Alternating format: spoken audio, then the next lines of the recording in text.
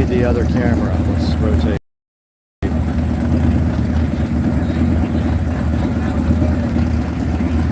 And that is Chris Rudnick's booth.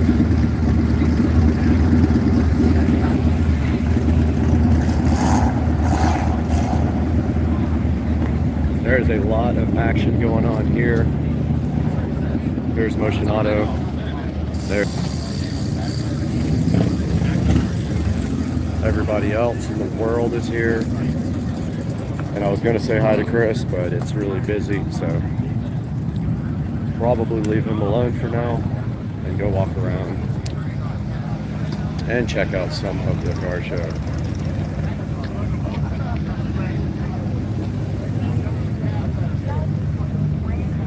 Nice looking GTR and an Evo.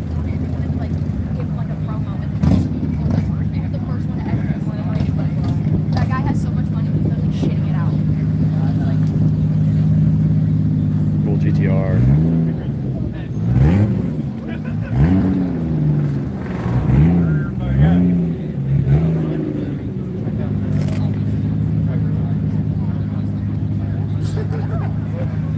And we were just walking around checking out all the goodness here. And then I saw that one. We'll wait till I start drifting off the back. And I guess we can go back into the back. They're not restricting access to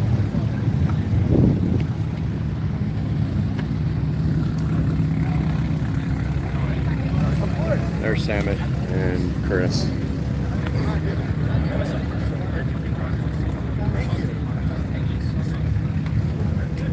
And Matt.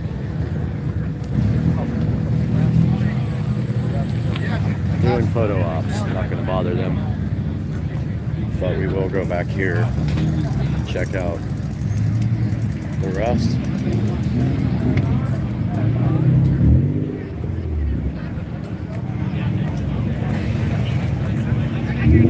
Driver's drift car.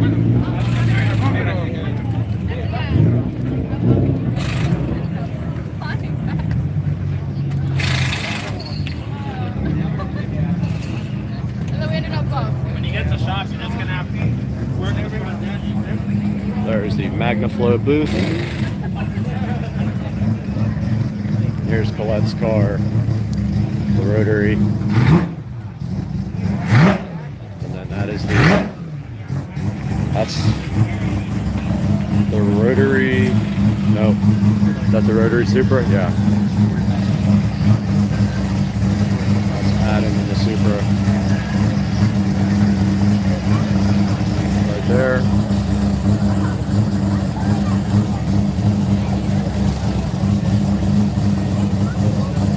Doing a little bit of texting and tuning.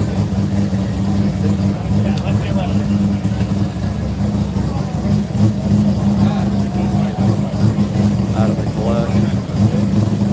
And of course, Vargas for RX-7 tuning specialist, rotary Vargas.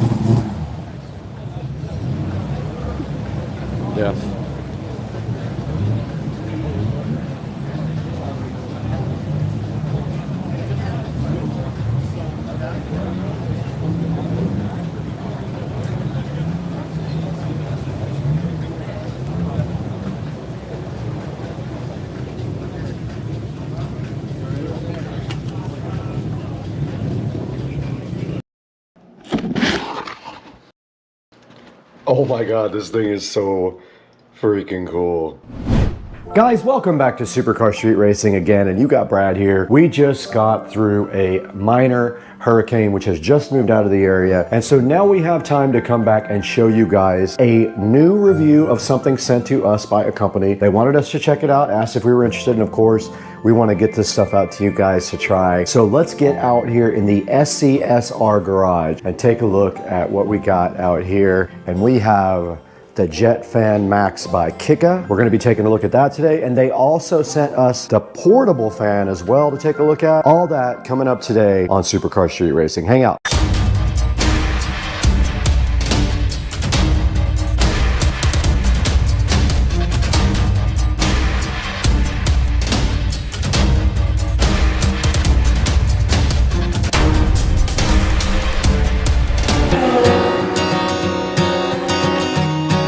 Out here in the SCSR garage, we've got a very special product for you today. I'm wearing green for absolutely no reason, but today we have the Jet Fan Max sitting here, and you guys have no idea how cool this thing is. We're going to be taking a look at this today for the very first time, and the challenging part is that the instructions are in Chinese or something, and so I had to try to translate them to figure it out. But we're going to open this stuff up really soon and see what's inside the box, what they included with the Jet Fan Max and the portable fan as well. We'll get that information to you guys today and tell you how we feel about this fan. So let's get going. We got a lot of stuff to do today with this, and we're out here in the beautiful garage hanging out with the Tesla and the golf cart. Let's get this thing unboxed. We're starting with the Jet Fan Max here from Kika, and right in front of me you can see the box is silver and does show a picture of the fan in front right there, and then it's got some little artwork around it like that, and on the back it looks identical to the front. No big deal, nothing really on it. And then on the side right here, it does have the actual label right there, which we will take a look at in a little bit. And then just the company information. They are from China, so the information inside is in Chinese. Now, the Jet Fan Max is supposed to be a super powerful portable rechargeable fan that could work in any circumstance where you don't have a lot of breeze going, let's say like a sporting event or camping or something like that. This would almost be perfect for that, but we have yet to see if this thing can rip or not.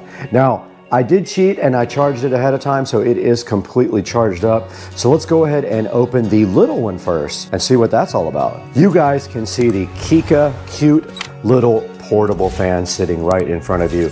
And if we take a look at the box, it just says portable fan on the front and has the company logo. And then on the side, it does say that it comes in multiple colors there: red, blue, green, black, and gray. It says that it has a long battery life, it's quiet, and ultra compact. And then on the back, it just has information about the model number, the label, and other things like that. And so that pretty much is all that's on the box of the Kika mini portable fan, the cute little fan. So I guess our next thing would be get this thing on up and let's see what this thing is capable of doing. All right, we're gonna go ahead and unbox the Kika mini portable fan, and it is taped shut with a little sticker, and those came out fairly easy. Let's go ahead and get this thing unboxed. It does slide right out of the packaging just like that, and when it slides out, you'll be surprised later what you see in the big box, because this looks very similar. But let's take it out, and it looks like it has a USB Type-C charging port on the bottom, which is great. It means you can charge it with any of your USB-C adapters. And it did come with a power cord here in case you don't have a USB Type-C, which I'm sure you do. Pretty much everyone has one of those now. So let's go ahead and get this thing on the charger and see how much charging it actually needs.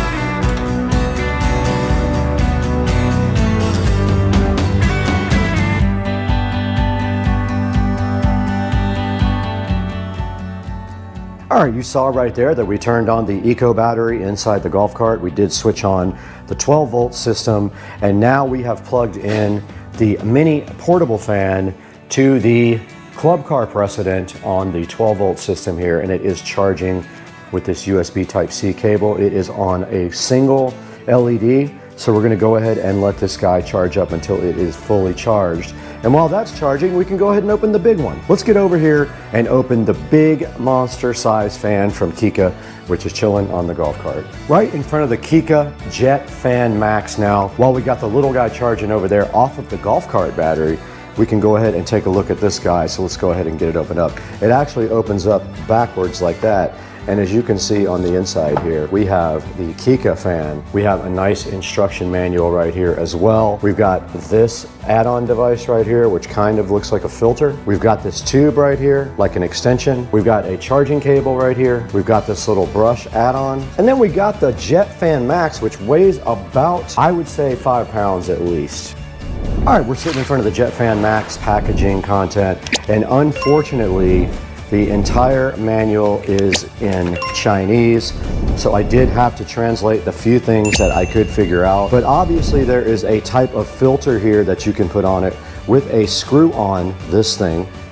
So that means you probably screw it onto the end right here. You can see the Jet Fan Max is threaded, and then on the other side we see the controls here. So this is the power button. You long press this button here to go ahead and start the Jet Fan Max, and then this is a slider that does control the power level. Now this button, not sure what that does because I am not able to translate that part of the manual. We can give it a shot and see if we can figure out exactly what that does.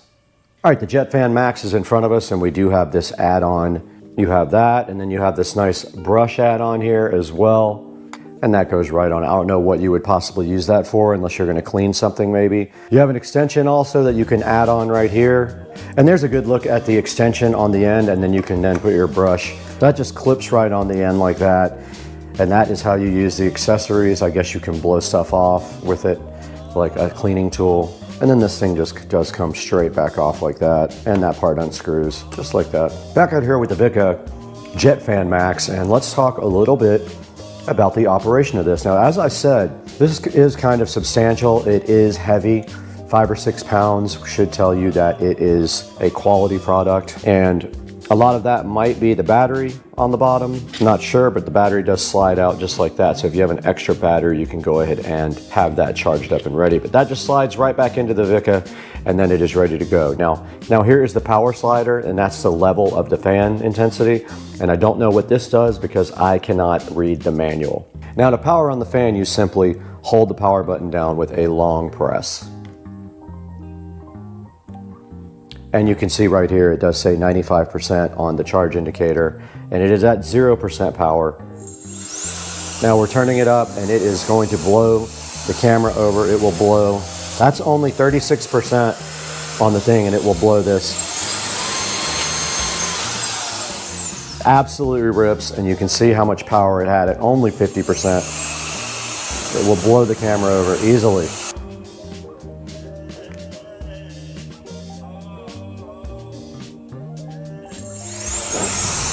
60% power.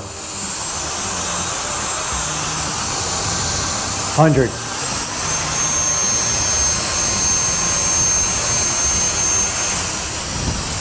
So strong. Wow. All right, I don't know if you guys can see the dust on the car. We're gonna give this a shot to get the dust off of the car. Let's see, there's plenty of dust on the car. Here we go. Blew it right off.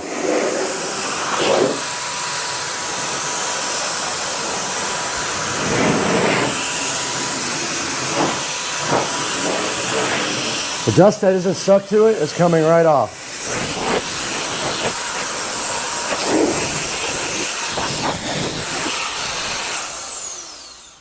Now here's a look at the indicator from 0 to 100% on power is what you see right there. It's on 0 right now. And I still don't know what this button up here does. Let's give that button a shot. Oh, it's a turbo button. 100, and this is turbo. Oh, it won't let me do any more turbo. Oh, there it goes. All right, it would not let me go on turbo the second time. I don't know why. Maybe the fan will overheat the motor. Let's see. That time it did. That's the turbo button, right there, the top button. All right, we determined that the top button here is the turbo button, and it will not let you keep that on for long, and I suppose it is because the fan motor will probably overheat. Now, we were on 95% power. Let's go ahead and plug this in again and see where we are after using it briefly. 77% charge after using it for about 2 or 3 minutes. So you're not gonna get a whole lot of power time out of this, it looks like. That went from 95 to 77 in not too long a period, but also we used the turbo button 5 or 6 times, so that probably sucks down extra battery. I would say you probably could get a good 10 minutes out of this if you really needed to, but we would have to test that completely. Once it gets fully charged up, we'll see how long we can get this thing going for. But we can get 10 minutes out of it. In the Supercar Street Racing kitchen, over an hour and a half has gone by, and you can see that the fan has now charged up to 100% on a standard USB outlet right here. It is a 20-watt USB outlet, and we use regular USB Type-C. Now, this thing was down at 77% after around 3 or 4 minutes of usage, and also using the turbo button. Now, that is probably going to be tested here very quickly, because we are going to turn this thing on and see how long it takes to go all the way down to 0%. But first, we need to head on out to the Supercar Street Racing garage and check on the other fan, the mini fan. So let's go. The mini fan has also been charging for an hour and a half, and it is on the 4th dot of charging, so it is not quite done yet. Let's let that fan get all the way done, and then we will test the power of it to go all the way to 0. The Kika JetFan Max is fully charged at 100%, so the next step is to turn this fan on and see how long it takes it to go down to 0. Set a stopwatch. Okay, stopwatch started. Now we have started, we are 2 seconds in. We're gonna go ahead and power this fan on at the bottom. You hold down the button, it is on, and then what we're gonna do is just turn it on high and see how long it takes. It is. The only way we could get it to stay was with a 2-liter bottle of Coke and our tequila. So we're gonna let the battery run down now.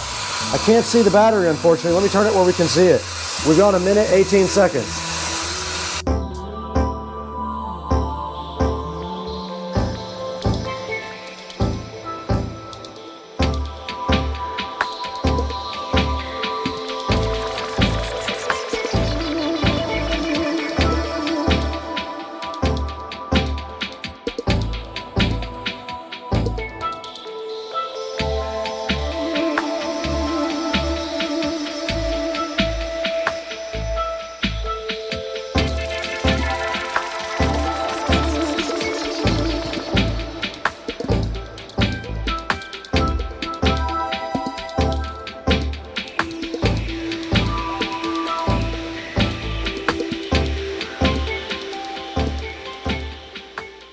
All right, guys, we got the mini fan here now, the portable fan by Kika, and you just saw how the Max, JetFan Max did in the endurance test, and now we're gonna test the mini portable fan here from Kika and see how long this goes. All right, guys, we have our stopwatch running right here on our device, and so we're gonna put our fan right here, start it up, and see, we're already 10 seconds in, let's go. Fully charged right here. Let's let this thing run.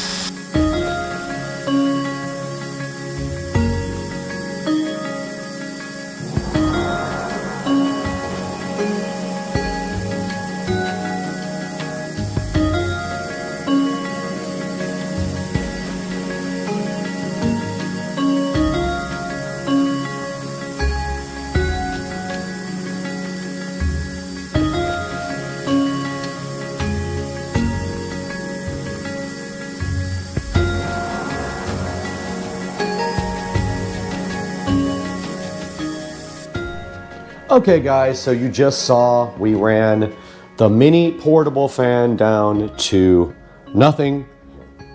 You saw how much time that took, and we ran the big jet fan max down to nothing, and it is at 96% after 3 hours. So it is almost recharged to 100%. Just using the typical USB Type-C cable here. This guy right here ran completely down as well. So we can actually put this on the charger now. It has a USB Type-C on the bottom also.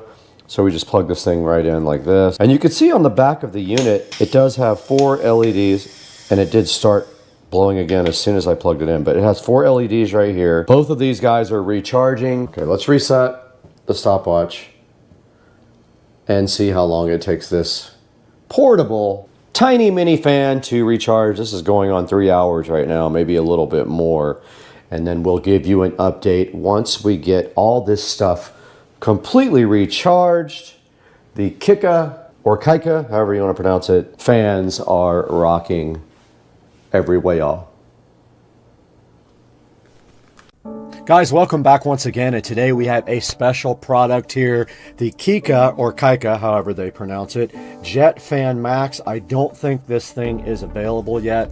I've been looking for it online, but they did send me this and their portable fan to go ahead and check out, and I can highly recommend both. These things actually, I never even thought about it this way, but they're designed to be dusters, or, I mean, you could use it for a portable fan as well for yourself, like I thought, but these are for doing dusting and things on computers. And this thing really rips. If you just hold down the button here, it has 100% charge now, and you just turn it on and it will literally blow the camera off of the entire computer. So that's the Jet Fan Max, and this is the portable fan.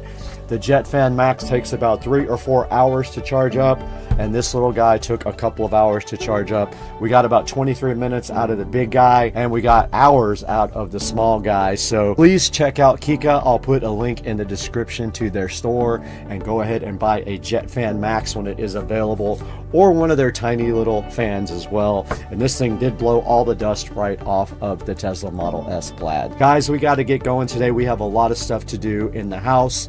We'll see you next time.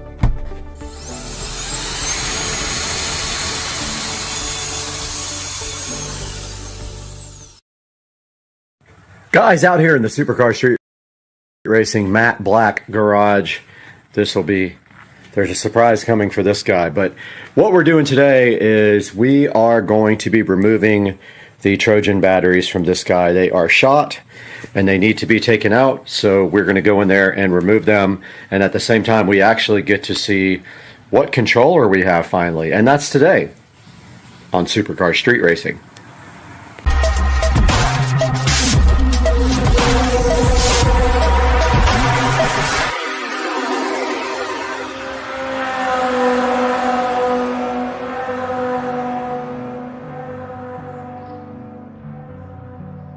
All right, so the first thing we have to do right here, right now, is get this seat off because it is blocking the lovely batteries.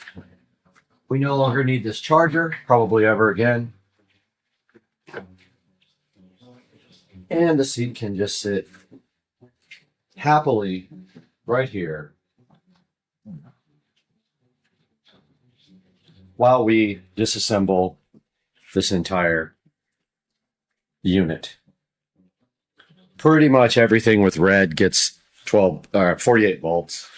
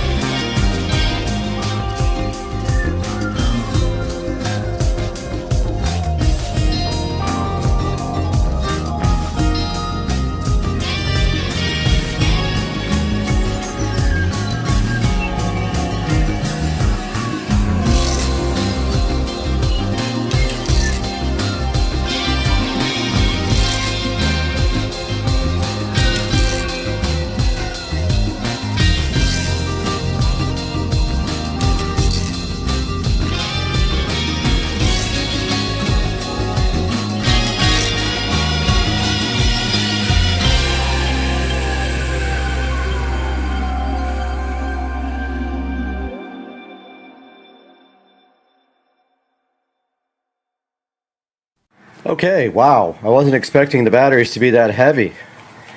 They are beasts. Got all the batteries out, and now we are going to clean out this. Made a mess underneath there with all the corrosion that fell out. But I'm going to try to clean this out as best I can. It's going to be difficult. I don't know. I'll give it a shot. Now that we got everything out of here, I'm going to go ahead and vacuum out as much as I can. And we'll get a good shot of that.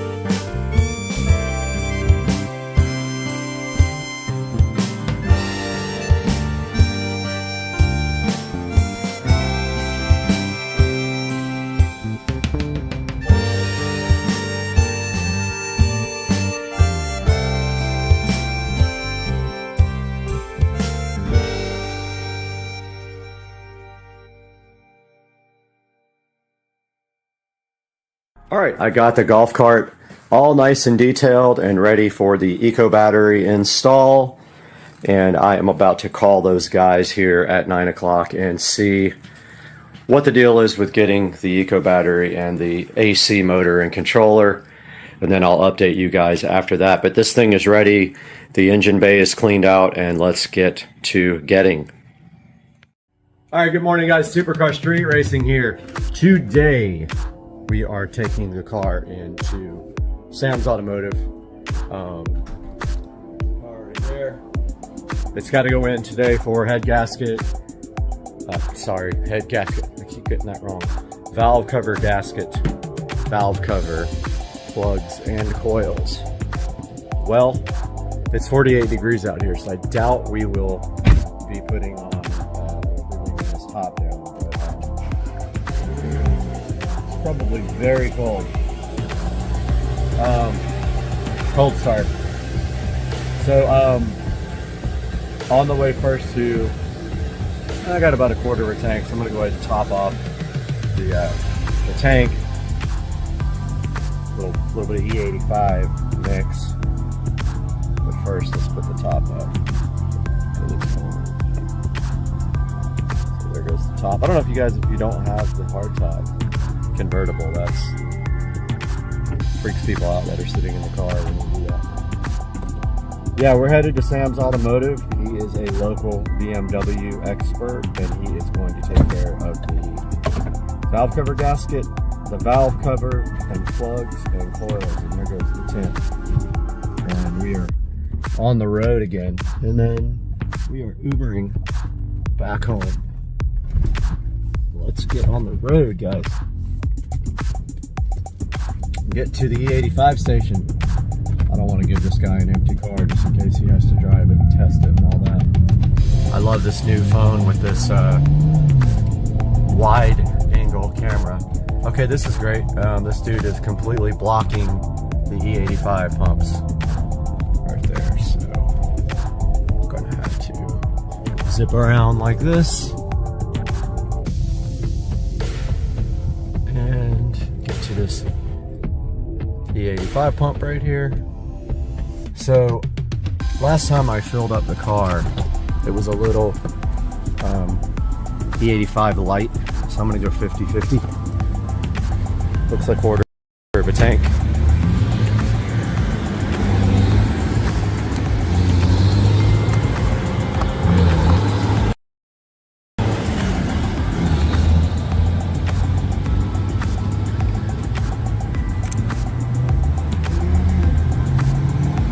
Gotta put my card in there.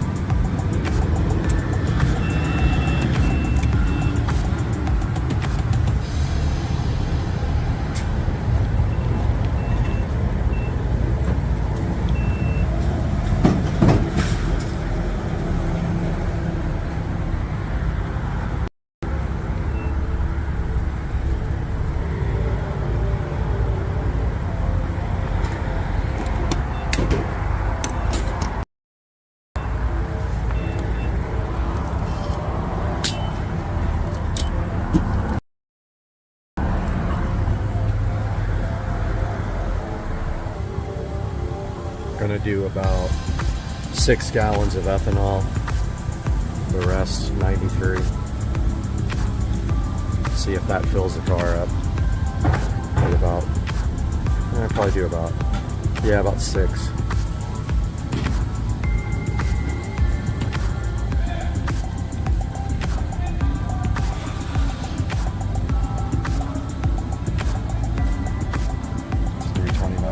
It used to be $1.80 a gallon back in the day. Went a little bit over.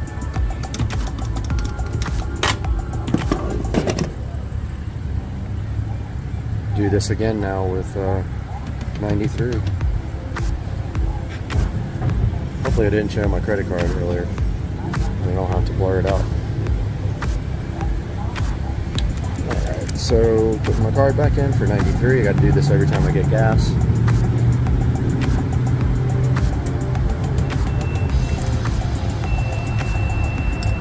Sometimes it freaks out because it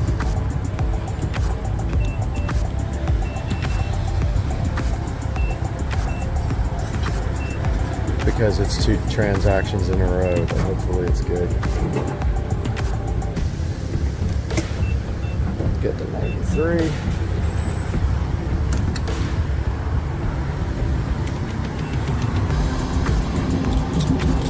Let's see how many gallons we get with this.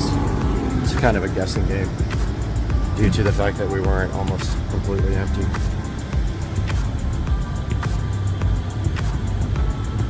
Then we got to get the car over to the shop. I'm guessing it's going to hit maybe 6, maybe 7, which is fine. It's a good mix.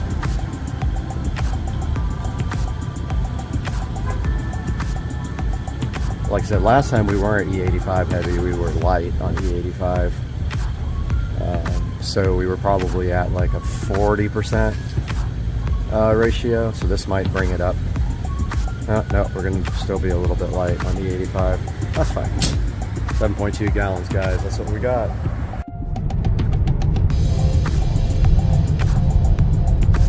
Alright, guys. I don't know why one UI keeps crashing on the phone. It's annoying.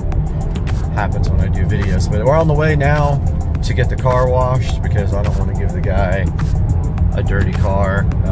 Gonna run it through. I have the unlimited wash plan up here at Camel Car Wash.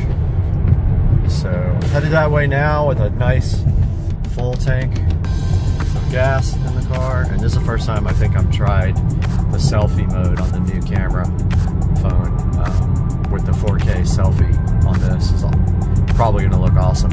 We're on the opposite camera now. We're on the wider angle rear camera, which really helps because with the other phone, everything looks so close up when you were in 4K that it just really distracted. It wasn't a good field of view. So yeah, we're about to hit the car wash real quick. All right, guys, we are at Camel Car Wash. I have the unlimited wash plan here, so I come here about every other day. These guys are like, why are you here so much? I'm like, well, it is called the unlimited plan, is it not? So we are here, brothers and sisters. Had a dream last night that I bent my wheels. There's my buddy. You're on my YouTube channel video. BMW. You coming tomorrow? What? Tomorrow night under Acosta Bridge. How do you get there? It's in San Marco. Where no, they? No, it's you know Baptist Hospital is? Yeah. Right around there. Okay. Yeah. If the car's done, it's going in right now for a valve cover gasket. Oh, okay. Like literally right now. It'll probably be done. What's 8 o'clock? All right. I think it'll be done by then. He said one day. So you're going right on the channel. Hey, I just had mine done. Yeah, you got to get a valve cover too, not just the gasket. I did it. Yep. All right. That's my buddy with the 328 or 325. And he's a cool dude. He wants me to come out with the BMWs to the club tomorrow night. I might go out there. You never know. These are good guys though. They manually wash this front and back, and then you go through the automatic, and man, it's so loud with the convertible top. So loud. Yeah, so maybe tomorrow night I'll go out to the meet and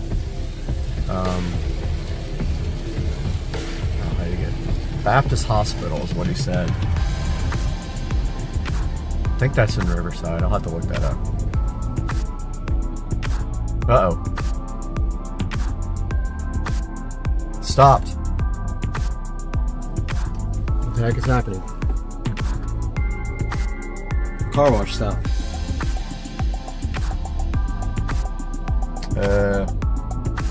Hello? Well, we're sitting here stopped. I don't know what's going on. I'm gonna pause this until we go again. All right, we started moving again. I don't know what the deal was with that. We stopped for a second. I don't know, that was strange. Right up here where the water sprays on, oh man, it's so loud.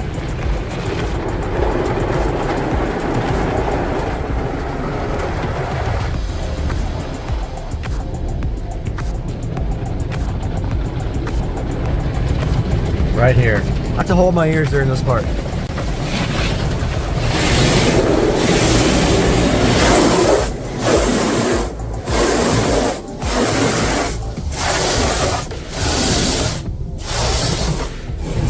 But you know, you'll get copyright strikes if you put music on.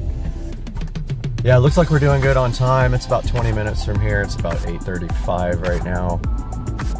Comes to satisfying whatever the heck that is going on there.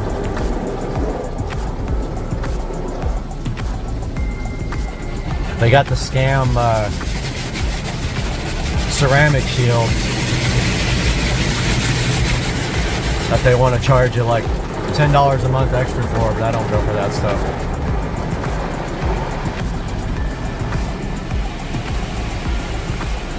Satisfying.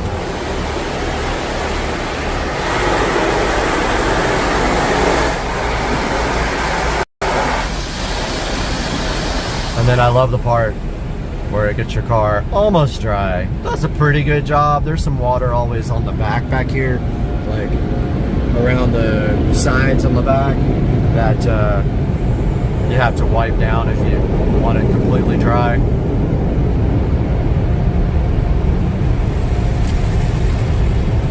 Dude up here is blowing off the thing. Oh, this is where it puts the tire shine on. The LEDs are broken.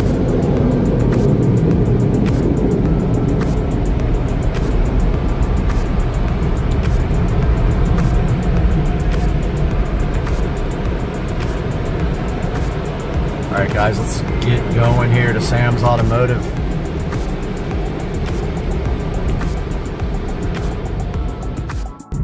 Alright guys, we're almost pulling up to Sam's Automotive. It's about 8:48, so we're on time. Wanted to show you guys places we pull in. It's got a crazy amount of BMWs in the front, like an insane amount. When I first saw this place, I was like, how is this possible? This is it, Sam's Automotive in Jacksonville, Florida, Duval County. And we are here. I'm going to show you guys the parking lot here real quick. They're not open yet. Do have to get everything out of here. I really don't have anything in here that I need, honestly. Yeah, I don't have anything. We are here at Sam's Automotive. Beautiful day. Car looks good, just got washed, but you can see where it leaves the streaks in the back. This is Sam's Automotive. Tiny little sign sitting on Parental Home. There's all the BMWs, but it gets even better. You can go down on this side. The entire back is filled with BMWs. Back here, where they do the actual work, and a cat. And so let's see if it's open yet, and I'll ask for permission to film a video in here. Let's see. It's open. Let's see if they let me. No, there's nobody there yet, but here is the lobby area heading into Sam's Automotive. So take a walk back here while we are waiting for them to get here, and we'll get a little interview. Man, they got a few cats back here. This is the back area where they have, I think, 2 or 3 different kitty. They got kitties for sure. Right here. Kitty. Cute cat. Hi, kitty. Cat's like, nope. Check out all their BMWs back here. I found the BMW graveyard. That's going to be what the title of this video is. Look at all BMWs back here. There's probably 150 different BMWs back here. Check this out. Oh, there's a 335i. Convertible?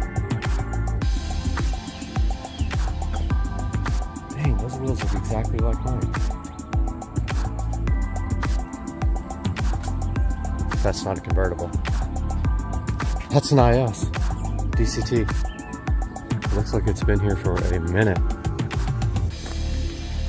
335 IS. That's a rare find. And then of course we got this Jaguar back here.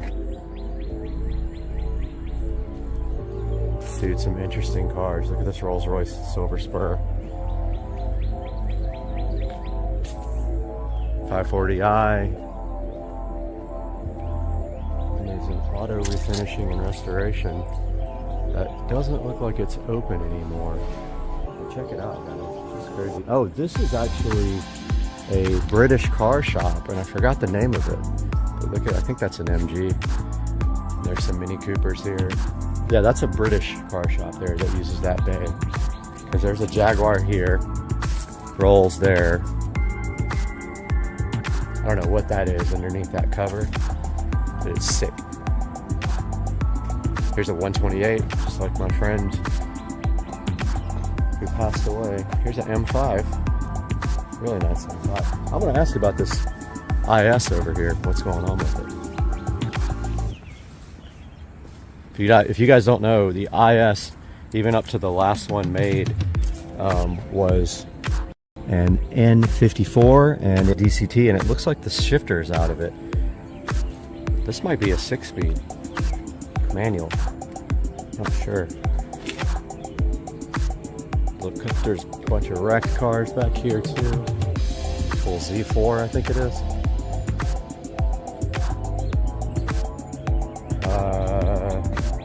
I don't know what that is. Is that a CSI?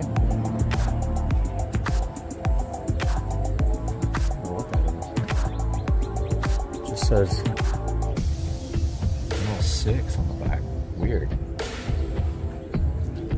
Old E30.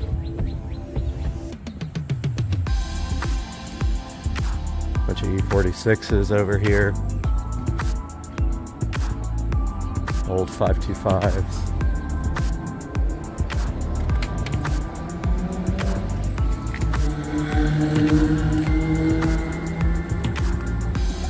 Another cat. Seem to be everywhere.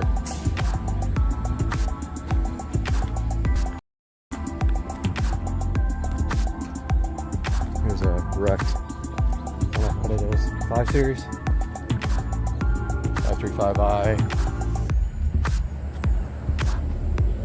More. Kitty cat right here. Lots of kitty cats. Cats everywhere. Cats and BMWs. Old 320i over there. Cat. Mini Cooper. 528.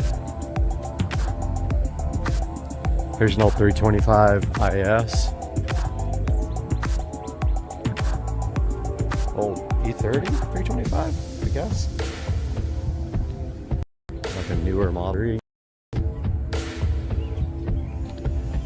Here's a E46 3 Series convertible.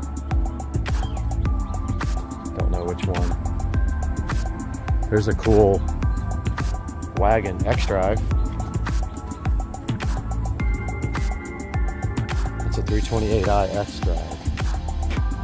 By far the most interesting thing in the parking lot is this IS, but it's a manual, and I would not buy one with a manual. I would get the DCT all day long. It's like such a perfect transmission.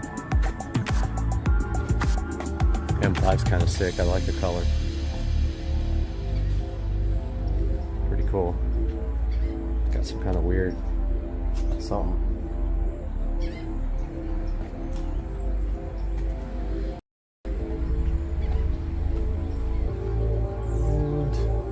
Cats literally everywhere. Look at this old Jaguar. Oh, there's a Bentley.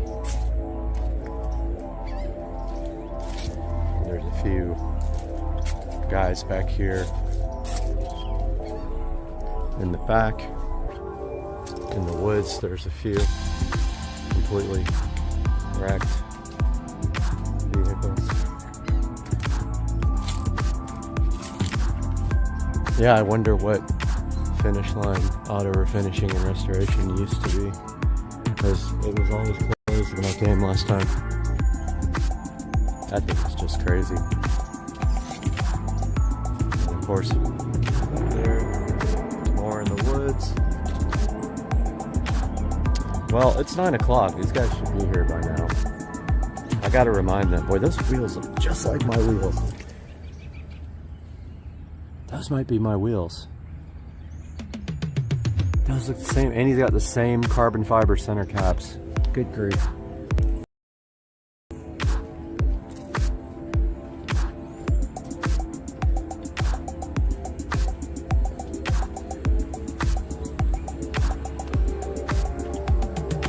Guys, it's a lot of BMWs. What do you think?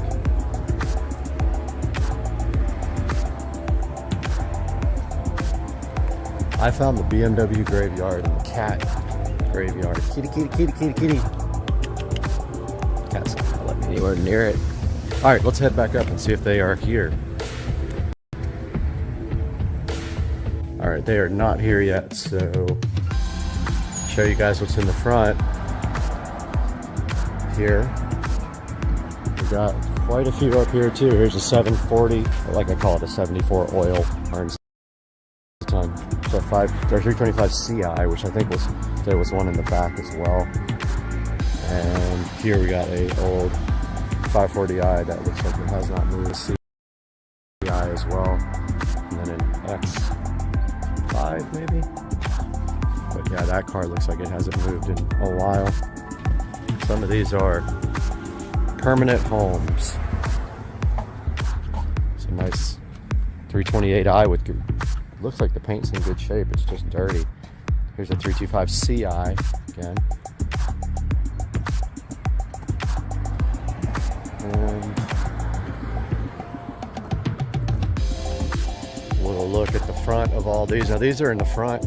I don't know if they are getting... Look at this. Here's the 335i getting suspension, bushing, some kind of suspension things are worn out in the front. We're getting valve cover gasket and plugs and coils.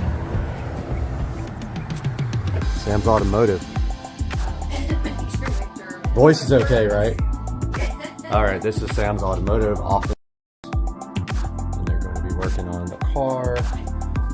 And she doesn't want to be on camera, but if you come in, you can meet her. So, that's what the office looks like. All right, got the car dropped off here, waiting for my Lyft ride. They were a little nervous about me filming, but I don't think it's going to be a big deal. So I'm going to go ahead and put it in. All right, guys, just got back from Sam's Automotive. Took my Lyft home. Going to go ahead and put this video together for you guys, and then when I pick the car up, shouldn't be anything major to see, really. Just getting the valve cover gasket, and the front suspension bushings done. But talk to you guys here shortly. Hope you have a good day. Supercar Street Racing. Hey everybody, Supercar Street Racing here. How's it going today? Wanted to take a few minutes to show you guys my whole home audio system, and I'm gonna do that now. So look. When I bought the house, I started on the whole home audio immediately. I knew it was going to be a lot of work, but I went ahead and got up in the attic and ran all the wiring and everything. I kind of want to show you guys this before I show you the smart home stuff in a different video. But closet's a little messy because this is where I keep all my Amazon package for returns. But so this is the whole home audio system here for the house, and basically it's a less expensive way of going than having a switching system for each room. I'm basically doing a manual switch for the rooms there, and this is a Pioneer receiver. This is a VSX 1124K, and it is actually my leftover receiver from when I got a new receiver for my home theater, which you guys will see here shortly as part of the home audio. Now, this monitor up here is strictly for the receiver to be able to look at the setup menu, because without that, some of the features are not available. Like, it's very hard to find them on the remote. So if we just press home here, we should see, yeah, see how now we can see the, oh, it still says no signal, but may have come unplugged, but that's, oh, there we go.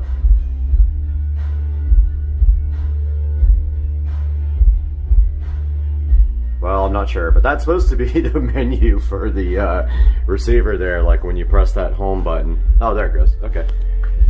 So that's how you set up the receiver, all the speaker modes and everything on it. So that's why I have this monitor here. Right below that, you can see that there is a speaker selector switch for each room. Generally, I leave all the speakers on all the time. They are not individually level controllable.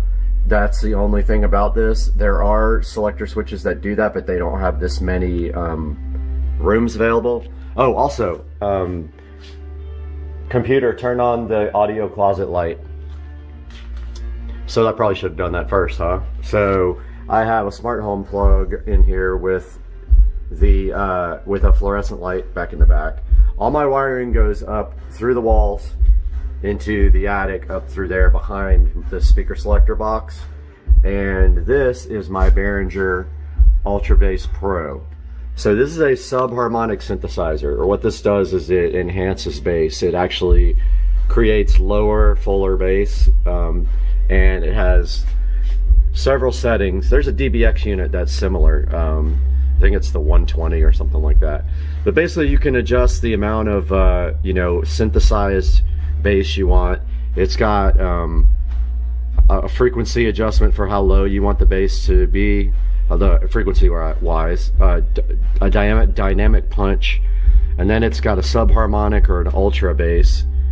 Then you can select ultra low or punch. You can adjust. I've got it right in the center. And then, sorry, the camera wasn't even on there the whole time. You've got a bass limiter if you want it, and then this section over here is to send bass to your satellite speakers, which I do not use that part. I've got my satellites in the ceilings all running full range because some are in subwoofers, most do, but some don't. There is a JBL 10-inch subwoofer here in the closet as well that handles bass for this side of the house very well. And the main source of music here is this Audio Echo Dot. See the music just stop, but there's some more playing now. It's supposed to be royalty free so I don't get copyright struck. But basically the way this works is from any room, and I'm gonna do a smart home tour another time. From any room I can tell, you know, if I say it now she's gonna wake up, but if I say, you know, the smart home thing and play something on this device here, like what kind of music I want, it will start playing in the house. Now there's some other smart home options that I'll show you guys when I show you the smart home stuff. There's ways to play music from any room that has the Echo Show or a Fire Stick. You can create music groups and then you can play in various other rooms. So this is the audio closet. This is the amplifier section that feeds the whole house. And really like the ability to just have the dot right there. Just makes things so much easier. Now, if you really wanted to, you can control this from the phone as well with the Pioneer remote app. And this guy will play, this is internet capable too. It will play internet radio, Pandora, but you don't really need it if you have this guy because that's really all you need. But yeah, so that's the closet. Give you guys a tour of what the in-ceiling speakers look like now. All right, guys, let's take a look at the in-ceiling setup here. So you can see in the bedroom here, we got, these are actually 6.5 They're not the 8s. I have slowly been upgrading these speakers to 8-inch speakers when they fail. I haven't done this room yet because actually I am going to be putting 5.1 audio in this room, and so I'm going to be using that for the center channel. That's going to be the rear center if I have a rear center. I don't even know if I'll have that, but I'm going to do 2 more in the front there for left and right, 2 here for the mid speakers, and then 2 more in the back for the surround. So that's the bedroom. Now let's take a look at the living room. So the living room has the upgraded ones. Those are actually 8-inch. They're 8-inch with a tweeter in the center. The other ones are 6.5 with the tweeter in the center. So this room actually eventually, when I have time, will get 5.1 sound as well, all in the ceiling. This room also has the Refurb Polk PSW10 from yesterday that we acquired for $30 and cleaned up really nice. The only thing it really needs is the screws cleaned up. I got to get the same screws from Home Depot because those are rusted out. Taking a look at the sunroom here, we've got the 8-inch with the tweeters in the center there. It's a different design.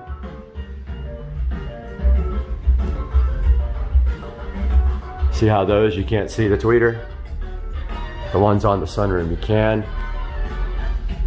Kitchen. Got the 8-inch there with the tweeter in the middle that's covered with the grills.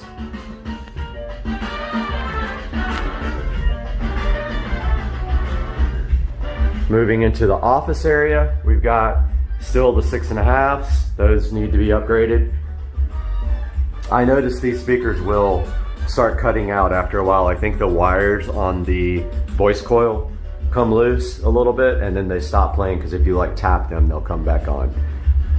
Then moving into the bathroom area, we've got, since this is a small room here, I did one 8-inch there and one 8-inch there. I noticed this one up here is actually starting to do that weird thing with the voice coil wire, I believe, because you literally tap it with a broom and it comes back on, and I believe that's a short. All right, so moving on to the patio. So the patio is a kind of an interesting story here because it had a cabinet there that literally fell apart, and it had its own amplifier powering those speakers, and then I had a powered subwoofer in the cabinet as well, and then there's a 50-inch television there.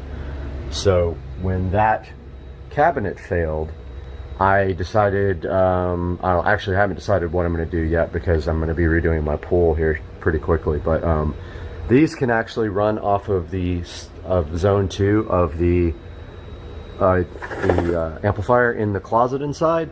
So for now, you can still do Fire Stick here and listen to it on this through the whole house audio thing with the Echo devices. All the rooms have, most of the rooms have either monitors or televisions and Fire Sticks.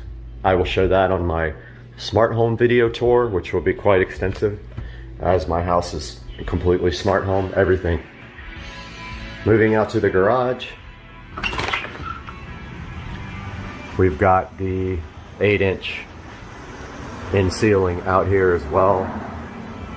The only thing that I'm lacking in the garage is a subwoofer, and I'm going to do that as soon as I find another PSW10. I'm going to throw it out here, and then of course run the prerequisite wires. I don't know where I'm going to do that. Probably that up in that corner there, come down, since you can't see that up there. That's probably the easiest way to get the wires from the back of these guys. I'll just take speaker level out of these guys and then run them to a subwoofer. So guys, that's my whole home audio tour. Now, I did want to show you guys my home theater, which died last night, literally died.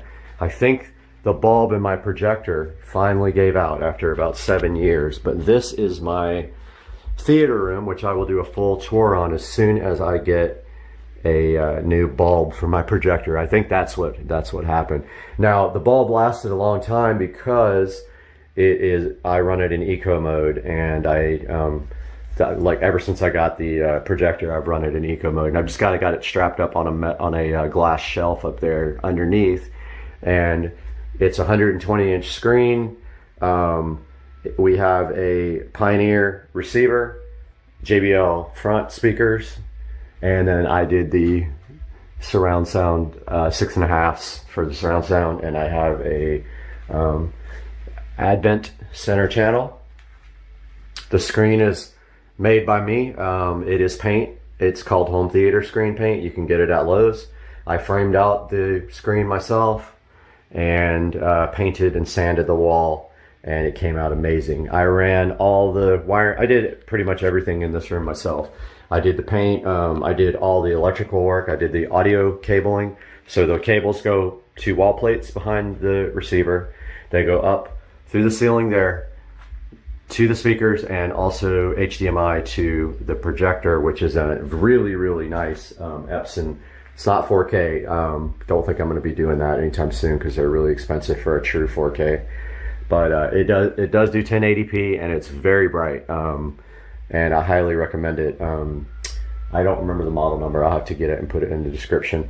But yeah, so this is the home theater room. Of course, that light's usually off. I got my art there, my projector up there, and reclining couch there, and a futon there. 120-inch screen.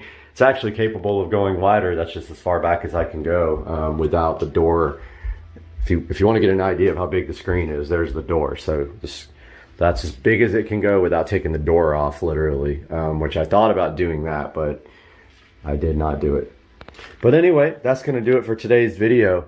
Wanted to do a quick tour and show you guys the home audio system. I hope you guys liked it. If you have any questions or need advice on anything home audio related, please don't hesitate to put it down in the comments section.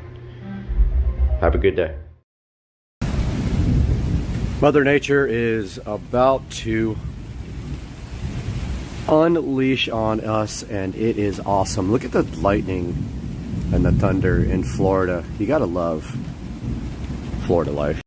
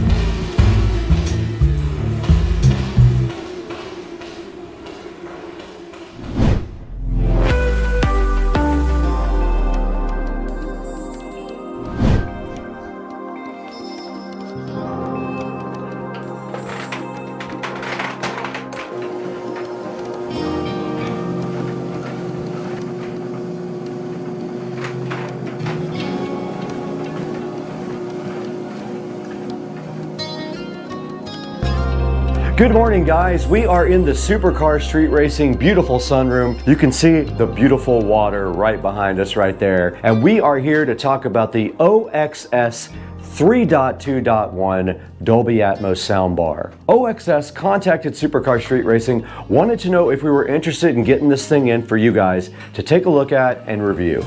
And I had the perfect place to put this right where we're standing right now in the Supercar Street Racing sunroom. Now every day I get out here in the Supercar Street Racing sunroom and I am doing an hour of work on my treadmill you can see right here below me. And when I do that, I go ahead and put on YouTube on the TV there to give me something to do for an hour while I exercise. But there's one big problem. This television here is not designed for sound quality. This is a Hisense television, and the last thing on their mind when they made this TV was putting great speakers into it. You can tell when you crank up the audio. And so every day I grab these K-Video headphones, I put them on, and I watch YouTube right here as I work out. But I need a better solution. Sometimes people come over and they want to watch sports out here in the sunroom when it's nice outside, and when they do, this speaker is not good enough to handle that amount of sound. Also, there is no surround sound in this sunroom area, so this will add Dolby Atmos processing at least to the soundbar and some Dolby Atmos speakers. Now the OXS soundbar has 6 drivers in it for a total of 230 watts. That's a lot for a little soundbar. This thing has the center channel, the upward firing Dolby Atmos, and the subwoofer all built into one piece, which is awesome. The whole system in conjunction with each other offers less than 1% THD. Now the OXS audio claims that the subwoofer will reach down to 53 Hz, meaning the subwoofer range goes low. The smaller the driver, the harder it is to produce low frequency sounds. Now this guy does decode Dolby Atmos, which is awesome. It provides home theater quality sound in a soundbar. Now the way this guy produces high quality 3D surround-like experiences is it projects the sound all the way around you. Now that we've explored all of the cool features of the OXS soundbar, let's go ahead and get this thing unboxed and see what they gave us and see the quality and the packaging on the OXS soundbar.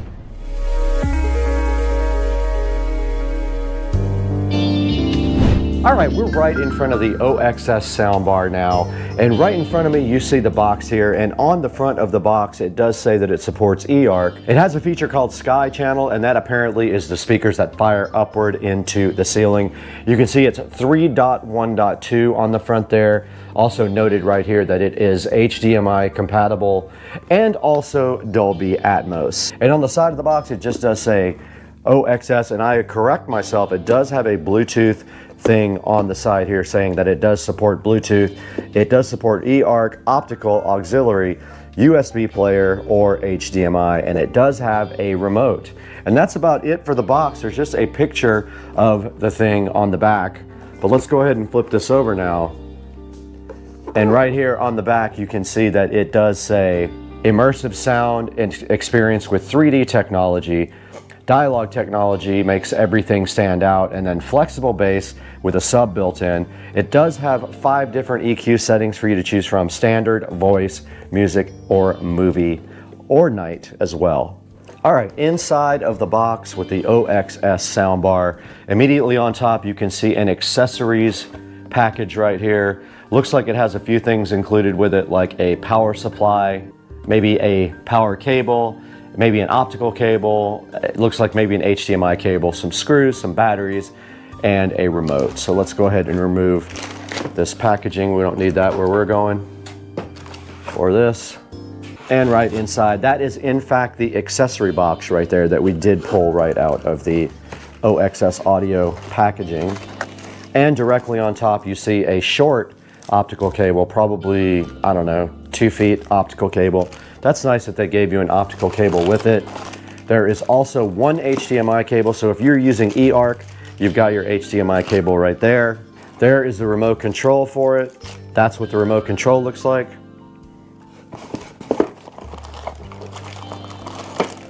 Here is a power supply, an actual power supply, and it uses that standard appliance type cord on the end. And on the other side it has the pin tube type power supply.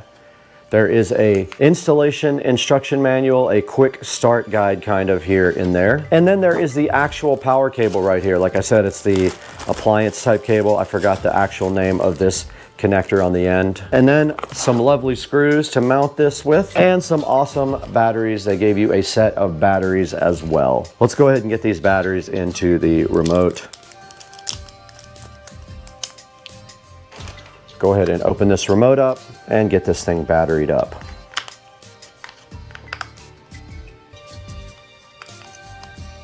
Batteries are installed in the OXS remote.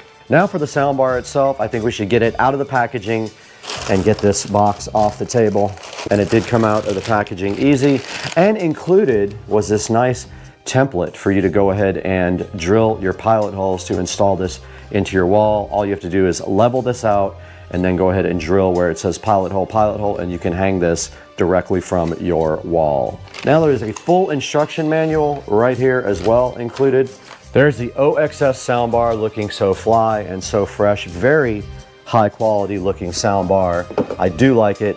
You can see on the back, the subwoofer, it does have the, looks like a 4-inch sub right here on the back, a little bit of packaging, and it does have a little diagram of the bass port on the back, which is interesting. It actually shows you that the bass flows through and out of this little tuned horn part right there on the back. And then the inputs are very clearly visible here.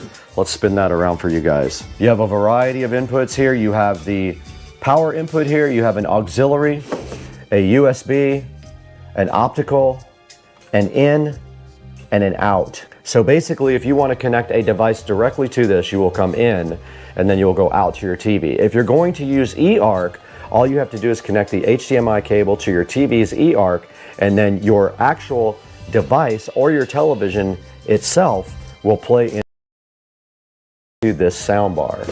And then on the front, you can see this Dolby Atmos logo here, and then also the OXS logo.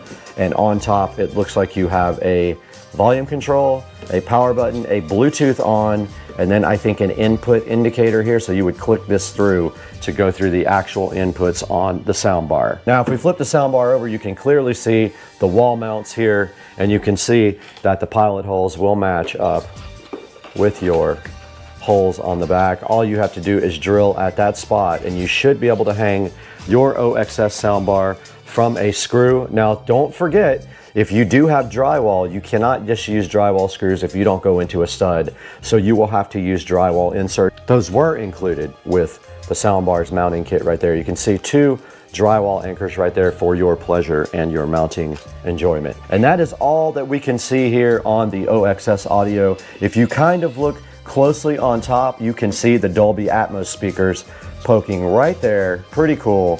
They're right here on top. Very neat. All right, let's look at our install options for the OXS soundbar in our specialty install area right here in the sunroom. It is not an ideal location for installation. I will show you guys that next. All right, we just unpackaged the OXS soundbar. You saw all of the included options with the soundbar. The packaging was awesome. The included accessories were very cool. Now it's time to get this thing connected to this television right here and see if it makes a big difference in our sound quality in the sunroom.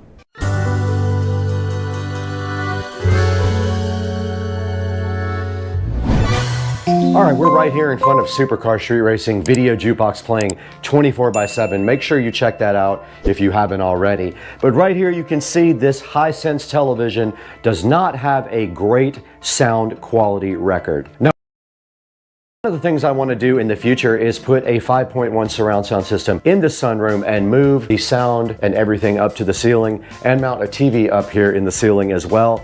But for now, we're gonna go ahead and use this OXS soundbar to improve the sound quality of this Hisense television. When they made this television, the last thing that they ever cared about was sound quality. They wanted to get a good, cheap television to the market, and that's exactly what they did. Now you can see my corner mounting technique here. All I did was screw the Hisense directly to this shelf. And then this other side just is hanging off like willy-nilly into nowhere. So we have to look at our options for inputs on the soundbar now. Let's go ahead and take a look at what we have on the TV as options. All right, since it's very hard to get to the back of the TV, I've got the phone right here ready to go to record what's back here. Let's see if we can even see that now. There's the inputs. I'm gonna go ahead and look at all of the inputs now, but it looks like 2 HDMIs, a VGA. Oh, there's more inputs at the bottom and an optical audio output. That's what it is. There is more at the bottom. All right, now we know what we have.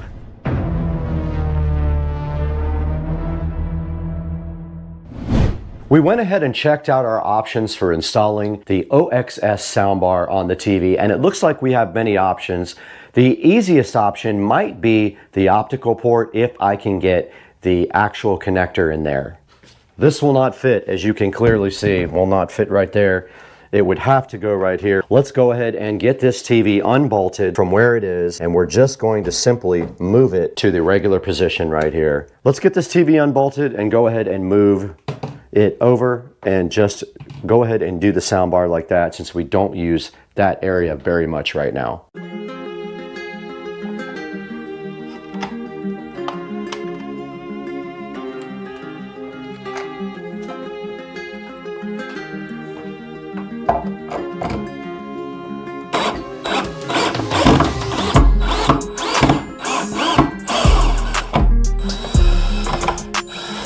Boy, I used the long screw on that one. Was that necessary? Maybe not. When I installed this television, I simply bolted right through the foot here. This wise cam will also have to move, and this TV should just simply move now. Oh, we might not have room for the soundbar. But now that we have the TV disconnected, we can go ahead and use the optical cable. All right, it is connected, and we do have a signal now. And what we're going to do now is put our soundbar up here.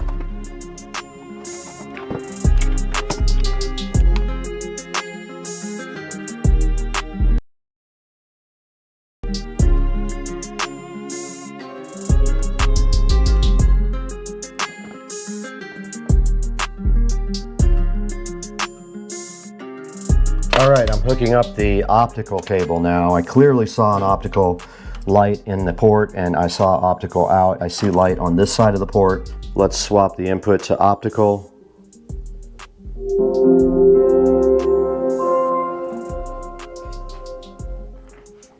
Okay, I'm an idiot. I realize now that I did have Bluetooth on from the headphones. Let's go ahead and turn off the internal speakers. 3,000 watt. And here's 1,000 watt. It is on. There's the volume control on the soundbar. We have a bass up and down control, and you definitely feel the bass when you turn that up. There's the presets. It is on standard now. I put it on movie, and I have the bass all the way up on the control.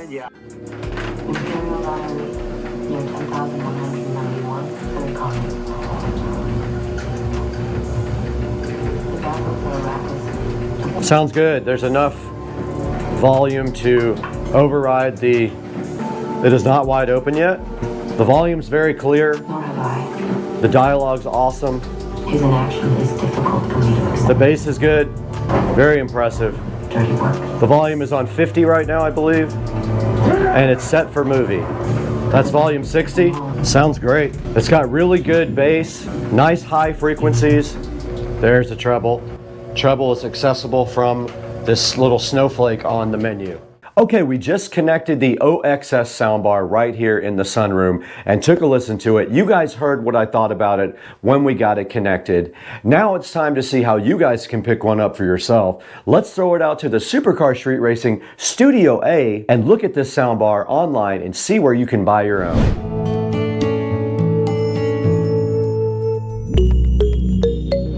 Guys, welcome back to Supercar Street Racing. On the end of this video, we love to show you guys what you can get on Amazon, and right in front of me, we have the OXS soundbar. Now, this soundbar does have 230 watts of power. It has 6 drivers. It has 2 on top, 2 on the front, a center channel, and a 4-inch subwoofer with an awesome bass port. So basically, this subwoofer gives you the ability to have Dolby Atmos type sound where you only have room for a soundbar. And checking right here, you can see this guy has 4.3 star reviews, 25 reviews. I absolutely love this thing. It sounded great. It has a bass and treble adjustment. If you don't want to do bass and treble, it has 5 different EQ settings that you could take advantage of, a remote control, every possible type of input you could want. You can go in with ARC, meaning your TV feeds the audio to the soundbar. You can go HDMI in and then feed this to your TV. You can go optical, you can go auxiliary, or you can go Bluetooth, all in this one awesome soundbar from OXS. Right here in front of us, you can see the drivers here. There's 2 on top, 2 in the front, 1 in the center, and 1 sub, and OXS has really outdone themselves in this thing.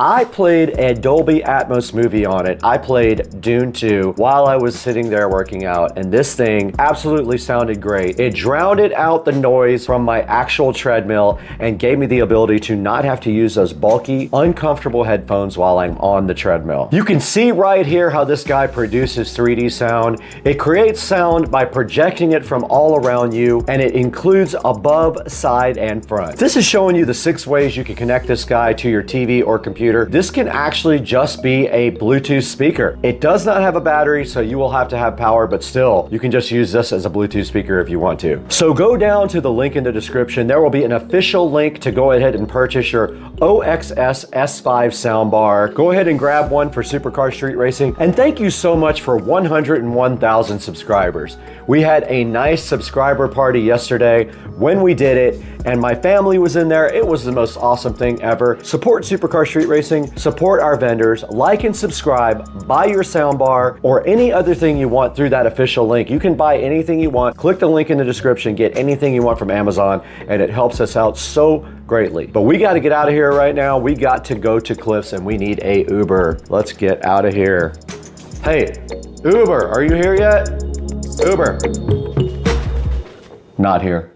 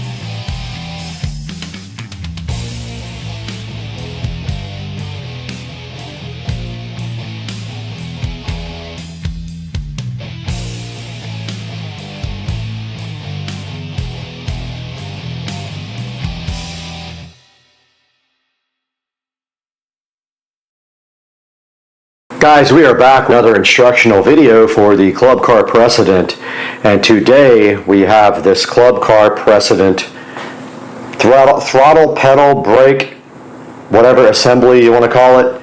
Got this right off of Amazon, so we will hook you guys up with the link for that. But today we're going to be showing you how to install this on Supercar Street Racing.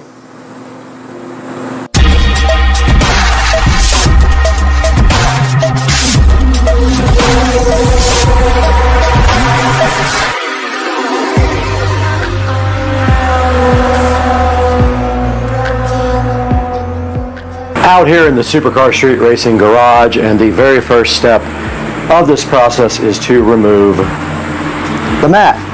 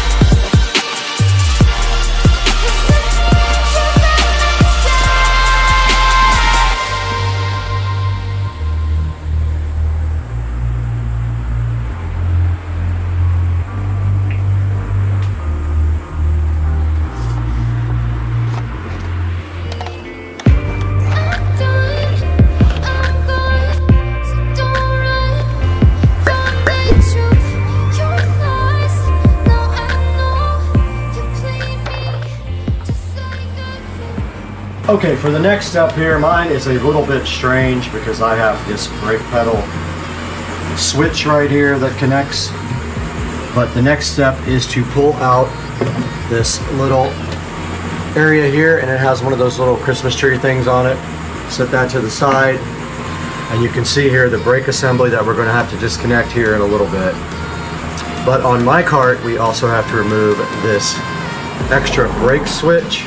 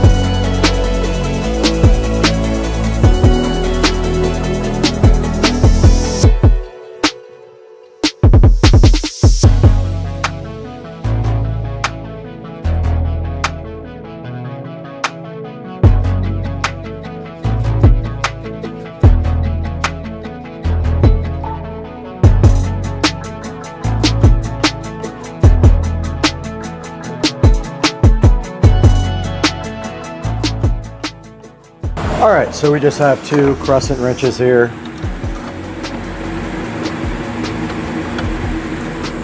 And all we have to do is loosen this guy.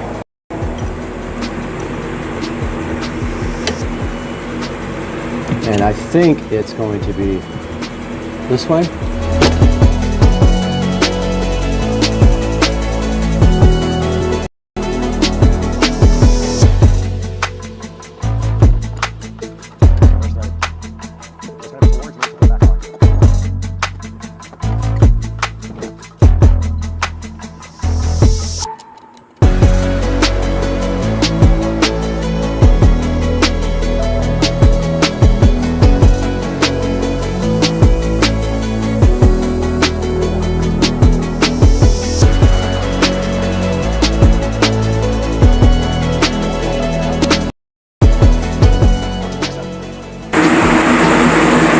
Now that we have the brake disconnected, we can go ahead and remove the pedal assembly from the cart. And that is that. It is out. On to the next step. We are back in the nice air conditioning in the Supercar Street Racing kitchen, and as you can see, this guy does not come with another one of these rods. So we have to trade this rod out.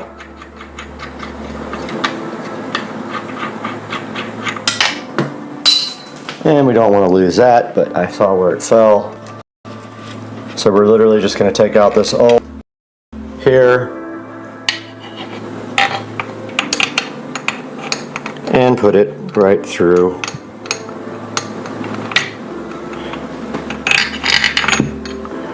Yeah, easier said than done because I dropped the nut.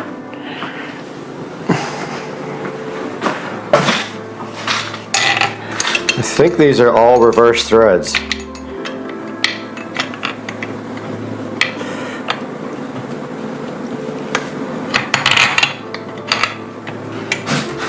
So that would usually be tight. It is reverse threaded.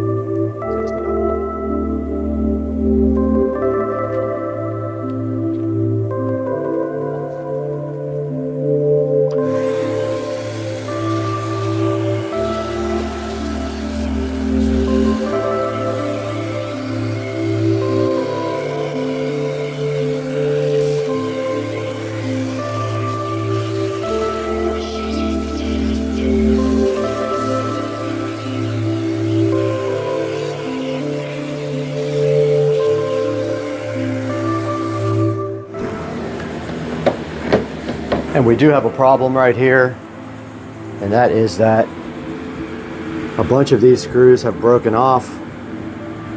So when we put this back in, we're going to have to actually drill and probably use some self-tapping screws right there to get this thing done. But we are ready to put the new assembly right back in.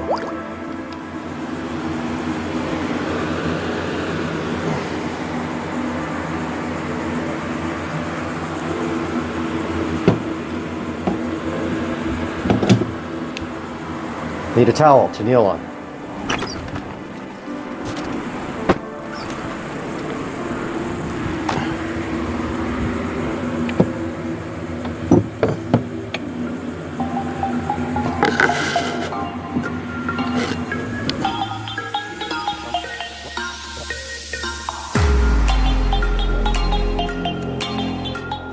This does not come with a new rheostat, so we have to remove this one with a Torx. Or is it a... oh, forgot to put the Torx head on there. That would help, huh?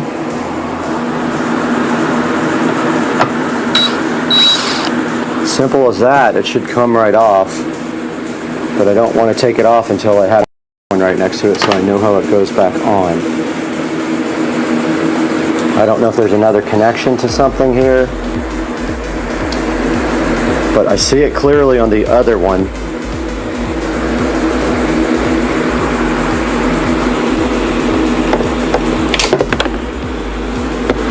Oh, I just lost the only Torx bolt I have left.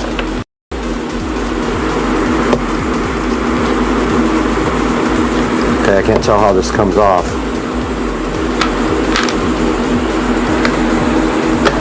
Okay, it just literally slides right out. Pretty dirty. I'm going to go ahead and wash this all up and degrease it. It just slides right out, literally. There's no way to get it wrong.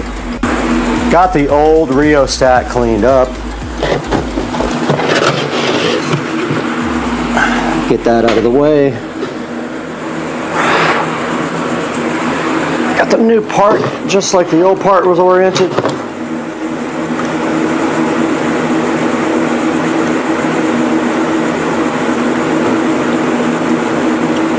I think.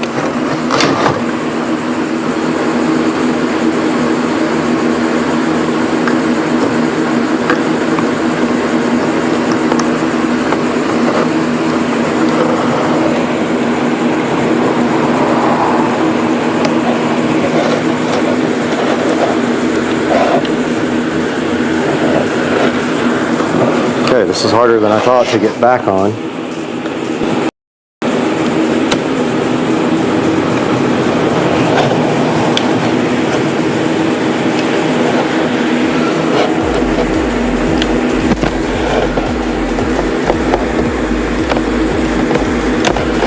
I think it's in there.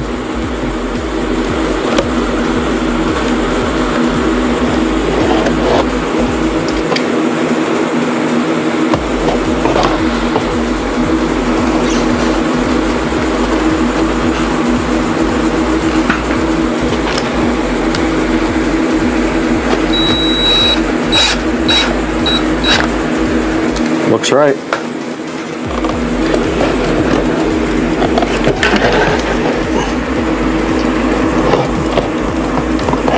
Can't tell if it's turning or not, but I think that's right. Okay, now we have our rheostat reconnected and transferred over. And these can only go in one way.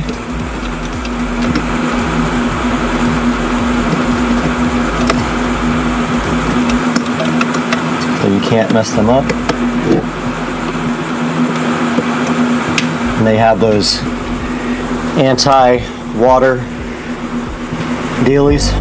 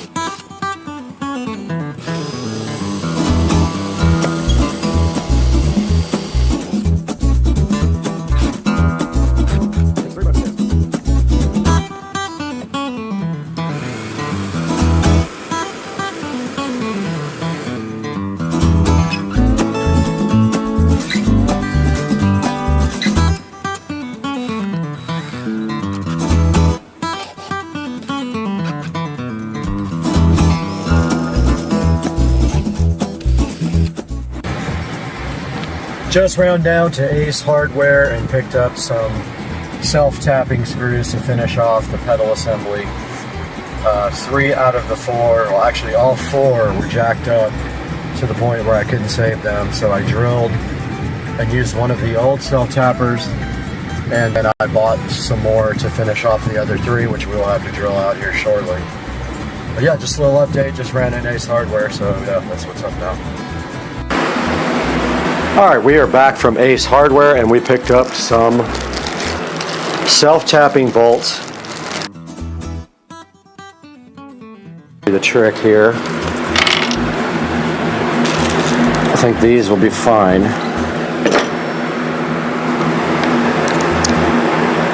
They have the same head as the other ones. Let's see if those will go in.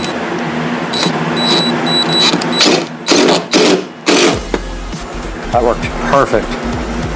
I have to drill out this other side though. And I broke all these drill bits.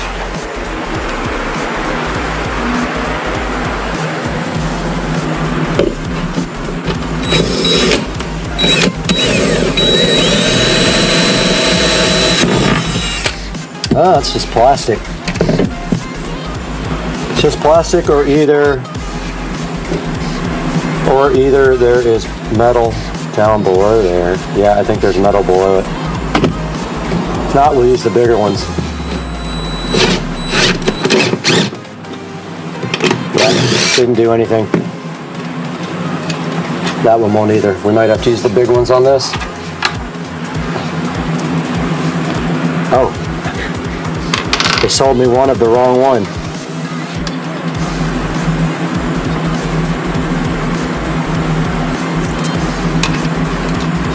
Oh, that won't do anything. That back one.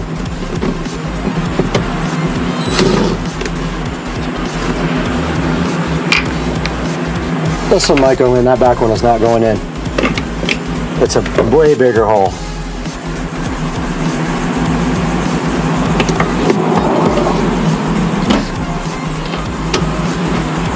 This one might go, maybe not.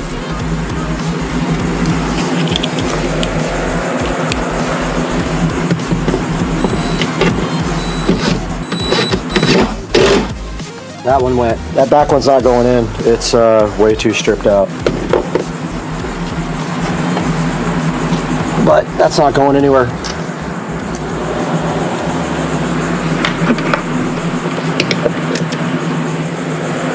It's done. I'm gonna call it good with 3 bolts in there. Guys, we got our new brake pedal in, and it fits right over the old one after I was so dumb and couldn't figure out that you have to take the old plastic thing off. But I don't like the way the wire is going to be showing here. So I think what I'm going to do is notch out this little cover plate here so that the wire can run under that and down through. And of course my light goes off every time I come out here. Ugh! What I was saying is I don't want my wire showing here. So I think this little plastic plate under here, if I just pull it off and notch it out, the wire can run behind it because there's a space back there, I think. Yeah, there is a space back there. So I'm gonna just take this real quick and notch it out, and hopefully it can go back on and the wire will run behind it instead of like over the top here. You guys will see once I get a better idea of how I'm going to do this. Okay, I think what I'm going to do is drill a hole right through there, literally right where my finger is, and pass the wire right through and behind, if I can. Yeah, and then underneath it. I think that's what I'm going to do. I'm going to work on getting that done now. Okay, I did find a way to route the cable behind the pedal and underneath. I will have to extend it though, I'm pretty sure. So I am going to go ahead and mark off right here and drill a hole right there. And I'm going to have to go through both the plastic and the metal. So let's see if I can actually get, sorry, I wasn't even on it. Let's see if I can actually get a drill bit to go through there, and it is going to have to accommodate the wiring. And on the end, it will either have to accommodate this. I think I can get these through there one at a time, hopefully. Yeah, it looks like I can. So it's got to be at least that wide to get through there. So let's grab a drill bit and get to drilling.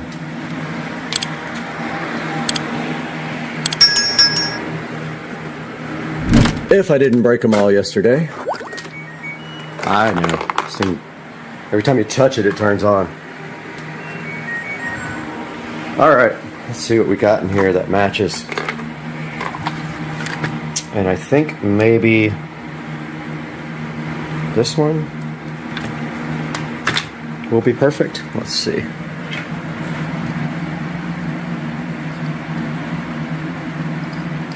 Either that or we just cut the wire and put new ends on it. Probably the best thing to do is just cut it and re-solder and heat shrink ends on it afterwards. Like go ahead and extend it right now, probably the best thing to do. And then we don't have to really put a super thick wire through the hole. We can drill it out smaller. So let me see what I got for wiring. All right, my plan right here and right now is to just cut off the ends of this and then extend it with this cheap little speaker wire that I have. The problem being the speaker wire is very thin, so I'm going to probably have ends in order to get our T-Con shrink wrap, not shrink wrap, solder connectors on it. I brought everything I need in here to do this connection. So what I'm going to do from the very beginning is cut off these worthless. You don't need bullet connectors. You're not going to be taking off your brake pedal. I don't know why they do it like that. I guess if you ever have to service it, I don't know.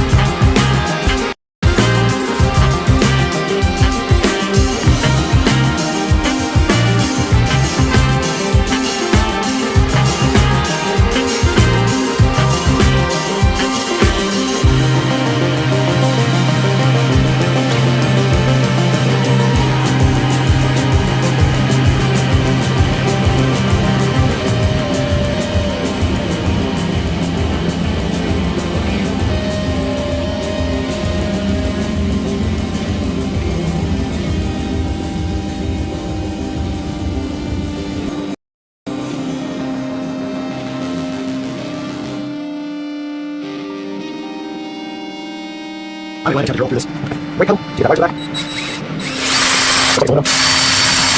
Oh, I can't do that. Nope.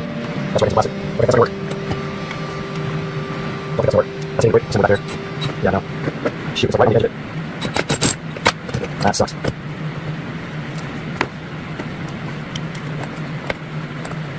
Oh man. Alright, well, I gotta get over here.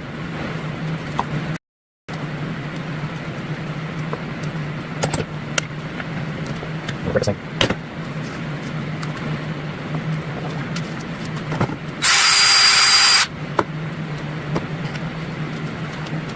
That's it. Oh, maybe. Oh, okay. That's cool. That's fine.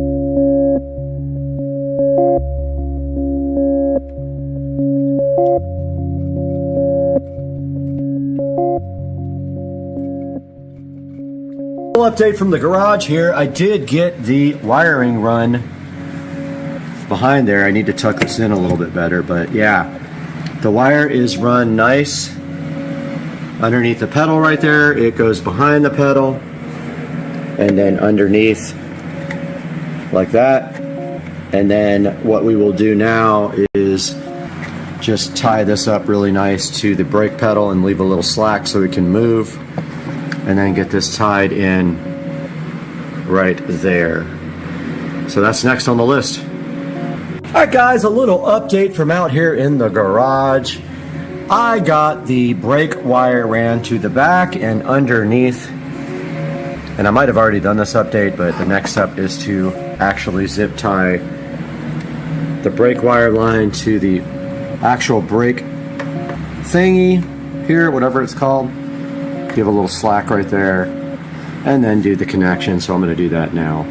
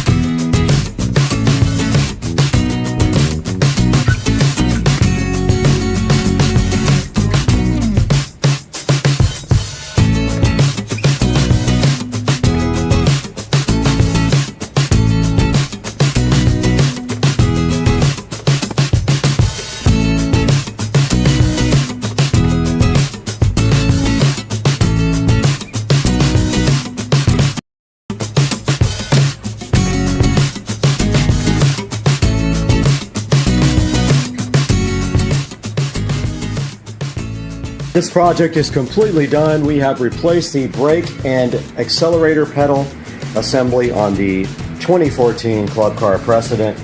Looking so fresh and fly, and then we wiped it down and it looks great, and now the actual parking brake works again. I hope you guys enjoyed the video. Please thumbs up, subscribe, buy from our affiliate links in the description, and we will see you guys on the next one. Peace out.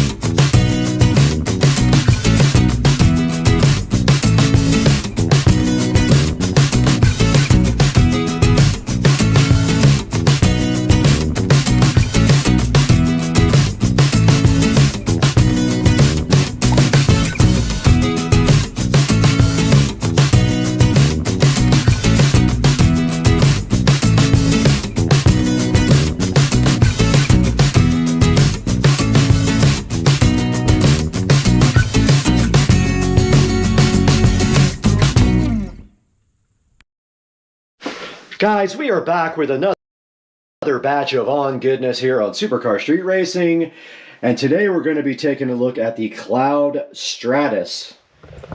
So stay with us.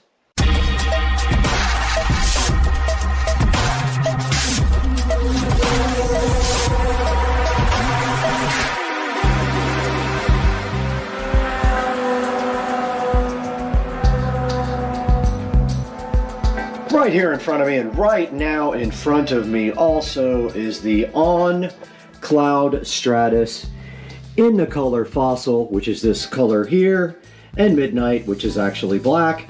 We got them in size 9 for male, and we're going to be opening these up today and seeing how they look, checking them out, all the details, try them on, walk around, let you know how I feel about them.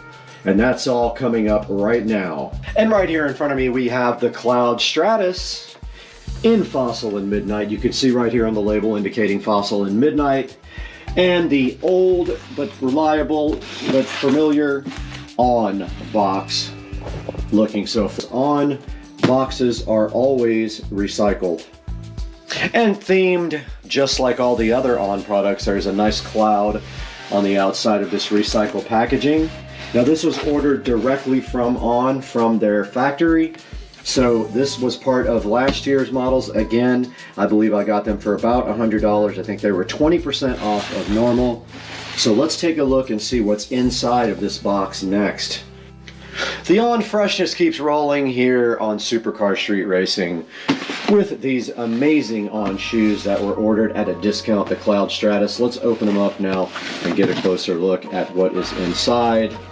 And as always, the packaging does indicate that it is 100% recycled cardboard. It has a message right here letting you know. And inside the box with recycled tissue paper here protecting the on shoes.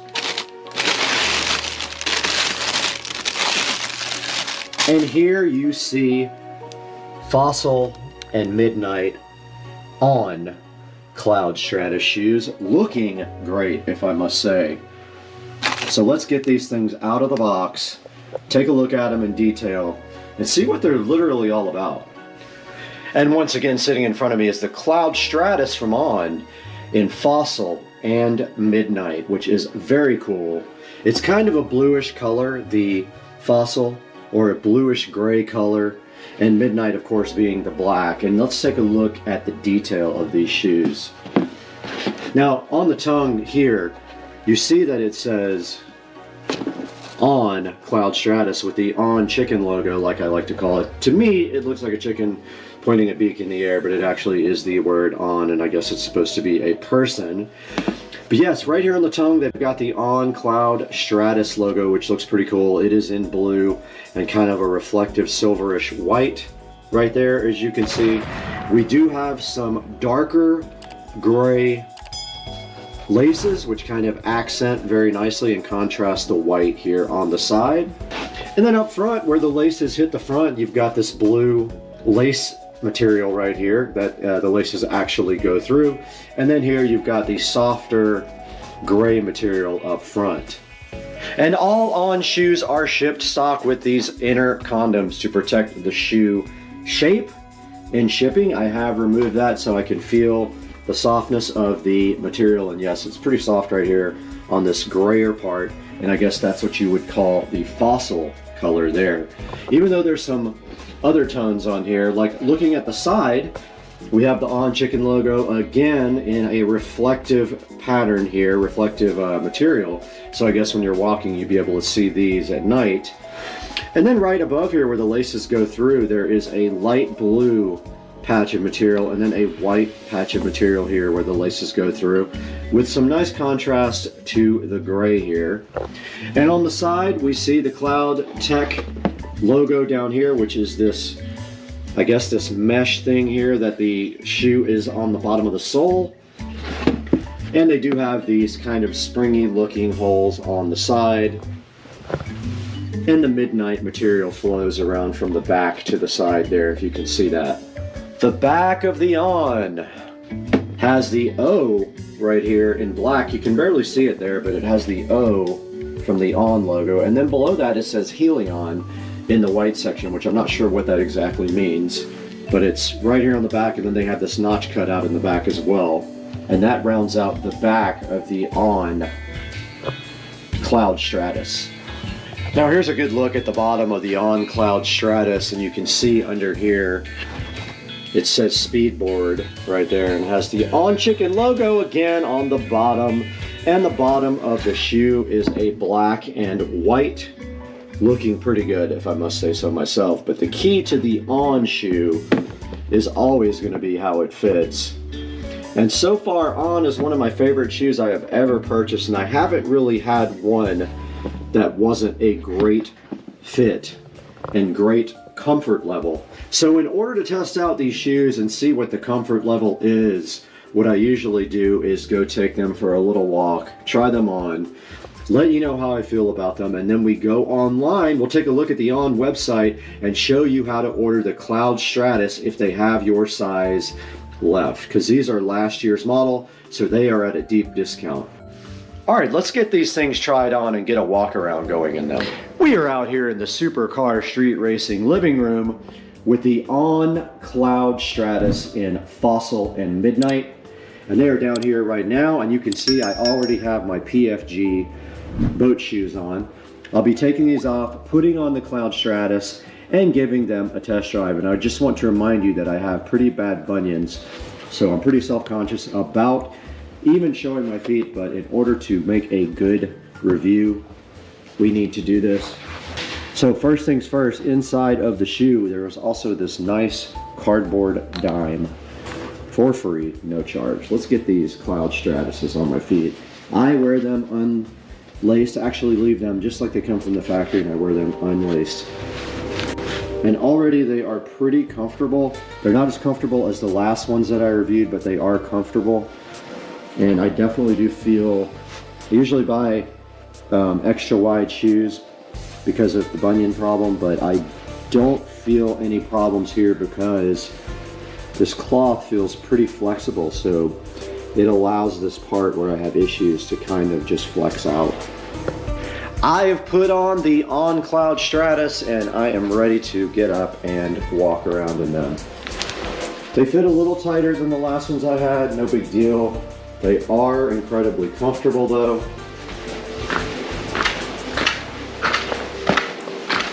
Let's go out here and take them for a walk down the block.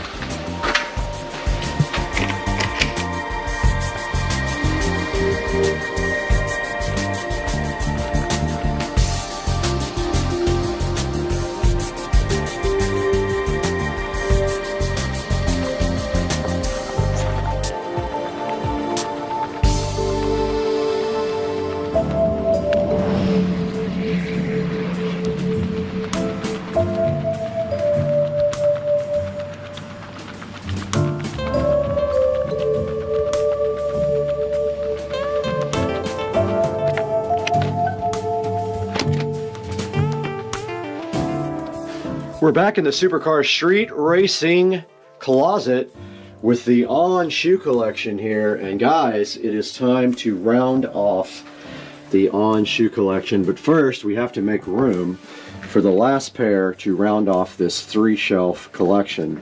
So let's take these flip-flops and move them elsewhere. They can sit there, and the On Cloud Stratus can go right up here. And you can see the On shoe collection has been complete with 9 pairs of shoes there. And then once again over here we still have a bunch of our Puma shoes and also some flip-flops, or Puma if you like to call them that.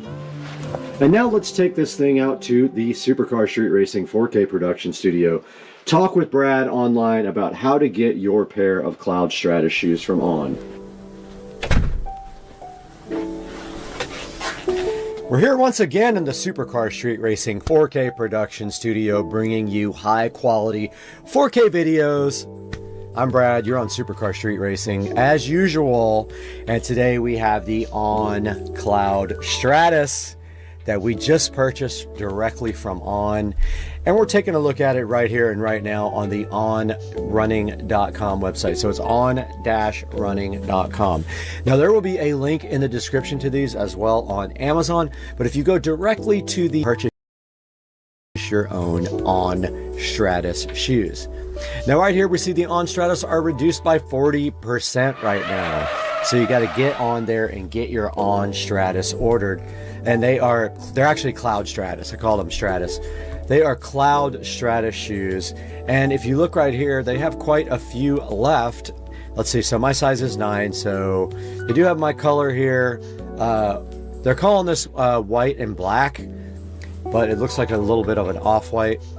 If we go to Fossil Midnight, they do have my color available in that. So if you go to the On website and you go to shop, and you go to last season on men, last season, pick any of these shoes that are up on the screen right now, and then when you get into the actual shoe like the Cloud Stratus, if your size is grayed out here for that color, you won't be able to order that shoe. So for example, we have the Fossil and Midnight, and let's see if that's even available. So that's this one here. There are still plenty of sizes available in Fossil and Midnight. These are kind of fly. These are Frost and Niagara. plenty of size. And these are actually $100 right now, so they're 40% off of their normal cost. So it's a great time to go buy some used freaking on Cloud Stratus shoes right now. Here is the Lake and Fire, or actually Lake and Flare. These are white black. These are just all black. These are kind of cool, man. These are white and creek. I like that color combination a lot. And then we go to Fossil and Midnight, which I already showed you. So guys, I just want to thank you once again for being here at Supercar Street Racing. It means everything to us. Please like, subscribe, click the bell icon. And when you buy something from Amazon, please click through any of my video links. You don't have to buy what's in the link, but if you click through one of my links, I still get a little bit of credit, and it helps keep the channel growing, and it helps keep Supercar Street Racing on the map, which is very important right now. We've been growing this year. We want to see that growth continue, and we really appreciate you guys so much. And before we go, let's just check out one more picture of the Cloud Stratus. And you know from my video I have good 4K close-up pictures, but there's the color that I got. Looks really good. These shoes are so awesome. They're really stylish, super comfortable, and I just love them. So guys, we got to get out of here. I just ordered 20 more pairs of shoes, and I got to go pick them up at UPS.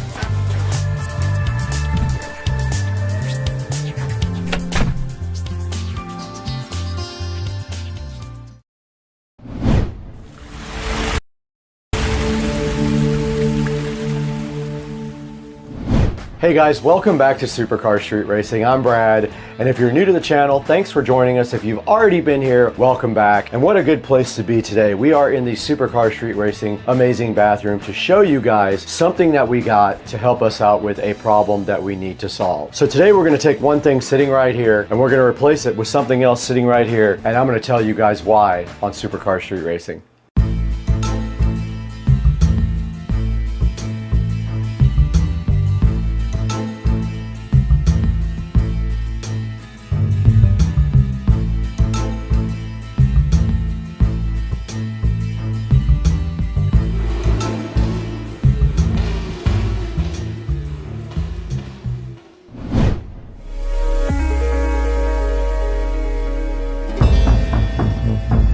Alright guys, welcome back to Supercar Street Racing, and you can see here that we are in the beautiful Supercar Street Racing bathroom with this fit index scale right here. Now this was my scale over the years when I was losing weight. I actually got it at a thrift store for about $4, and it does have an app-based thing and all that, so it works pretty good, and it does body mass index and all that. But however, this thing has stopped working recently. It is erratic and quirky, so we had to figure something else out, because I am going to tell you why we need this and a replacement for this. So traditionally I've been trying to eat well, I've been trying to eat low carb and everything like that, but over the last year I have really let my diet go. Even though I exercise daily, I'm on the treadmill every day for 1 hour and doing weight, that has come to a close to keeping me in a good amount of shape. And as you can see, as you've been watching me for the last couple of years, I have gradually gained weight back on, and I think that I'm probably about 20 pounds overweight of where I need to be. My comfortable body weight where I'm nice and fit is in the 150s, low 150s to high 140s, no lighter than about 147, and I'm a little bit skinny right at that point. So I'm only 5'6", so a good weight for me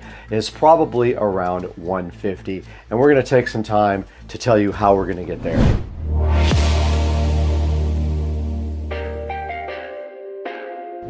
Now, as I told you earlier, I've kind of let my diet go over the past year, and I need to start getting back on keto. Keto is very effective for me, and the first step to getting back on keto is dedicating yourself to actually doing it, and I have started that, and I started it 3 days ago. This is my 3rd day on keto, and I'll explain what that is going to be about here as well. But the first thing we need to do is get rid of this Fit Index old scale, which no longer works properly. This is going to go directly in the trash in favor of this Runstar Smart Body Fat Scale that I picked up from Amazon. Now let's get rid of this, we don't need it. And it just did break.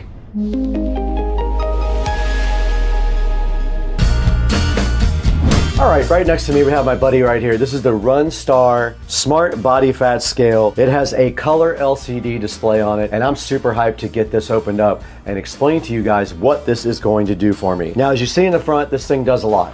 It does weight, body type assessments. It shows your body fat rate and your BMI and your heart rate all on the front of this scale and with an app. Now this app does work on Android or iPhone, so if you guys have either one, you'll be good to go. Now this scale is in black, as you see right here. It says that it does 15 essential body composition metrics. Now I put some pictures up while I talk about this, but on the side of the box right here, you can see that it says it does weight and body fat trends, 15 essential body composition metrics, syncs with popular fitness apps. Now you can share this actually with 24 people, so 24 people can be using the same scale here. It has a good, nice, slim design. It does come with batteries, that's a plus. You know, if you don't have to buy batteries, that's always a good thing. And it is made of tempered glass, so it won't get broken like I just broke that one. And then right here on the other side, I'll throw a picture up. This is the model FG2019LB scale. Its capacity is 400 pounds, keep that in mind. If you are over 400 pounds, you will not be able to use this scale. And there's a web address here, vip.runstar.store, that you can go to if you have any questions or would like to check out their store. And that's pretty much all that's on the front or the side of the Runstar box. Now I guess the only thing left to do is go ahead and get this box open and take a look at the actual scale.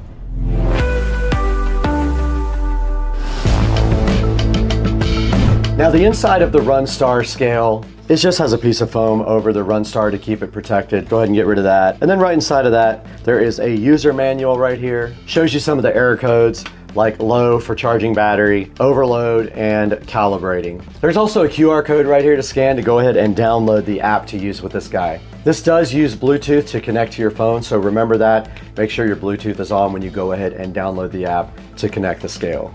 All right, a little bit further in the box and there is a pamphlet here, and it just shows you again how to get started quickly with the scale. Downloading the app, opening the StarFit app, you've got to go ahead and register on that app. And for Android, you need to have your location on as well. Now there's a measure page on the app to go ahead and weigh yourself. You just hit that measure and step on the scale. And then there's some simple troubleshooting steps down at the bottom. Now deeper in the box, you can see we have actually gotten to the scale here. We go ahead and take it out. It is very nice. I love the fit and finish of this. And it wants you to go ahead and peel satisfaction this, but in order to do that, we have to do a short. We got this huge bottle of lotion right here. We got this scale and we got the peel sat. And this is for your satisfaction. And if you need this lotion that's next to it, go ahead and get that too and use that. But this peel sat is so good in your life and you love it. And we just peeled the sat and there's some lotion sitting next to it if you need it. All right, now when you get your scale, don't forget to go ahead and pull off the protective battery thing from the bottom. There's simply a plastic thing here that keeps you from discharging the batteries if you don't open the scale immediately. Just pulls right out like that and the scale should be on now. And it did light up and it did say hello. All right, we are back with the Runstar body fat scale, and today I'm gonna do something I'm uncomfortable with, but I am gonna go ahead and step on this scale with my clothes on and tell you how much I weigh today. And to do that, we do have a second recording device right here. What we're gonna do is put this directly down on the floor, right here on hard ground. We're gonna go ahead and tap the scale. It says hi, it's at 0, let's stand on it. Now this thing says I weigh 172.1 pounds. That is the current state of my physical fitness. It is about 20 pounds overweight of where I need to be. So let's go from there and talk about how we are going to fix this.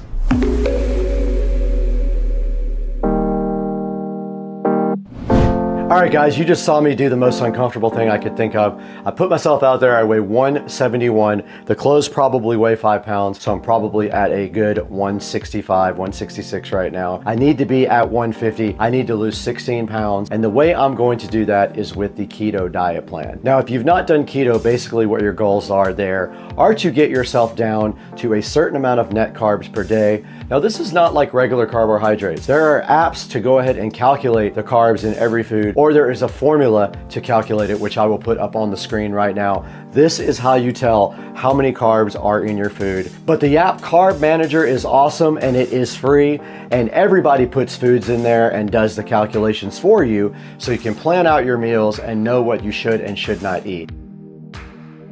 When I do keto, I keep my carbohydrates down to almost none, but you are allowed sometimes about net 24 carbs per day. And you can get that very easily, so you have to be very careful about what you're eating. You cannot take in any types of sugar, so no sugary drinks, no sugary coffee, nothing like that. And you need to do things like no sugar added ketchup and things like that. That's the only way to guarantee that you're not going to be getting sugars and carbs into your diet when you're on the keto diet plan. Now, last time I did the keto diet plan, I lost about 25 pounds and I did it in about 60 days.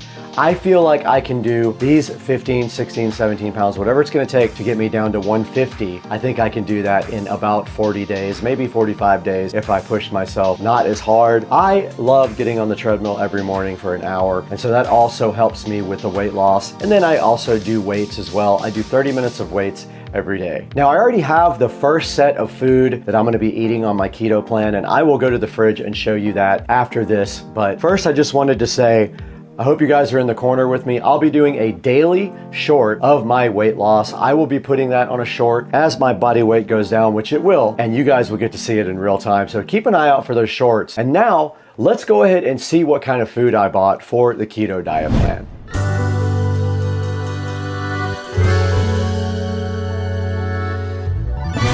So before we go into the kitchen, we're just gonna take a look at how this app works with the scale. All right, guys, we have the operating instructions right in front of us, and you can see right here, all that we need to do is go ahead and download the app. So let's go ahead and go to the phone real quick. Did scan. Now it's going ahead and going to the Play Store, I assume. There's StarFit. We're gonna go ahead and install that. While that installs, I have the scale down here. Let's go ahead and open the StarFit app, and we're gonna go ahead and register. I'm gonna go ahead and put my name in, put my birthday in. Just had my birthday last week. Go to inches.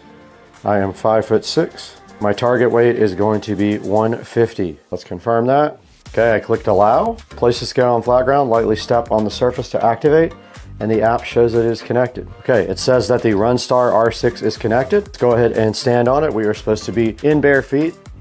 All right, it says 173 again, measuring my heart rate. BMI is 1.2. 23% body fat. And here is all of the different things associated with this measurement. So now you guys can see what the scale can do. I have to lose 23 pounds on this diet. You can chart all the aspects of your body, so your weight, BMI, body fat, and then of course you can use multiple people on the same scale as well. But there's a good 91.3 pounds of water weight, 39 pounds of fat, 7 pounds of bone mass, 31 pounds of protein mass. Pretty accurate, I think. That's about what I weigh.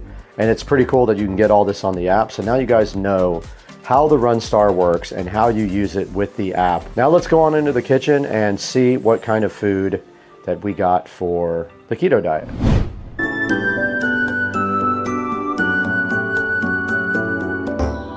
All right, guys, we are in the Supercar Street Racing kitchen now. And today I went on into Publix and bought a bunch of stuff. And I just wanted to kind of go over some of the things that I got. Now, inside of my pantry here, you can see the Nature's Own keto bread, a lot of coffee, which I can no longer drink because it's all sugary. And you do see these Parm Crisps. These are perfect snacks because they are made of cheese and they have no carbs. Now, in front of me here on the Supercar Street Racing counter, you can see the Mission Zero Net Carb Tortillas. These things are freaking awesome. They taste great. They have no net carbs whatsoever. They are a little small, but you can have multiple of them. And the best part is they are very low calorie as well. Checking on the back, these are 25 calories per tortilla for these sun-dried tomato basil tortillas. These original ones here are 110 calories for 3 tortillas. So yeah, this is a really good option for a keto diet. Try these out. We take them everywhere. We even take them into restaurants and use them in restaurants. We will order something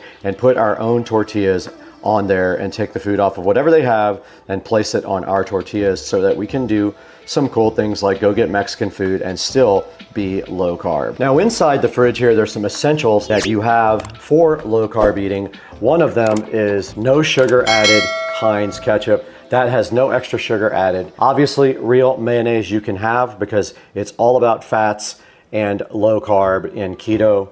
We also have some zero sugar creamer right here, which will be perfect for low carb. We have some, I can't believe it's not butter, but you can actually have real butter as well. Butter is on the keto diet. So we have butter up here. We've got some Land O'Lakes right here. And we've got some, I can't believe it's not butter right there. And then moving into the fridge here, we have some quick steaks, some cube steaks inside of this bag, which are perfect. You can have any meats you want. Meats are unlimited on keto. We also have some Publix zero sugar soda here, some diet root beer, and some diet cherry cola to complement that. We have some Sprite Chill zero sugar right here on the side of the fridge. And in the deli meat section here, we have some boar's head chicken there. We've got some other deli products in here. We've got some carving board chicken. We've got some Gouda cheese. We've got tomatoes, which are keto friendly.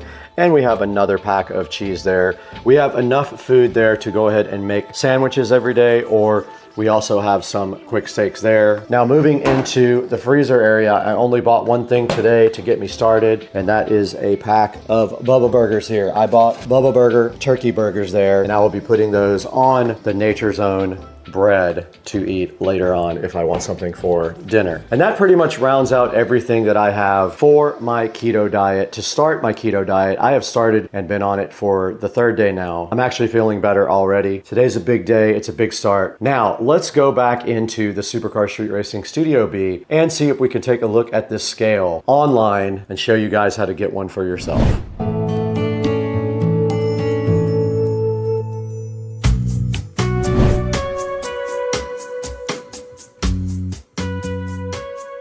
What's up, guys? Thanks for joining me today on my journey to weight loss. This is a special time for me. It's a time of uncertainty, but I think that I have the willpower to do it this time. I really have to just buckle down and not go out to eat as much and not order a bunch of fried French fries and seafood and things like that. That is my weakness, and I try not to do that anymore, and I cannot do that starting now. I ordered my ketosis strips on Amazon. I'll put a link in the description to that, and also to this scale. Now, the scale is pretty cool. It's the Runstar Smart Scale. It does body weight, it does fat percentage, it does BMI and heart rate and all that stuff for 39 bucks. And if you order it right now, there's also a 10% coupon to go ahead and save a little bit more money. Now, it does have 4.6 stars. 1,866 people have purchased this scale, and so far, so good. Let's take a look at some of these pictures here. That's just a picture of the front of it and the color display there, and the fact that you can use it on a watch, and there is the app sitting there. And then here's the all-in-one screen that shows you body weight, fat, BMI, body type, and heart rate. Right here, it says it's accurate to 0.1 pound. It weighed me at 172 to 173 pounds, which might be accurate. We have 15 essential body composition data that they show in the app, things like your cardiac index and your muscle rate, and things like that you might be interested in for your health. You can go ahead and download the StarFit app on the App Store and start tracking your progress. I went ahead and tracked it already. I'm gonna do a check-in tomorrow morning with a short right before I get on the treadmill. Now, this guy says it only needs batteries every 90 days, which is awesome. I can understand that. You only use it for a few seconds every time you get on it. I encourage you to go ahead and buy all your products through our product links at the bottom in the description. It helps out the channel a little bit, gives us a few dollars here and there. We get more sponsors, we get more revenue coming in, and we can do more cool videos like this for you. I hope that you stick with me on my weight loss journey and you follow me and see how I do. I expect to lose probably 20 pounds in the next 60 days. It might take me 75 days or so, but I expect by mid-August, I should be where I want to be, back at about 150 pounds. And I'm going to do that through keto and exercise every day. I'm just going to watch what I eat. I'm not going to do any more breads, any more potatoes, any more rice, nothing like that. I'm going to limit myself to about 15 net carbs per day. I'm gonna try to limit myself to that much. I'm gonna be eating a lot of meats, a lot of cheeses, a lot of eggs, and it's gonna be great. I can't wait to get started on this, guys. And I already am started, but I gotta get on that treadmill tomorrow. Okay, we're taking a look at the channel metrics now, and you can see we have 147,374 subscribers. We did do a video about the Tesla Model S Plaid 2-year anniversary. That video is sitting up at 100,000 views, so thank you so much for watching that video as well. And thank you for liking and subscribing. Pass the word along to your friends. Now we gotta get out of here. I gotta get cleaned up and get some dinner because I am already starving and I have keto food.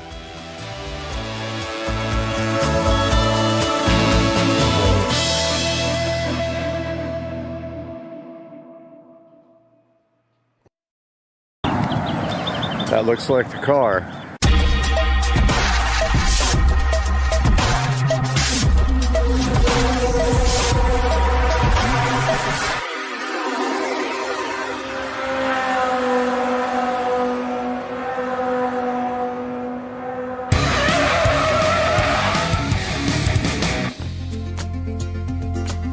It's 4 a.m. as you guys can see,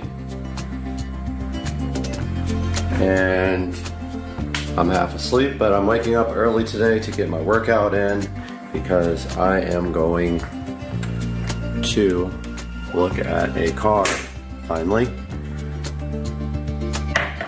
And you guys are gonna figure that out today. All right, I'm a little bit more awake this time, and now Rich has come to my rescue and offered to drive me to the train station. And we're at Speedway getting gas, but yeah, we are started on our trip already, and train is 45 minutes late already, so I don't know what that means for our trip. Ultimately, we're supposed to leave at 7:26, but the train is not even getting to the station until 45 minutes late, so we'll see what that means for the trip. I have no idea at this point. All right, we are out here at the Amtrak station. But they said that the bus will wait in Tampa. So we are headed to Tampa as soon as the train gets here. Get in here. Right. Well, I hear the train coming.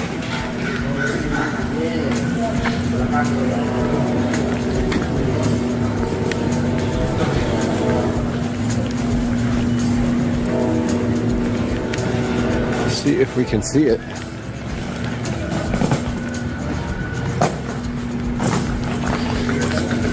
Here's something.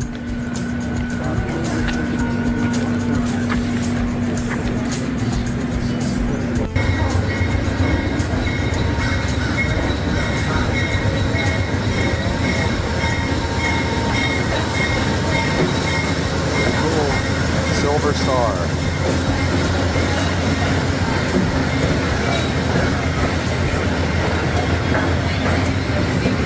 I see people on it.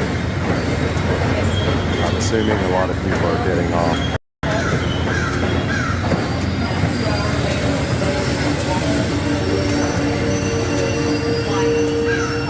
All right, let's get on.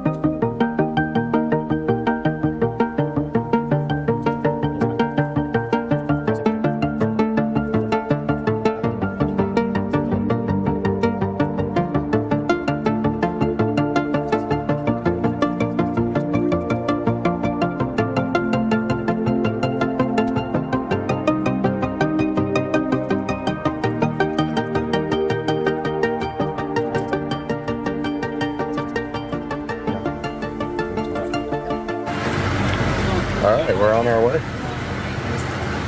We got a bunch of wilderness out here. And here comes the conductor to check our ticket. We already had to clean all the junk out from the last person and then check for bed bugs.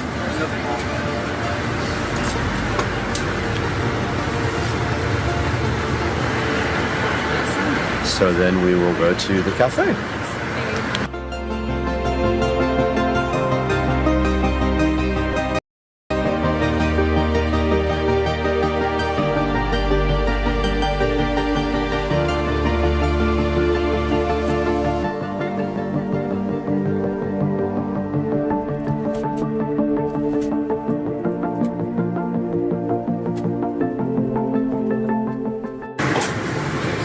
Alright, we are in the dining car now with our breakfast here of champions with this Tito's. And it's actually glass, pretty cool. We got our Coke Zero here, glass, and then we got these egg bites. So, 0 carb, egg bites. I'm gonna go ahead and check those out.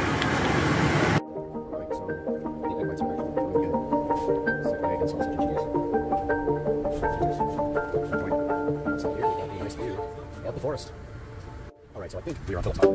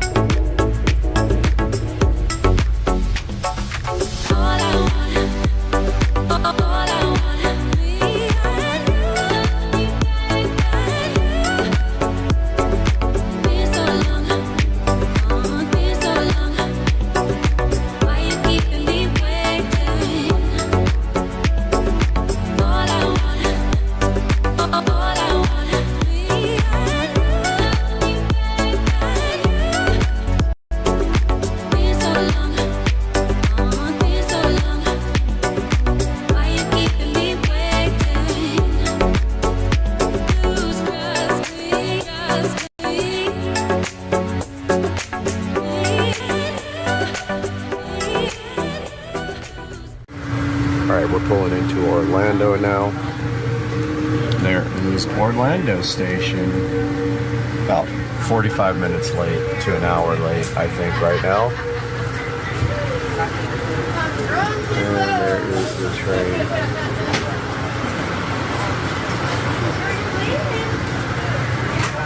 We're gonna see what happens. All right, we got our lunch here. Cheeseburger. Diet Coke, and we are going to do this low carb style. So that's next.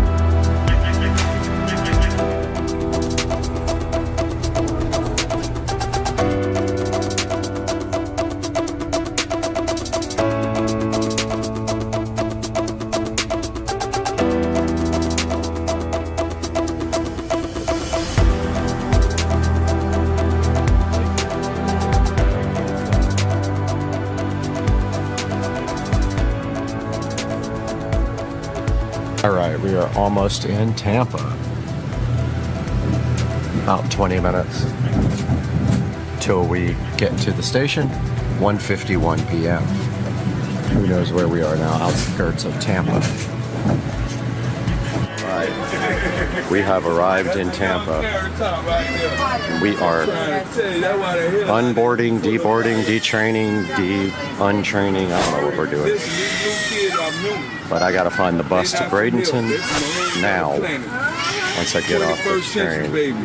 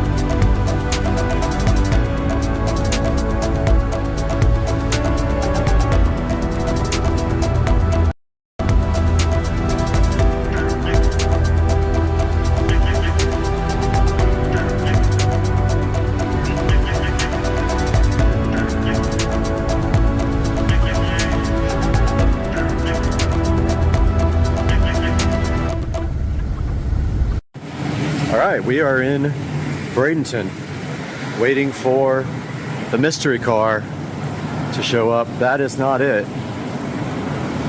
And we're gonna go in here and use the restroom real quick and wait on Travis. All right, we are out here with our non-sponsored C4 Starburst strawberry drink, waiting for Travis to come.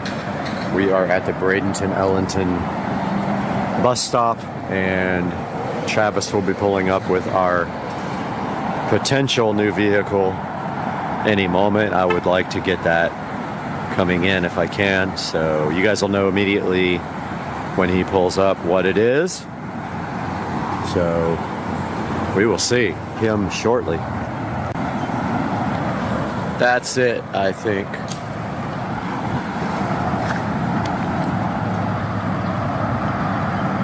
Yeah, that's the guy right there. That's it. That looks like the car.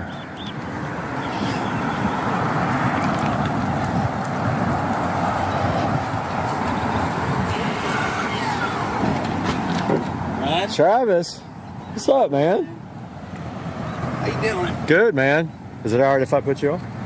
Yeah, I mean, I don't want to be like broadcasting my name. Yeah, you're good. You can do it. I'll cut that. Yeah, you're good. All right, man. Dude, did you say it was Expel? The film? I think so, yeah. Yeah. I got a buddy that's up by my shop that did it. Okay. What did that cost? It was like $75. Yeah, that's what I was quoted for the same thing. On the windows, and I did it all. And I got the upgraded rims. Yeah, those are the Arachnid, the 19-inch. Yeah. What's the miles on it now? What's the miles on it now? That's driven a little bit. You can check it out if you want. Okay, yeah. Yeah, check it out. Dude, I like the, I mean... It looks good with the mat, doesn't it? Oh, yeah, that's the key to the whole car to me, you know, is the expel stuff. I mean, that's kind of the reason I'm here, to see if the car excites me or not. Yeah. If it does... It's like the only car I've never wanted to actually sell. Yeah. No, dude, the car is immaculate. I had a Trackhawk before this, the Jeep Trackhawk. Uh-huh. And I loved it, and then I sold it and got this. And 707 horsepower Trackhawk? Yeah. Yeah. Yeah, I had that before. And So you went from using all the fuel to none of the fuel. uh-huh. So this is the 2021 Plaid, and it has full self-driving option. Yeah. So if we go to software there, Yeah, so there's everything. I don't Yep. even use it that much. yep.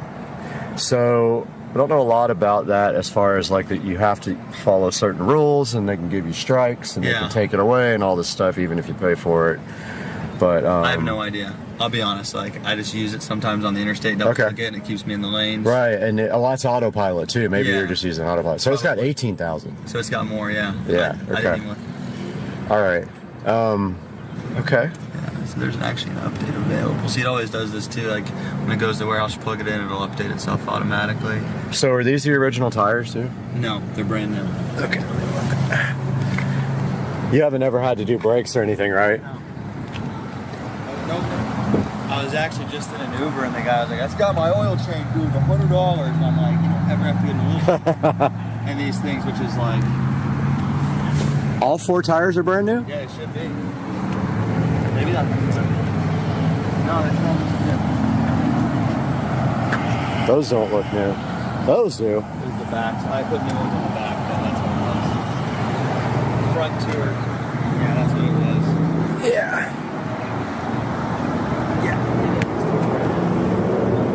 So I would have got like tire shine or something. That's no big deal. I think I'll meet those people out there. Rent.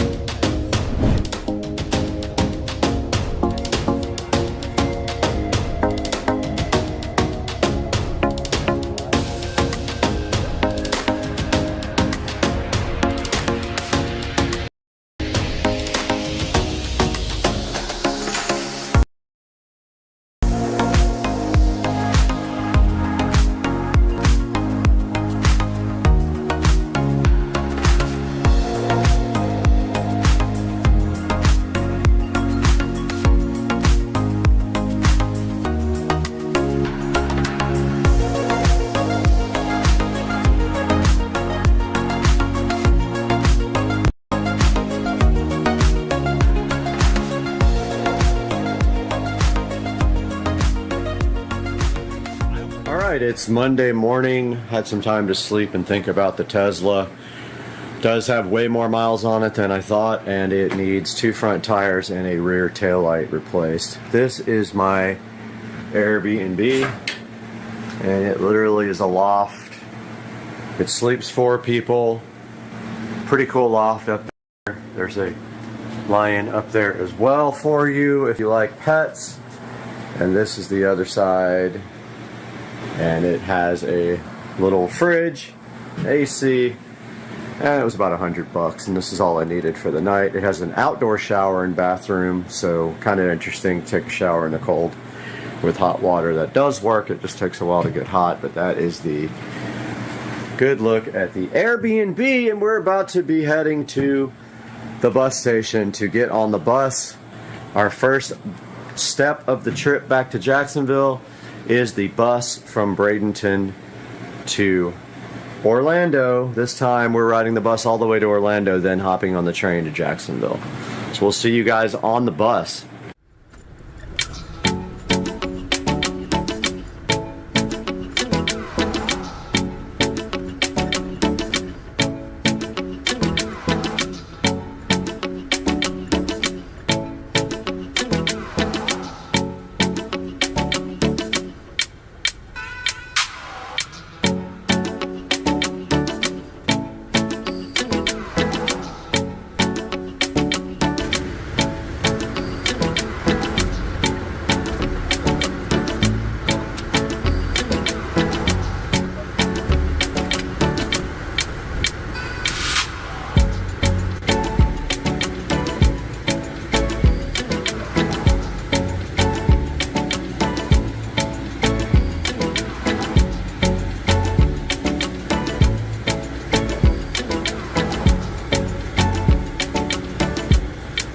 As you guys can see, I made it back to Jacksonville in one piece, although we did have a crazy Karen on the train. Take a look at my other video about that. I'll put a link in the description, but it was kind of annoying and it ruined my trip. But we're back in Jacksonville and we're talking about this 2021 Model S Plaid that I went to look at down in Bradenton, Florida. Talk about what I liked about it, talk about what I didn't like about it.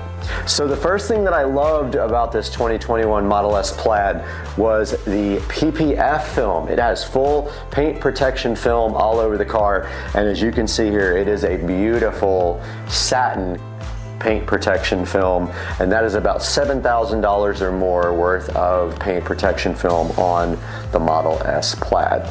Now the second thing I liked about the Model S Plaid that you see here, it had full self-driving. That is a $15,000 option from Tesla, and it can be transferred or you can subscribe. It's like $200 a month, so the $15,000 option is awesome. This car has the $15,000 self-driving option. Now, what did I not like about this Tesla Plaid? So the first thing I didn't like about it was it had more miles than he actually said it did. He told me it had 9,000 miles back in December. In about 2 weeks ago, he told me it had 13,000 miles. It actually has 18,000 miles, and he said his dad's been driving it. So that's more miles than I want. There are some out there that have about half that miles for just slightly over or the same price, but they're not the colors that I want. I want black on black, and I do love the PPF in satin. The other thing I didn't like about this car, the front tires are worn out, and they are the low noise tires right from Tesla. In this size, there are no tires available in the, the Pilot Sport 4S on Tire Rack. So I don't know what's going on with that particular size, but they are 21-inch Arachnid wheels right from, I think they're Arachnid, right from Tesla. They're either Arachnid or I forgot the other model, but I'll look that up for you and put it on the screen. So I'm not sure about the 21s. It takes off the range, but it does look a lot better. So I'll let you know down here on the bottom of the screen what wheels those actually are. And what else did I not like about it? Well, it had a kind of a cracked taillight with a weird issue. Like the cracks were all around the taillight, and I don't know what that was caused from, but he said he was going to get that replaced. So those are the things I really didn't like about the car. The other thing that I really loved about the car that I forgot to mention is the car is actually in immaculate shape. It has zero issues except for that cracked headlight. Or cracked taillight, sorry. It does look brand new inside and out. One more thing I don't like about the car though, it has the ash and wood interior trim instead of the carbon fiber, and I'm huge on the carbon fiber. In a car that expensive, I kind of want it to look sporty, and it does look more luxury with the dark black wood ash trim inside the car. So guys, I hope you enjoyed the video. I really want you to put in the comment section what you think about this 2021 Model S Plaid. Let me know if I should buy this. I have the money to buy this now, and he is waiting for an answer. I'll see you guys soon on Supercar Street Racing. I really appreciate you tuning in, and please like and subscribe. Hey guys, and today I want to tell you about this amazing LED pool light from Hdmi. So we're going to talk about everything about this light today. So the first thing we want to talk about for this Hdmi beautiful pool light here is that it comes with super strong magnets, and that allows it to stick very well to any type of metal pool. The second point about this thing is that it doesn't take any type of tools to install it, and it is compatible with all types of pools, meaning you can put it anywhere you want in any part of the water.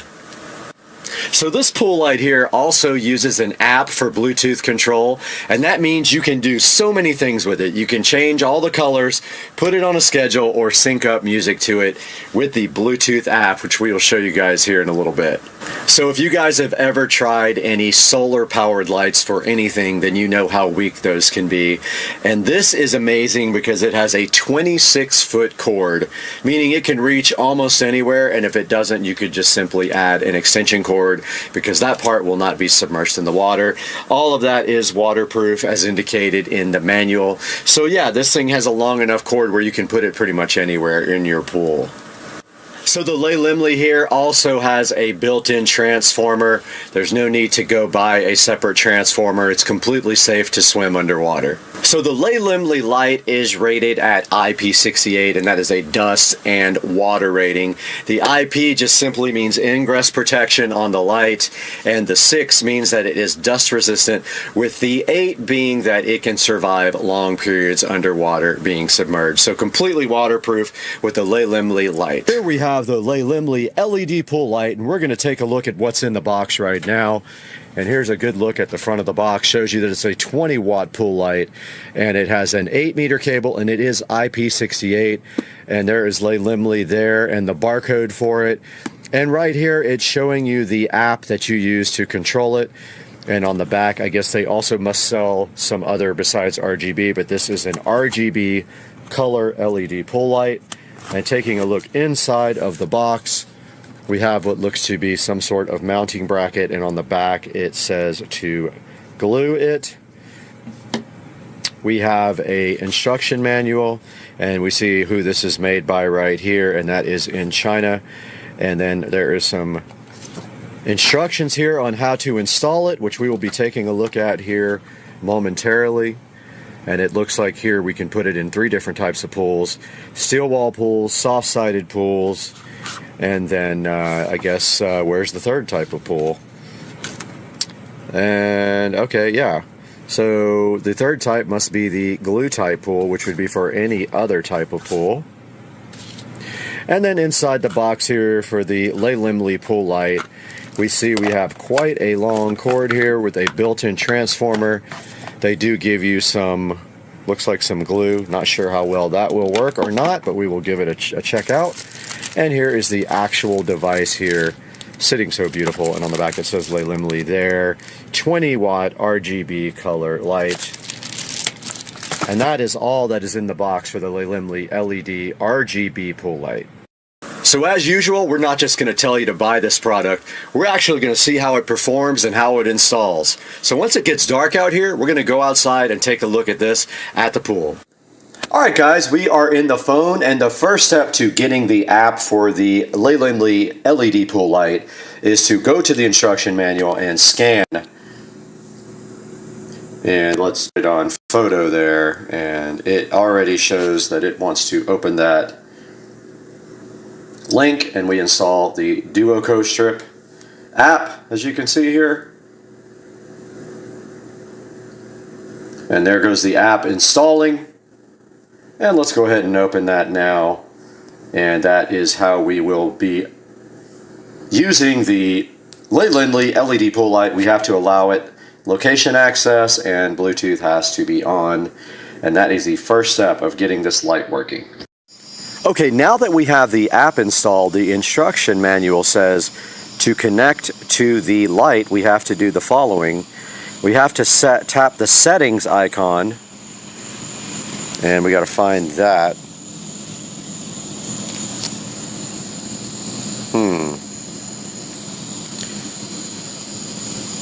Ah, it's already on the screen. It says BLE DOM. So we're going to click that. Nope, it's not there. Interesting.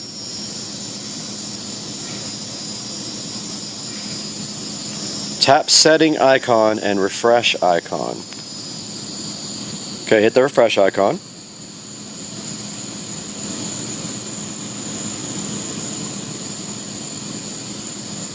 And there it is. It says it is connected now to the light. Alright, we are out by the beautiful pool now with the Lay Limley light. And what we're going to do right now is take it out of the packaging. And this is actually the mounting bracket. So what you do is you attach this to the side of the pool. And then the light actually is magnetically mounted to this guy right here. Here we see the Lay Limley LED pool light in the package. In this plastic packaging, we can remove that now. And then what we will do after that is go ahead and plug it in and get it submersed in the pool, where we can start taking a look at the app. Alright, we have the Lay Limley LED pool light sitting here right now, and we will get to do this peel at some point.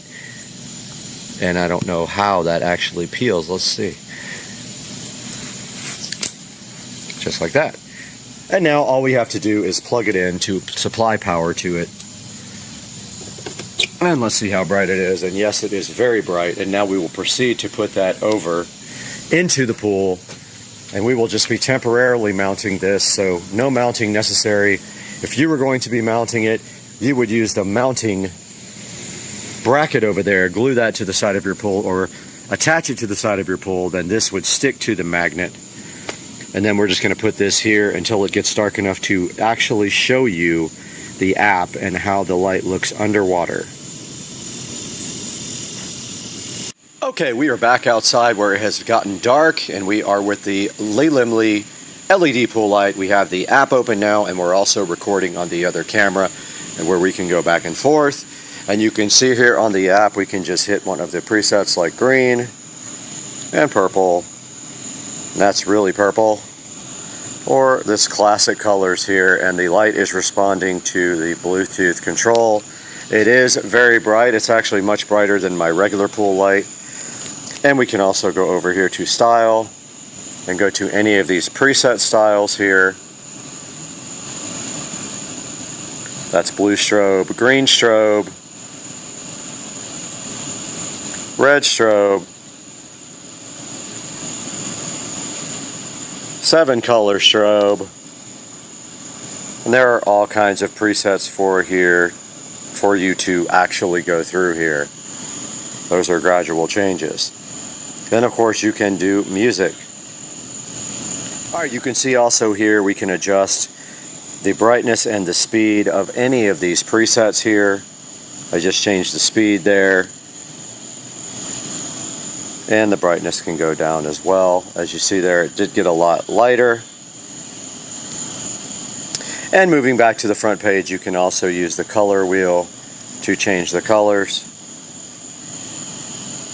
And we just showed you that we can use the microphone to adjust it, or we can use a regular music clip to also adjust it. So we would have to have some no copyright music on here in order to do that part. Guys, I hope you enjoyed this review of the Leylandly pool light, the RGB LED pool light. We took you through all the parts of the apps. We showed you that you can just adjust the colors, the brightness, and the contrast. It is very bright. You can see here how good it makes the pool look at night. And that is going to wrap this up for our review of the Leylandly LED RGB pool light.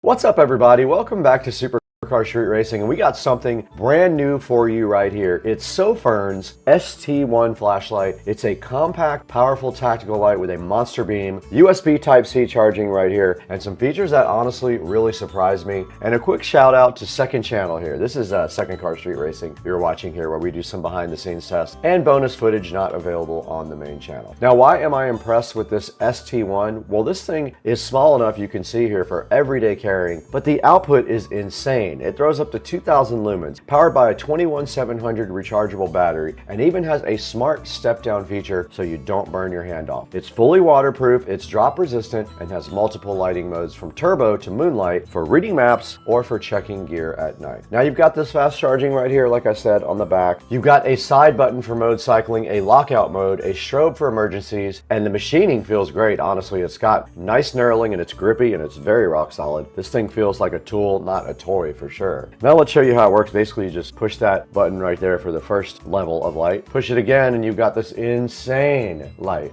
Look, it's lighting up the back. You just hold the button down, it comes on with that level, and you press it again. It gets insanely bright. Check it out, guys. This is the ST1 from Sofern lighting me up right now, and look at that thing. Now, for the price, the build quality, the beam strength, and the battery life, I think the ST1 is killer, and I think it would be a great addition for you guys for your gear, your glove box, or your night rides. I know I have another one of their flashlights on my scooter. Now, if you want to see even more tests like this, durability drops, and nighttime POVs, hit me up on Second Car Street Racing or my primary channel. That's Supercar Street Racing. And don't forget to like, subscribe, and comment, and let me know what you want to see next on the channel. Take it easy, guys.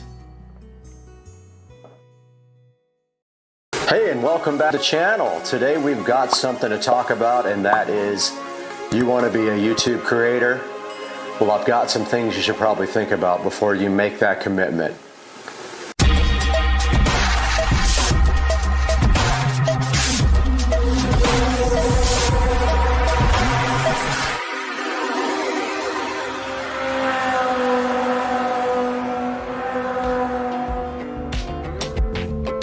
let's talk about the first thing you're gonna have to be a successful creator on YouTube.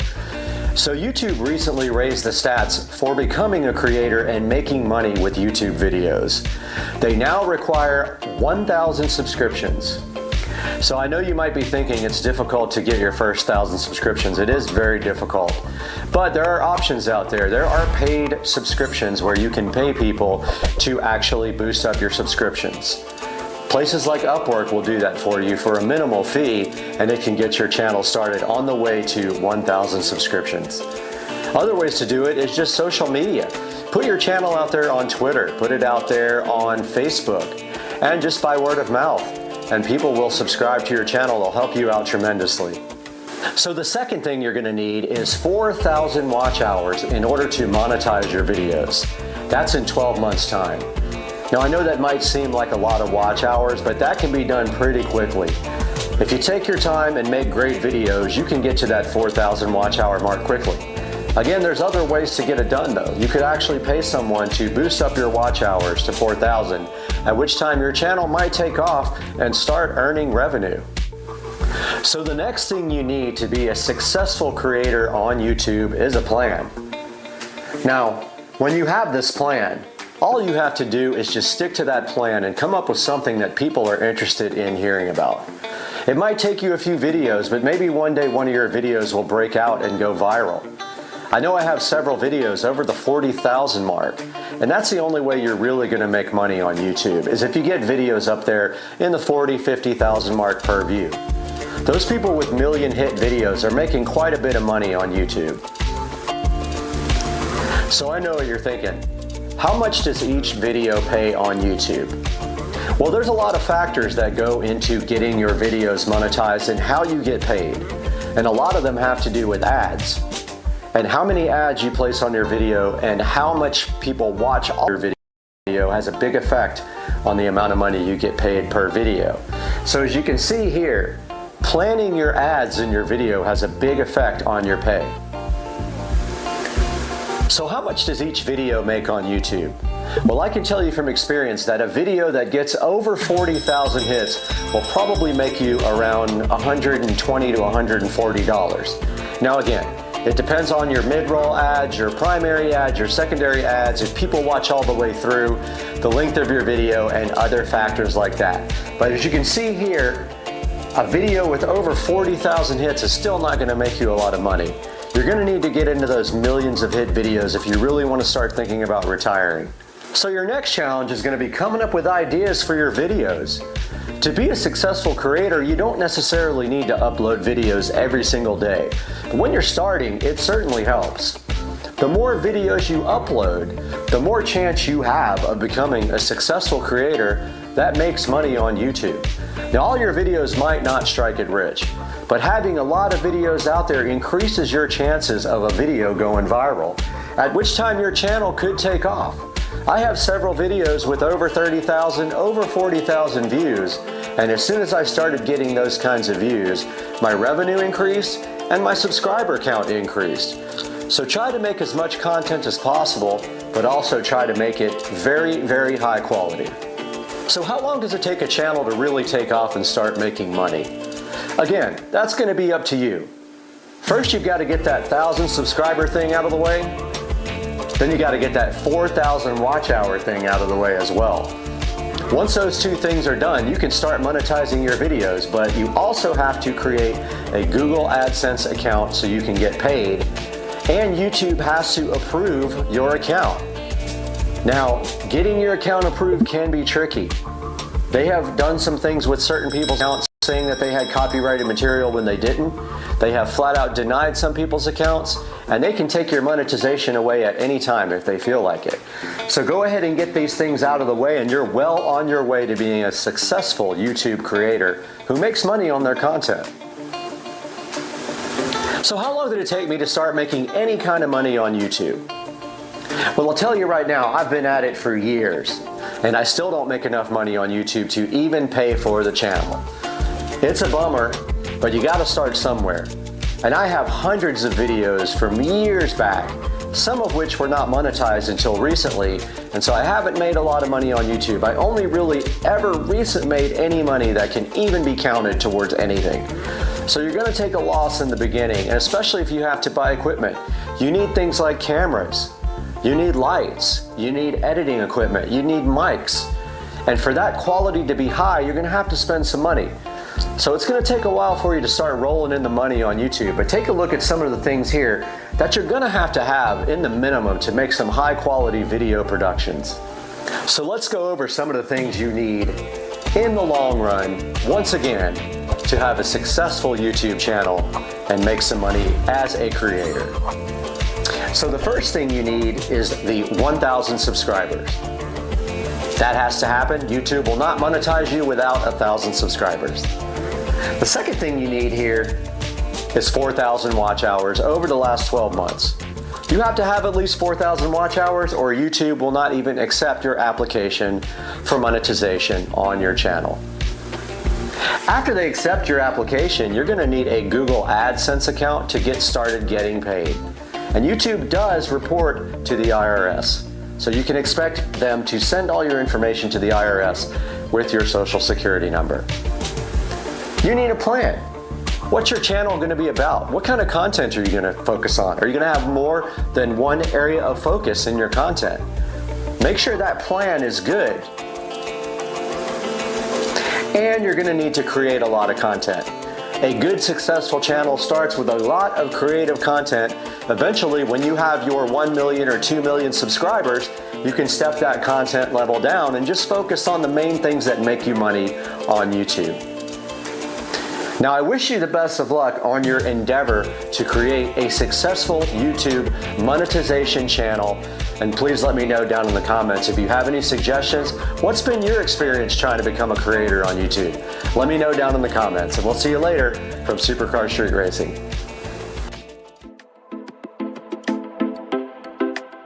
The YouTube Partner Program, or YPP, gives creators greater access to YouTube resources and features. If you're looking to make money with your channel, you'll need to apply and be approved for YPP. To apply for YPP, you must be in good standing with YouTube, have at least 1,000 subscribers, and have 4,000 valid public watch hours in the last 12 months. We've set these thresholds because we want creators to be good citizens on the platform, and these requirements ensure our teams have enough information to review your channel. You can check your progress towards hitting these thresholds on the monetization page of YouTube Studio. You can also choose to be notified with an email once you're eligible to apply. Once your channel does hit these thresholds, you'll need to sign the Partner Program terms and sign up for a Google AdSense account. After all of these steps are completed, then your channel will be reviewed against our policies. If everything looks good, you can start earning money from ads and from YouTube Premium subscribers watching your content. You can also earn money in other ways with channel memberships, Super Chat, or even by selling your own merch, as long as you meet their criteria and they're available in your location. Now, let's walk through some common questions. 1. How long does it take for my channel to be reviewed? If you think your channel qualifies for YPP, but it hasn't been reviewed yet, we'll usually get back to you in about 1 month once you hit the review thresholds. Remember, you can find more about your status on the monetization page in YouTube Studio. 2. Why wasn't my channel approved? If you're not approved for YPP, it's likely because our reviewers found that a significant portion of your channel doesn't meet the YouTube Partner Program policies and community guidelines. Some of the most common reasons for not being accepted are regarding the AdSense program policies, specifically related to reused or repetitious content. This is content that is very similar or exactly the same across videos and channels. You can reapply again in 30 days, as long as you still meet the watch hour and subscriber thresholds. Before you reapply, we suggest you read through these policies and edit or delete any videos that violate those policies. 3. Do I have to meet the threshold every year? The short answer is no.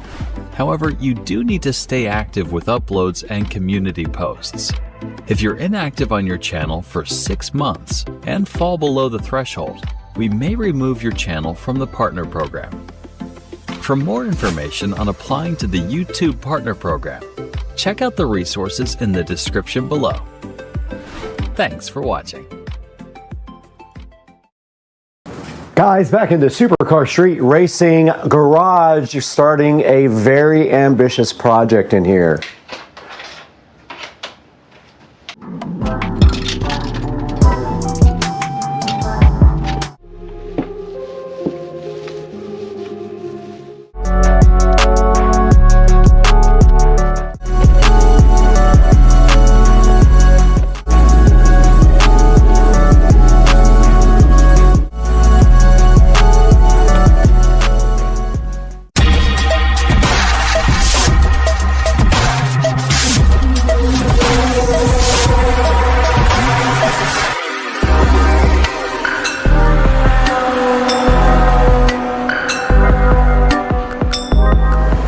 Guys, part 1 of the garage remodel project is done and it came out amazing.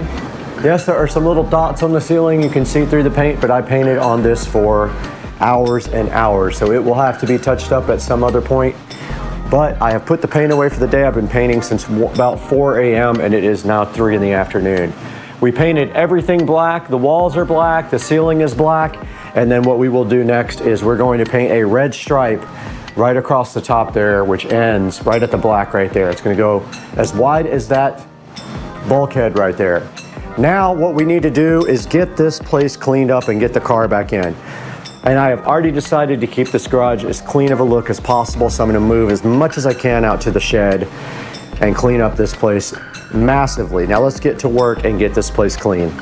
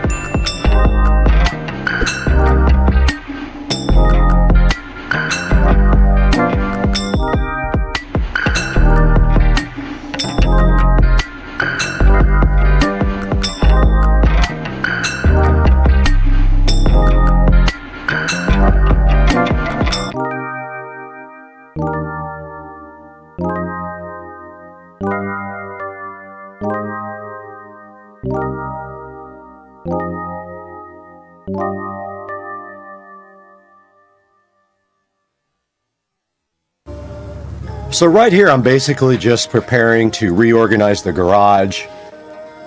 I had a plan to just get my toolbox all in shape and get my cabinets all in shape and try to move as much stuff from the toolbox and the walls up into the cabinets and just get some reorganization going.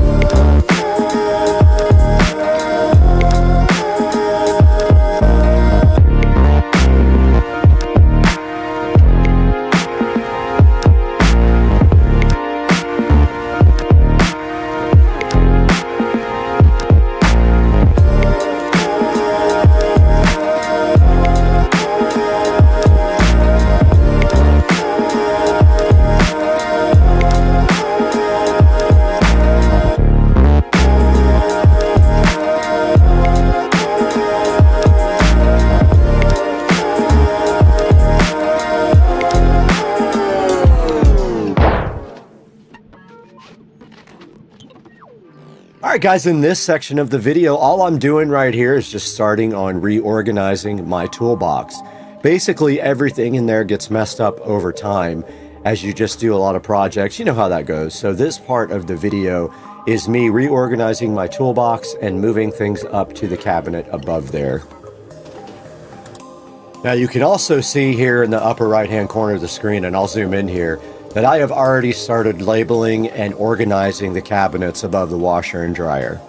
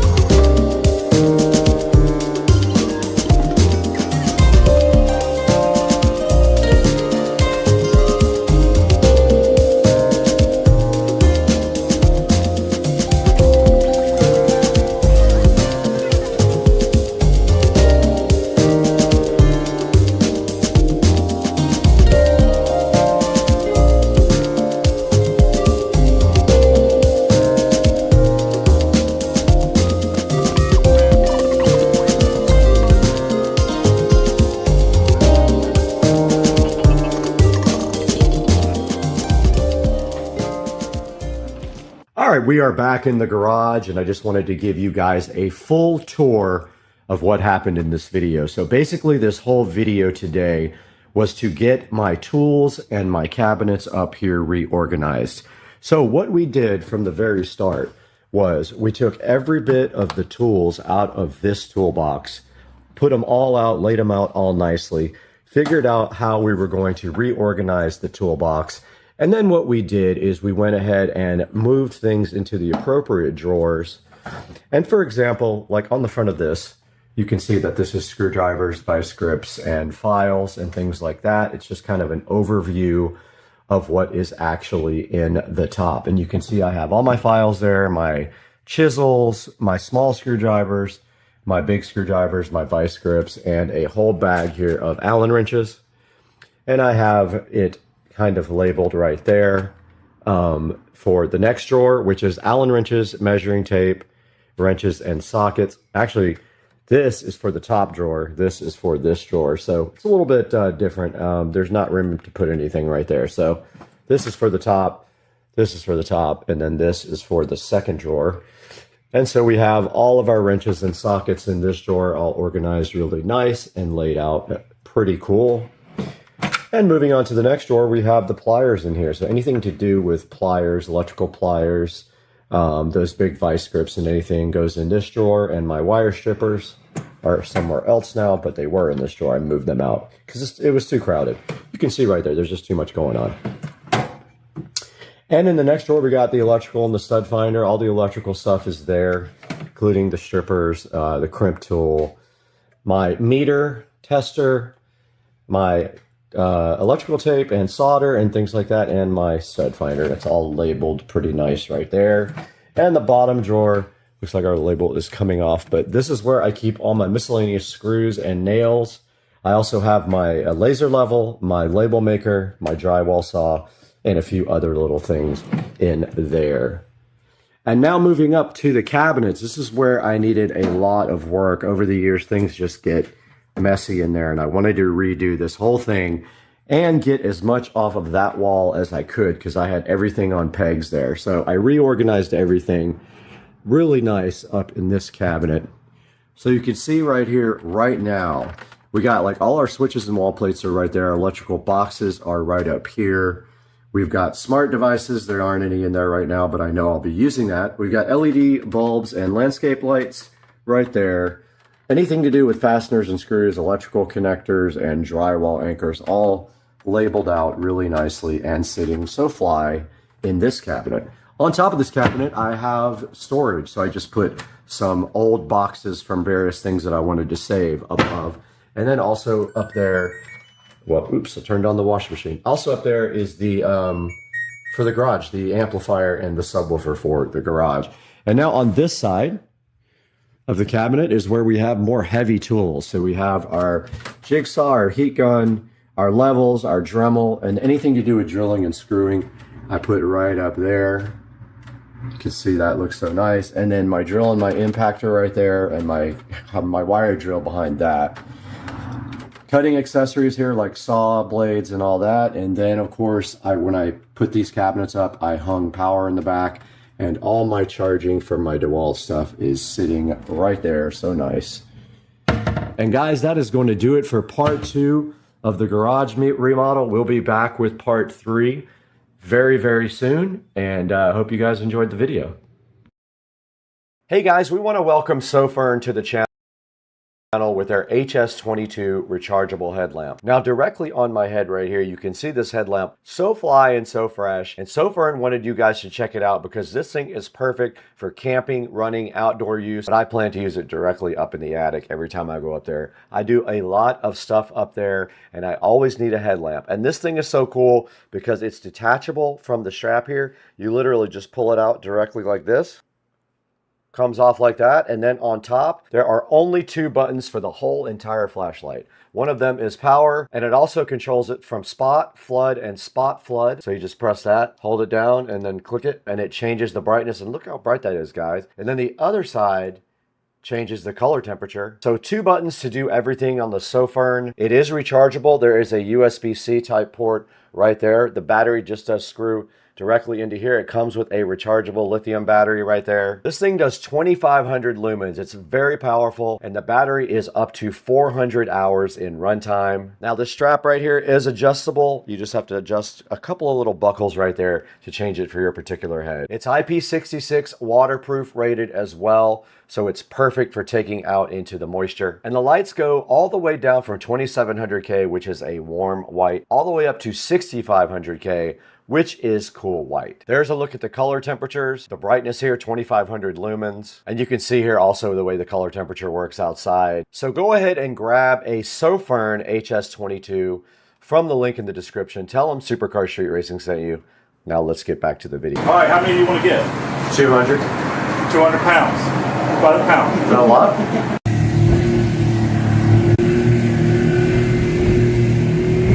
Biggest boat ever driven up this river. One Blue Jay, big hole.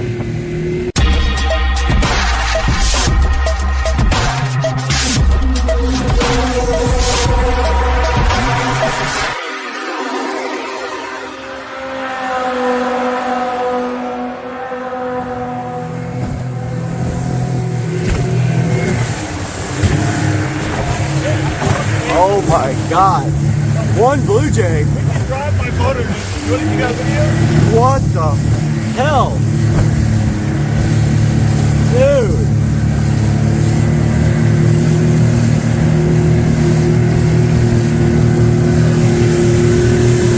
Oh. It's got the depth.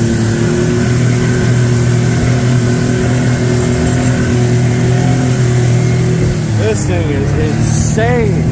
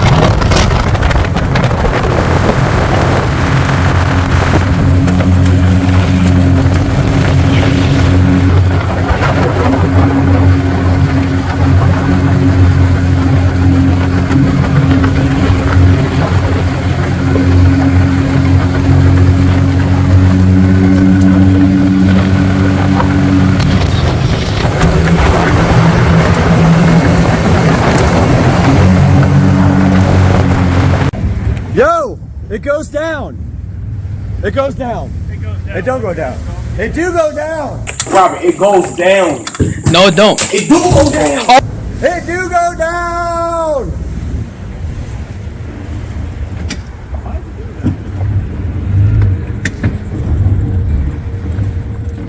Oh shit balls.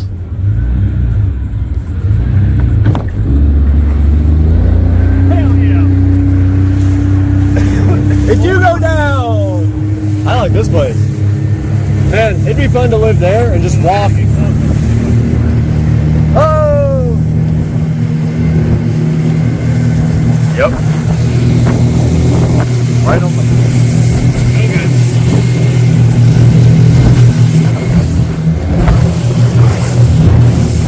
Right into the tornado.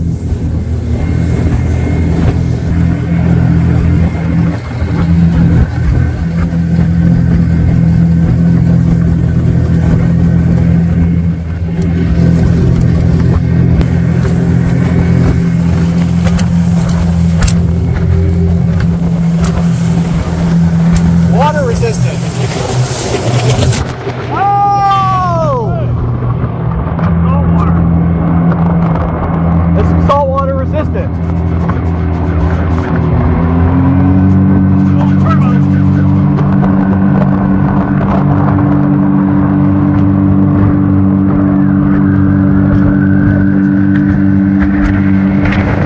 Oh! Water resistant.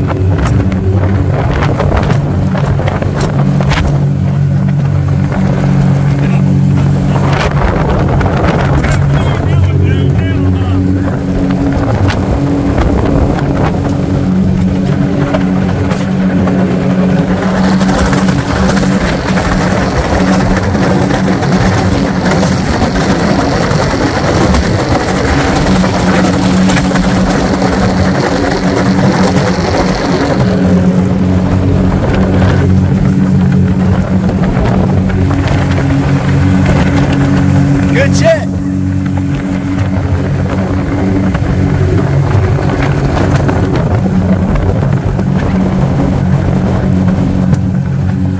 Weather.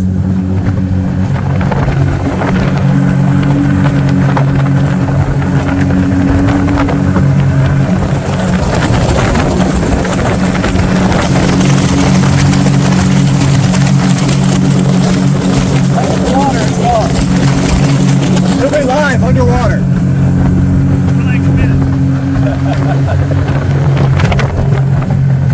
Let's go do shots. Here we go. Okay.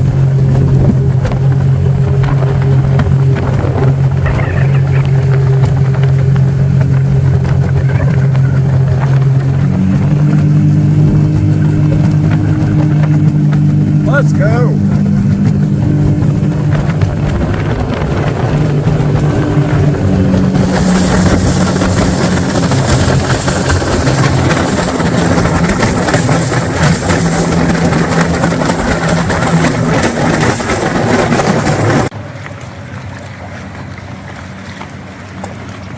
This thing's kind of sick. It's big.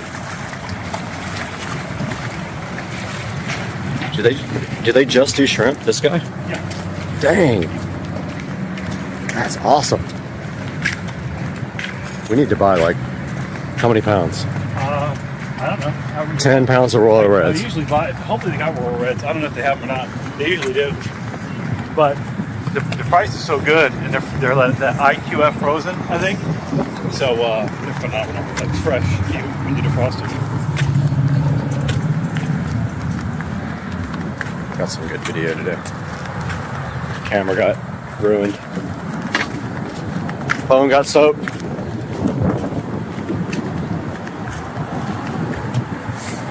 Saltwater resistant.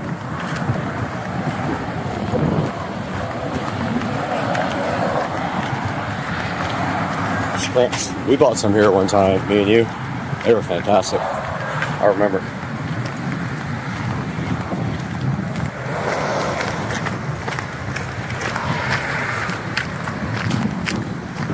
That's the net. Yeah.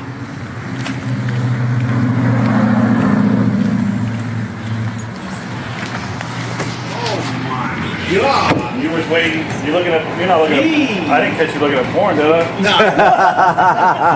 I don't blame you. Where'd you come from? We pulled up on our own shrimp boat. We got our own shrimp boat. But we're no good at catching shrimp, so we figured we'd just borrow from you. What's up, man? I'm watching some HBO show. Yeah, no, it's okay. You got royal reds? I don't have royal red. I got small white shrimp for 3, really big white shrimp for 4. You have flounder medium? for 4. I don't have anything between that size. The only other thing I got is headless. Headless what size? 21.25 to... Oh yeah, that'll work. You want to just do headless, so we have to do, we'll fuck with anything? Yeah. $6? Alright, how many do you want to get? 200. 200 pounds. By the pound. Is that a lot? And do you have ice? Because I'm on the boat and I don't have it. I don't have ice. We'll be back So in we'll 10 need a minutes. lot because they need to keep the good ones cold. So we'll let the other ones defrost. All right, so and we'll 600. throw those out. So we need like 600 rounds. yeah, easily. How many you want to get though? Show me what the No, like 10 pounds. Let's look at 5 pounds real fast. You might not surprise you. Let's Okay. do that.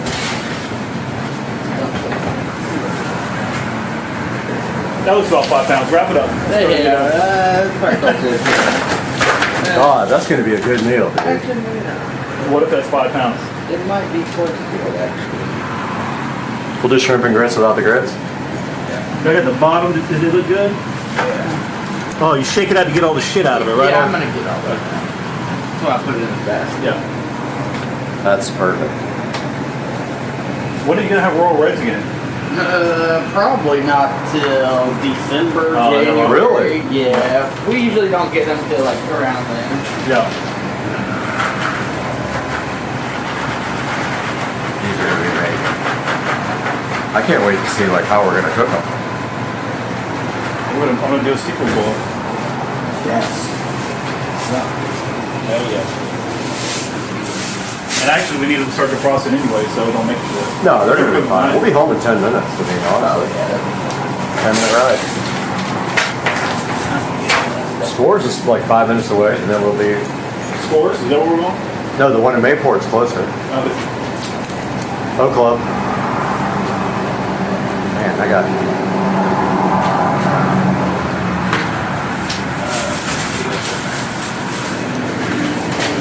Smell tomorrow, boy.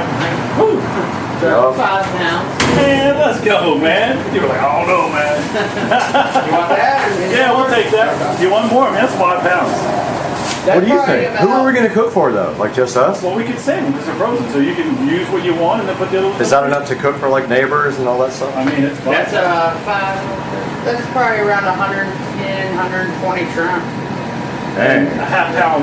Most people, like if you put it in a boil, Yeah. they're eating about a half pound, maybe. I say Okay. about a half pound to a pound when I talk about a boil, Yeah. usually for most people. So that's 5. So that's 5 people. So what do you want to do? You want to get more? Yeah. All right. Can we do, like, the same for me? Like, you get 5, I'll I'll get get 5. 5. You get 5. And then we'll You just take freeze credit them. card, right? It's Yeah. 5% charge on That's Oh fine. hell no! 5 cents. But I pulled up on our own shrimp boat. Do we have a discount? No, you Nah, man, you scared We have an the hell out of electric. me. That's the charge. could be more. But our boat's electric, so we get an It's true. electric negative discount. You get a tax credit. Yep. Yeah, I'll get some too, and that way if we have... These flounders, how they get these flounders? No, I'll catch them in the net. They're smaller. Yeah, they just come through. How much you ask for the flounders? They're $4 a pound. Well, let's get a flounder. I'll buy a flounder. Get a flounder. Can we get a 200-pound flounder? Or 200 1-pound ones? But you gotta fillet. No, but like what? I mean, just give us. Who knows? I don't know anything about You it. know how to fillet them?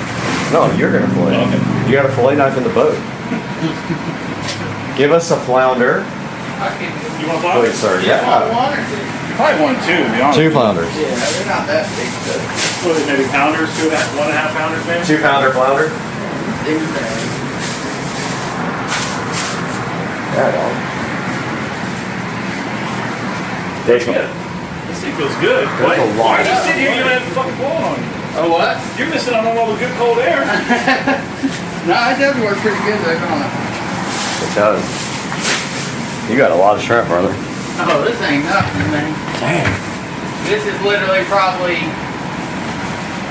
0.01% of what we get. And you guys, do you freeze them on the boat? With Yeah. that IQ, what's it called? IQF or whatever it is? Yeah, IQF. Yeah, what does that acronym stand for? Instant? I think it's like instant quick free or Oh, something like that, yeah. or individually quick froze, something Yeah. like that. Look at that, it's pretty much 5.5. Dude, your skills are on point. But yeah, I mean, some boats do it with like nitrogen and tank, Oh, yeah. like squeeze boxes, but we use like a brine tank, so Yeah. I think it's a little bit better. You have to We poke. don't use any Look kind at of this sick one. preservative. It sucks that they have to poke the air out of every little shrimp. They have to put like little pokers in I'm sure they them, do like the thing. Yeah. Terry, whatever his name was. The descending? Yeah, when you descend your shrimp, you got to poke a hole in each one. Exactly. What's going on, man?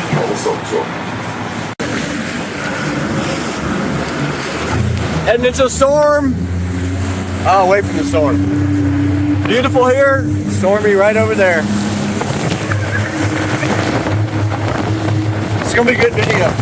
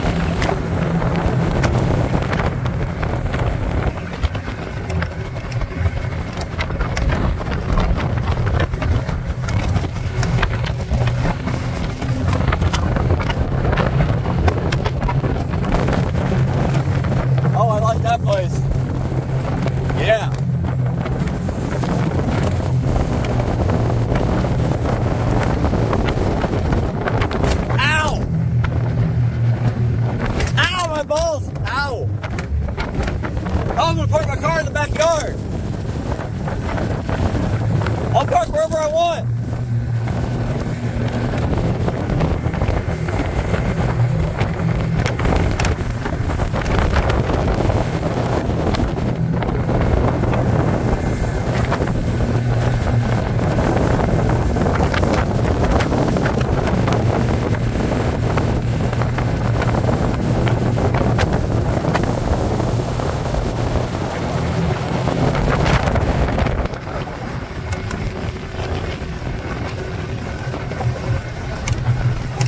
Fixer upper. Yeah.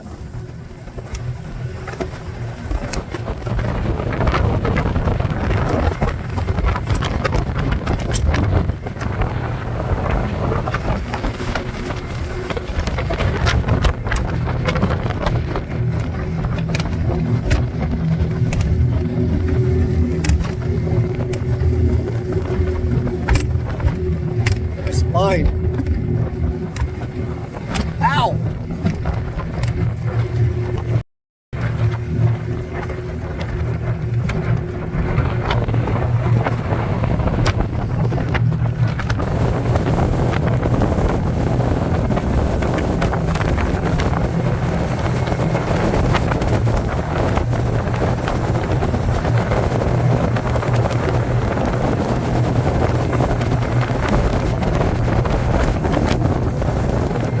Oh yeah. Ow!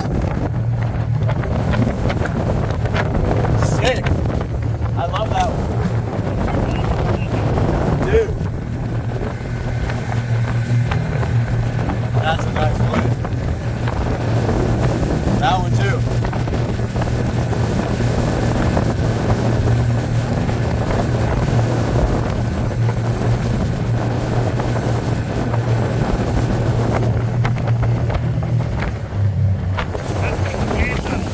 What? I remember. I haven't seen that boat. That's like a different one. Let me show you the big house. All right, let's go. The house with that. Oh, that one. Yeah, they got a boat hat. Like they got a. Ow! What? Ow! Ow! My balls! Ow! Fuck! I can't even edit.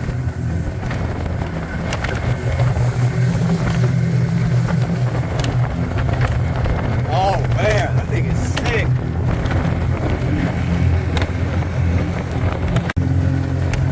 This thing. Whoa, what is this? No way.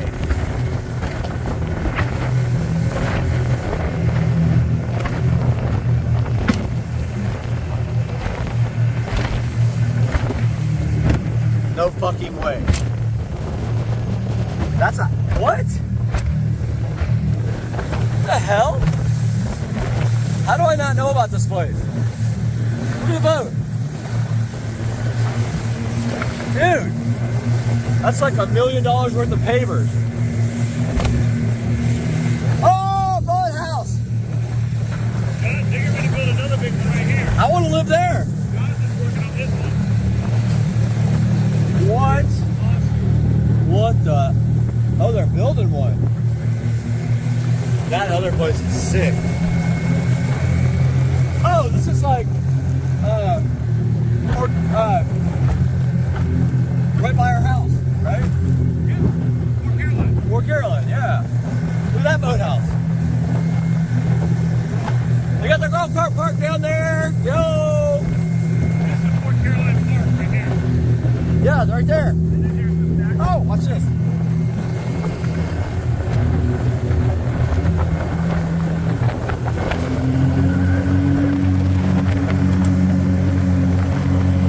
What? Look.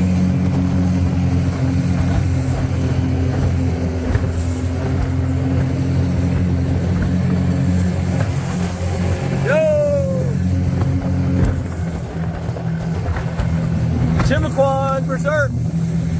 There's the fort.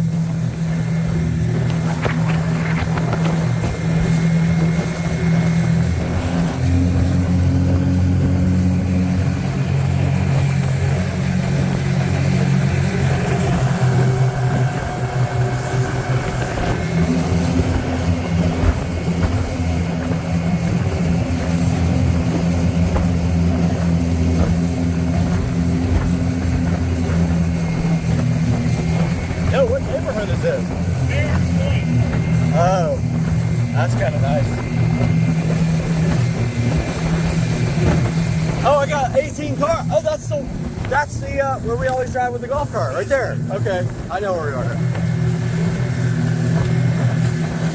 Ow! Balls! Ow! Fuck! Ow! This thing needs better shocks. All right.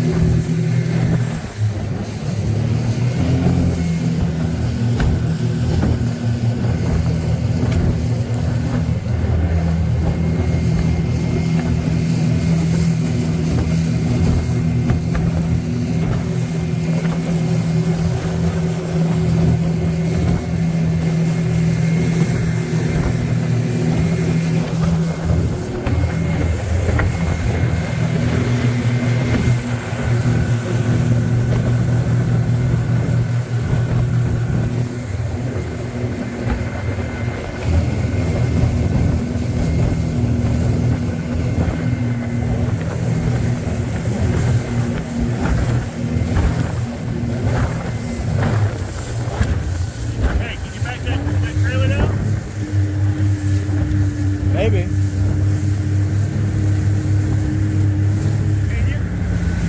Probably. Yeah, I'll figure it out. We'll either not or do it. One or the other. Yeah, I think I can. Oh, nice scout on top of that one. Good head somewhere. We passed this guy on the way up. No.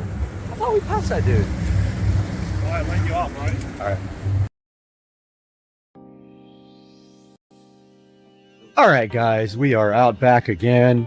This is going to be a short and sweet update. I started working on getting a ceiling fan beam put across, but then I quickly realized that I am going to have to get another board up here and sister it with that existing board because that thing is flimsy. And I was just going to go across this way, but then I realized that the weight on this patio roof is going to necessitate a beam from there over to the end of there and then sistered up with that guy.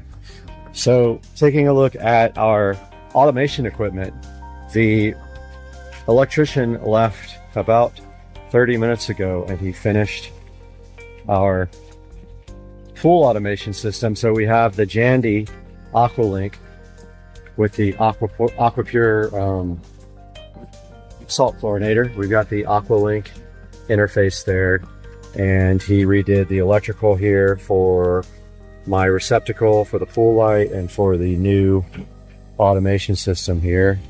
And if we look inside here, here's the new Jandy automation system already installed and ready to go.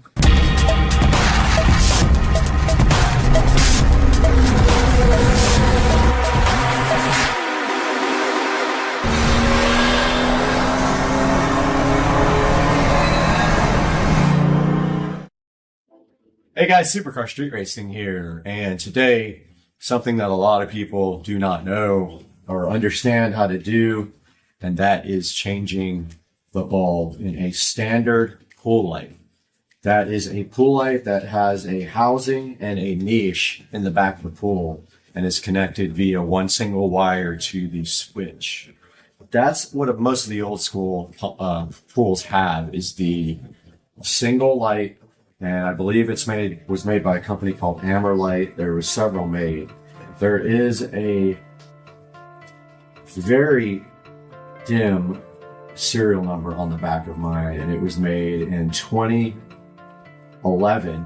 Now, I believe that this housing has been replaced. I think I bought this housing because the old one was all rusted out, and the yeah, I did actually. I bought this housing and this with a new cord when I changed my light for the second time.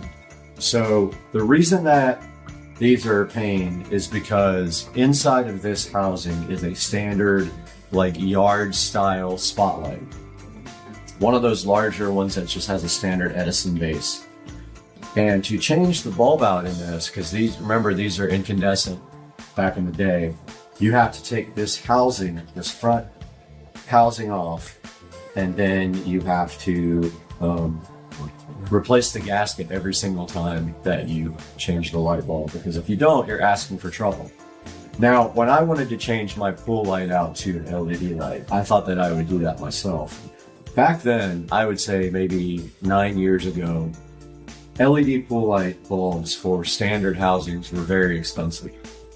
Along with that, there's also issues with cooling. Now, yes, the light is submerged underwater, but LED lights get pretty hot, and their solution was a fan.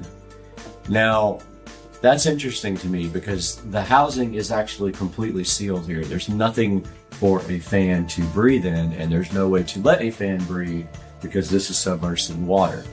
So I did notice that there was a fan in this LED bulb here. Now, my nightmare story is, the first time I decided to do this myself, I actually pulled out the light from the niche, put it up on the top of the pool deck, which is how you do it. You take one single screw out, which is right here. One screw goes into the niche in your pool, the little metal box that's inside your pool. This comes out, there's enough cord for you to sit this on top of your pool deck so you can work on it. So I did that with this light, except the old housing, and I bought a $250 LED bulb for mine. Put the gasket back together and put it inside of the housing, and also put some silicone sealer around the housing as well because I didn't trust it. And guess what? It leaked and it destroyed my $250 bulb. So then I decided that I was going to try to figure out what leaked. Well, long story short, this gasket here, where the actual cord, this is not replaceable, where the actual cord goes into the housing, leaked. It got brittle and water was getting in right here and it ruined my LED bulb. So then I purchased this brand new housing and I decided to let Pinch a Penny pull the wire, replace the bulb, and put the new gasket in with my brand new housing and my brand new light. So they did. So I gave them a brand new housing, I gave them a brand new light and said do it. Now, things have changed with the bulb that I have in there now. The Alexa is a one-piece bulb and there's nothing to leak. It is a solid housing. It does have a gasket in it and it is bolted together, but you don't have to take it apart. All these lights when you buy them, all these housings when you buy them, sorry, not the lights. All these old school housings come with a cord and you must purchase the cord length so that you can pull it to the electrical box. And that is in my video about part 2 of the Alexa pool light. This goes to your pool electrical box, and then from your pool electrical box usually goes to a switch. In my case, now that we're doing the new school one, the light and cord pull to the pool electrical box, and then there it interfaces with another wire that goes to the controller. So we're going to show you how to change a bulb in one of these. So first things first, you take the housing out of the pool with one single screw, and obviously you have water in your pool. You're going to have to dive down and do this with goggles, or you can reach down maybe and feel it with your hand and get it on. So once this is sitting on your pool deck, you're going to have a length of wire inside your niche that you're going to pull out, put up on your pool deck, and that's going to keep the light connected. It is not going to come out. The light is not going to be unplugged from this. This is solid. They make it so you can't undo it so that it's watertight forever, supposedly. Now, that is the point where you need to inspect your light and see if you have cracking and issues around your cord. Now, if there's any water at all in your housing, stop right there and leave your wire out on your pool deck, cut it right here, and buy a new light and wire, or upgrade to a LED light housing with the light built in, because you cannot reuse your housing at that point if it is leaking. If it is leaking from here, if it's just your gasket leaking, if you can tell, then you can replace your gasket and reuse your housing. So that's the point there where you need to figure out what's going on. But let's continue. Once you have your light out on your pool deck, you're going to need an 11 millimeter open-ended wrench, and a drill will be easier with a Phillips on it.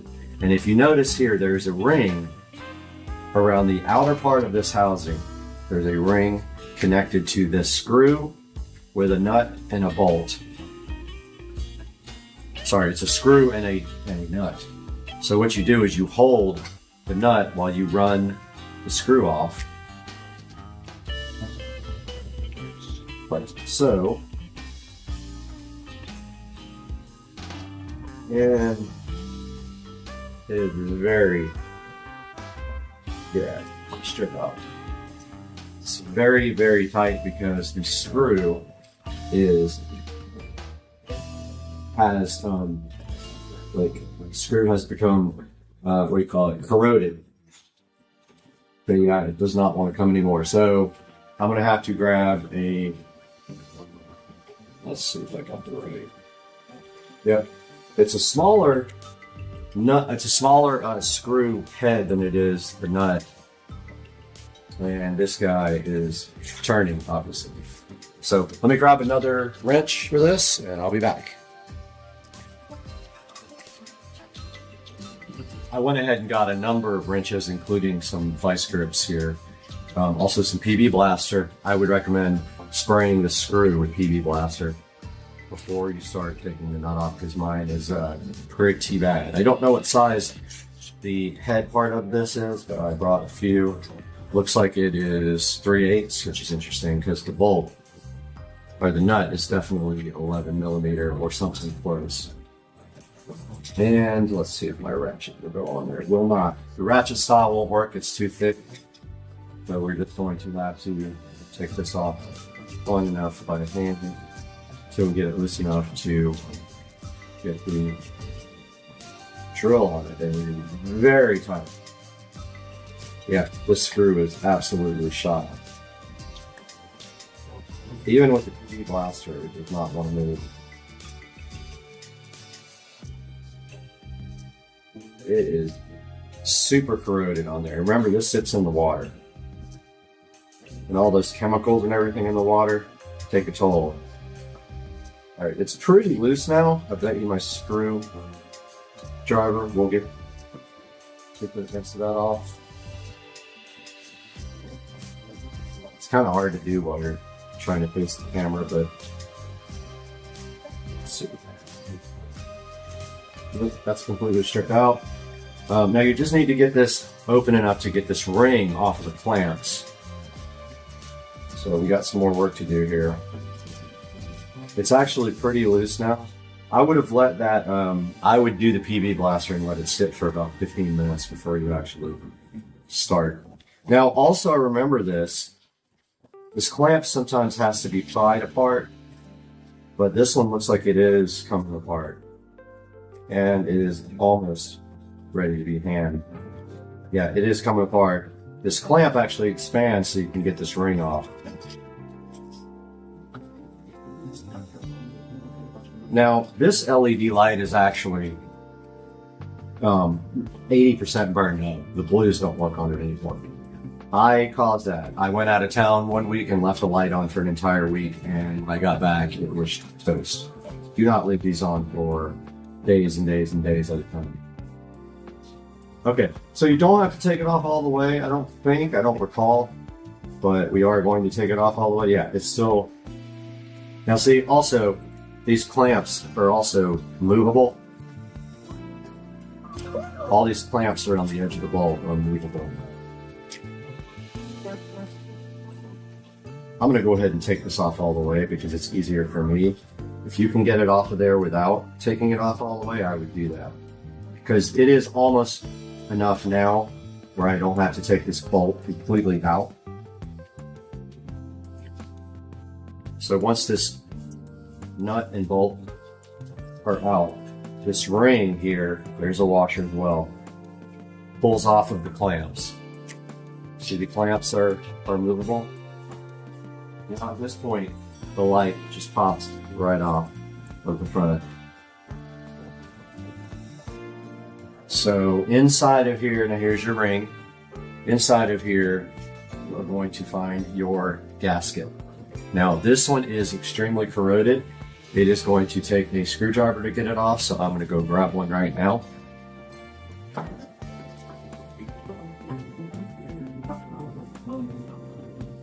Alright guys, we got a screwdriver here. Now, bear in mind, always get a new gasket for this. Do not try to reuse this gasket. It is the worst idea you would ever have in your life if you try to do that. But this gasket literally just pries right off of here. If I remember correctly. Trying to remember how I did it last time. Yeah, the gasket just gonna break my glass table, but so there we go. So broke the seal on the gasket. Once that comes out, the gasket is actually around the glass like this.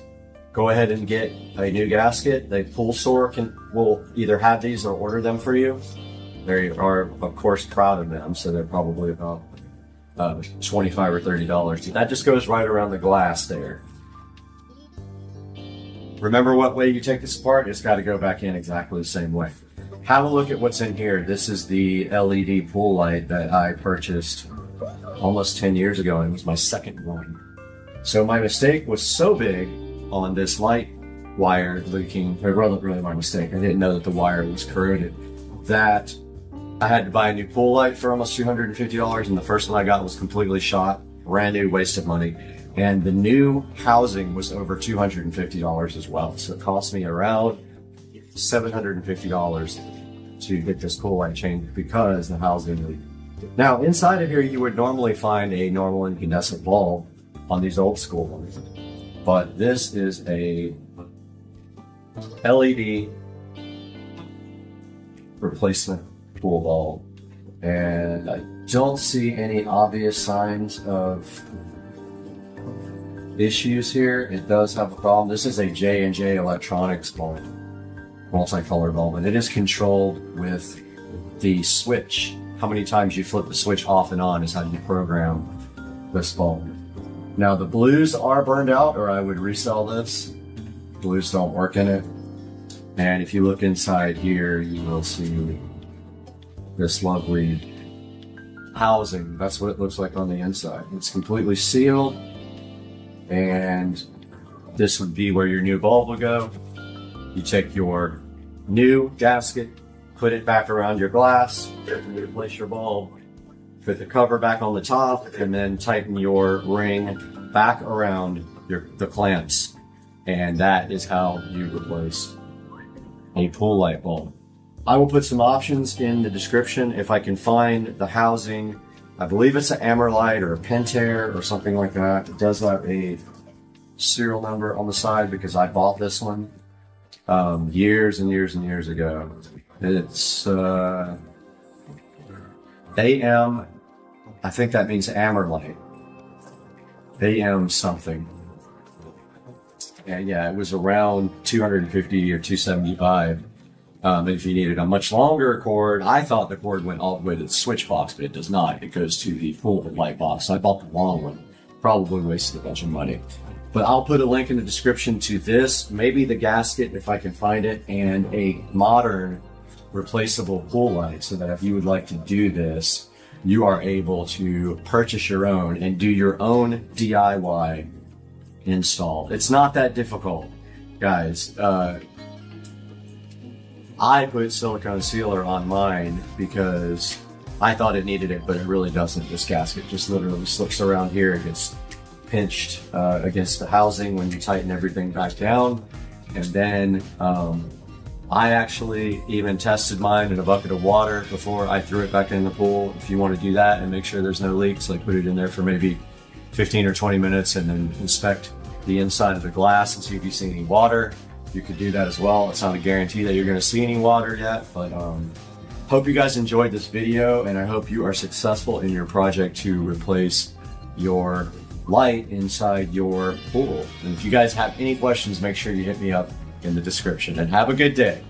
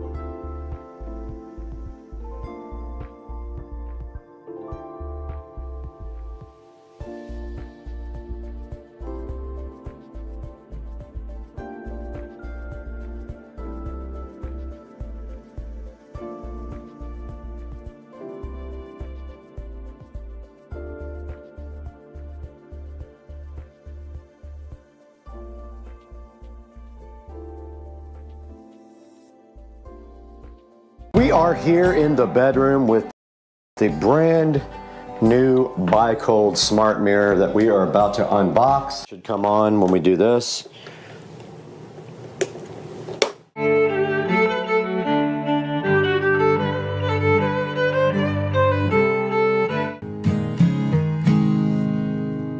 And we just have to put a hole right here. All right, this is the new puck light to replace the one that is there.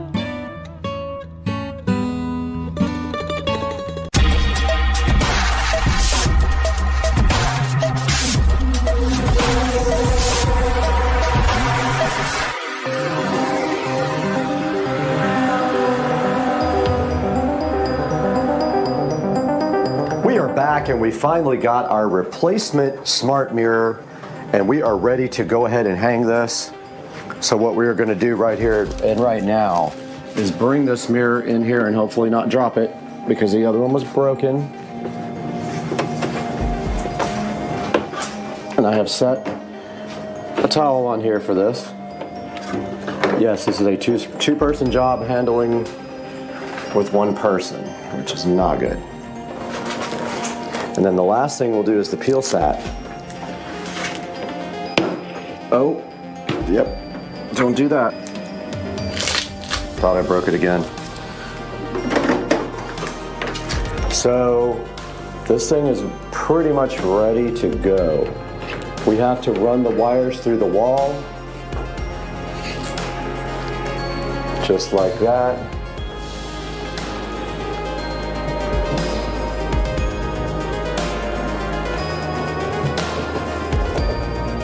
And then we also have our LED strip connection power right here as well.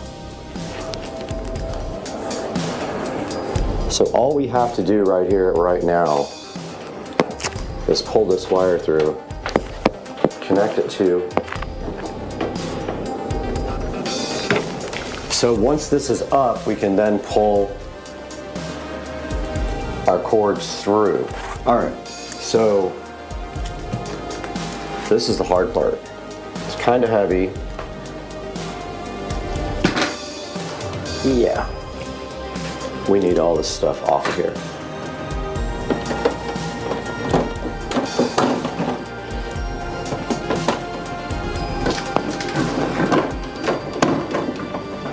One side.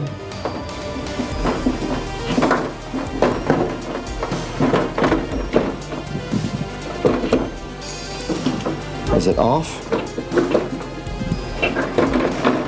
Two side.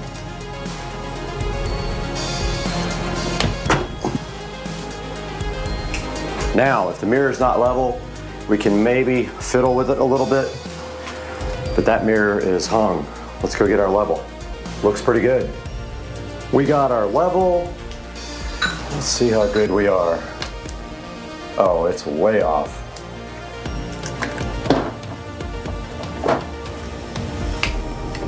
How is it so off? Does not make sense, but this side needs to come up, or this side needs to come down. I loosened the screw a little bit more. It's still off.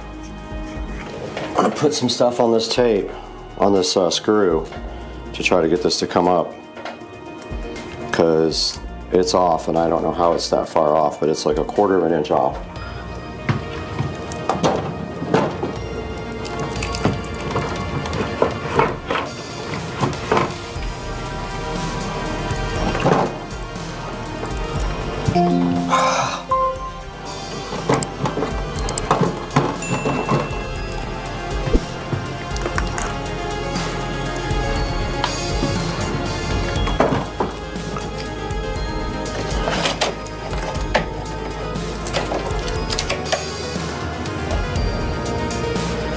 Perfect.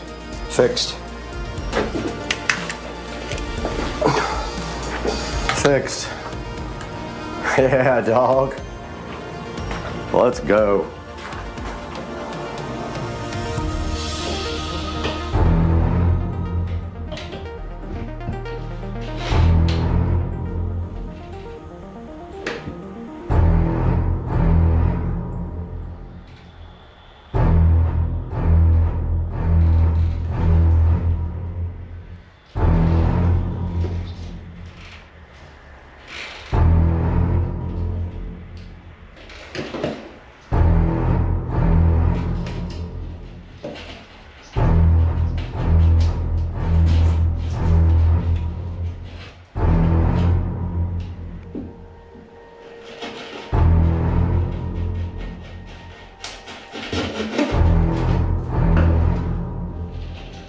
All right, guys, we are here in the bathroom, and the footage of this speaker install got lost, but after you saw me come through the ceiling with those, I put the templates up there and cut the holes.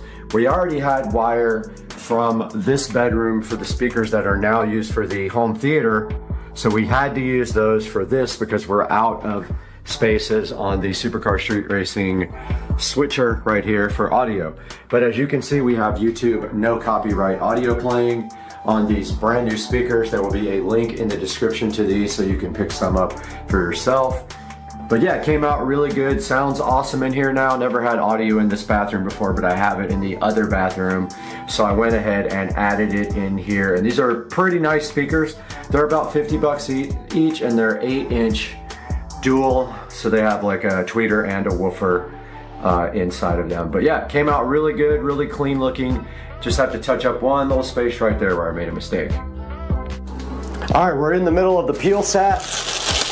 Actually, it's really hard to peel. They make you work for the sat.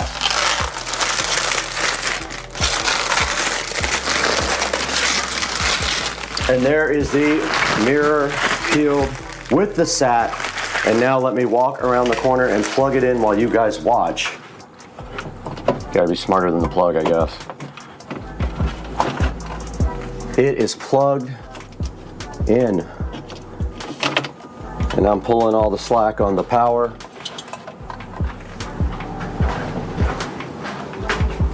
All right, now all we have to do is open the app and get this thing going.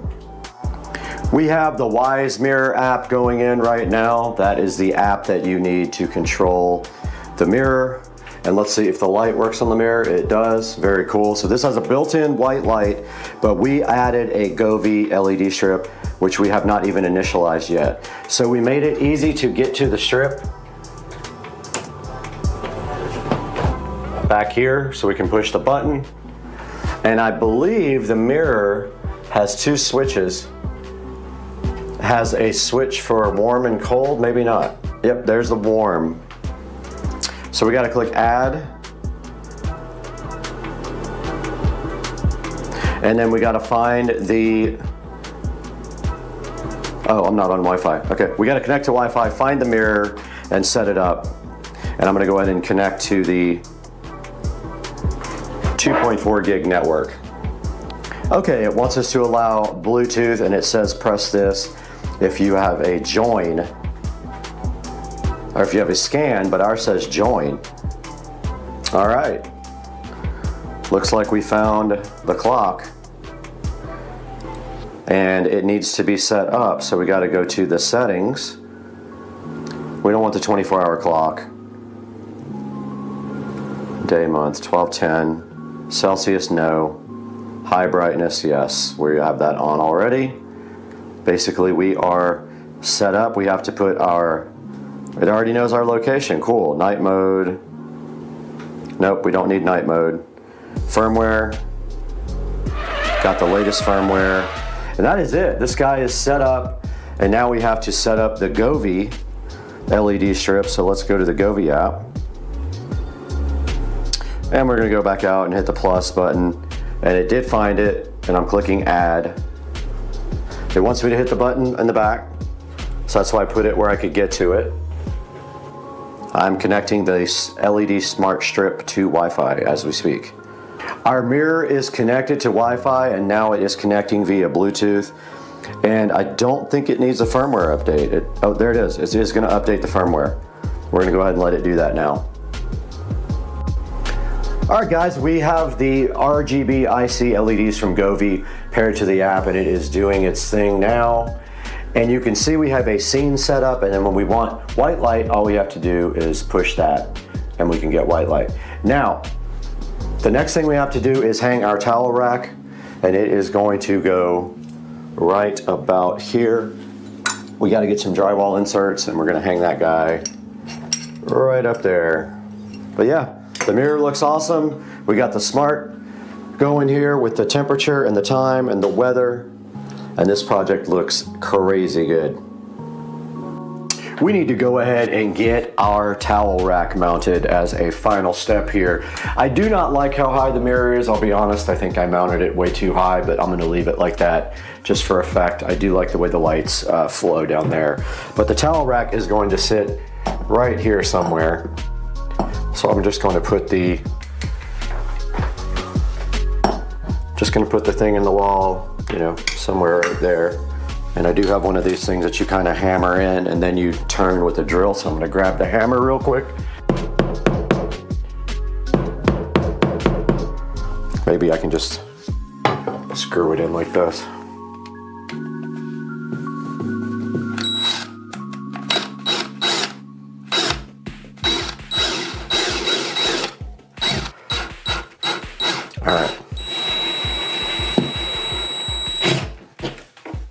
It's in there.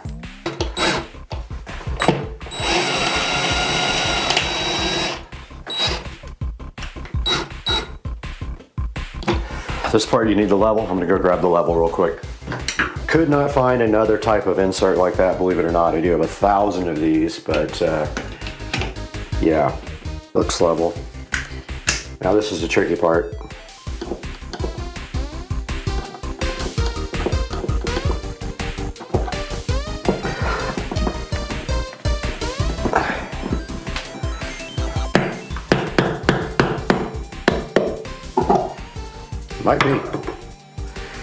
Might be too big.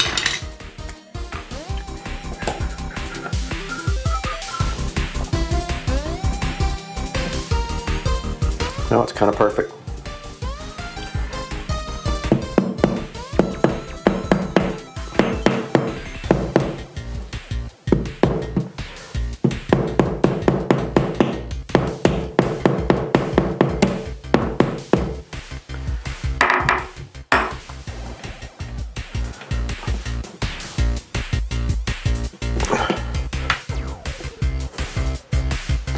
All right, number 2 going in, hopefully.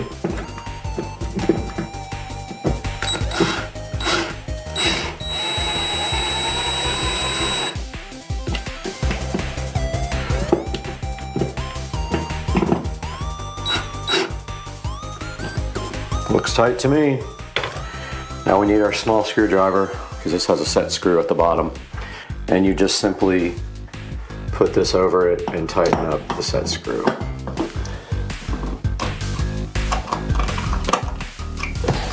These things tend to come loose, which I hate. And we got our towel right here, ready to go. All fresh and washed. So it will be just like this.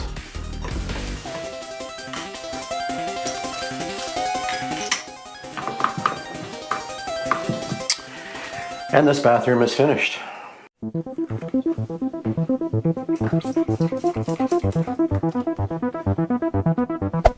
Hey there. Subscribe to my channel. And also press this bell icon.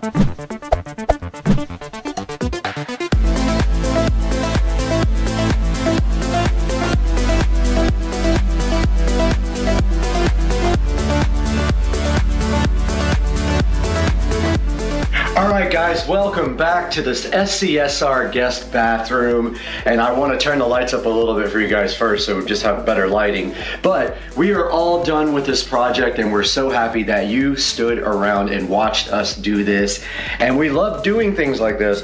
This bathroom is such a big improvement now. I'm gonna turn the camera around and give you a tour of the bathroom and then turn the lights down a little bit so you can see exactly what we did. All right guys, we are in the SCSR guest bathroom that is finished, and let's move from this side to this side. The only thing that we're really going to do after this point is replace this switch with a smart switch. That way when we hit the button, it comes on at a certain dim level instead of the slider. But if we dim the lights down here, we can still show you what we have done here. Now, from here to here, what we did was we tapped into the power, and we did get power for our Echo Show 5, and we wall mounted our Echo Show 5 right there. It was just sitting on the shelf. Up here in this area where we store all of our toothpaste and those kind of items, we did replace the old ancient puck light with a new LED puck light. and that is a much better option. It doesn't get hot or anything like that. That's all we did to this area. And then moving this way, we have the Bi-Cold smart mirror here, as you can see. Now it might be flickering, but that's just the frame rate of the camera. And if you notice behind the Bi-Cold mirror, we do have the LED GoV RGB IC strip, which is connected to Wi-Fi and can be changed and programmed to whatever sort of scene or colors that you want. And then moving up here, we have the LED light, and I will get the name and the link in the description of the video if you guys like that as well. And basically it is a dimmable warm white LED light, and if we go all the way down, then you guys can see the RGB LED GoV backlit doing its best to look beautiful.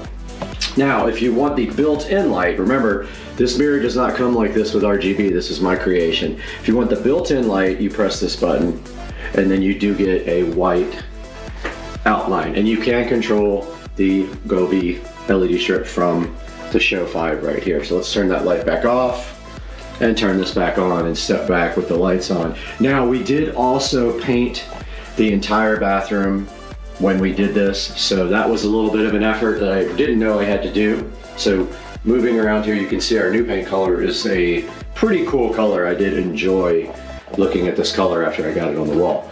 Now moving up to the top, we have our 8-inch in-ceiling speakers as well, and I do need to touch up the ceiling just a bit right there.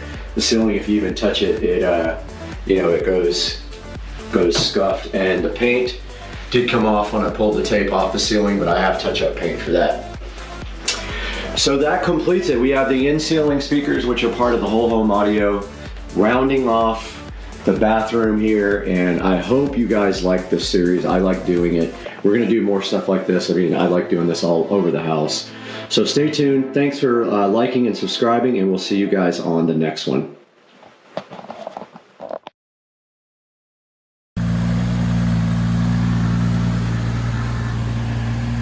Making a video for the new owner.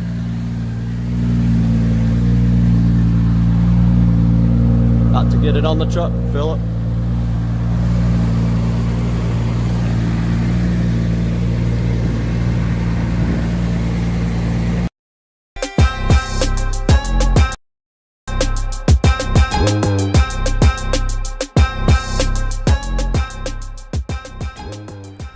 Okay, I decided to build this in the actual room in case it won't fit through the door. And thanks to our sponsor today, Teslong, we're going to be using their quick fix toolkit here to help us out with this build. All these cool tools will be assisting us, hopefully. Now I've got the assembly guide on the bed here. Let's continue. It says to remove these 4 screws. You can eat this later, or I'll give it to your mom when she comes over. Okay, next step, slide the backrest right down onto the bracket.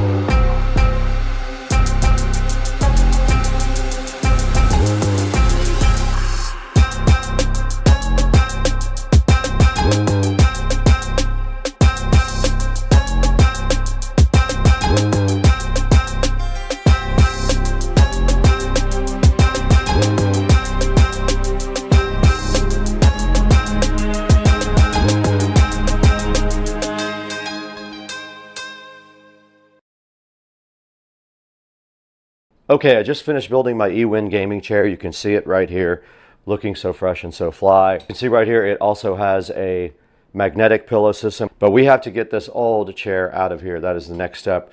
We're getting this out and getting this one in. But to do that, we got to get this thing out to the street so someone can have it. I don't want it anymore.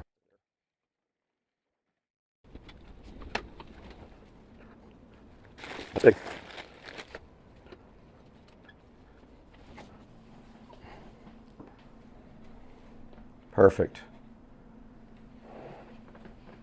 Thanks, Ewin.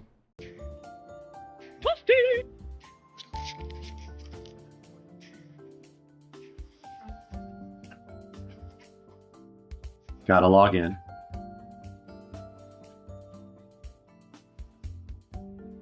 And here you can see my other, this is not mine, so I'm going to remove it.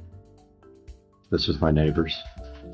Okay, so you can see all my Govee products on one page here. So you want to press the plus button at the upper right.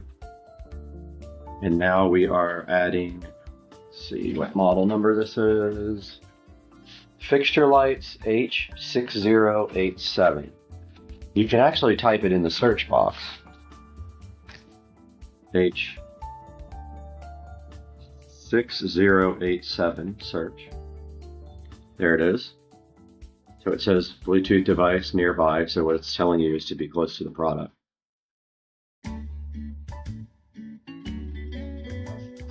Okay, so it looks like it found it. It's got the serial number. So we click on that, it's connecting. It automatically now it says it's got an upgrade screen. So it asked me if I wanted to upgrade it, but then it actually did not do it. So you have to go into the settings and then the firmware update to accomplish this.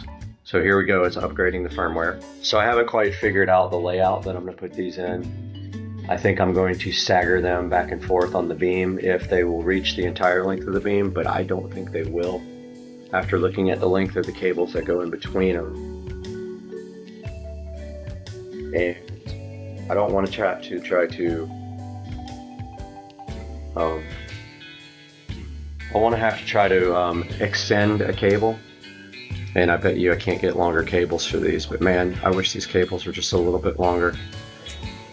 So it's still going through the firmware update here. Now this might be okay, the length. Alright, we're at 76% guys. It is upgrading the firmware at this point on the sconces, on the lights. Govee does have a really, really nice app, and they do stay on top of all the support. 92%.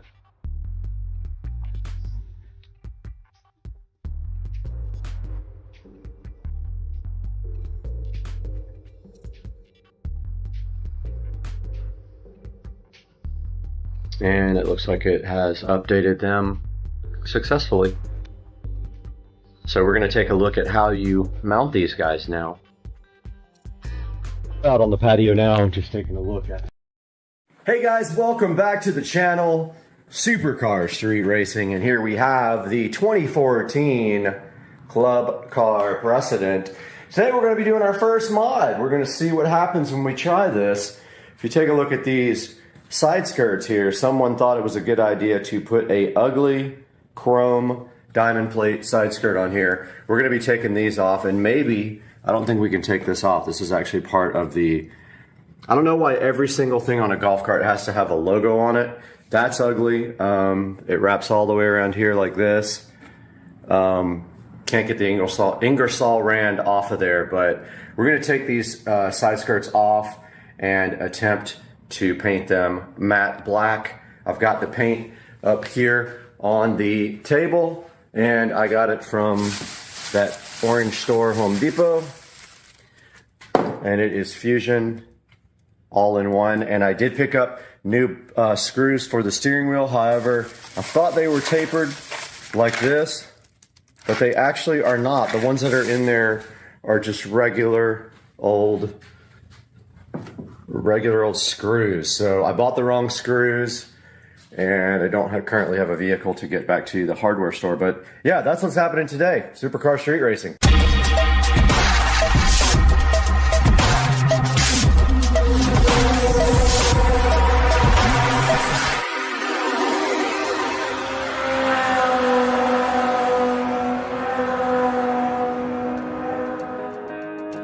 Alright guys, welcome back. And it looks like today there's a screw missing here, but I think our objective is to remove these 4 screws and take this off. The actual chrome plating is chipping off of this. But let's get the screwdriver out and get this guy off of there ASAP. The screwdriver is in the shed, but I have old reliable Black & Decker here, so this guy has never let me down. I've had the screwdriver for years and years.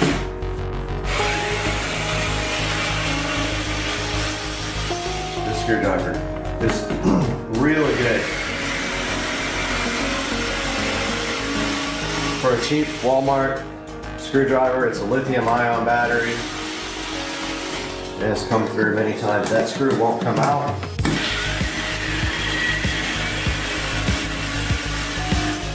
I think this just slips off now. I don't feel any screws on the side at all. Feels like it's loose. And there is an ugly skirt under it, and they have screwed holes in this as well, which makes this unusable now. So what we're gonna do now, right here, right now, is take the other side off. Moving to the other side.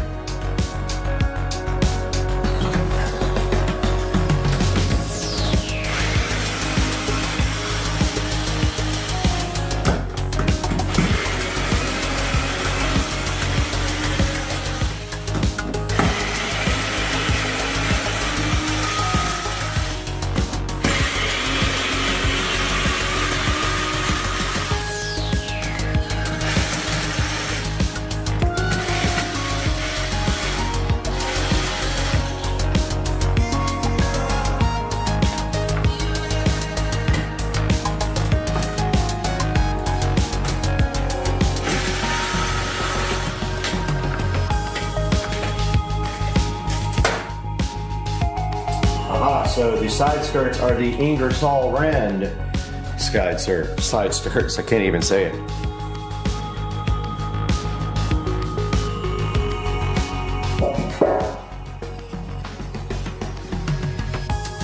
And moving on to the next step, we will prep, but first we will clean what we have here.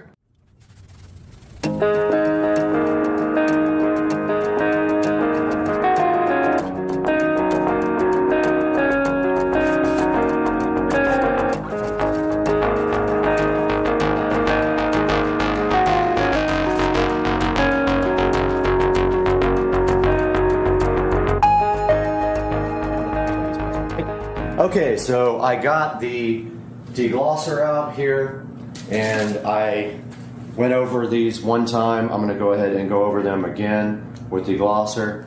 This basically takes off shine and helps the paint to stick. And these things are absolutely trashed. So I am either going to, if this doesn't look good after painting, then they are going to be replaced, the original side skirts, with the same ABS plastic ones. But yeah, this thing is, these are ready to be painted. I think I'm just gonna paint it right here. And yeah, I mean, to get overspray on my card, maybe I'll throw like a sheet over it or something. But yeah, I'm gonna do that now. All right, ready to paint these things. It's actually pretty cold out here. It might take a while to dry.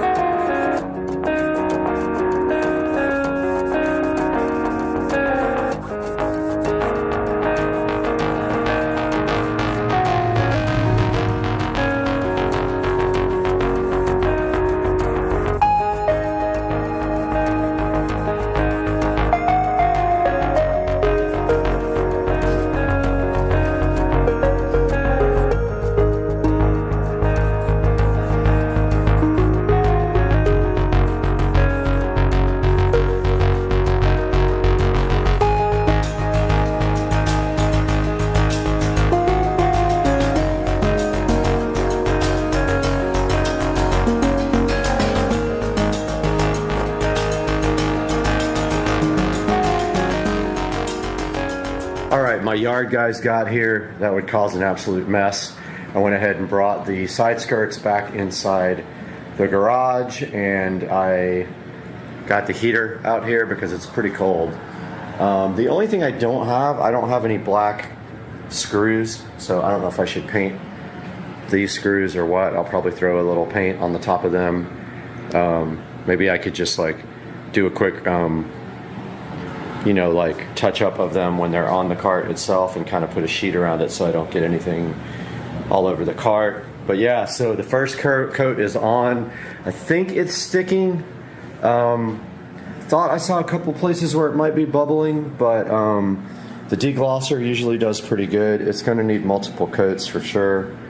So I'll put 2 or 3 coats on this, probably 3, and we'll see what's happening. We'll let these dry for about 30 minutes. All right, out here ready for the second coat. First coat came out awesome. I do have the heater going in here. It feels nice. Let's do it.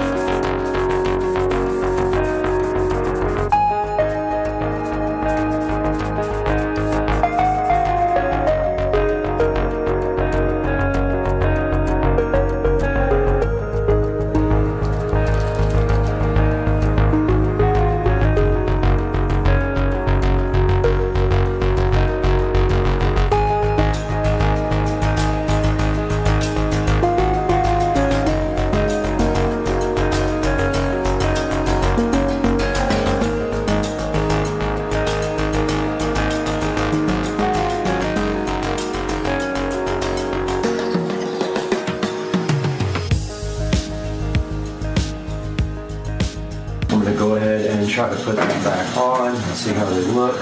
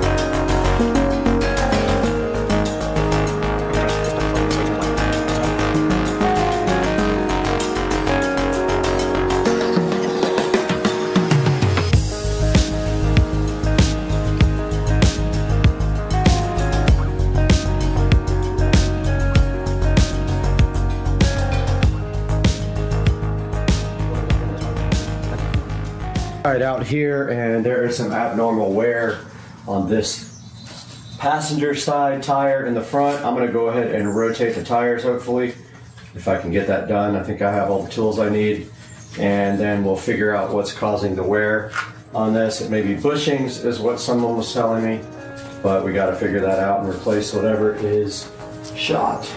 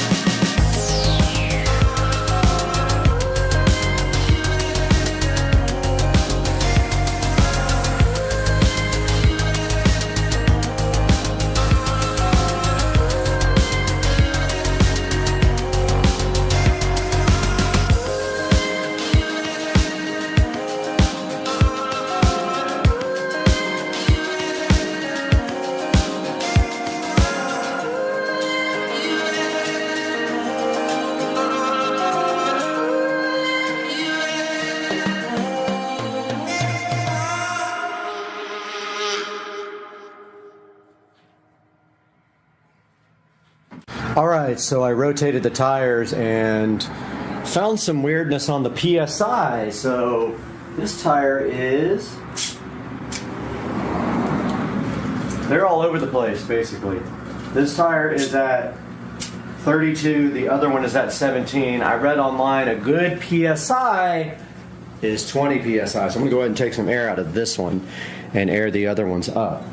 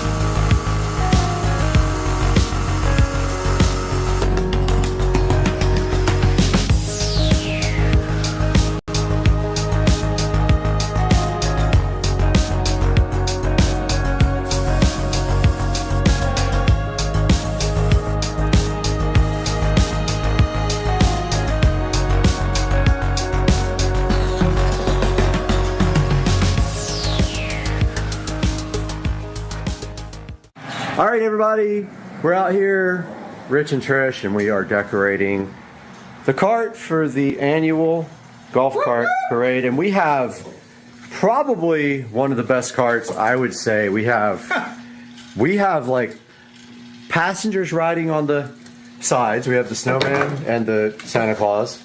We have garland, we have balls, we have lights, a Christmas tree, which we haven't decided what we're going to do with yet, but let me turn the lights off so you guys can actually see. And let's shut the door. And we get a good look at night. And this is coming. Oh, yeah. Okay. Oh, it went off. Oh, it's got issues. And there it is at night. This thing looks crazy. Oh my God. This thing looks insane. I love it. Oh, the light came back on. It's so good though, man.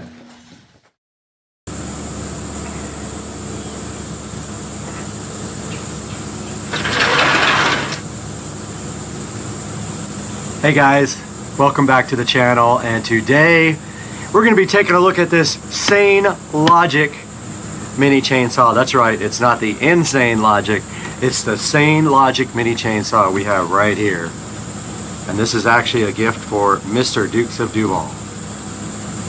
We have the Sane Logic mini chainsaw. Sane Logic was kind enough to send me this chainsaw in order to take it out, take a look at what's included in it, and show you guys how good this chainsaw can be.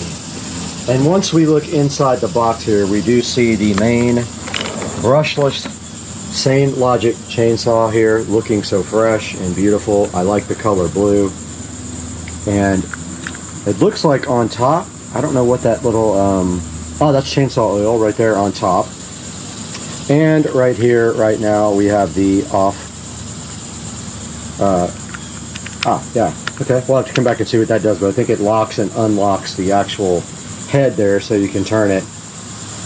And then of course we have the battery connector down here at the bottom, but we will take a look at all that stuff here momentarily.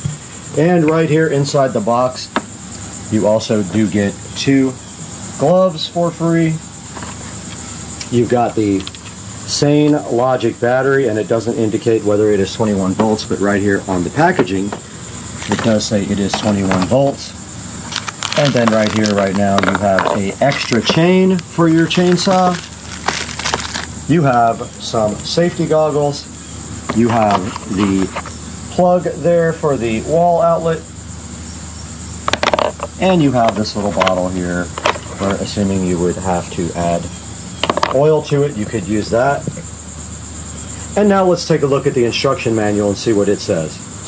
All right, taking a look at the manual, it doesn't say much about oiling the chain or anything like that, but it does explain to you inside the manual how to loosen and tighten the chain, and also how to change the chain when you need to. And the loosen and tightening devices are right there on the side of the chainsaw. Up top there is the oil bubble and where to add oil, and then right here on the side is the lock, and the trigger after you unlock it is right there to operate the chainsaw. Now let's get these batteries ahead into the charger and see how long that takes for those to charge. So let's bring those inside.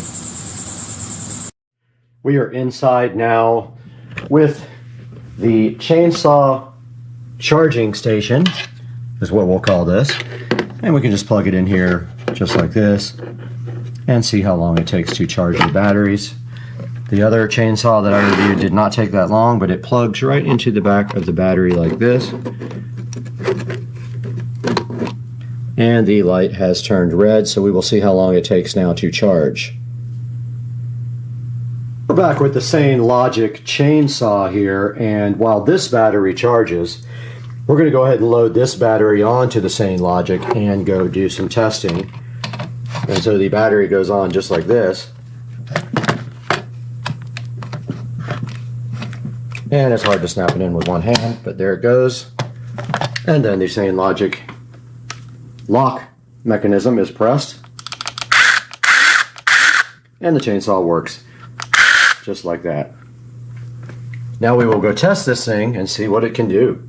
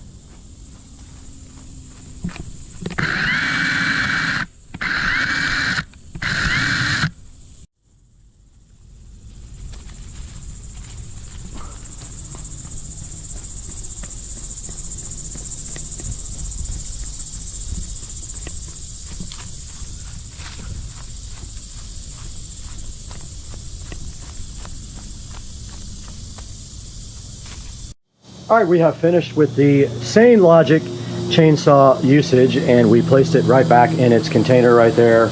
And now we are just waiting for both the batteries to charge. Actually, we'll put this battery inside with the other one. Sorry, today is an airplane day for whatever reason. And we have one battery on the charger now, and this one waiting to be charged.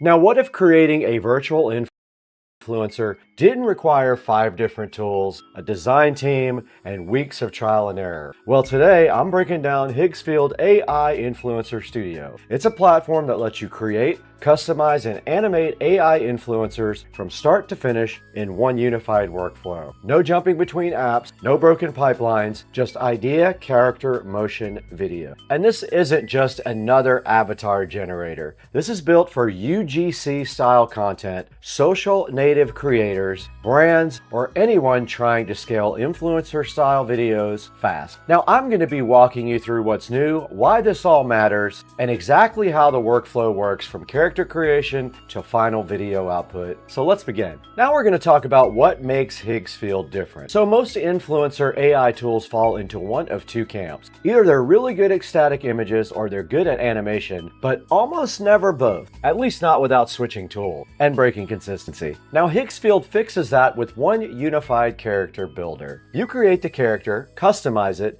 animate it, and generate video inside a single environment. That means the identity stays consistent every single time. And this is where it gets interesting. You get access to over 100 creative parameters. You can change skin tone, body type, facial structure, proportions, physical variations. There's no predefined normal here. You're not locked into a narrow template. Now that makes it especially powerful for inclusive representation, stylized influencers, experimental or unconventional characters, and brand-specific personas. You're not going to be adapting your idea to the tool is going to adapt to your ideas. Now we're going to take a look at prompt-based editing workflow. Now one of the smartest parts of Higgsfield is how it handles prompt editing. First, you start by generating a UG-style influencer image, clean, social native, the kind of frame that actually fits TikTok Reels or Short. Now that's going to become your visual anchor. Now from there, you don't have to regenerate everything from scratch. You can directly edit and refine the prompt, dialing in the details like facial expression,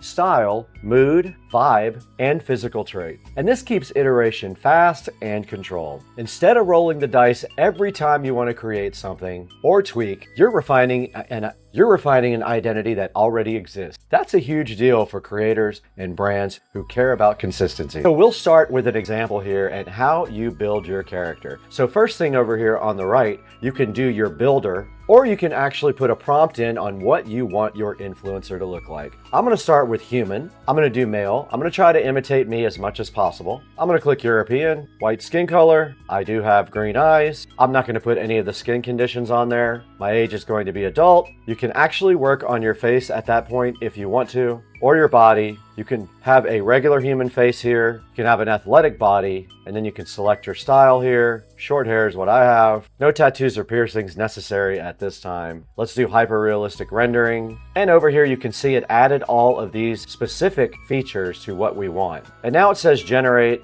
Let's go ahead and click generate and see what happens. While this generates, I want to tell you about another important feature. You can actually mix your presets and your characters. You're not limited to a single preset or character type. You can mix mix them together, you can merge multiple characters, and you can create hybrids. Like, for example, you can make a human plus a creature, you can do stylized anatomy, you can make twins, or you can do unconventional proportion. And it doesn't feel gimmicky while it's doing that. The system is designed to let you intentionally design new personas, not just smash things together randomly. Now, this opens big doors for sci-fi influencers, fantasy brand mascots, experimental fashion models, and characters that don't exist anywhere else. And if originality matters to you, this is a huge unlock. Now, our character was created here. His name is Halston. You can go ahead and edit him in Nano Banana Pro if you want to, or you can create a video with him as well. Now, the motion engine will bring your character to life. Once your character's locked in, this is where it stops being an image and starts being a digital personality. Your generated image becomes the start frame. That means identity stays consistent, facial features don't drift,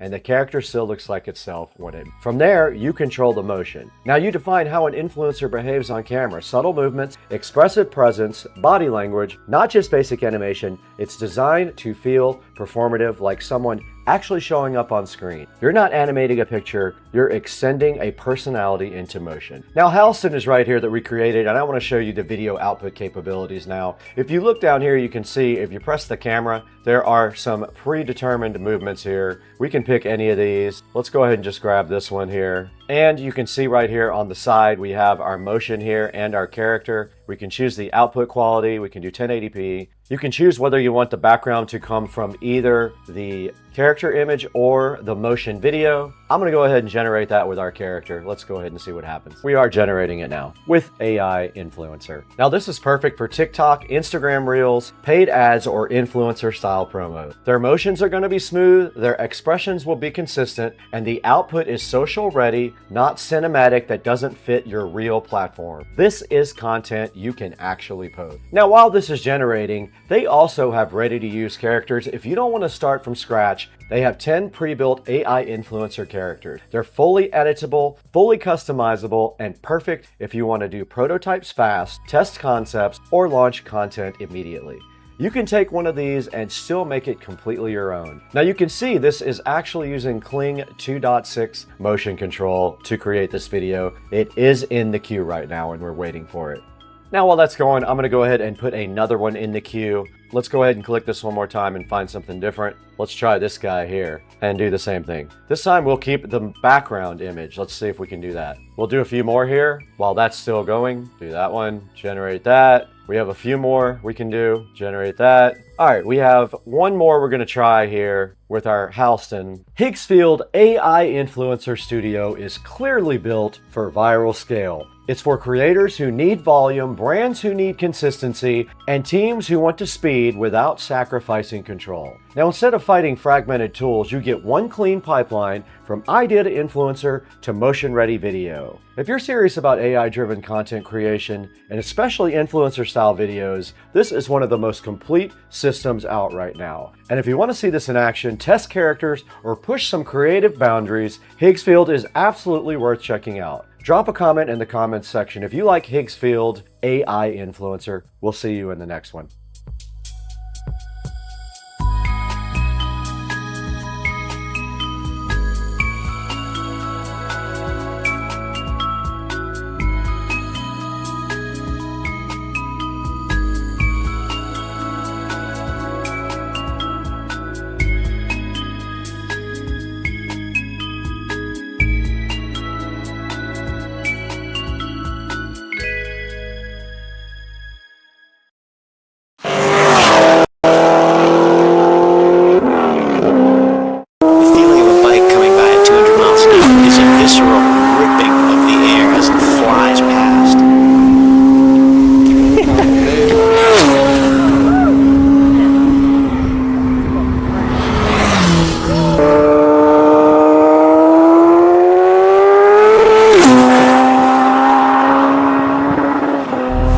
See this 200 mile an hour pass, the exhaust coming out the dump pipe on the left side of the bike.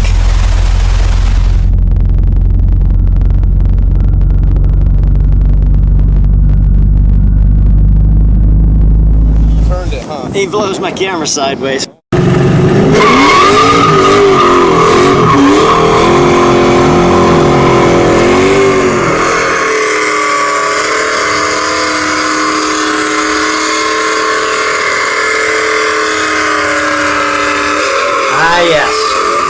very few things that rival the sensory overload associated with the burnout. You've got the smell, you've got the smoke, you've got the vibrations. It's awesome. People love burnouts unless they happen to be wearing a law enforcement uniform or something like that. Burnouts are necessary for drag strip runs to heat up tires. Generally on the street, you don't really need to do anything like that, especially with roll-on races. So burnouts are just for pure pleasure.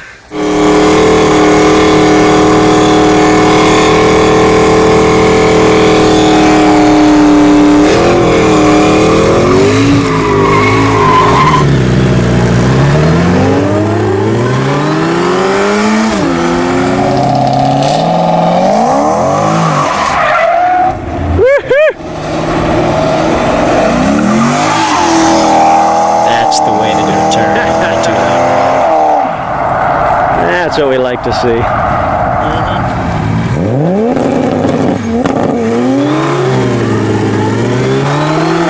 The impressive thing about these burnouts are the fact that they start at about 40 miles an hour. So this black Supra has enough power to break the wheels loose at about 40 miles an hour, both wheels. It gets a little sketchy sometimes.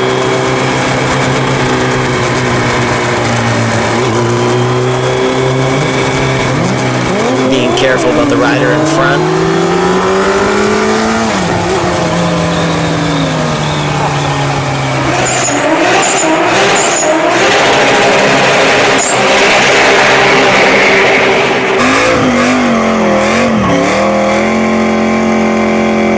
It's majestic seeing the smoke just pour off the wheels in the back and disappear behind the car. Keep in mind there's a camera mic back there.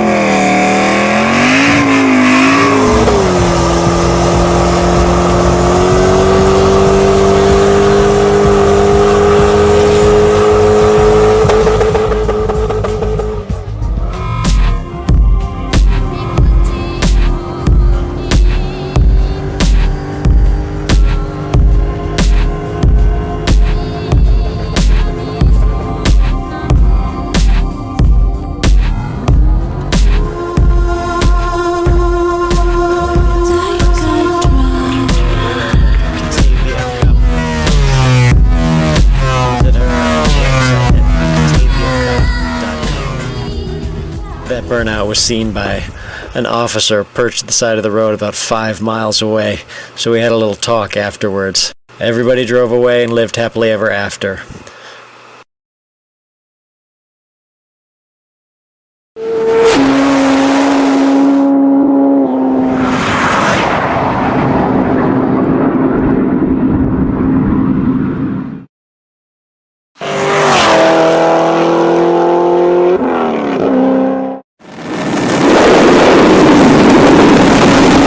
.3.5 Supra hardtop, very rare. There's only a few hundred hardtops made in that year. Running 74mm innovative turbo, 1000cc fuel injectors, and I have 264 cam springs and retainers on stock motor.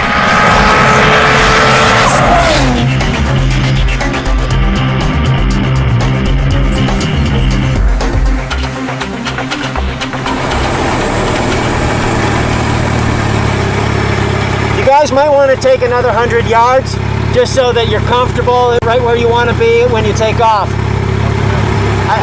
It's nice to roll at your speed and just set your gear where you want to be. So about another 100 yards.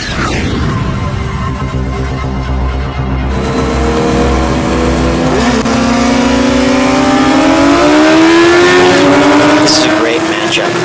The rider on the ZX-10 is a fairly large guy, but still the ZX-10 managed to squirt away briefly before the 900 horsepower Supra takes it down well before the finish line, and then just adds to his lead as the speeds get up higher and higher, and the ZX-10 begins to lose steam aerodynamically.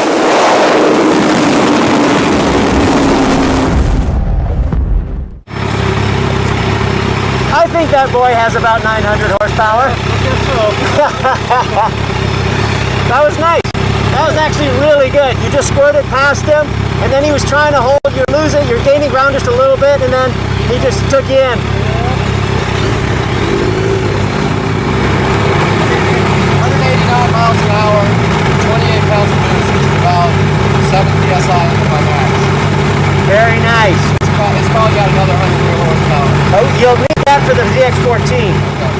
That was really good. It was about what I expected in that he took off just a little bit, you chased him down. Once the speed gets high, he's going to run out.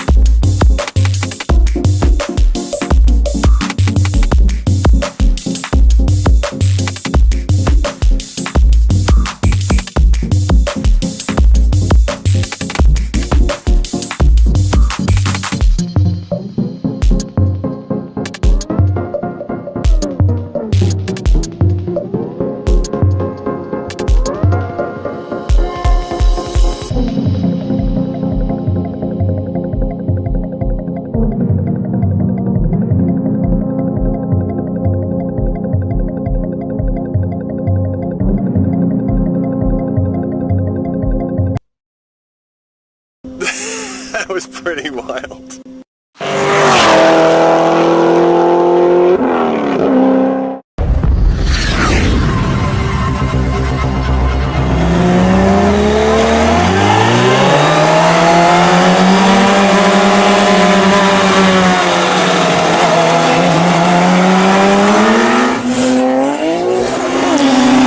The Supra allows the Lamborghini a little bit of a jump, knowing that it's got enough horsepower to chase it down, which it does quite handily as soon as the boost comes on.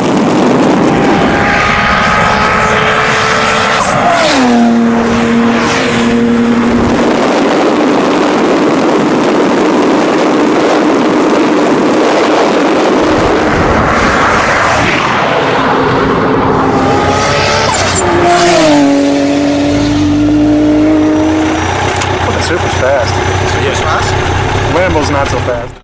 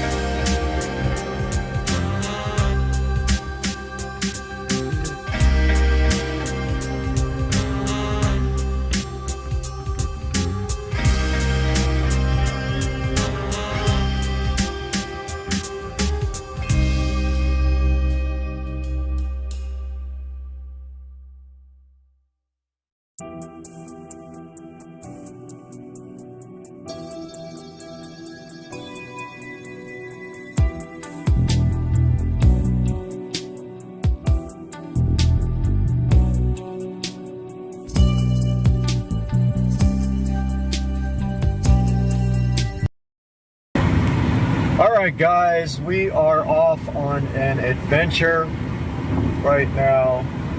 We've got an hour and 43-minute drive here to get to a restaurant that we're going to, on the way to pick up a brand spanking new vehicle.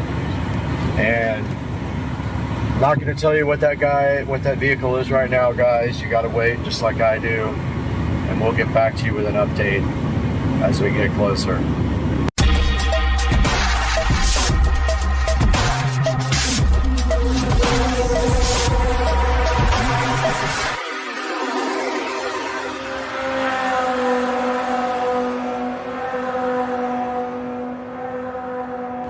Alright guys, we are almost to our destination, about 13 miles to go until we get to Cocoa Beach, Florida. Super easy, fast trip, and I will update you guys once we get to the final destination. Guys, a little update. We have arrived in Cocoa Beach at our Airbnb, and it is super nice. As you can see here, we have everything we need and then some. And if you look out back here, we've got a pool and we're on the water. Absolutely beautiful. So yeah, we're in Cocoa. Looks like the weather's gonna break down a little bit and get wet, but took a nap, about to head out, grab some dinner, and get a drink. Hey guys, welcome back to the channel. We're sitting here at whatever, what is this place called? Island Bar. So we're at Waterfront Bar, and we were just talking about YouTube and how to create a channel. And if you look over here, we've got this wonderful view of the water here. And so we're sitting here having vodka, and we're talking about Teslas and the fact that I may or may not have just bought one tomorrow. I gotta go get. So by the time this video's out, they know about the Tesla. So yeah, so this is how we make videos. And then Cheers. That's my husband. that's her husband over there. So we're just sitting here having fun. So we'll talk to you guys soon. See you soon. It is an absolute must to get out here and get an hour of walking done. It's not optional if I can help it, even though I got maybe 5 hours of sleep. I don't know. I think I fell asleep at 11 and woke up at 4:30. Typical when I have alcohol. But I am out here in Merritt Island doing my hour walk. When I am done, I'm gonna go find brunch or breakfast, have a keto breakfast, and pick up the new car at 11:30, hopefully, if everything goes like as planned. That's how you start your day. And there is the Lighthouse Christian Church chilling right there with the rainbow sign, right across from a school, I think. I had to record this. This is my absolute favorite house of all time. I am so digging the lighting on this house. I want my house to look exactly like this. I don't know how I'm gonna do it. I know about the soffit lighting, but this guy has like these sconces on the garage. So they got, waiting for cars to go by. So they got two single car garages, and on each side they have sconces. But the coolest thing, I would have probably done warm lighting in the soffits, but the coolest thing about this place is the door lights. Those are on each side of the door. They have the LED lighting. Place is awesome. Love it, love it, love it. They got the security cameras installed, brother. Yeah, man, cool. Guys, we are here. So now you know that I bought a Tesla.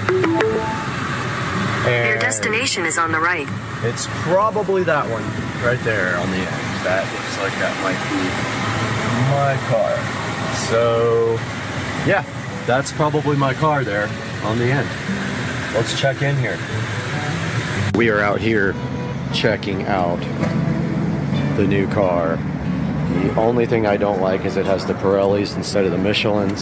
It's got the P0s instead, and it just looks crazy. This is my second brand new car ever, so this is it, guys. 2023 Model S Plaid, black on black with carbon fiber interior. I have not been in the car yet to check it out, but that is the car. Registration is sitting on the dash, and we are just waiting to trade in the beater, which is right over here. All right, so he is working on the trade-in right now, taking the plate off. and all that. Figure out how to check the odometer. Yeah, you just turn the key on. Oh, okay. Yeah, just because it says like the miles per gallon and all that stuff. oh, push the little. We are inside of my new Tesla Model S Plaid. It is unbelievable. Literally can't believe it. And we are headed to Jacksonville, and we have 74% charge. We're gonna make it with 14% left, and that's all we have to worry about. And I do not know how to drive the car, so no clue what I'm doing here, but I am about to drive, and we've got cameras. It is absolutely strange to drive a yoke. It's like, actually the turning radius is so good it doesn't even matter. But yeah, we're driving in the new Model S Plaid, guys. I can't believe it. I'm hyped. And we're gonna go back to Jacksonville. Little update, guys. We are in the Tesla Plaid headed back to Jacksonville. When I left, it said that I would have 15% battery when I got to the supercharger.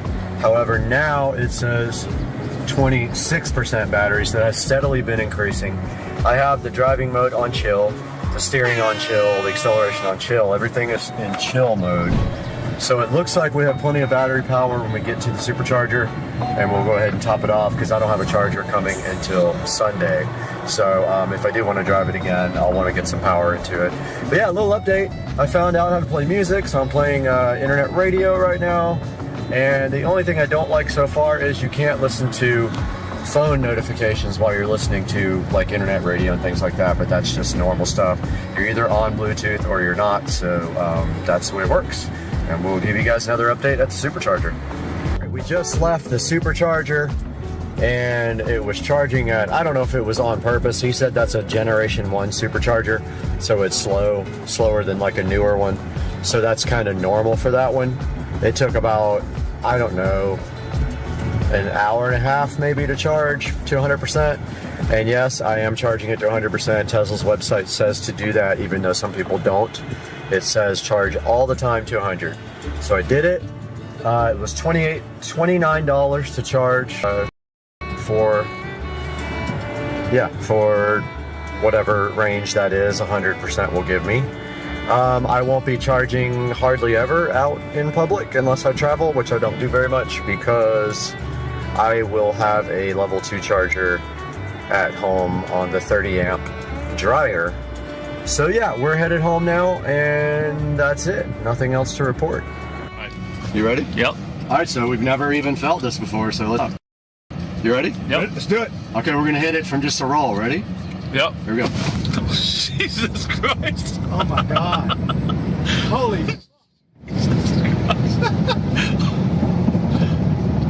Holy shit. Wow. It's not real. I told you, you feel it in your stomach? Like, oh, wow. It's not real. Is that crazy? Dude, is that the craziest thing you've ever felt in your life? Was I really seeing 119? Yes. Wow. Now you see why this is the fastest production car made? My God, it's There's nothing that even comes close to was this. seriously like taking off in an airplane. More. I think it pulls more. Gee, and that's a roll. I mean, that was a slight little roll, but I've never launched it. Dude, was that cool? That's the first time I ever felt it. So the brakes are a little sketchy in this thing. They're not the best in the world, so you got to be careful about being on 120 and then like trying to brake really fast. Yeah, I noticed that just then. I didn't get on them really hard, but they're not great. Everybody does like carbon ceramic brakes, but yeah, so that's a roll. There's 100 right there. Jesus, that's what do you think, Joe? Damn. Ridiculous. You see why this thing's fun, right? So ridiculous. Wow, don't get in trouble. That's all I can say. Well, the good thing is nobody will hear you. It doesn't even look like you're going fast. Right? You're just fully depress and hold the brake. Okay, hold the brake fully down. Depress and hold. Now hold the gas all the way down, and then let off the brake when it's ready, right? Here we go. You ready? Yep. Preparing for launch. It's squatting. Ready to launch. Now what do I do? Just let off the brake. Pedal. Yeah, foot down. Oh, shit. Oh. Jesus Make sure Christ. it's right up in front of you, dude. Holy shit.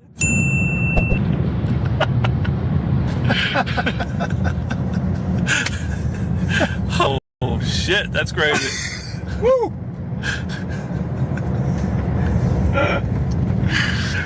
Oh my God. Lieutenant Mitchell, Maverick. Zero noise, and it was just, dude. On it. That was insane. What are we doing? Fuck, that's gonna come up. What the? Why is it? Okay. Go. Dude, whip up. Relax. Ow! I got caught. Okay. All right, we got Joe here and Tricia. Nothing's coming out.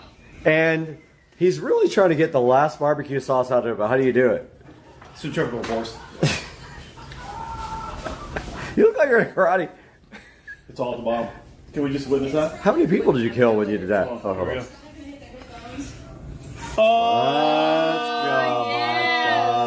Oh, so good. Centrifugal force. So good. Baba, it's Cat TV. You love it, Cat TV. Get it, dude. It's a tree rat. Go get it, dude. Why are you so... Get it.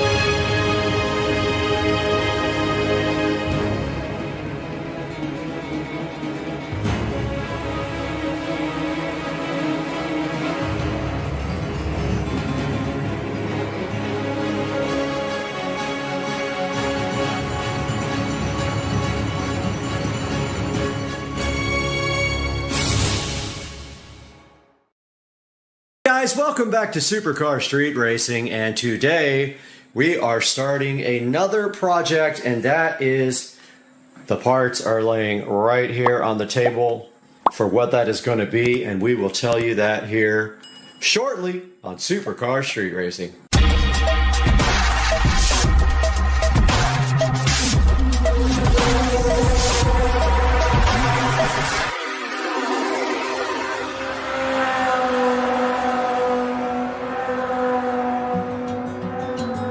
Guys, welcome back to Supercar Street Racing. I'm Brad, bringing you a new project for today, and that is we are going to be hanging a TV right there in the center of that wall in my garage.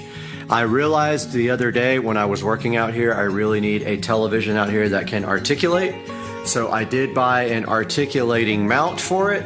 And I'll take a step back here and show you how that's going to be. We'll be able to kind of bring the TV out and tilt it this way. And then we will run the wiring up through the wall into the attic, and it will be run on a Fire Stick. And now I will show you the television that's going to go right here. We've got this full motion TV wall mount here. We've got an RGB Govee LED Alexa smart strip light for behind the TV. And we've got an outlet to put behind the TV for a power for the TV and also USB. Now I took a chance on this guy, not understanding or knowing. I'd never bought a mount like this that just has one single up and down. I usually buy the long way mounts, so I'm going to try this one for the first time and let you guys know how I like this new type of mount. Guys, we are back in the office, and this is the Sacrificial Lamb. This is my Sharp Acronis television. I actually have two of them. I have had them for over 10 years and they have been amazing. They are 1080p. They got the old school RCA inputs in the back as well as HDMI. That tells you how old they are. They don't have S-video, so they're not quite that old, but they do have RGB, which tells you something. These TVs are old. So this TV is going into the garage, and then I will get another TV out of the closet. I have plenty of them to replace this one until I get a 4K TV for this wall, which is coming up soon. Here we are in my closet. Yeah, so I have a number of televisions here that are smaller that will probably go in place of that one until I get a 4K for the wall. This is kind of my electronics overload in the closet here. You guys have never seen it, but yeah. That's the Supercar Street Racing electronic closet overload. Okay, it does tilt, so it's staying. It's right here is the tilt mechanism. It does tilt slightly. So that is the TV mount. The electrical outlet, which has USB. I'm thinking if I need any USB power behind the TV, it's convenient to plug straight in and not have to use a brick. And our Govee light strip right here. And yeah, so I'm already seeing that I might need a USB power because there's only two outlets here and I've got three things to power. And inside the Govee USB strip, this is the smart Wi-Fi strip. There's our actual strip. You know, guys, you guys know I have a lot of these already. So yeah, we can't use this to power the Govee strip. We actually have to use the adapter. But that's fine. I'll put a little multi-plug on the back there if I can. Yeah, so that is what we have to do this project starting tomorrow.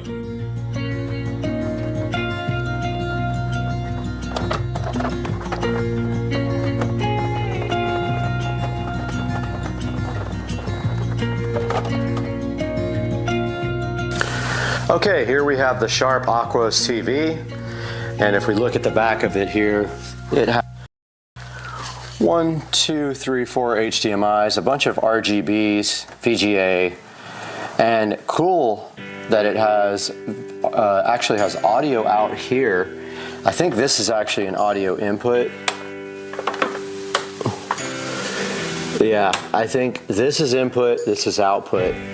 So we're actually going to run RCA cables from this to an amplifier is what I think we're going to do, or it is line out though, it's not speaker controlled. I think, it does have a headphone jack on the side, so that's what we're going to use so that we can control the audio level from an amplifier. It's going to go up through the attic And then there's gonna be an amplifier on top of these cabinets up here and a subwoofer. And then we'll feed the garage in-ceiling audio from that amplifier. So yeah, we'll use this headphone jack out here on the side. But first things first, we gotta get this mount connected and everything. So I'm gonna go grab that. Okay, we have our mount here and our little lithium-ion screwdriver and all the accessories that come with this. And so basically this is the way this works. This guy goes to the back of the TV here, like this. It literally doesn't need anything else, and then it just hangs on. It doesn't look like I need any of the little arms here or anything. It looks like it will bolt directly to this, as the mount has just the right VESA screw holes here. So this should be easier than I thought.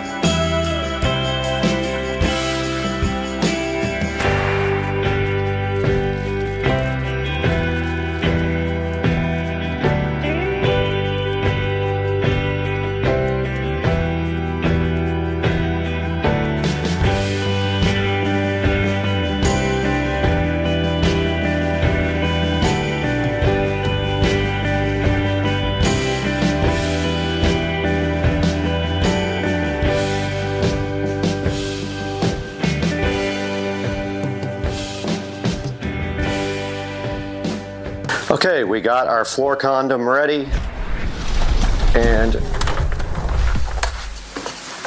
we will be gentle in putting this on its face to remove. Still got the plastic on it, I think.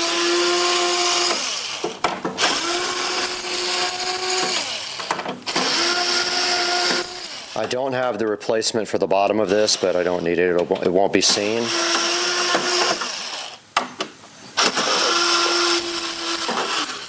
And there it is. The stand is off of the TV. Easy peasy, pumpkin squeezy.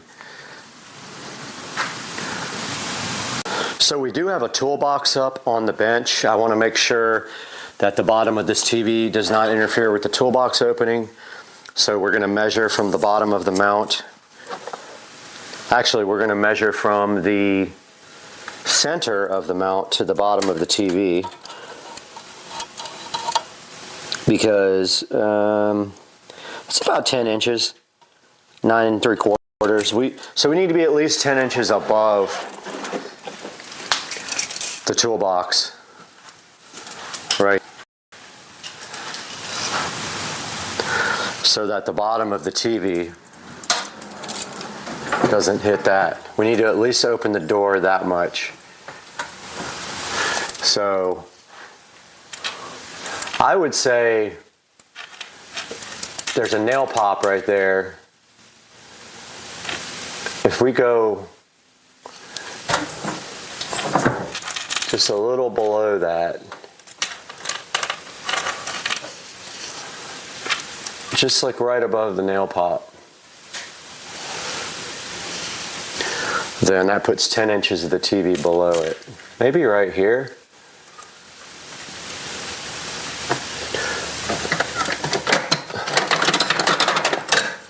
Puts the bottom of the TV somewhere down in here.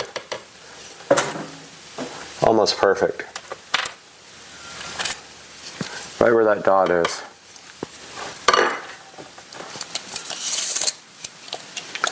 So Using our stud finder here, I see the nail pop. Notice the arrow there on the stud finder, and there's the nail pop. So that's where we will put our mount. Now this mount, unlike other mounts, has one single center.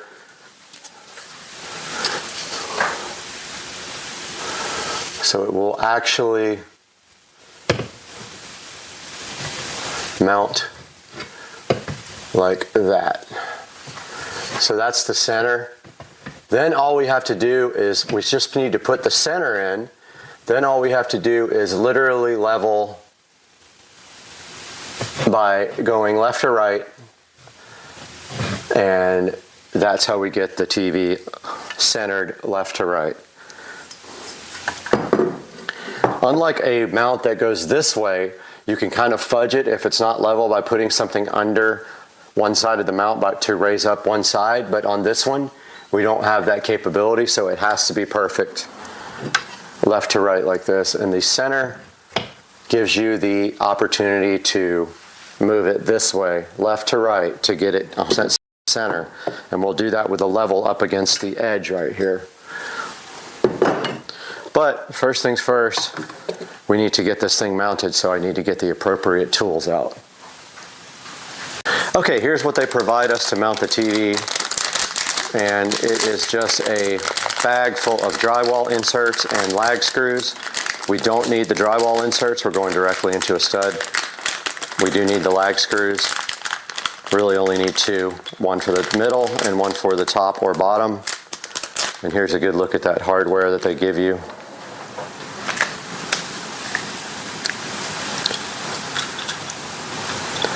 Look at the lag screws they give you. So that's what we will be driving in. And we're going to need our impact gun and a socket to fit this. Let's see what we have here. Okay, here's my sockets. Looks like maybe a 8. Ah, it's way bigger than an 8, it's an 11. And then we need our adapter here for the impact gun.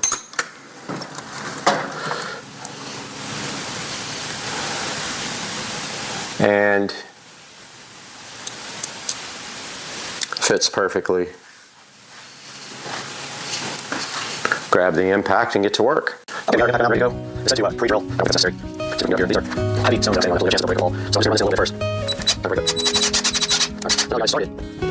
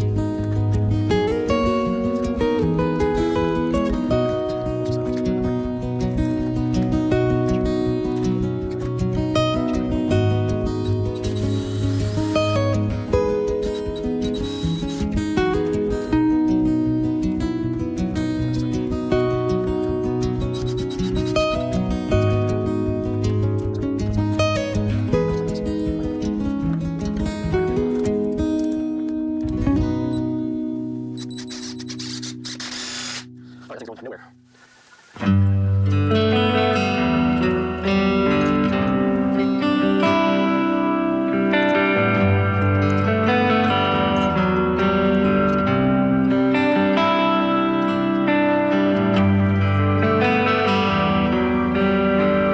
So the back of the TV just has to line up with this part, so it slides right over and sits on these hooks according to the manual here.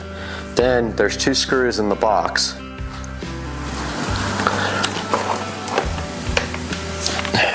that I took out that secure the TV once it's ready. However, we have to work on the TV now because we're doing RGB LED. First thing to do is prep the TV, fully clean it where the RGB strip will stick. Clean it with Windex.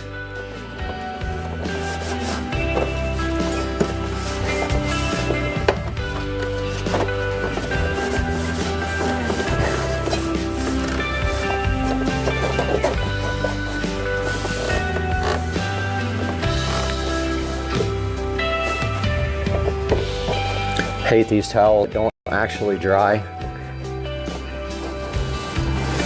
You know what I'm talking about? They don't soak up water. You run it over them, water, and nothing happens. It's like, what? Why is it a towel? It doesn't do what towels do.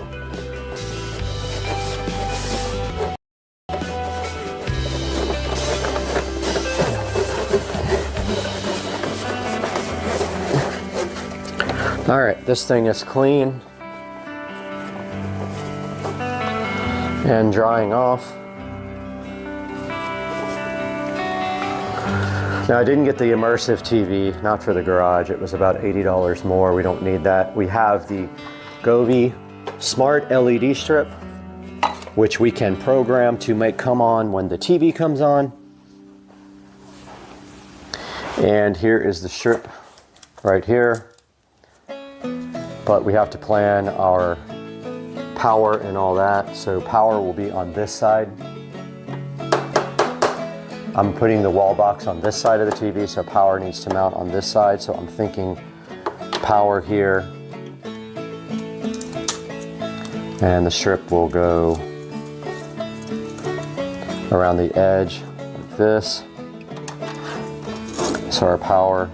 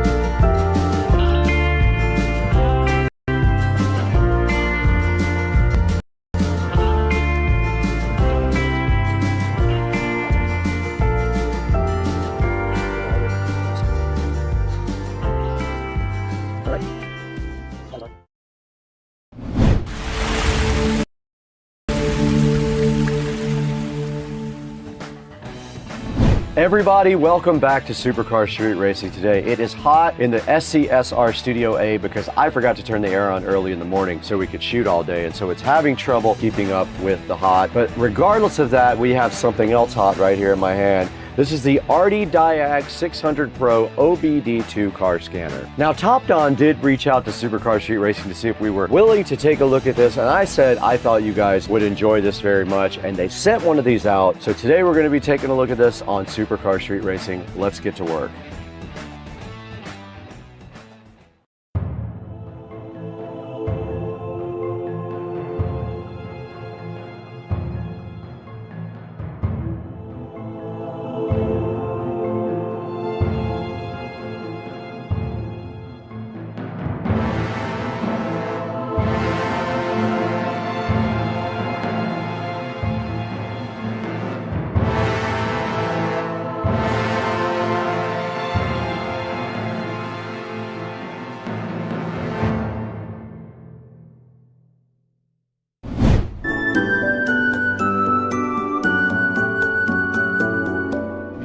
We're back in the hot but beautiful Supercar Street Racing Studio A today. One of my favorite places to be if it's not hot. It's probably about 75 to 76 degrees in here because I failed to turn on that air conditioner early enough for it to keep up. And it is very hot. If you reach up here, you can feel the heat coming directly out of the ceiling. But what else is hot is also this Diag from TopDon. The 600 Pro they sent out to us just to work with you guys on and show you how this works. So what we're going to do today, our plan is we're going to unbox this thing first. We're going to take a look at this guy and see what's inside the box. We're going to walk directly across the street over to Rich's house also, and we are going to hook this up to his truck and see what this thing can do. Thank you so much for 200,000 subscribers. It's amazing. It took a while to get there, but I am so happy with the progress of the channel, all because of you guys. You made it possible for us. Thank you so much. Now, this Diag 600 Pro is the upgraded version of the last model. It does use Android operating system. If you were wondering, most of these do use an Android operating system. Now, this Diag is able to analyze a lot of the different systems in the car, like the engine, transmission, sensors, and things like that,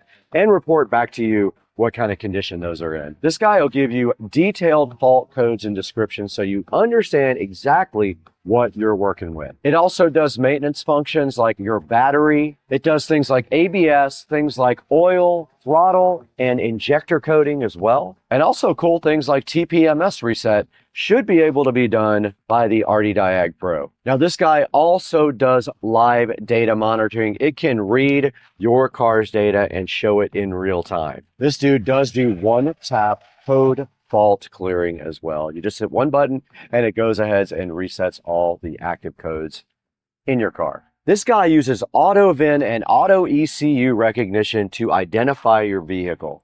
It's pretty future-proof because it uses CAN FD. This will keep this guy on the cutting edge of technology for a really long time.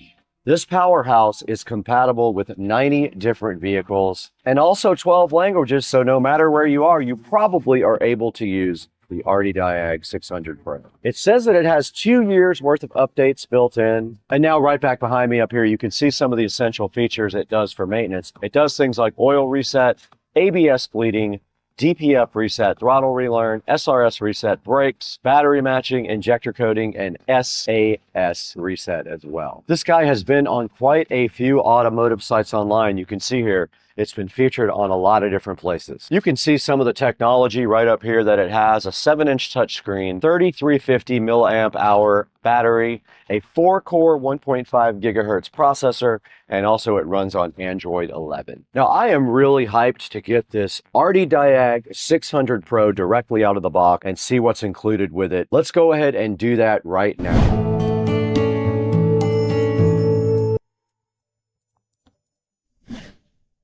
All right, guys, right in front of me here, we have the Diag 600 Pro by TopDon. Now, TopDon sent us the 600 Pro. They call it their mid-range diagnostic tool here. They wanted us to check it out with you guys and go ahead and open it up and then maybe fire it up inside of a vehicle. So what we have right here is the Topdon ArtDiag 600 Pro, and we're going to get this opened up right now. Now, taking a look at the box first, though, you can see right here just a picture of it on the front and a little car logo right there, ArtDiag 600 Pro by Topdon. On the side, all it says is Topdon. So there's not much on the side of the box right here, but on the back, we have a lot of information here. It says master the essentials. There's some contact information. They do have a North American phone number, and they do have other country phone numbers right here, and their website, www.topdon.com. There is a code right here indicating which one this is, and on the outside, there is not much more to this box than that. Now let's go ahead and get this thing opened up and see what's inside. All right, so the first thing I see here, the presentation is real.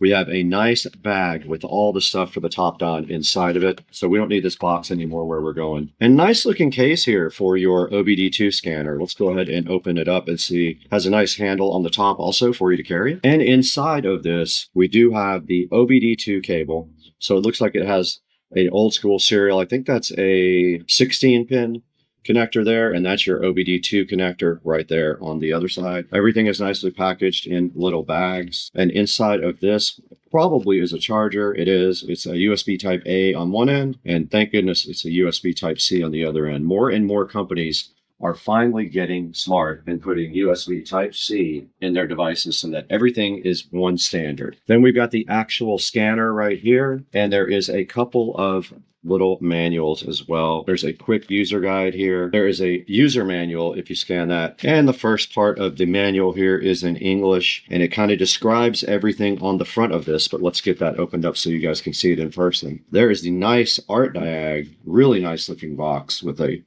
nice large screen. It shows you what's on the front and on the top. Your top has your power button and your, I think that's a 16-pin serial connector right there. On the front, you have your OK button, you have your return button, and then of course you have your keypad here. There is something on the side of the box, a charging port, and inside of there is your USB charging port. So there's not much else to do here except charge this. I'm not going to charge it right here. This is a slow charging. This is from the computer, so it won't have much amperage. So I'm going to go plug it in the kitchen and start charging it, and I'll let you guys know how long it took to charge.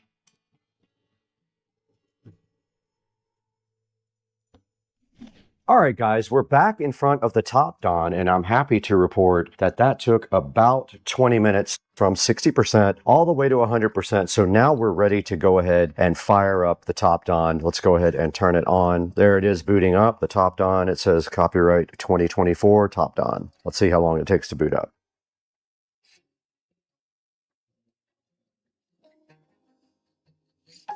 Now, I'm assuming this thing has Wi-Fi that it can download new things. Let's see. So we're in the setup area right now. It is a touchscreen. Nice. Okay, cool. English US. Next. That is the correct time zone. Now it's looking for my Wi-Fi network. Here it is right here.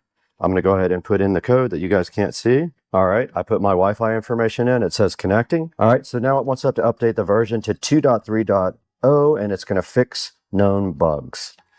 Let's see if it updates. It's got a line. It's indicating the progress right here. Let's let it do its thing.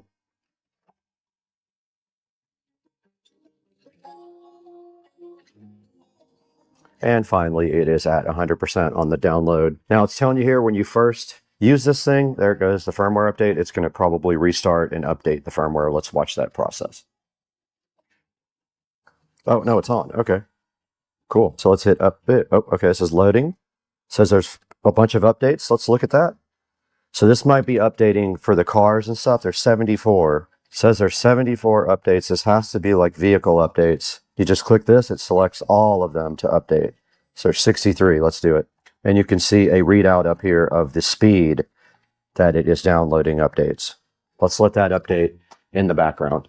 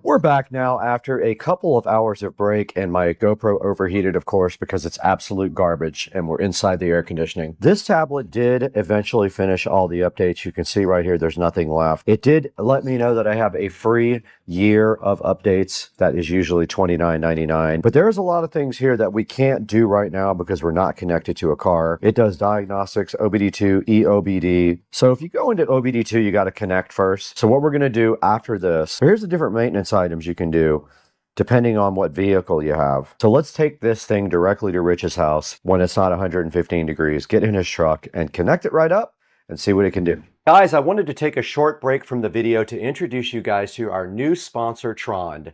They sent us this very cool desk lamp right here, which is sitting so fly and bolted directly to Studio B desk. Now this lamp is awesome because it does tilt and articulate in a bunch of different ways. You can rotate it and do all kinds of stuff with it. And it is also kind of perfect for this area right here where we do the shooting. It does have controls on the very top, as you can see right here. All the controls that are on the top are also located on this remote control. The remote control does have a timer on it. It has brightness on it. It has color temperature. So as you can see right here, I'm rotating through the color temperature on the light from cool to really cool to warm white.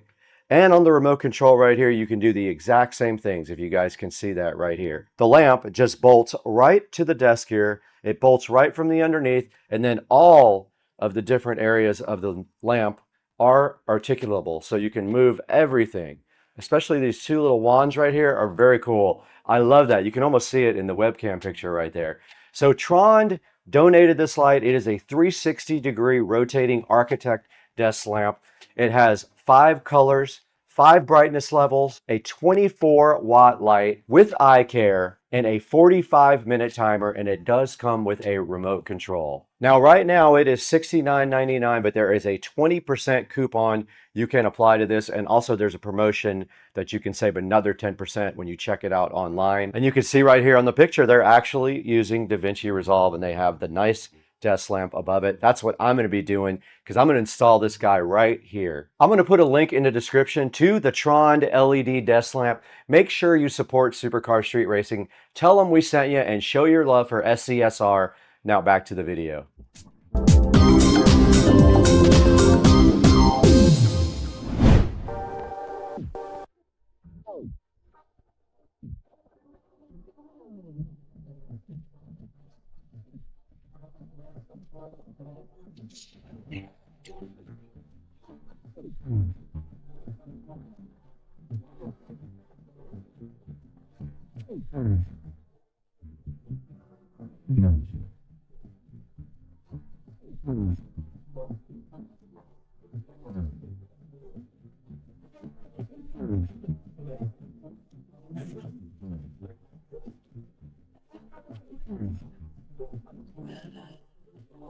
All right, you guys just saw us unbox this Arty Diag Pro, and you saw everything that was included inside of the box. Now there's only one thing left to do. We're going to go ahead and walk directly across the street, get into Rich's truck, and go ahead and see what all this guy can do. And let's see what maintenance does.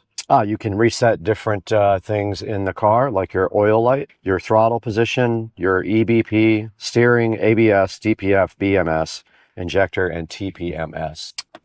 I pushed maintenance, and now I'm going to go to Toyota.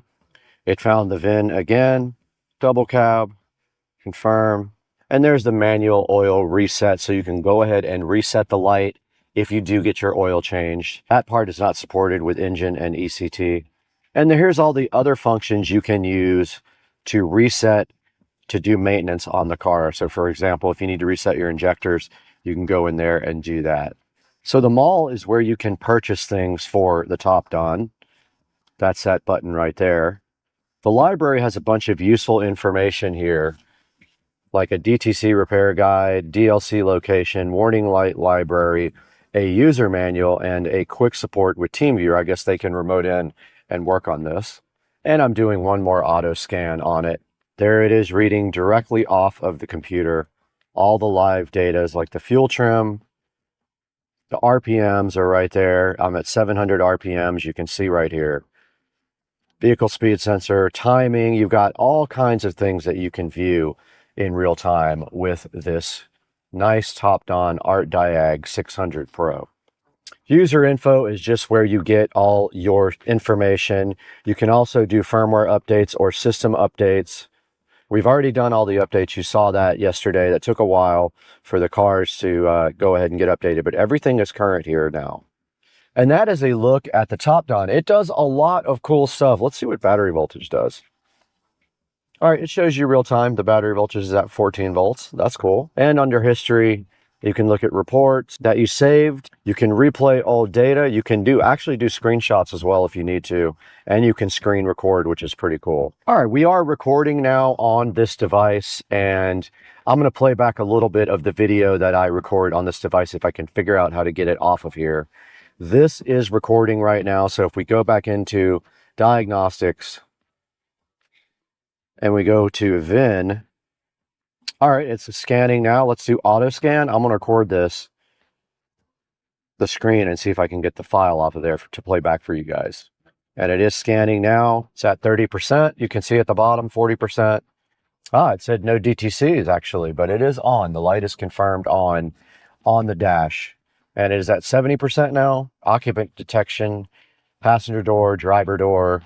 And it said no TTCs on occupant detection. Passenger door, driver door now does not exist on that one. And if we do a report here, there is the report that you can get from this, and then you can save it and look at it later, and you can see the codes right there and what they mean. Pretty cool 600 Pro scanner.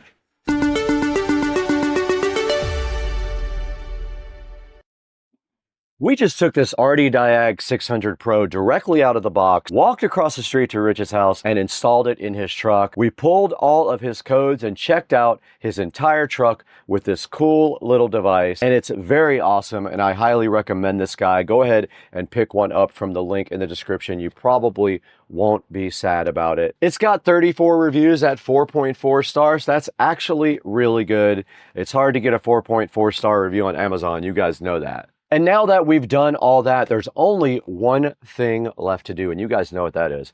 Let's throw it to Brad. I will show you how you can get your own RD Diag 600 Pro on Amazon.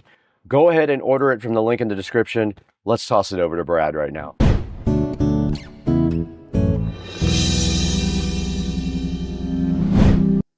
Hey, what's up everybody? Welcome to Supercar Street Racing. It's so nice to have you out in Studio A again with me. And thank you for 200,000 subscribers while I am thinking about it. Today we have a special product that was sent to us by TopDon. This is the RD Diag 600 Pro sent to us by TopDon. They asked if you guys might want to see this, and I said, yes, I thought you did. So we went ahead and got this thing, and it's pretty cool. It is a diagnostic tool for OBD2. You plug it into your OBD2 port right underneath your dash there. It does pull codes from your car, shows you all your fault codes, and then allows you to reset them and also Google them, so you know exactly what's wrong with your vehicle. And you saw today, we looked at Rich's truck and he did have one fault code. I gave him that fault code so he could go to his mechanic, and then he could not get ripped off by them because they won't know what he knows. And that's why you guys should have your own RD Diag 600 Pro. Now this thing does have 4.5 star reviews. It's got 36 reviews sitting so fresh right here on Amazon. It is $208 right now. It's 20% off. So now's a really good time to go ahead and order your RD Diag 600 Pro. It also allows you to do screen recordings and screenshots. So if you want to play that back later like I did, you saw how I did that when I put it into the edit session here while I was talking over the actual diagnostic on Rich's truck. It says it comes with 2 years of free updates, so you can look forward to that. Not having to subscribe, you're going to get 2 years from these guys of nice updates. It also does 9 different service resets, a bunch of different maintenance items as well. So you can do things like reset your oil light and like your battery. When you get a new battery, this thing can help you learn your battery type for the car if your car supports it, and the tool does too.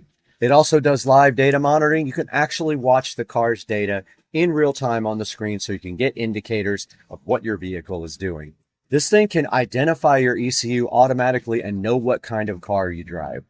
This thing does 90 plus vehicles in 12 different languages, so you can be assured that you're probably covered when you have this thing. So go ahead and check out the Arty Diag 600 Pro. I might have called it Art Diag a couple of times in the actual video. Sorry about that. It's Arty Diag 600 Pro by Top Don. There will be a link in the description. Pick yours up and help out Supercar Street Racing. It really does help us a lot. We just need a few dollars here and there to keep the channel going. Here's a look at the channel metrics right here. We have 201,255 subscribers, and we couldn't do it without your help. Thank you so much for supporting Supercar Street Racing. Everything you do matters. Please like, please subscribe, and please buy all of your Amazon products through any of the links in the video description of any of my videos. You can click any other link and buy something, and it helps me out greatly, and I do appreciate it. Thanks for the like and subscribe, and I got to get out of here. It's about to storm out here. It is thundering and lightning. Let's go.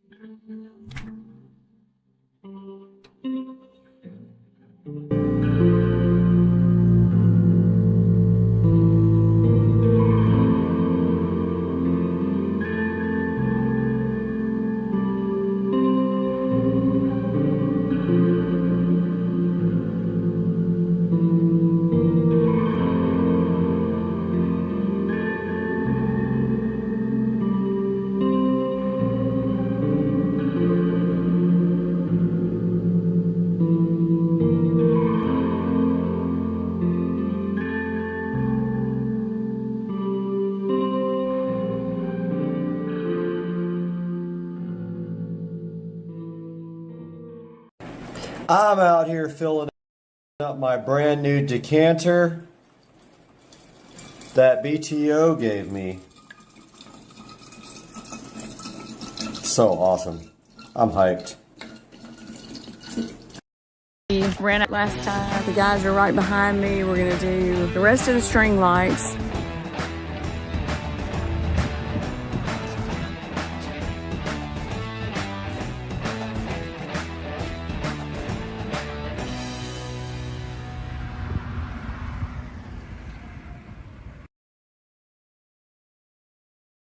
Hey there, we are starting the project again to do the rest of it. We ran out of daylight last time and everything that we have done has turned out great, looks amazing. So right now we're starting part 2 and we're gonna be getting set up here in just a minute. And tonight I will come back out and show you how it all looks, how great it is. It was really a fun project, not hard at all, especially with the great guys I had helping me. This is the part that we're going to be working on right above me there. That's where we let off last time. So anyway, it's been fun. Here we are again getting started with the project. The guys are right behind me. We're going to do the rest of the string lights. These things are amazing. There's even a do-it-yourself. You can change each individual light if you want to. That's what's so cool about it. But anyway, here we go. The guys are getting started over there and we're going to get the rest of this top part of the house done.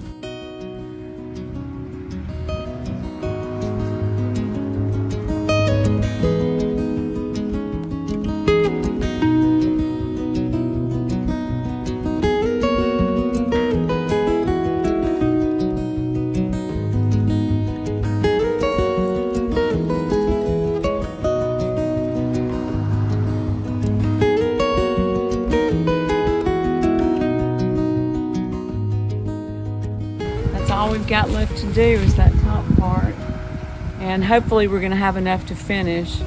Not quite sure about that.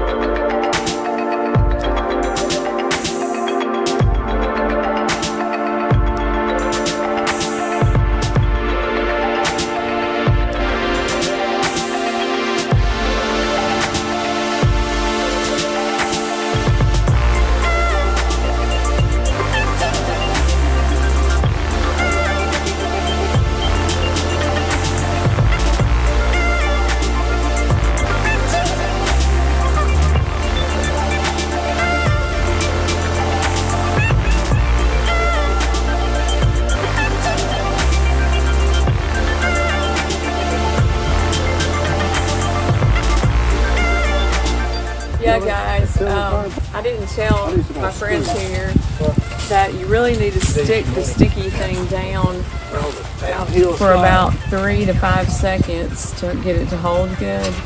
And I didn't tell him that until way into the project, so he's never gonna let me hear the end of that one.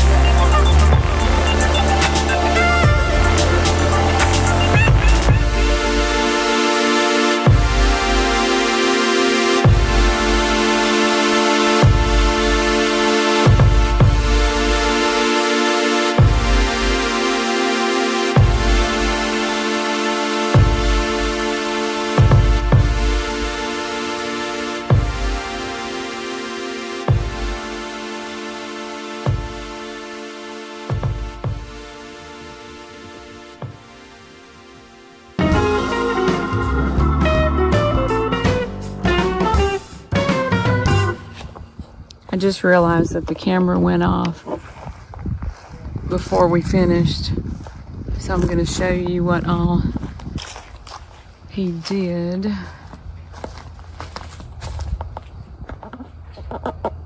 All that, and then we came around this corner and did that part, and this is what. It wasn't enough to do the whole side, so we decided just to do that and see how it looks at night. Hey everybody, I am here in front of the Sister Car Street Racing compound viewing my new beautiful lights. Oh my god, I'm so excited. This is what I've got set up for Halloween. I've got it on blue, purple, and green. Kind of a Beetlejuice type theme. I'm a weirdo, whatever. I'm going to show y'all some different things. This is what I did. I set up a DIY one on this, and that's what it looks like. If you go to that, you can see I've set it up to purple, blue, and green, 50% speed.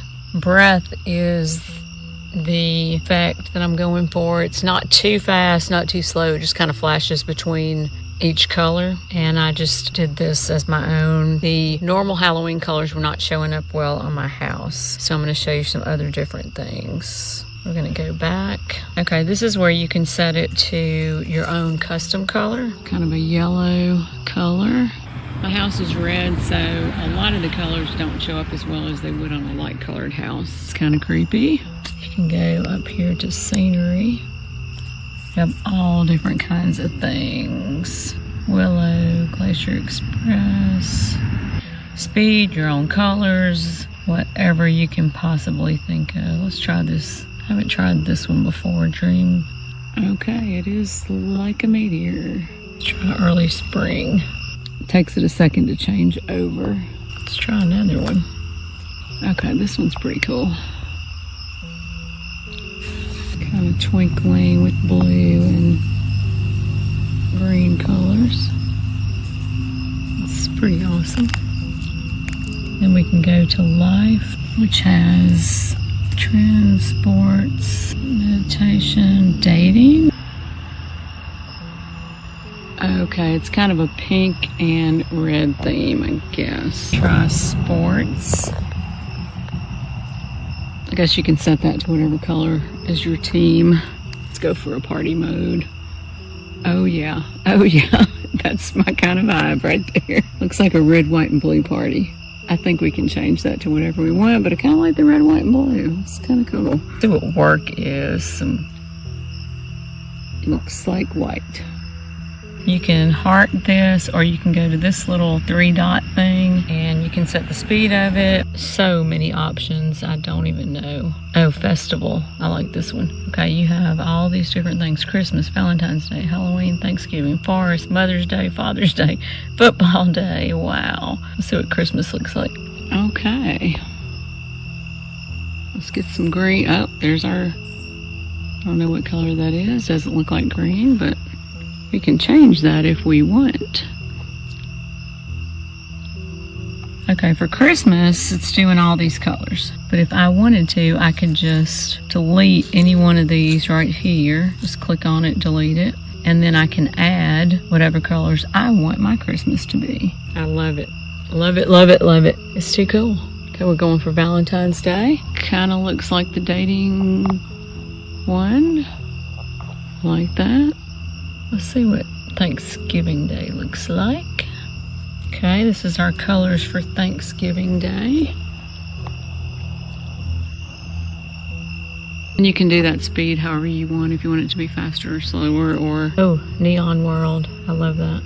Well, kind of looks like it's about as fast. This is it, and I could go on and on all night, and I probably will stay out here for a while.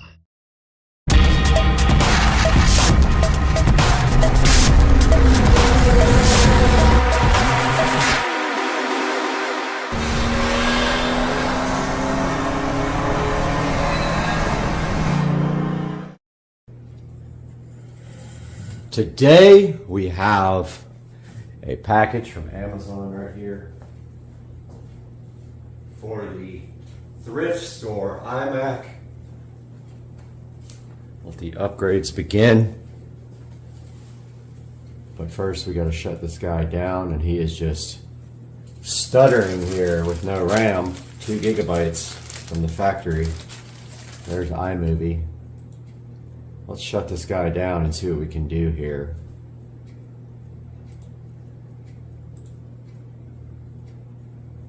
Spent the last like 3 hours copying videos from the phone, which are so big that there's no way they're gonna play. That's why we're shooting this video in 1080p, even though this guy doesn't even support 1080p. I think their resolution is 1680 by 1050. We got something here to help this computer. While this shuts down, let's unbox this bad boy. This new packaging.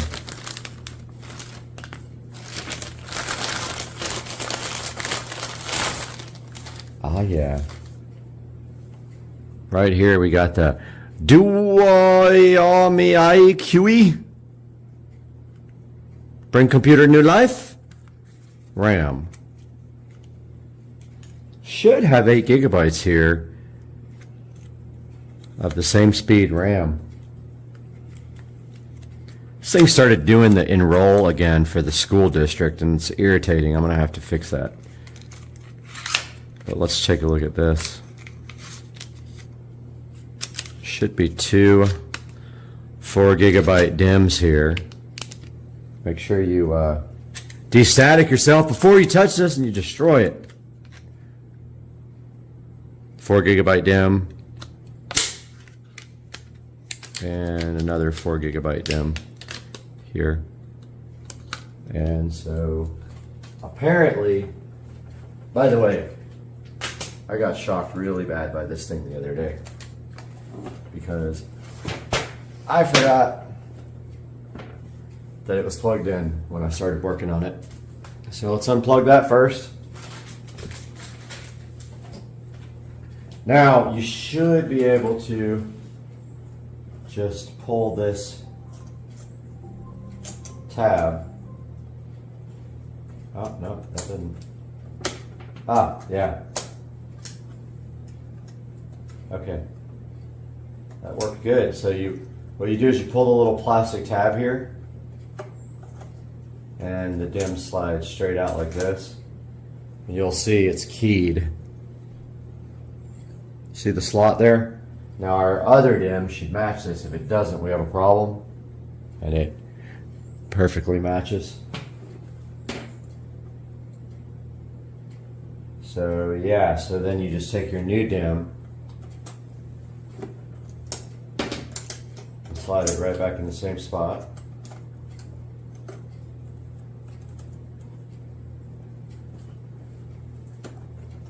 Push it in and put the plastic tab back the way it was underneath the RAM so you can shut the door.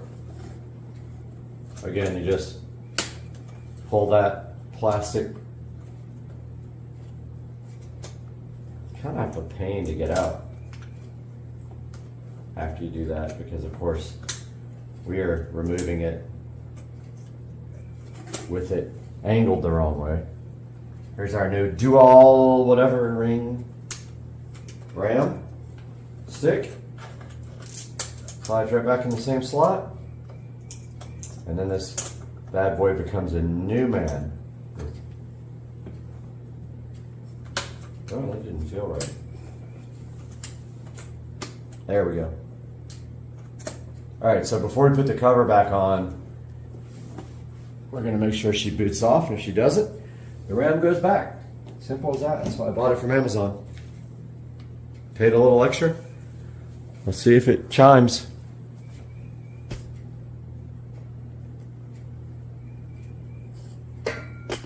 Nothing.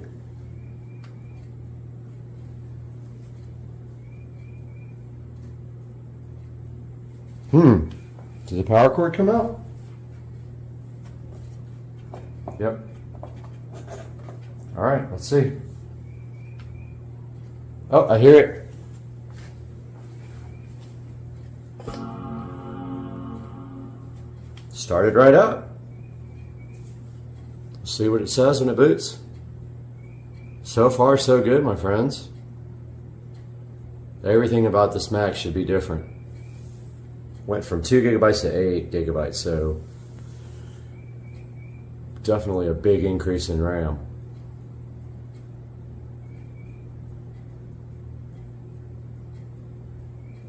So we got the SSD, which is literally miles above what was available when this came out. It wasn't even a thing back then. We've got 8 gigabytes of RAM, which is not officially supported by Apple, but we're not using an officially supported device anyway. I mean, this thing is what? Let's see, 10, 13 years old now. This is a relic of the past. So we go to when it loads up, and I'll tell you how much faster it is once we see how fast this part goes through.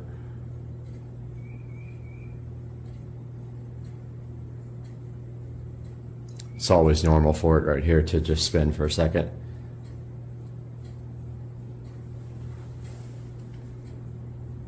But it's already noticeably faster, booting up like way faster.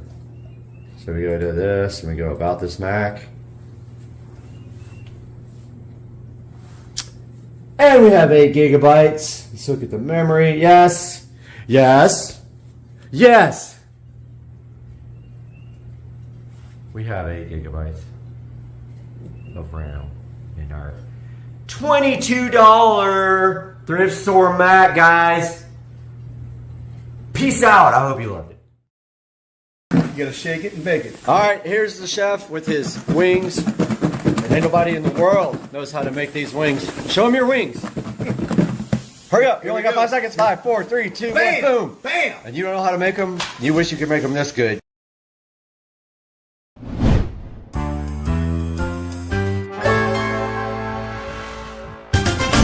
Guys, welcome back to Supercar Street Racing. Once again, we're out here in the Supercar Street Racing living room to hang out with you guys today and show you something cool for the home theater room that is sitting right behind me. We got to get this thing out of the box and opened up on Supercar Street Racing, so let's get busy on that right now.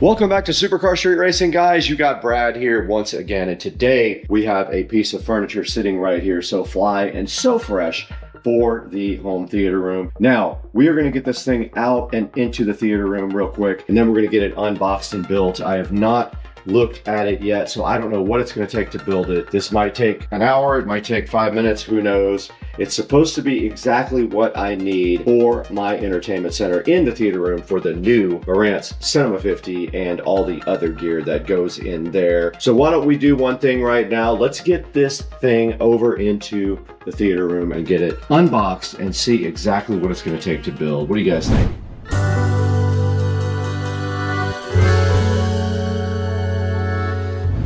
All right, we're in the Supercar Street Racing home theater room, and right down here we do have our new Rockville shelf here that we're gonna get unboxed. It is supposed to be configurable. It's gonna go right there along with all of the other stuff that has to go there. We're probably gonna disassemble this, but we're gonna get this built today. So let's go ahead and get this thing unboxed.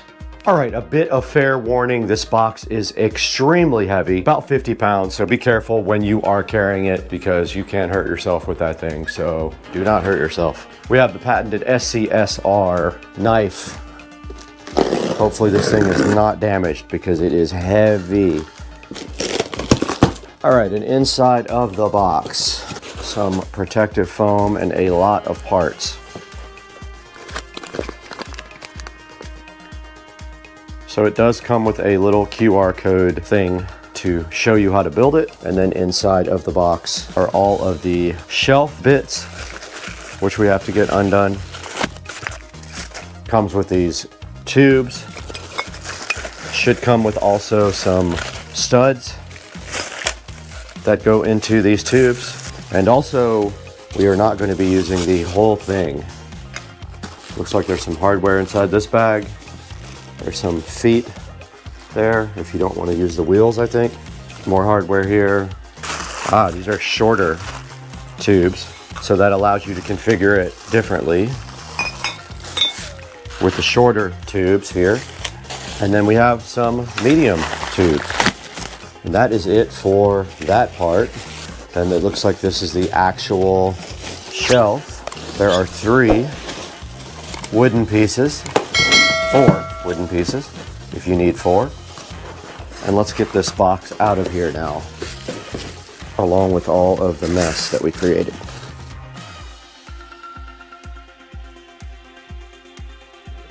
All right, also in the box was this bag of hardware. Let's see what's in here. Okay, looks like these are pointy things if you want to put this in the carpet. You have pointy connectors at the bottom for feet if you don't want to use the casters that they provided. And then in this box should be the studs. Yeah. So these are all of the studs that go between the shelves. Here are the actual shelves. Now I got the wood, not the black. I wanted a different look. Now notice these have holes. We're not using all these. We don't want to be that high. We have a center channel speaker coming. This one also has a hole. Okay, so this one is different. This one has small holes. I'm assuming this would be the top. So our goal here is to get this as short as possible and only have 2 shelves. So we need enough space for the Marantz at the bottom. Looks like that spacer will do it. We also have a runner for the bottom here we're gonna put in. So I guess let's get all this disassembled here so we can actually work. We're gonna be throwing away a lot of stuff if I didn't already.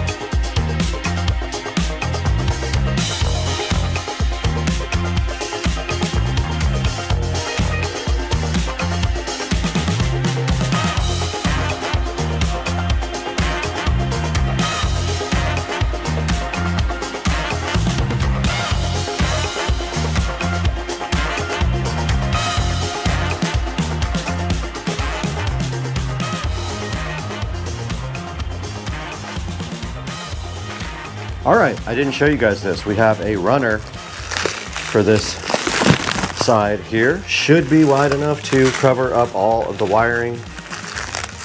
There's some instructions inside here on how to open it, how to use.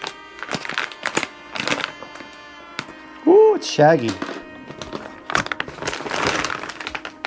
Cool. That's actually cool. I didn't know it was shag. This is perfect. Check out the rug, guy. This is awesome. This is so cool. All this is for is to hide wiring.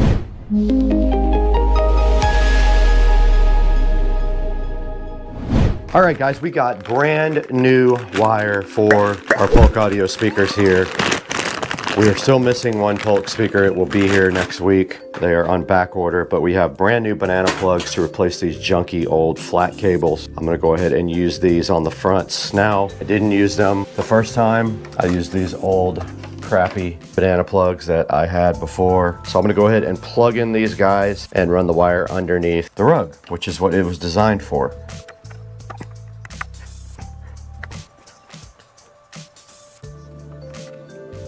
Yeah, so we have these pre-made cables, which are awesome. You don't have to worry about making them yourself. They say they're flat. They're not really flat. Those are flat. Unfortunately, for this side, we still have to use our JBL for another week. It's okay. We'll figure it out in a week.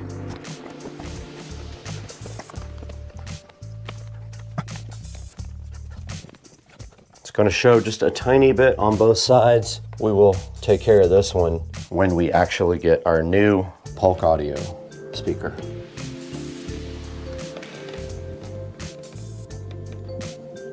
All right, this thing's ready. All right, so we have 18.5 inches to work with here before our center channel would be touching the screen. So these small, but here's how you assemble this with the feet. You just literally push that through, and then you can put your tube.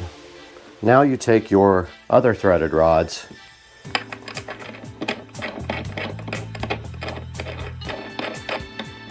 screw them in to the shelf legs all the way. Grab your second shelf there.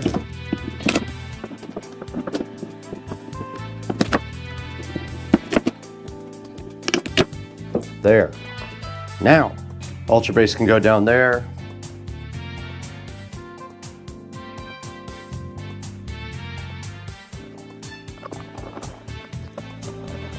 These were bent. The mounting is bent on these, so don't know what's gonna happen now. All right, and then to finish it off, you get these. The holes aren't big enough. Okay, huge problem here. The holes in the top shelf are not big enough for the screws to fit through. So I have to drill them out. So to finish this off, you just put the screws in, but take some advice from me. Never tighten anything until you're completely done.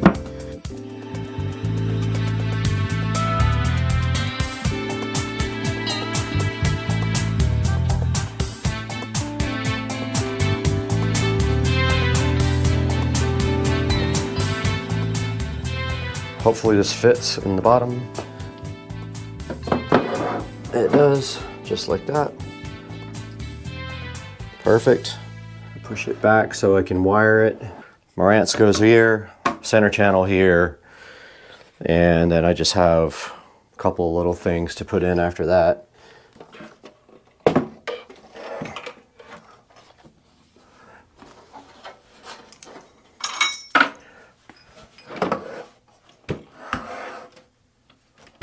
That's kind of perfect.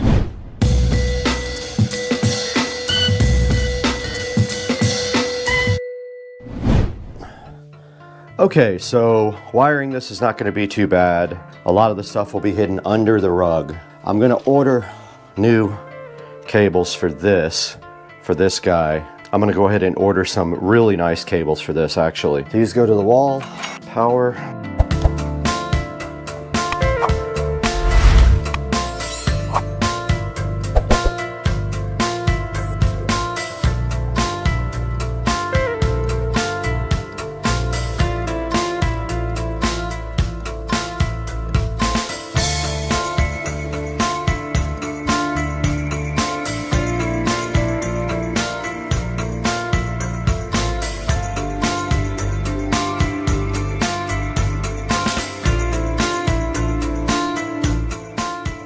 That is going to about wrap up the wiring for now. I got to order new cables for the Ultra Base. Now, this can sit back a little bit more, just like that. Aside from the center channel, this project is done. The center channel is going to sit nice right there. It is 7.5 inches. So if I did my math right, we have plenty of space, and it actually will hide all of these plates back here, which I'm hyped about. I did forget to hook up RCA cable there. I'm going to order something for that too. Now we just got to clean this mess up.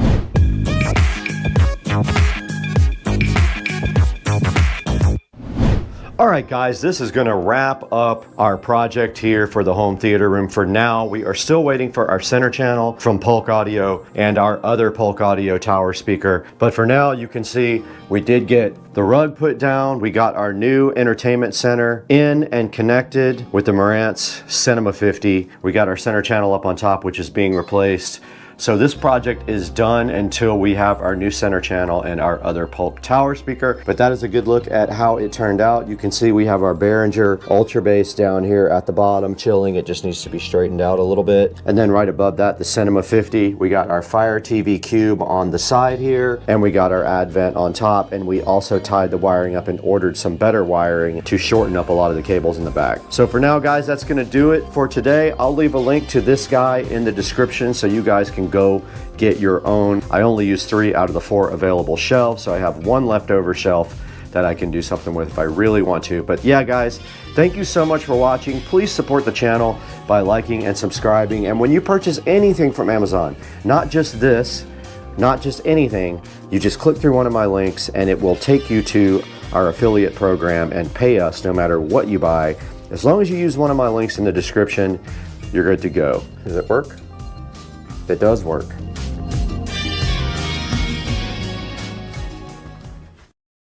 Hey guys, I'm out here in the garage. Here's the Lexus IS 300. Just updating you guys because we had some interesting developments over the past couple of days.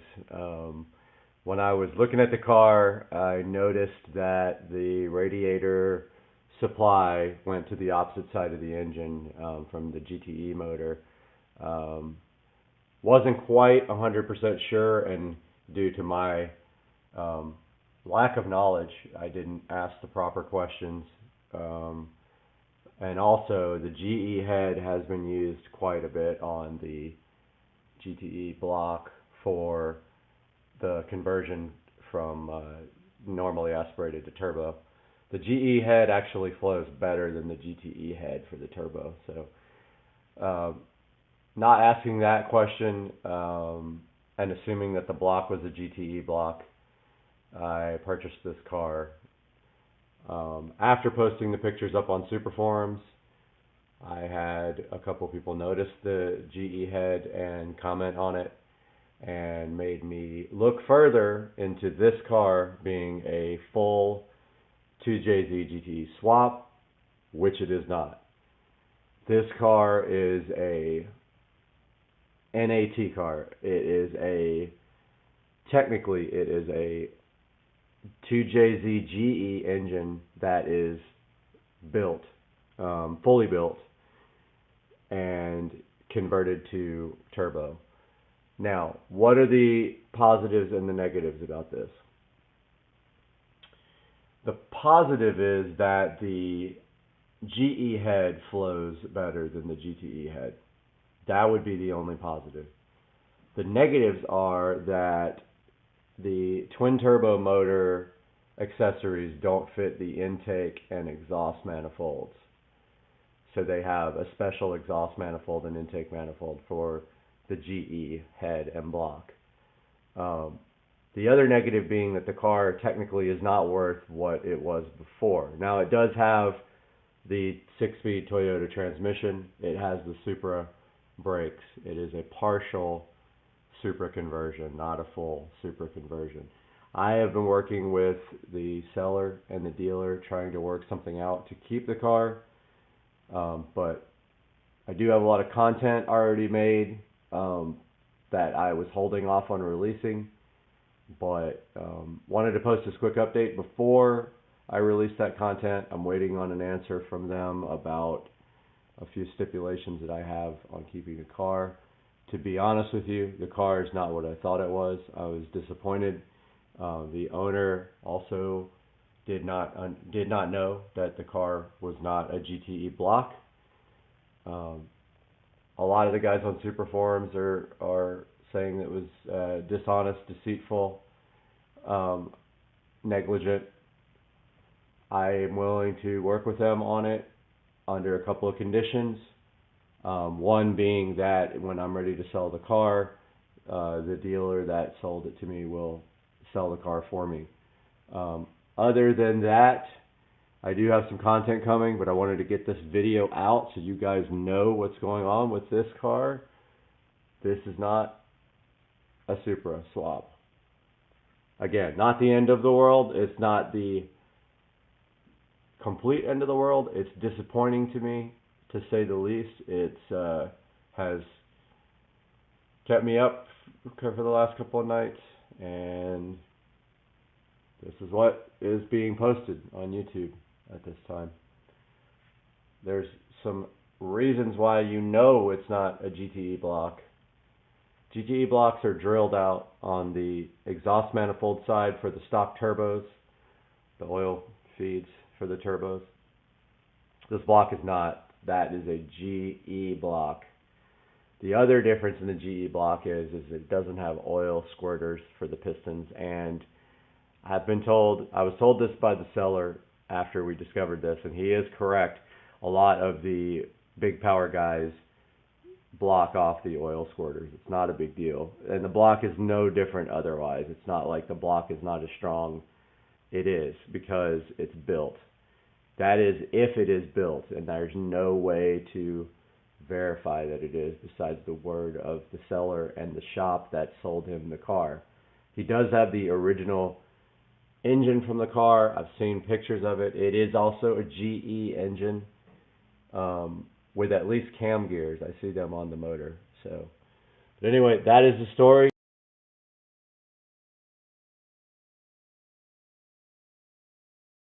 All right, here goes Patricia ripping the plaid. Go for it.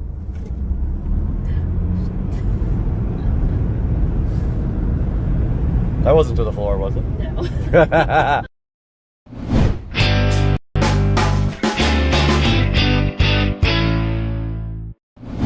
What's up, guys? We are back in the SCSR living room today with something awesome, something different though than before, than what we had last time. We do have another robotic mower here for you guys to check out. This time, Yard Care reached out to us again. We have worked with them in the past. They sent me this robotic mower to check out. Now, this one is different from the first one. It uses cameras and it has bumpers on the front and things like that to detect where your yard is. So this is a little bit different. Let's get this thing looked at and then take it out back and see how hard it struggles on my very difficult backyard to cut.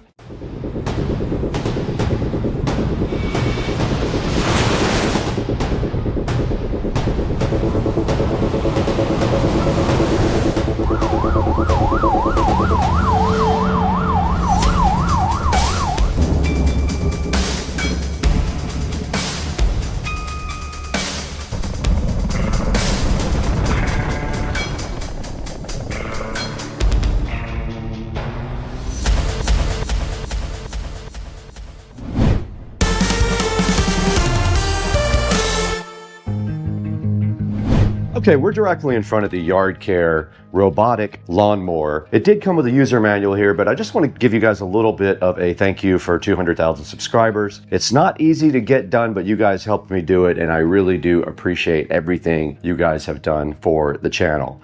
Now back to the Yard Care here. It is sitting here looking fresh. It's pretty cool looking. It's kind of a grayish color, and the wheels are black with like a blue stripe on it. And I believe this is a camera here in the front, the little camera cover there. Right there is also blue. There's a large red stop button on top and a control panel up here. This is where you control the mower, and it also has a few readouts here. There is a cutting height here. It is set to the maximum. If you look right now, it is set to 60. That is the maximum cutting height, and they advise you to set it on 60 to do your first cut and then go from there, because notoriously a lot of these mowers cut too short. So I'm hoping this will be good enough to cut at that height. Now right on the side here, it does say danger, keep your hands and feet away from the mower. Obviously, you don't want to be putting your hands and feet in there. Now last time we had a mower out back, it struggled with the back because we have a drop off at the edge of the yard. Now they do say in the manual that if you want to purchase magnetic strips for the edge of the yard, it will help the mower cut your yard better and know its way around. So it does say that they are sold separately. I'm sure you can get them when you look at the Amazon ad, which I will have a link in the description, and I'll link those strips if I can find them as well. But right here in front of me, I do see the user manual looking so fly and fresh, and it does tell us a lot about the mower itself. It did also come with a battery and a charger. It's an 18 volt battery and a regular 18 volt charger. That is in the kitchen charging. We'll show you that here momentarily. Now on the bottom are the actual cutting blades, and you can see them right there, right underneath there. Those are the blades. They are small, and I have heard complaints about other mowers that the blades are too small to deal with a lot of grass, but we will see how they act on mine. Now on the very top of it, you can also see a control panel here, right? On top of the control panel right there, there is a power button. You hold that down to start. Indicators are not flashing here on the top. You are in standby mode. All you have to do is press the start button one time. You press the OK button after the start button. There is a spiral mowing mode. You can see it right there. You can mow in spiral. There's the spiral button right there. When the battery power is more than 20%, the light will be green.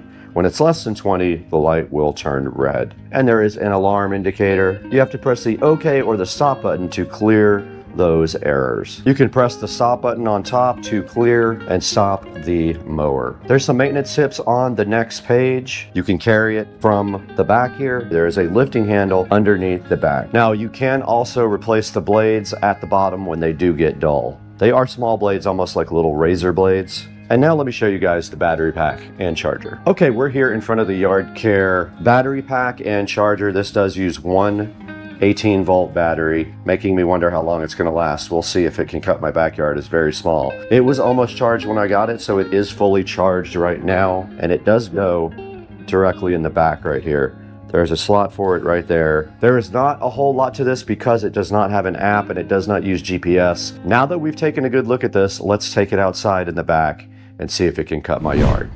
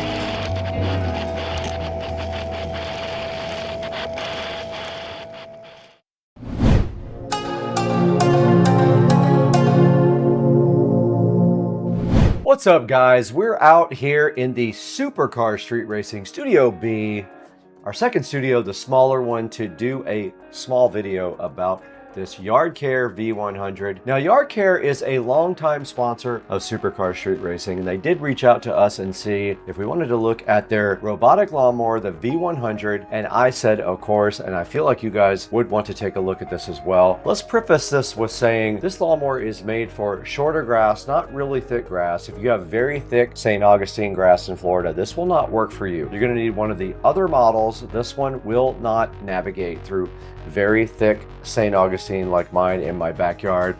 I ended up using it across the street at Rich's house, in which case it did fine. Now, the great thing about this is it doesn't have any kind of antennas or GPS that you have to set up.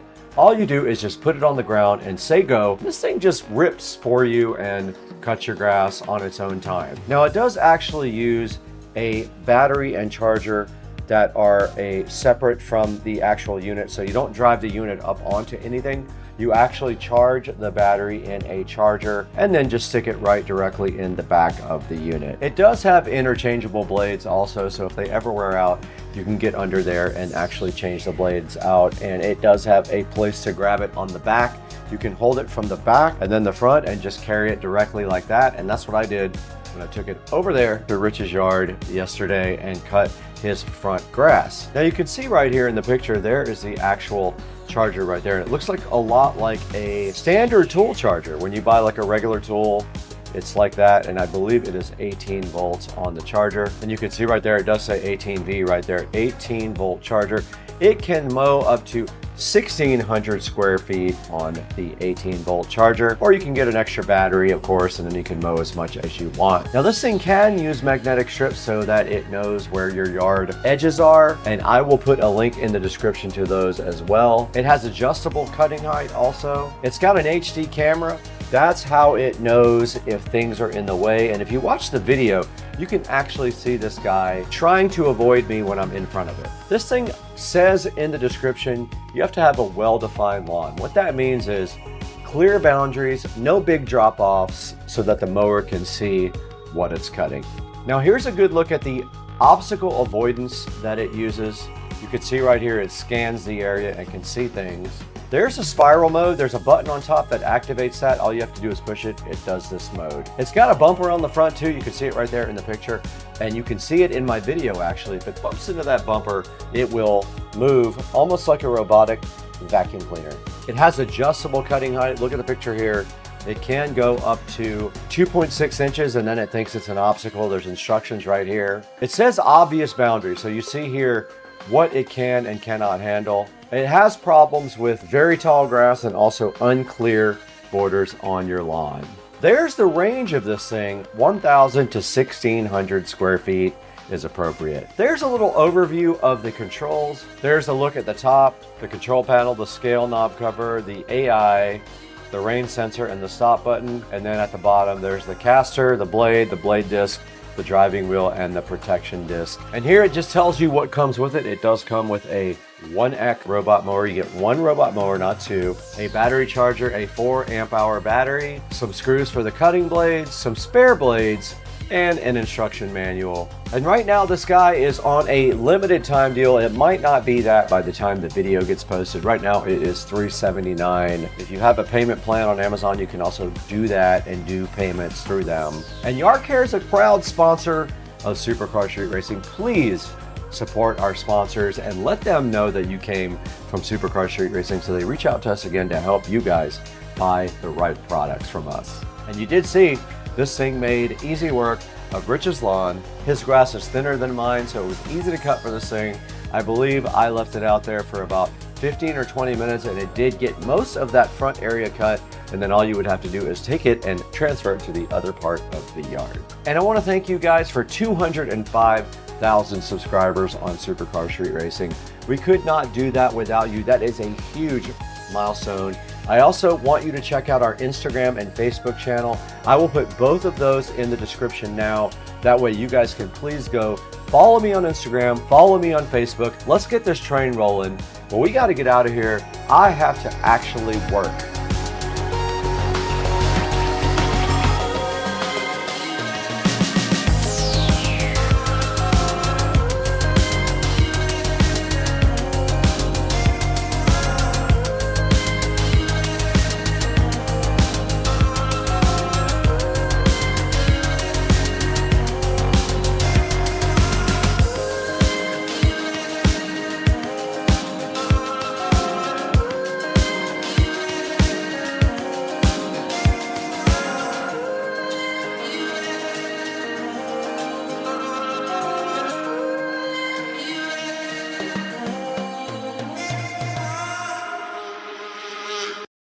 If you're using ChatGPT for your business, you might as well be in the Stone Age.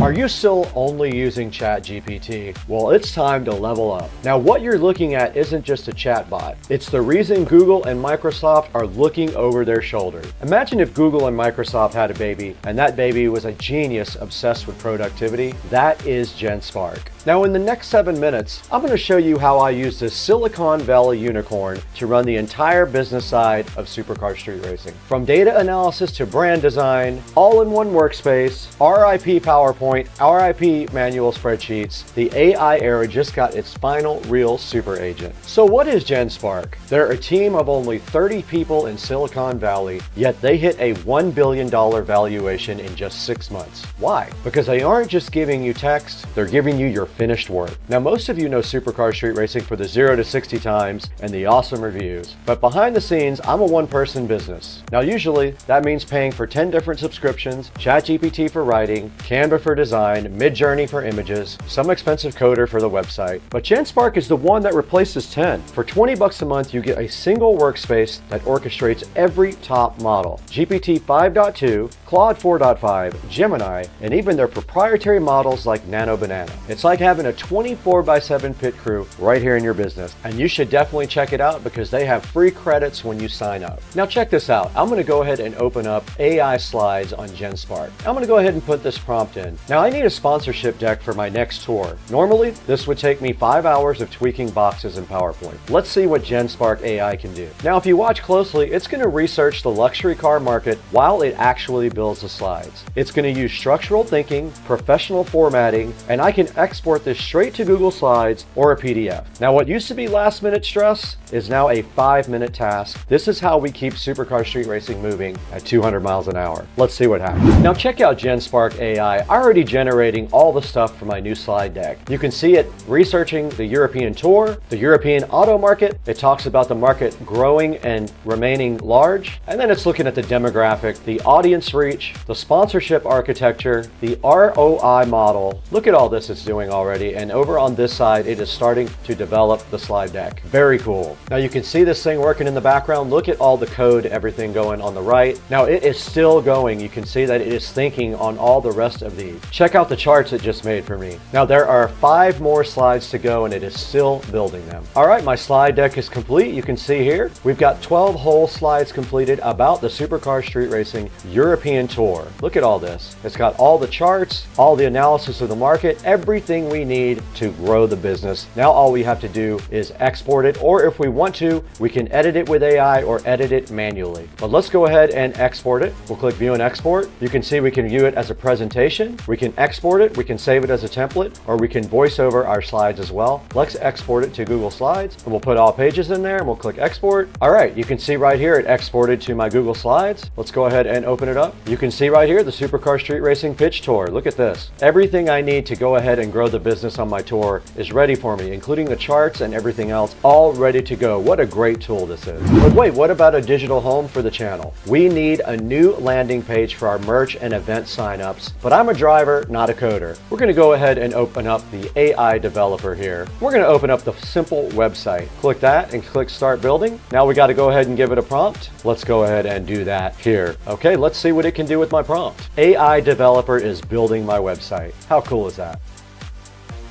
All right, the AI developer is now building my website for Supercar Street Racing. Check this out. Look at the front page of my website. Now it's still working through everything, but look at this. Where speed meets luxury. Here's our website. We've got this cool speed indicator right here with the supercar fleet, racing events, all this. And it's still working on the website here. Hold on, let's see. All right, it is ready to deploy. Our full website is ready to deploy. We can go ahead and export that as HTML. Now all you have to do is go ahead and click Publish now to to export the website. Look at this. You've got your 4 files here ready to go on the web server, and it shows you how to set it up in Cloudflare, and you just hit the publish website. What a cool tool this is. I just built a website, guys. Now that was with zero code. I gave it nothing. I just told it what I wanted. It put in the aesthetic, the navigation, and the layout automatically. If you see a random company with a terrible website on Google Maps, you could literally rebuild it for them in 10 minutes using GenSpark and sell it as a service. The power is right there. Now the newest update is a game changer, AI Sheets 2.0. I hate spreadsheets, but for Supercar Street Racing, I have to track sponsorship, ROI, and YouTube analytics. Now I'm going to ask AI Sheets to compare Supercar Street Racing with the top 100 subscribed YouTube channels. Let's see what it finds. And it says it's gathering the information now. It says I have 256,000 subscribers, and now it's finding all the other data. Now this is a fully automated Excel experience. It pulls data from the web, runs the formulas for me, and creates visualizations without me typing a single equal sign. I can export it back to Excel with all the formulas preserved, and it's data analytics for people who don't have time for data analysis. All right, it is completely done. It created this nice chart to show us that we're actually way below the top 100 subscriber channels, of course, and we already knew that, but that gives us room to grow and also something to give potential customers. Now, if we want to, we can export this XLSX. Now, here's a really wild feature called Call for Me. This thing can actually make phone calls on your behalf. There's an example right here, and there it is. It can actually make a phone call and do business for you. It saves you time and effort by doing everything you need done. This thing can handle restaurant reservations or even phone interviews for the channel. But now here's the wildest part of the 2026 launch. GenSpark is offering unlimited usage of AI chat with AI image features for the entire year of 2026. We're talking Claude, Opus 4.5, GPT 5.2 with zero limits. In the world of Supercar Street Racing, we don't like speed limiters, neither does GenSpark. Now, if you want to run your business, your studies, or your side hustle like a Silicon Valley unicorn, you need to be on this platform. And January 1st through 7th only, you can get 40% off any annual plan. That's a $100 savings on the Plus plan or a massive $1,000 off the annual Pro plan. And you also get free credits when you sign up. Now, you can just click the link in the description and sign up for free credits to test yourself out. Use it to plan your 2026 goals or build that business you've always wanted to build and been putting off. So stop juggling 20 tabs and start getting work done. I'm Brad from Supercar Street Racing. I'll see you in the fast lane.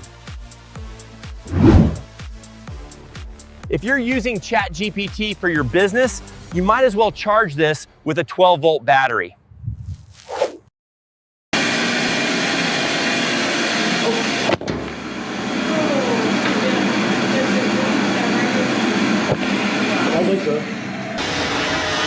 Oh!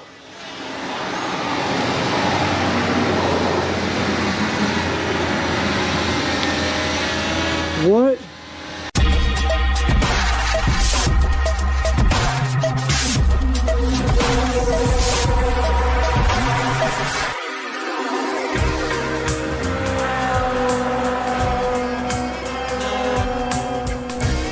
Guys, we have the last part of the garage lighting equation here.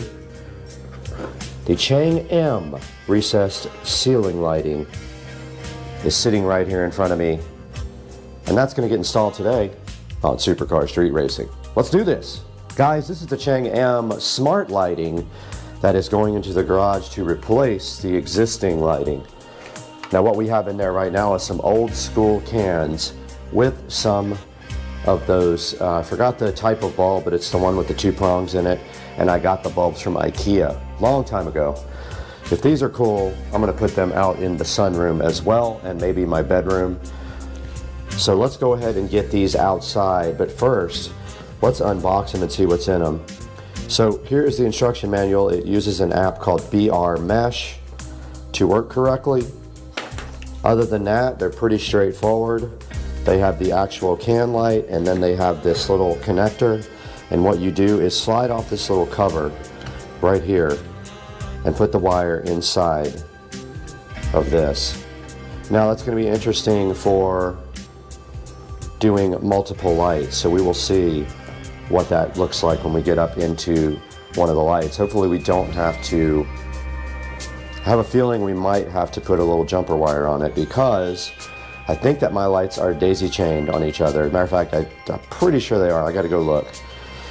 But that's what you get inside of the BR package, and then you get this little template here.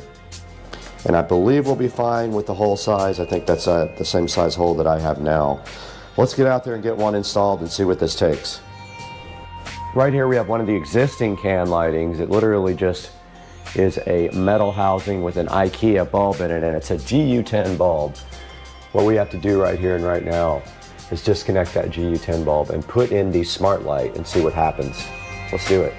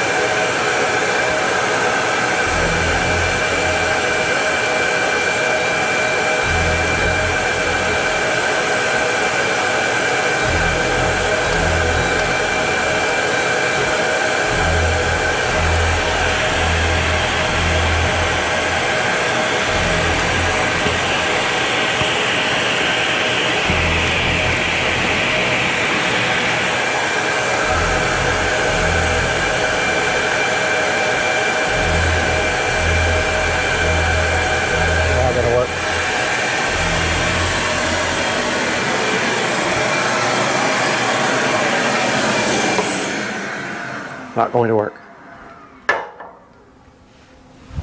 I don't know what I'm going to do. Can't keep it. Can't keep the arbor steady. All right, I have no choice. I can't figure out a way to do this with no way to do the center arbor, so it's going to be messy.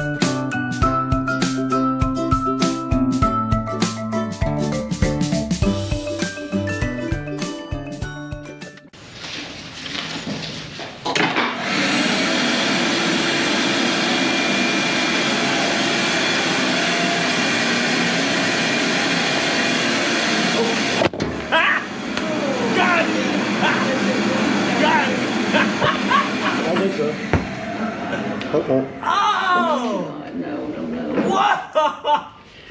Camera's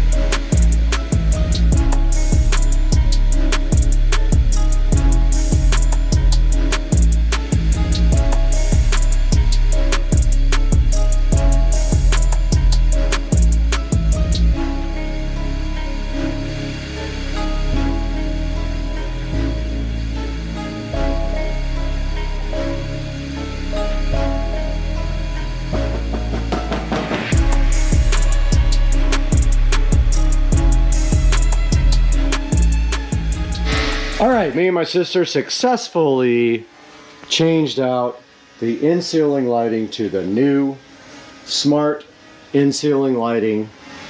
We did use a Dremel. Oh!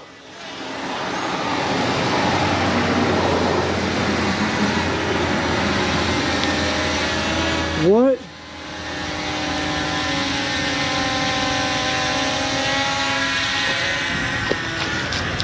Oh! Oh! Oh, it's trying to get me.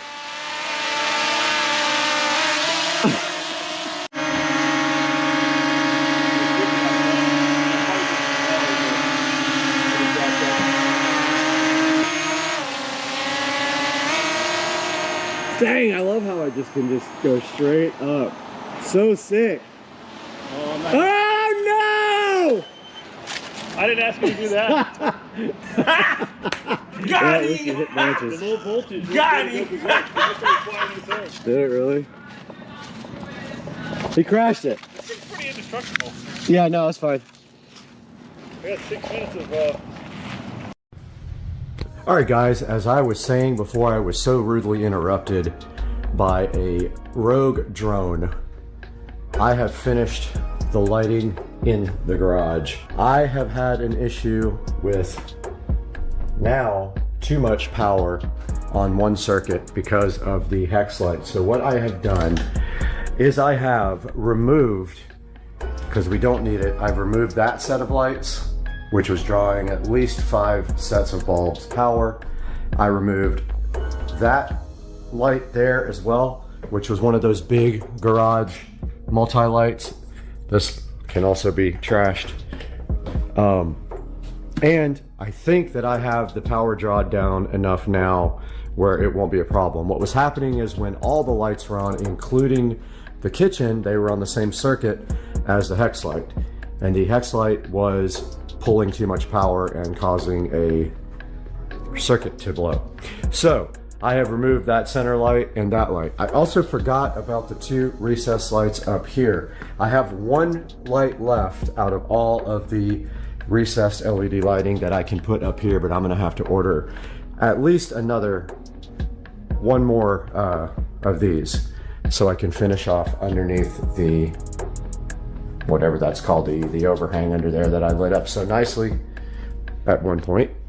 So that project is finished. I'm going to show you guys now at the conclusion of this video how to program these things, and they actually connect via Bluetooth for control. They don't use a skill like all of the other lights that I have. So I'm going to get on the phone right now and record that while I do that.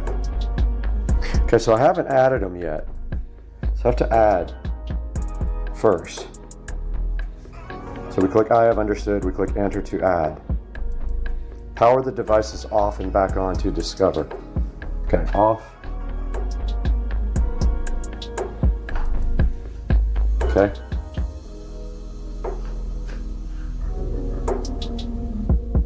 It found 1, 2, 3, 4, 5, 6, 7, 8. and we already had one. So there are all 8 of my lights. Now I can activate Alexa. Okay, so we already have them, so let's go to proceed step 1. Let's pair all of them. You can only do 4 at a time. Okay. All right, we have our devices all renamed, and I just went starting at the kitchen door and moving to the left. It's 1, 2, 3, 4, 5, 6, 7, 8, 9, with 7, 8, 9 being closest to the garage door.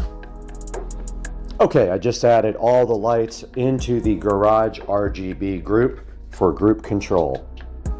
Okay, we had one light that did not make it to Alexa, so I have activated it into pairing mode, and it looks like it just got found because it stopped flashing. I think that means it was found.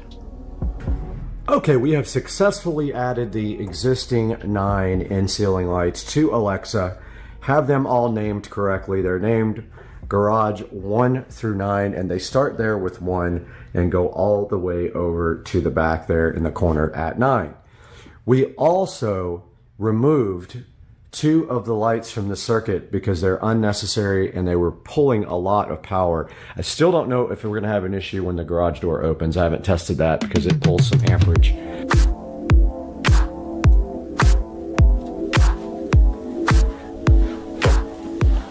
Hey guys, welcome back to Supercar Street Racing. We're here in the 4K production studio once again for another episode, and you just saw part 4 of my garage remodel where we did smart recess lighting, and we really got hosed because I kind of thought, and I don't know why I thought this would work, but I bought a hole saw thinking I could use it, but you can't use a hole saw with existing holes because the arbor in the center has nothing to keep the drill steady.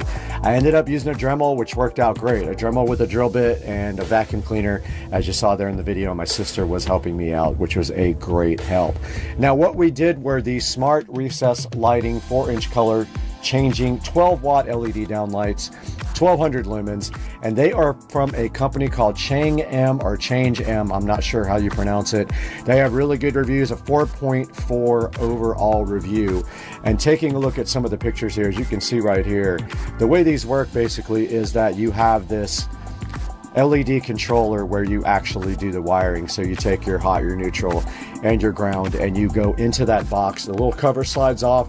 You go in the box and you just loosen some screws and screw down the new wires. Now, I don't know if it will accept 2 wires. I haven't tried that, so if you have a daisy chain situation there, I have not tried that yet, so we need to test that to make sure.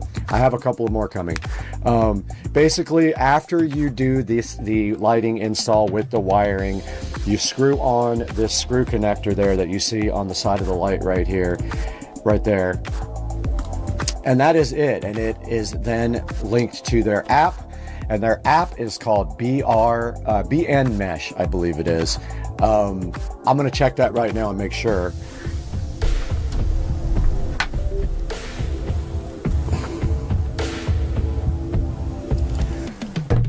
So their app is called BR Mesh. And what that app does is it uses your Alexa devices, and it's going to wake up this one, to link up to the lights using Bluetooth. So it's not like a traditional smart light that uses a skill and Wi-Fi.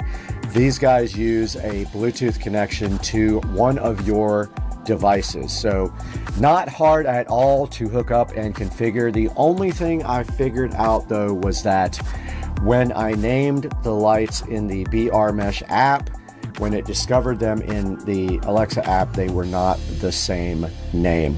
So that was the only real issue that I had with the actual lights. They're actually pretty cool. You can program them in groups, so you can control them all at the same time.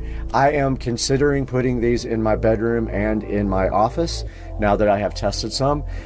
They work awesome. I have no complaints at all. And you can see right here, it shows you that you have app control there. And then right here, you can kind of do like a, Christmas theme if you feel like it. And then you can control groups with one command, like different groups at the same time. And it looks like you can do a music sync thing too. I did not do that, so no comment on that. I have not got that tested yet. You can do a timer, of course, you can do that with Alexa as well. And it has a regular, you can get these also with daylight white or soft white or just RGB. I got them with daylight for the garage because the hex lights are also daylight as well. And so taking a look at the reviews here, does have a 4.4. It has a couple of 1 stars. I disagree that it doesn't have a ground. It does have a ground on the junction box. So what he's saying basically is that there's no ground heading into the light itself. There is one on the junction box. This says color flickers. I haven't had any issues with that whatsoever. Poorly made. Don't know why that says that. I don't feel like they are. Oh, it says they're not reliable and you have to reinstall them through the app for no reason frequently. Barely installed and already burning out. Okay, we'll have to see how these perform over the long haul, but they do have some 1-star reviews, but they also have some 5-star reviews. Fantastic in nearly every way. Works for me. Easy to use. Excellent color and brightness control. I bought 12 sets so far.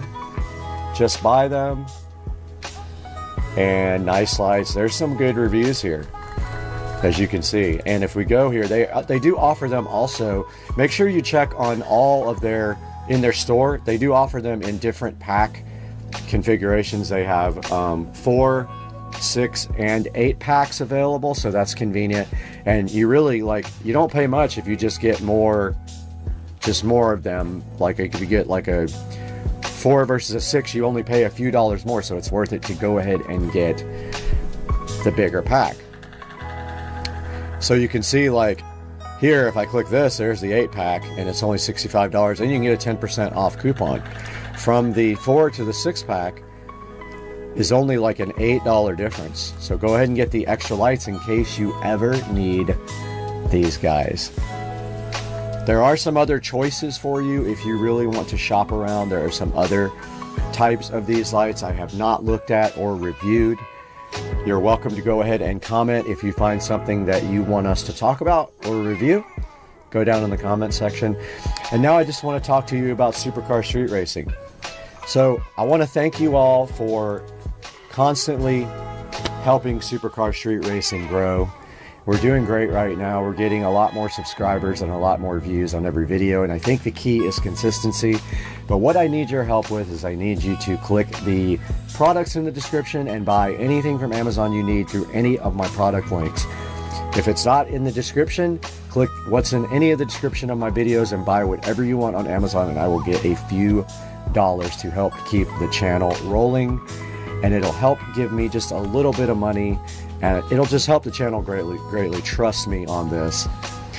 And please like and subscribe and click the bell icon.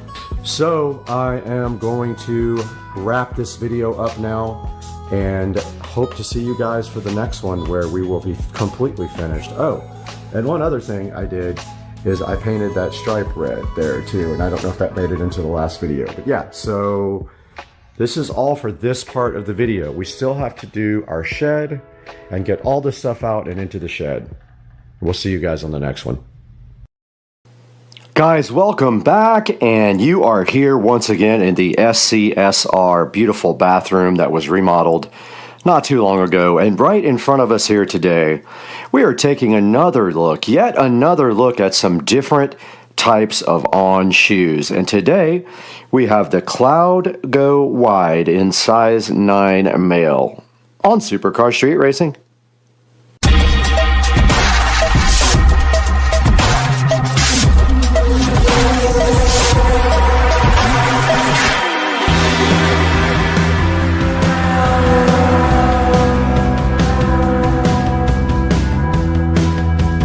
Back in the Supercar Street Racing awesome bathroom, and sitting right here on top of this beautiful vanity are the Cloud Go Wides, and these are in the color black and shale.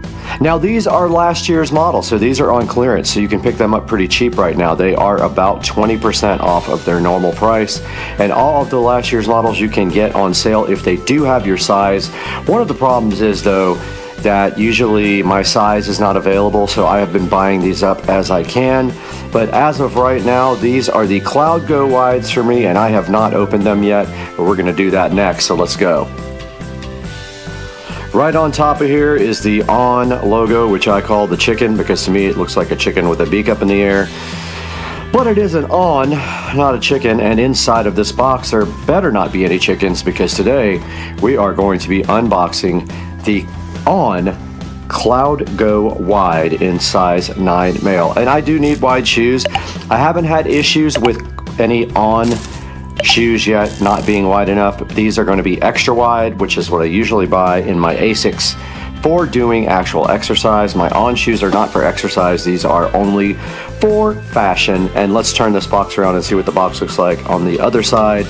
And there we have the chicken logo again. And a reminder, these boxes are all environmental friendly. They are all made of recycle. The Cloud Go wide's looking so fresh inside this box, I would almost guarantee it. So let's go ahead and open this guy. And inside we always find the ON promise here about the 100% recycled cardboard right there. And only water-based inks, no oil-based inks as well, which is better for the environment. And then we have some recycled paper right here with the ON chicken logo all around it.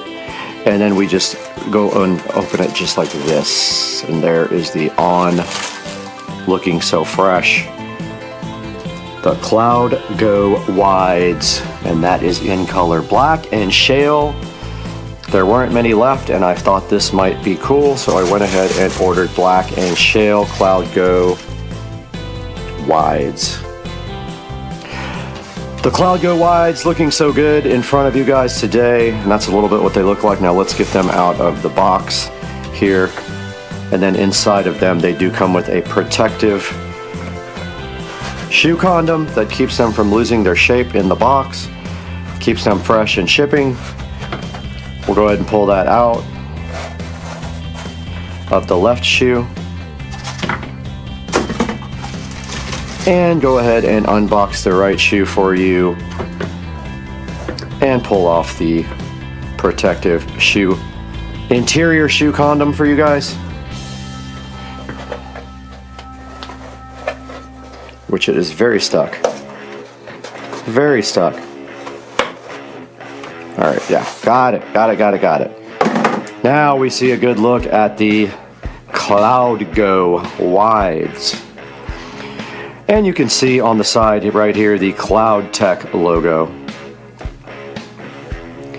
And that is the first look at these, and next we take an in-depth look all the way around the Cloud Go. Starting at the front of the Cloud Go, we can see the ON logo in a silverish white right on top of the black, and this is kind of a rubberish black right here.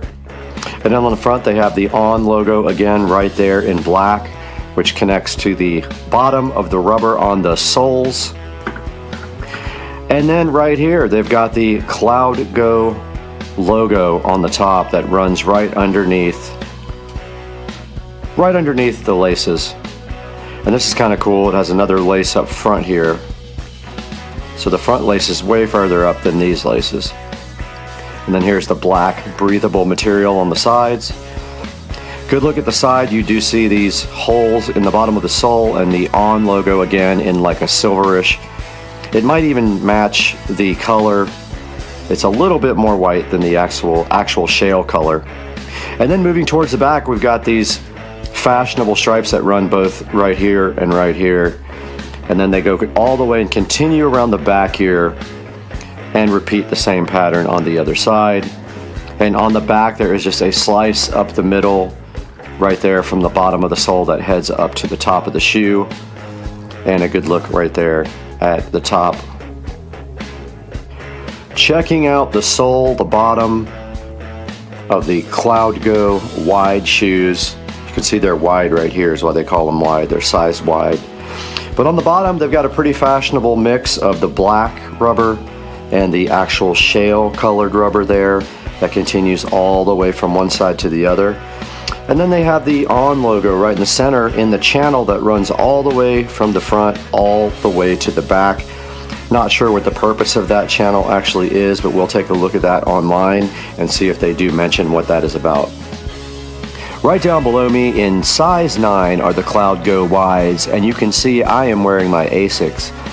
These are my everyday exercise shoes, so I had them on from my treadmill session this morning out there in the Supercar Street Racing sunroom.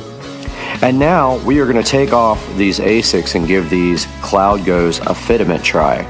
Now I do have pretty bad feet. I have pretty bad bunions and I have flat feet. So I'd rather not show my feet, but I will do it for this. And this is the whole point of having a wide shoe.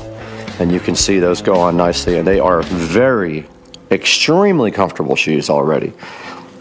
I have some Pumas that I put on and they almost kill me, and I had to manually stretch them. But you can see right here with the low cut ankle white socks on, they look absolutely cool. The Cloud Go. They feel awesome, and next we'll take them for a little spin and see how they feel in action. All right, we got the Cloud Goes on, and immediately I noticed towards the back of the shoe there is a dip down because that's the way the shoes are designed. They roll towards the back. As far as comfort goes, especially on the issues I have with my bunions on the side, no problems at all with that. No problems whatsoever. And they are extremely comfortable. They're actually more comfortable than these ASICs that I just took off right here. Those ASICs are about $45 shoes. These are $150 shoes if you pay full price for them. Very much different price point there. And these are extremely comfortable. And that's the treadmill I usually get on in the morning. But I do wear my ASICs on the treadmill. I will not be wearing the ONs. I guess I could try them, but I am pretty comfortable on the treadmill with my ASICs.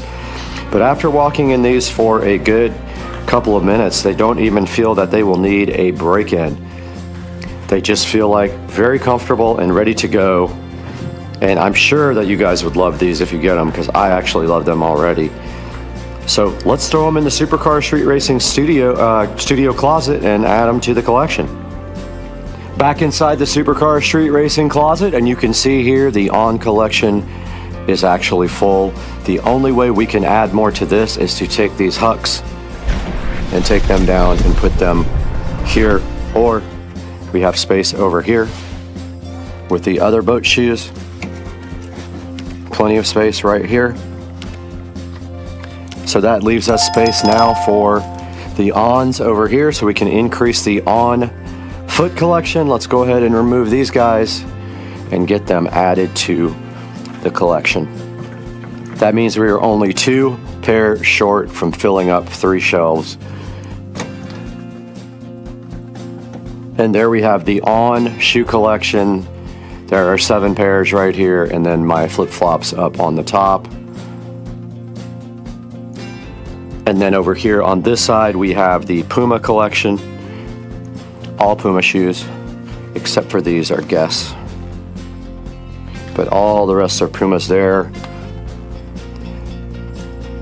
And now let's take it back to the 4K production studio and see what Brad has going on in there with these ON Cloud Go shoes.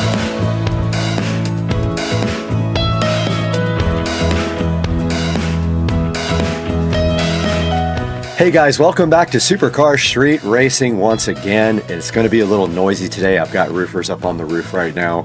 So bear with me as we hear some sounds from outside, but we're taking a look at the ON Cloud Go wide shoes you just saw there in the Supercar Street Racing closet, and I have them up here on the screen right now, and those guys are actually $149.99. I got them on clearance for much cheaper, but those are $149.99. There will be a link in the description. I love these shoes so much.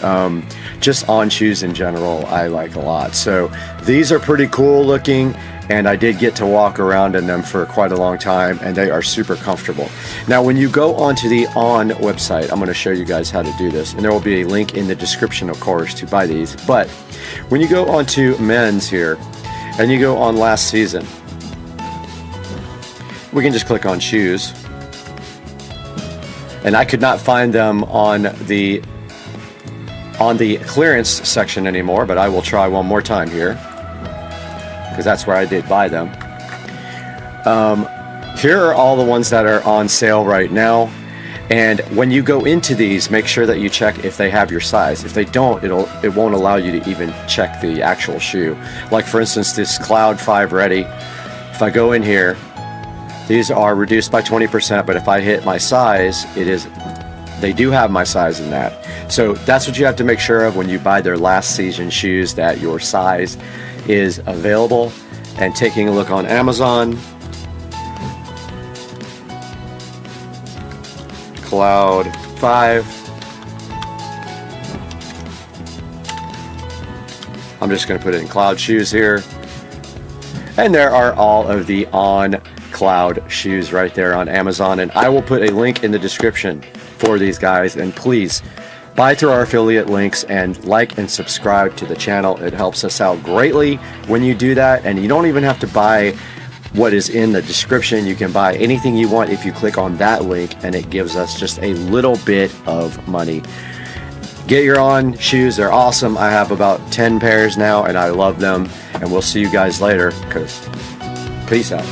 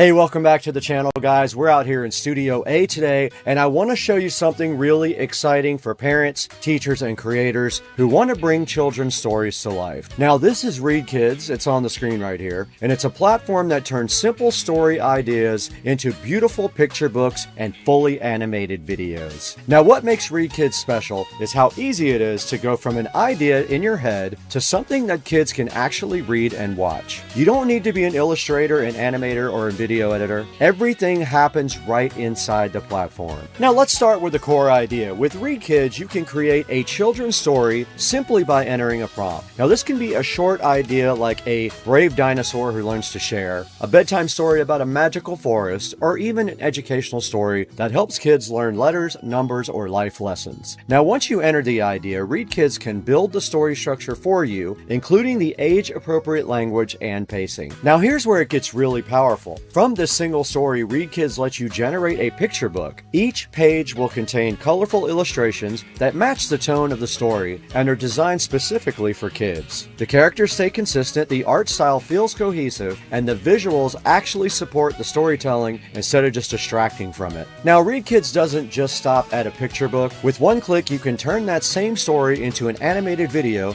and I'm going to show you that. This is the standout feature. The illustrations come to life with motions, transitions, and animations that feel engaging for your young viewers. Characters move, scenes change smoothly, and the story feels like a short cartoon rather than a static slideshow. Now, the animation feature is especially useful for parents who want screen time to be meaningful, teachers who want engaging classroom content, and creators who want to publish kids content on platforms like YouTube. Instead of spending weeks animating, RealKids does the heavy lifting for you. Now, another great feature is narration. ReadKids can generate voiced narration that reads the story out loud. That makes it perfect for early readers or bedtime routines as well. Kids can follow along with the text on the screen while listening to the story, and that helps build confidence and comprehension. You can also customize their experience. If you want to tweak the story, adjust the pacing, or regenerate images, you can do that before exporting. The platform is flexible enough to let you refine things, but simple enough that you're never overwhelmed. Now, once your picture book or animated video is ready, you can export it and use it however you want. You can read it on a tablet, share it with your family, use it in a classroom, or upload the animated version online. One story, multiple formats, created in minutes instead of days or weeks. Now, what I really like about ReadKids is that it encourages creativity without requiring special skills. Kids' stories should be fun to make, and this platform makes them feel playful, fun, and accessible. Now, if you ever wanted to create a children's book, a bedtime story, or an animated kids video, but you don't have the skills.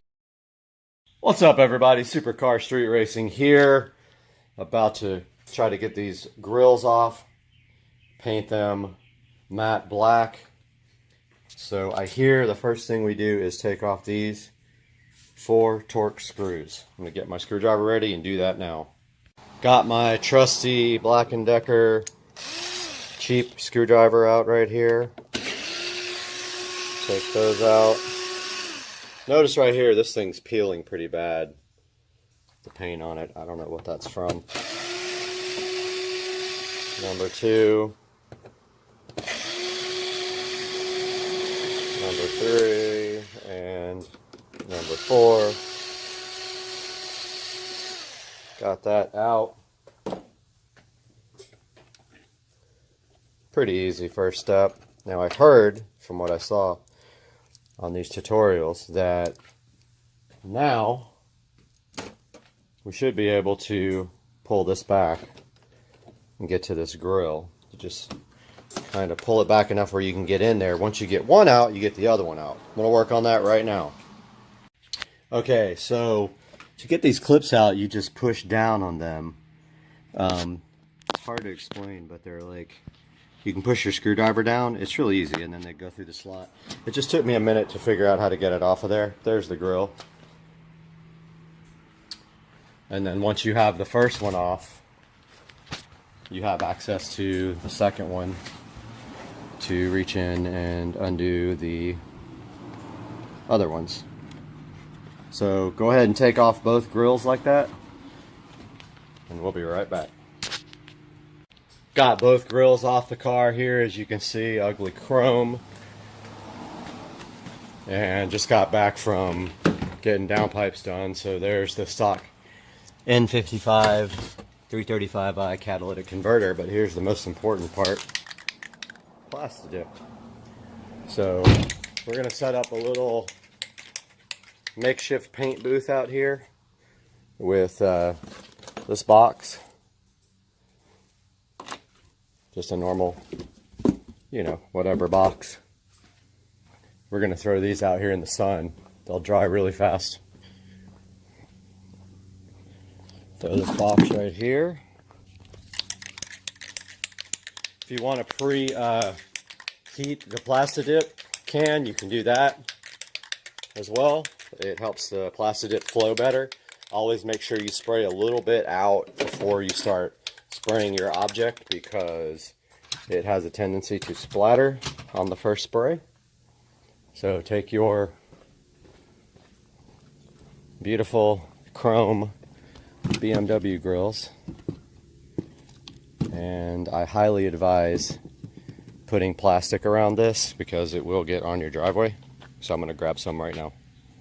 One thing also, notice that these grills are dirty. Make sure you get something and wipe the grills down completely. I'm just going to use Windex. Beware of this plastic also flying up and getting onto your freshly painted grill. So put stuff around the plastic here to keep it held down. I'm going to start the cleaning process now. Got the grills all nice and polished with Windex here. And the next step is going to be paint. This stuff good. Get the cap off real quick. So make sure when you do this, spray a little bit out first. Your first coat's going to be light. There's a lot of coverage though. You got to go from every side. It's going to take quite a bit of time for these grills to make sure that you get everything.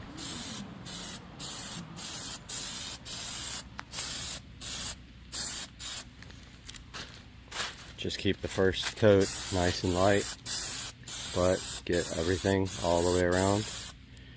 I'm thinking this is going to take 4 or 5 coats. You got to go from every direction. Make sure you don't get any runs also.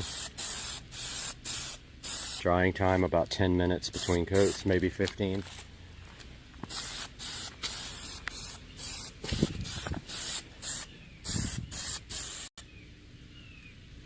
That's first coat. So anytime you have the opportunity and you have pieces out of your car, you always want to take the time to clean. These are places that you can't normally get to. So for example, inside here, I'm going to take this. Well, there's my Armor All. So this is medium shine. And I am going to clean this up really nice. All in here. Spray that all down really good. Grab yourself a towel. Notice all that wax and stuff that you could never get to is gone. And if you do like to wax your car, you can take this opportunity to wax inside this area that you will never be able to get to otherwise. Look how nice and shiny that Armor All. Look at that. Look at it. Just look at it. Now that looks 1000% better. So I'm a stickler about keeping the car clean, even though it is dirty today. I'm going to wipe it down in a bit when I get done with all these problems I'm doing. But do you see how nice that looks in there now? And up here around the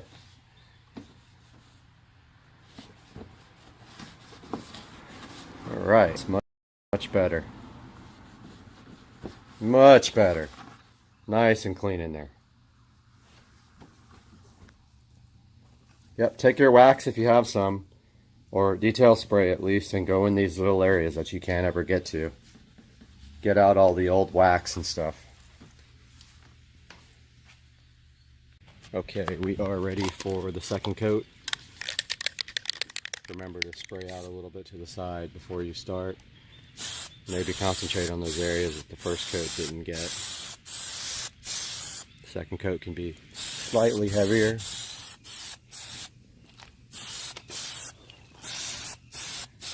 Remember to get this from all sides. You've got a lot of ground to cover here.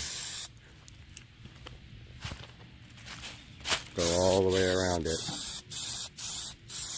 And when you do, make sure you get all inside those fins.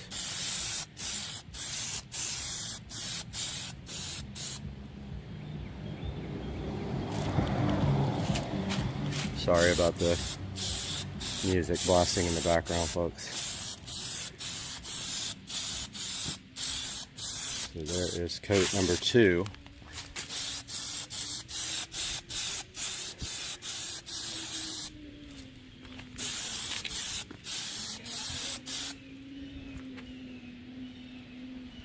All right, these have probably 4 coats on them. They look pretty good. Give you a good close-up look. I think they're good to go. I don't see any spots. Oh, maybe, yeah, I do actually. These need more. I'm gonna put another coat on. Timer just went off. These have been baking in the sun for about 20 minutes, and no, that's nice. There's a leaf on top. That's what happens when you go underneath a tree. But thank goodness those look to be dry. I'm going to install them now. They should just clip right back in. Got the grill right here. This thing should just clip right back in.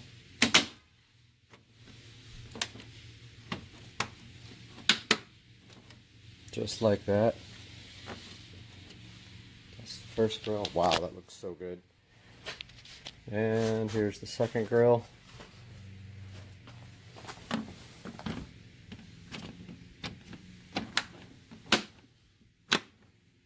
Back in there. Good to go. Look at that, guys. That is such a big difference. I'm going to get these 3 screws installed now. 4 screws.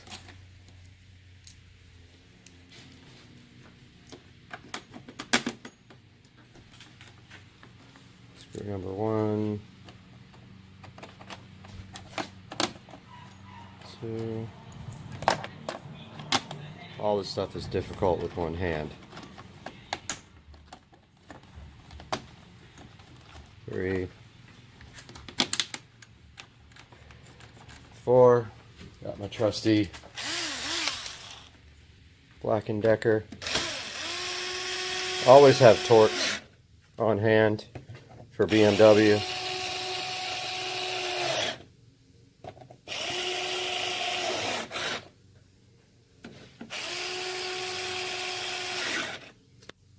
There you have it, sir. There is the matte black Plastidip grill, ready to rock. Looks so good, so much better than stock. Now the only thing left on the car are these side markers, which I ordered, these reflectors, which I ordered, and these trims, which can be Plastidipped if you really want to. So there you have it, how to convert your grill to matte black with Plastidip on your 335i. Okay, so I don't know what happened. These two came over and then this happened. Oh my God! What? What did you do? I don't know. What is all this? What? Crazy.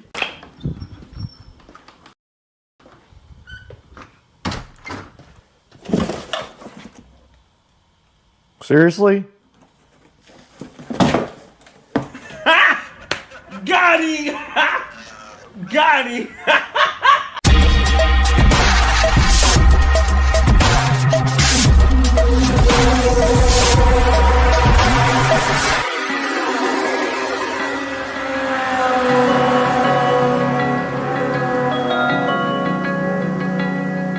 Hey guys, welcome back. It is a Monday. And as you guys just saw, that box is completely broken.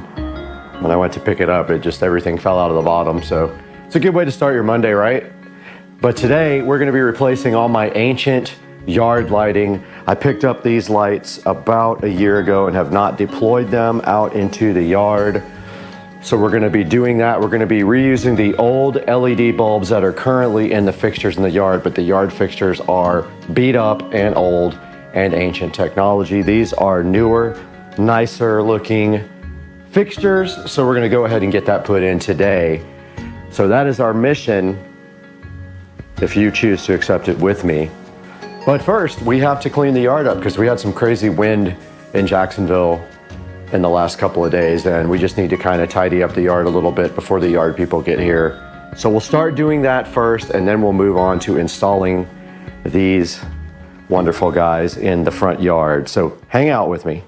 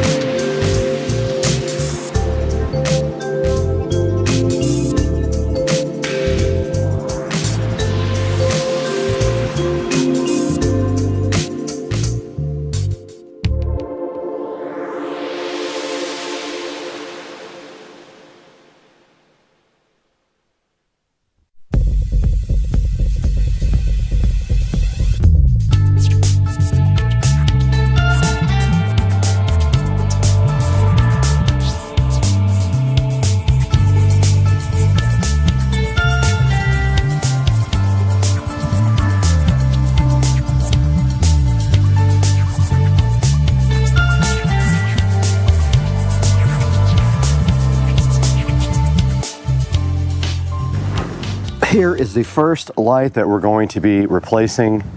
So what I want to do right now is take it out and see how I connected it. And it looks like, yeah, I used a quick connect on this. So I think I'm just going to connect the new lights the same way. Unfortunately, these are all taped up with old electrical tape. Going to be kind of a pain. And that one just came out anyway. Yeah, I'm gonna need to get some scissors to cut this with. Now these new lights did come with this Pierce type connector, which I'm not going to use. I might use it on one or two of them, but I'm not using it on this one, I don't think, because I haven't quite figured out how to operate them. And we are reusing the old bulbs. They are high intensity, I think they're G5s. And we're going to be trashing these old piece of crap bulbs. And now we'll cut off this old connector and splice the wire back.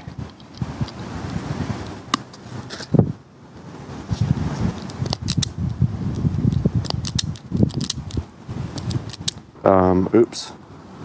I have another light going to this. So I've reconnected the light, and I believe the other one feeds this spotlight and that spotlight. And the old housing will go into the trash can.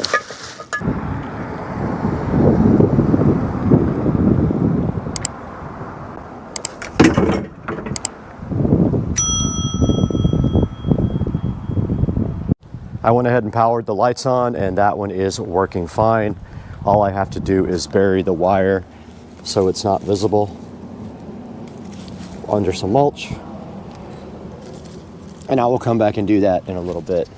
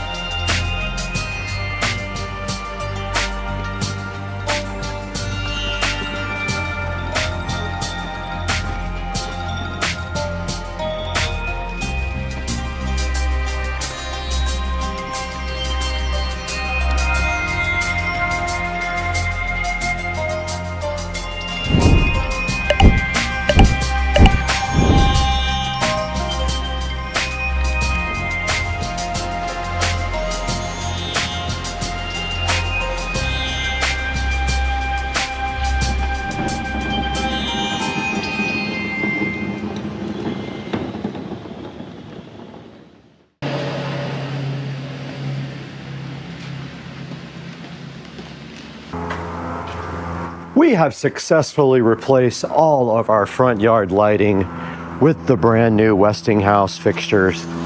That is how this one looks here on this side. We do have a plane coming overhead, sorry about that. And then in the garden here, this is the next one. And the next one there. And there, and if you guys do recall, when we replaced our mailbox, we also put one right in the center of the two plants here. And then moving to the middle of the yard, we already had one in the middle of these bushes, which is a different type.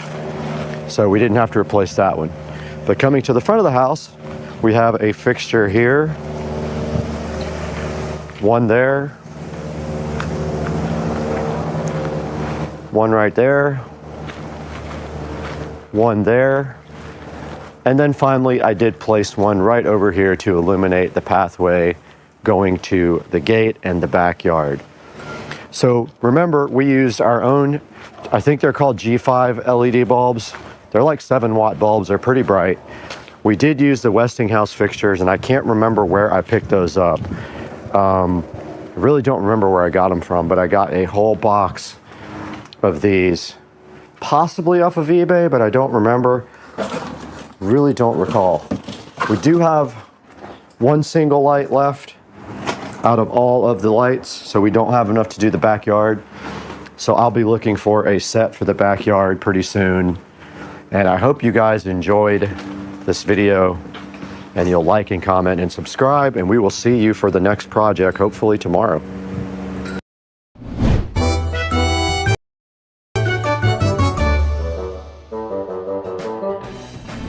What's up, ladies and gentlemen? Welcome to Supercar Street Racing. We're out here in the beautiful Studio A, which we just got rewired and now has the appropriate power to do whatever we need. And in our hand, Sling TV Box Express 4K right here. This is the S5 Max we were sent to take a look at today. This thing touts that it can do streaming media, things like movies and TV shows and other things like that. So we're gonna have to open it up and see exactly what it does, but we have the Sling TV Box Express 4K Plus S5 Max in our hands today, right out here in the studio. Let's see what this thing is all about on Supercar Street Racing.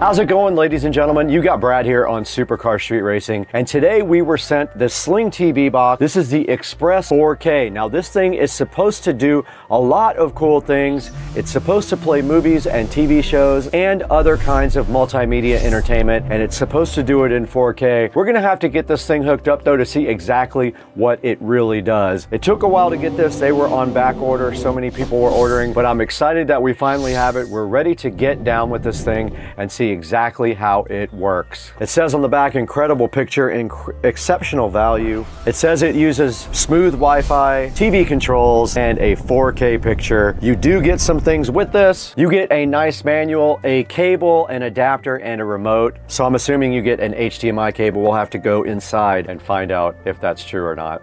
So let's take a look at this Sling TV Box 4K today on Supercar Street Racing.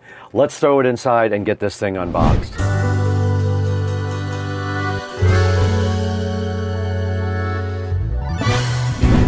All right, we're out here in Studio B, and we got the Sling TV box right here. This is the Smart Media Player Express 4K. This is the S5 Max that they sent to us to check out to give you guys a good look at. So what we're gonna do right now is go ahead and get this thing out of the box and see what's inside of it. Well, the side of the box you see, you just plug it in, connect to the internet, start streaming, and it says that you get 4 spot where we're listening to music. Okay, let's go to the couch for this. And we can go to the YouTube audio library.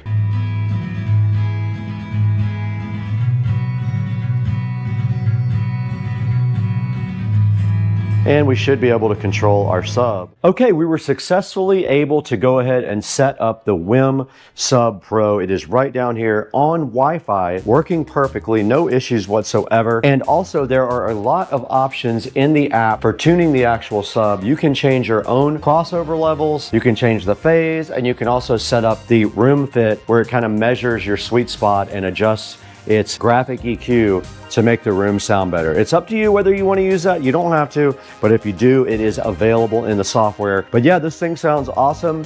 It is going to be a good addition to the SCSR compound and the whole home audio system because it does not have to have wiring. I thought about putting it down here where the PSW10 is, but that does not make sense because then the PSW10 is wired only. This guy can actually sit anywhere. Now the next thing we are going to do is go ahead and set up this WIM Amp Ultra. And I think, not 100% sure where I'm gonna put that yet. I have to think about this. We're in the Supercar Street Racing closet where I keep the wiring. We're gonna find some wire for this WIM amp, and this stuff right here is fine. Now these speakers are currently connected to the system with these weird banana plugs that don't plug in all the way for whatever reason. This wire does have ridges on one side, and that's how you know it's positive.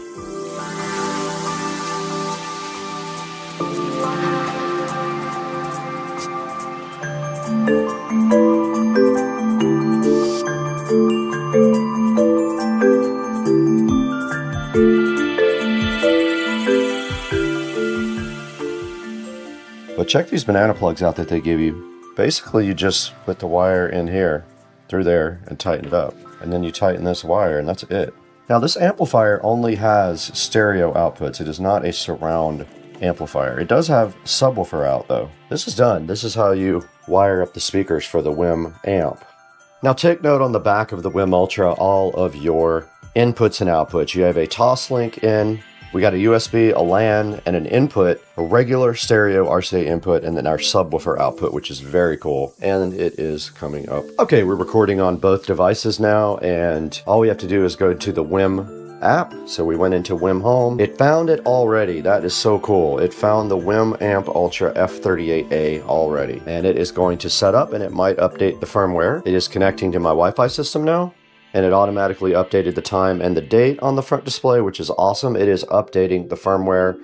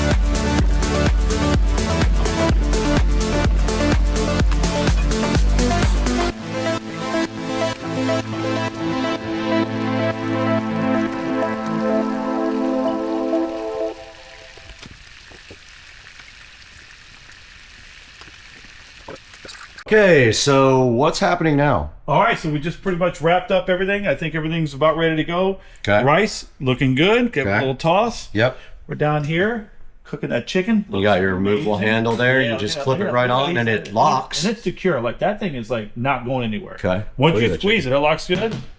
Unlock. Boom. We're gonna let that rest. So we'll push that back a little ways. And then we'll come back here now for the broccoli. Little roasted broccoli. convenient. Looks good. That's So- super convenient. All we have to do now is just eat. And let's look at the nonstick. Look at how good that nonstick is. They're really perfect. Yeah. Yeah. That's awesome.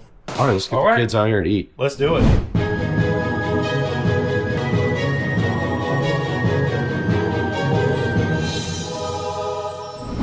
All right, we are ready to eat. We have our chicken, rice, and broccoli here.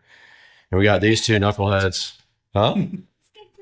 And they have cream soda. I have 19 Crimes wine. We're ready to eat some food. This looks... Yeah, man. Turned out really good. And thank you, Astercook. They provided the cookware for this, which then is going to be, say, at these guys' house. They're going to get to keep this. Yeah. Since I don't cook. All right.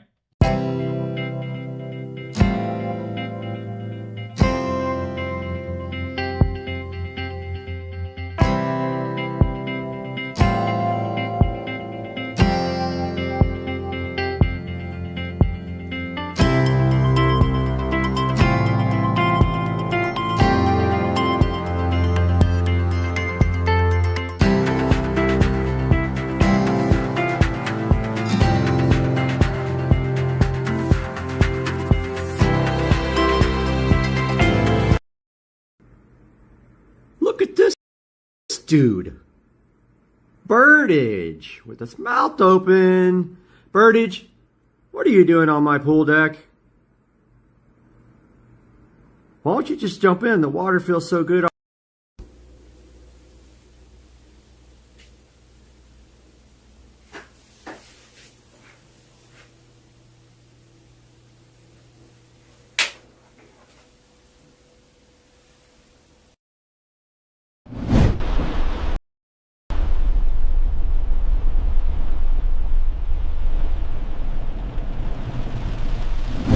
What's up everyone, and welcome back to Supercar Street Racing, where we push tech and machines to the edge. And today we're taking a first look at the Alcatel WP100 Titan. This thing is an absolute beast. It's got a rugged build and a 22,000 milliamp hour battery. It's also got a cool camera setup that punches way above its weight. I'm just giving you a little bit of a taste of this now because in the full video coming up, we're gonna stress it, we're gonna test it, and see if it actually lives up to that Titan name. Now let's get into it.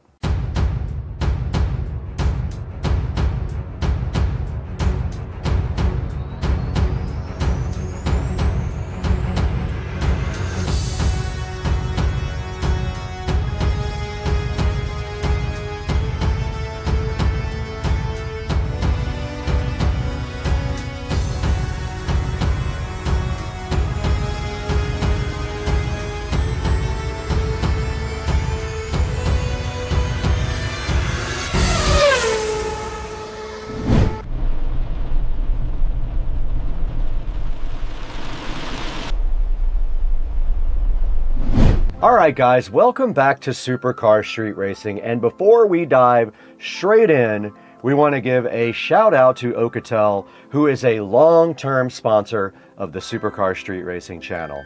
And they just dropped one of their craziest rugged phones directly on this channel, the WP100 Titan. Now let's break down what makes this thing such a monster. Now first up, let's talk about the battery in this thing. That is the largest battery ever created for a smartphone. Now what this means for us is when we're out there on those long days shooting on the road, like Las Vegas CES on January 6th through the 8th, we'll be there. We're gonna have the WP100 Titan with us. We won't have to worry about charging the phone for days. It's gonna be so nice to have that available. Now you would think with a phone with a battery this big, it would take forever to fill up, but this guy works very quickly and can fill up in a fraction of the time. That's perfect for us when we're jumping between shoots and we don't have time to charge, but more than a few minutes, this thing comes in clutch. Now, as usual with Alcatel phones, it has a rugged military build. It has IP68 ratings, IP69K ratings, and it has MIL STD810H. And in plain English, it's dust-proof, drop-proof, and it's waterproof. Now, we've had phones die on shooting days before. It's not gonna happen with this one. Now, I've got it right here in front of me, and it has a 200 megapixel camera out back, and it does actually have night vision as well. This is perfect for both regular light and low light situations. Let's say we want to go on a car meet and we want to shoot some of it in a parking lot at night. We've got the perfect night vision right here for that. And it's even great for night drives. And another big one, the Media Dimensity chipset. This isn't some slow CPU in a rugged phone.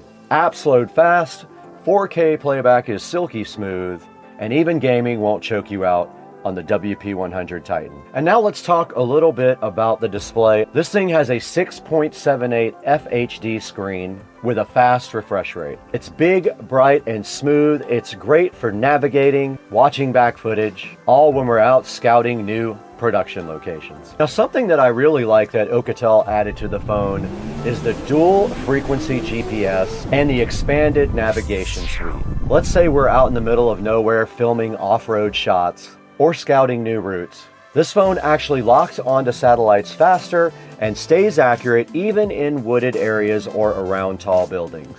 And it's one of those features you don't usually appreciate until you've been lost with no signal, which has definitely happened on this channel. Also, speaking of being out there, this thing also supports reverse charging. This thing isn't just for charging itself. This thing can top off cameras, mics, drone batteries, even another phone if somebody on the team needs charging.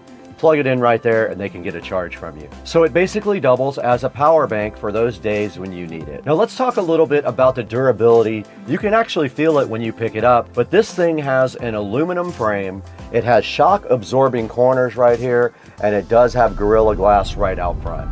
What that means is you can drop it, scrape it, slam it in a car door, whatever you want to try. This thing should be up for the task. It is definitely a beast. And trust me, with all the stuff we carry around this house, inevitably some things manage to hit the ground on a regular basis. And it's got this customizable side key right here, and you can actually program that to do anything you want. One thing that I like to do with mine is program it for the camera, so that if I need the camera really quickly, all I gotta do is press this one button. Now the audio on this is surprisingly good as well. So that means when you're checking clips, watching playback, or just using these guys as a mini TV between breaks, it's actually enjoyable instead of sounding like a tin can. It's also hooked up connectivity wise. It uses Wi-Fi 6, NFC, Bluetooth, and it also supports global bands. So whether you're here in the States or out of the country, this thing has you covered. It does have a slot for an SD card, so you can go ahead and expand it to your needs. Now this feels like it was built with creators and explorers in mind. So coming up next, we're going to go ahead and unbox this thing officially for you. We're going to throw it outside to the Supercar Street Racing Garage Studio, where we're going to unbox this thing and show you what's inside.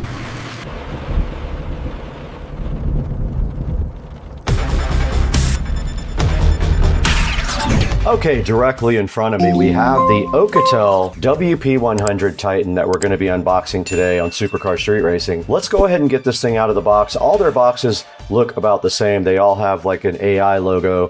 They tell you what kind of RAM and ROM are inside of it. They tell you the model number and that it is a 5G phone. Let's go ahead and crack this thing open now. We don't need this plastic where we're going.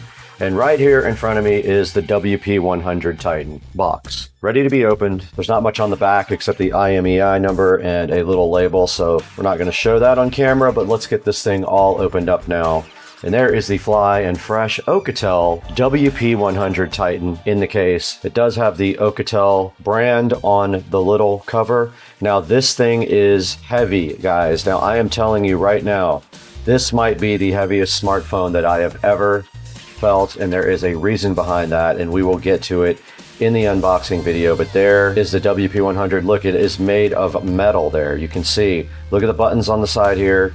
Very cool. You can definitely tell this thing has some weight to it. You can see on the back it does have a camping light like the other phone did. You can see its triple camera system right there as well. Yeah, on the side there's your card slot right there. There's some buttons and there's some more buttons down here. There's a USB Type-C port right there, and I would say, I don't know the exact weight. If I had to guess, I would say a pound or more, and we're going to get into why that is when we get into the specs of this awesome phone. But yeah, for right now, this is the WP100 Titan, and what else is inside the box is a user manual, and there is a charger down at the bottom here. There's a warranty certificate, there's a USB Type-C, and yes, they do actually give you a charger brick, which Samsung is not doing anymore. So that is it for the WP100 Titan. Let's get that thing back in the plastic now. It's very heavy and very solid. What a phone. This thing looks like it could last through a war.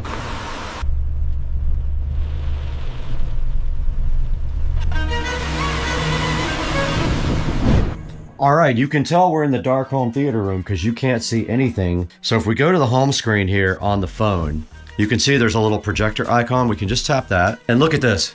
We actually have projected the phone onto the screen. Now notice it's much wider. You can actually see light on the edges of the square. There's our video. It's pretty small.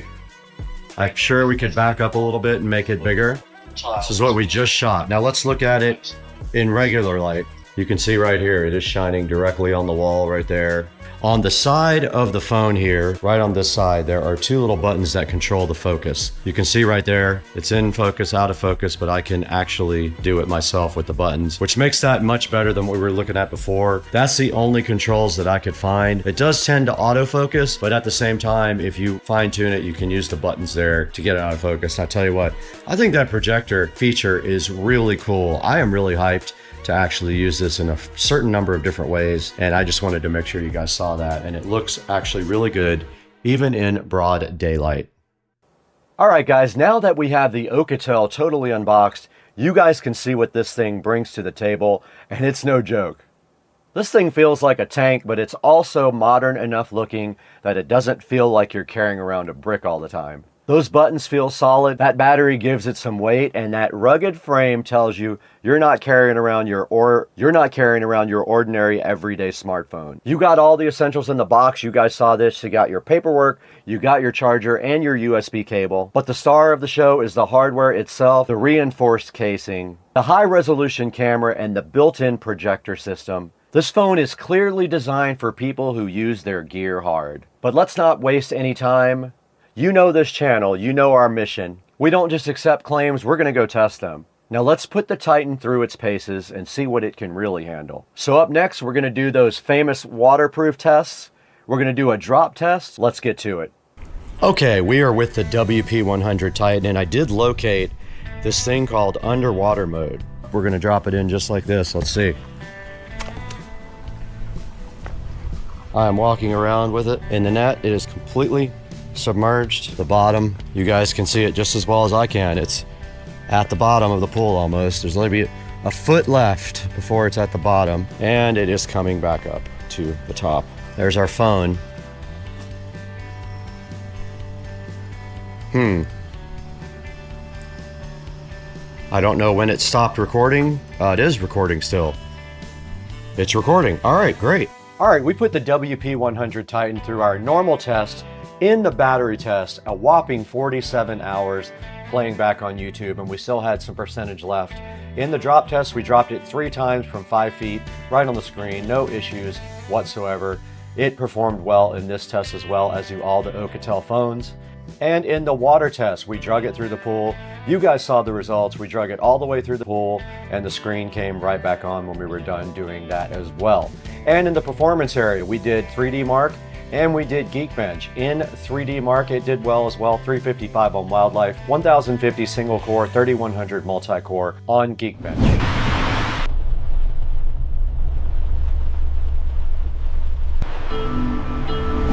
All right, guys, we're back here in Studio B, and that's going to wrap up the Alcatel WP100 Titan review. This thing is an absolute beast. It is very heavy because it has a 33,000 milliamp hour battery. It has a projector, which is very cool, 1200 lumen camping light, and it does pretty much everything. Has a very nice camera, very detailed, great color. Loved all the pictures and photographs from the camera as well. You're going to see some of that at the end of the video here.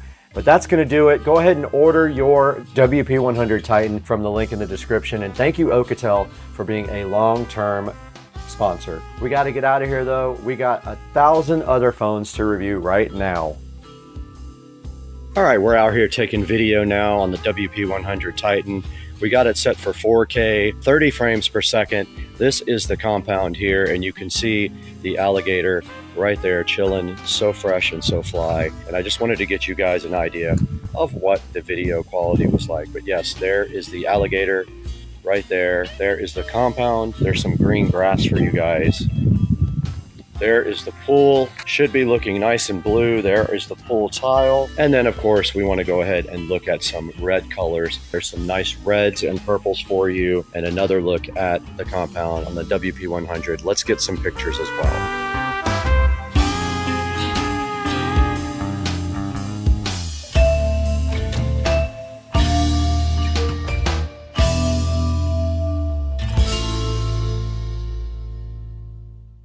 Okay, I wanted to give you guys some more of the capability of the night vision of the WP100 Titan. Check this out. This is my completely dark garage. The sun is barely coming up right now. This, on a regular camera, you can't see this at all. But on the WP100 Titan, check it out. You can make out the golf cart right there. You can make out the scooters right there. No problem. Look at that. You can make out the actual posters where there's no light hardly at all in here. So that is the WP100 night vision. Before it gets daylight here, we want to show you the WP100 Titan's camping light. So here's the controls for it. You just click full. Look how bright that is. That is lighting up the whole area here. Check it out. Now I'm recording this on the Samsung, but you can see it's still dark out here. And looking at the camping light, look how bright this thing is. So for example, I always go into my shed here. It'd be super convenient since my phone is already on my body.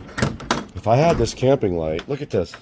This thing lights up the entire shed. How cool is that? On the WP100 Titan, the camping light. But look at that. Awesome light, man. Check it out. No light, light. Let's go out here on the dock. Here's the dock with no light. And then, of course, all lit up by the WP100. We are back looking at the WP100 Titan. I just wanted to show you guys how the projector on the phone looks in a real theater room. This is my theater room, completely dark.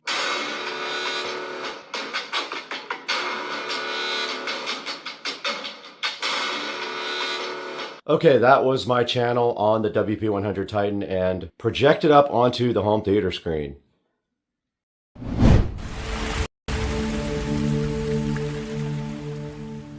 Great, my pool's cleaner than my entire house. What's up, everybody? We are back at Supercar Street Racing again. We're walking around in the Supercar Street Racing awesome living room, and we have something cool on the table right here. It's something we've been waiting for a while. They promised me this for a little while, and it finally happened. So let's talk about what's behind me today, right after this open for Supercar Street Racing. Thank you for 1 million views and 250,000 subscribers.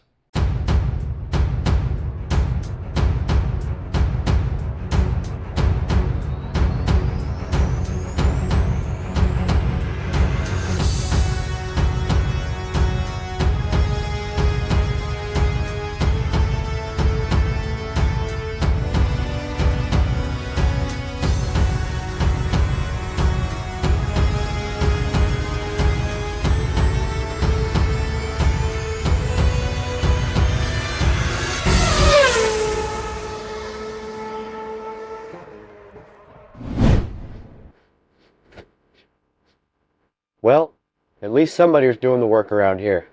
We're back in the beautiful SCSR compound again. The beautiful compound has some new toys right here in front of me that we've been waiting for a while. They were finally shipped out to us, and now it's time to take a look at the Toolless cordless robotic pool cleaner.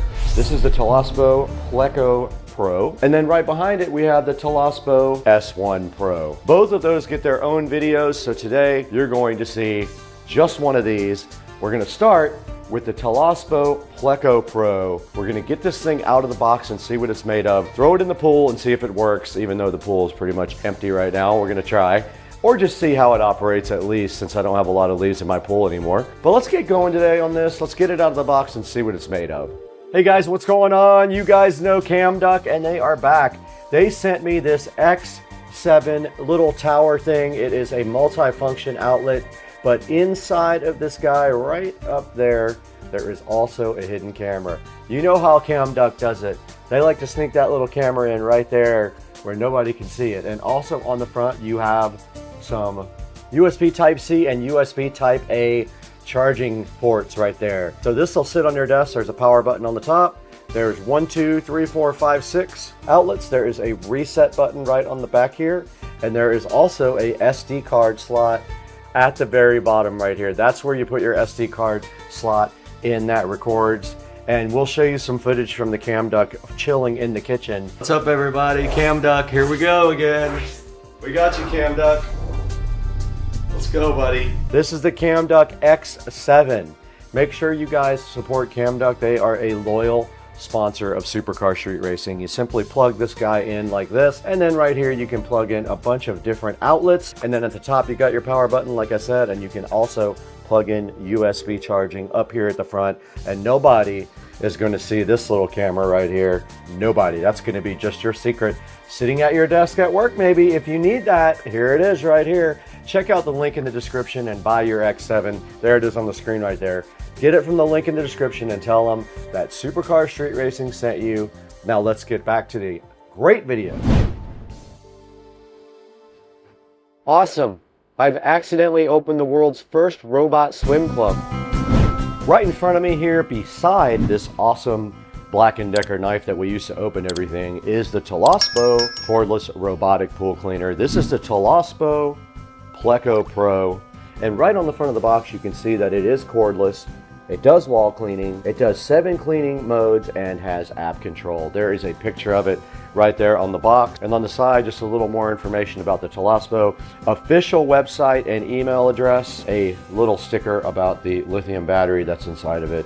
And then on the back side of it, pretty much the same thing, a picture of the pool cleaner and some of the specifications that come with it. And that is it for the outside of the box. There's nothing that exciting on it, but when you open the top of the Toolless, you do get something exciting. You get this hook, and this is for your pool pole. You can put it on the end so you can grab your Toolless right out of the water. If you have a standard pool pole, this is all you need, is this thing. And right here we do have an instruction manual.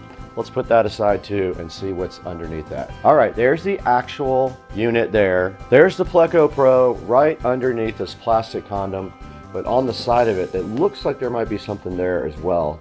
Let's see what we have. All right, so on this side, it looks like we have a power adapter. So this must be the charger for it, I'm assuming. Let's also put that over here. We don't need that right this moment, nor do we need this where we're going. And the Toolless is wrapped so nicely in this plastic condom. Let's get that unwrapped, and then with 2 hands, we'll get this directly out of the box.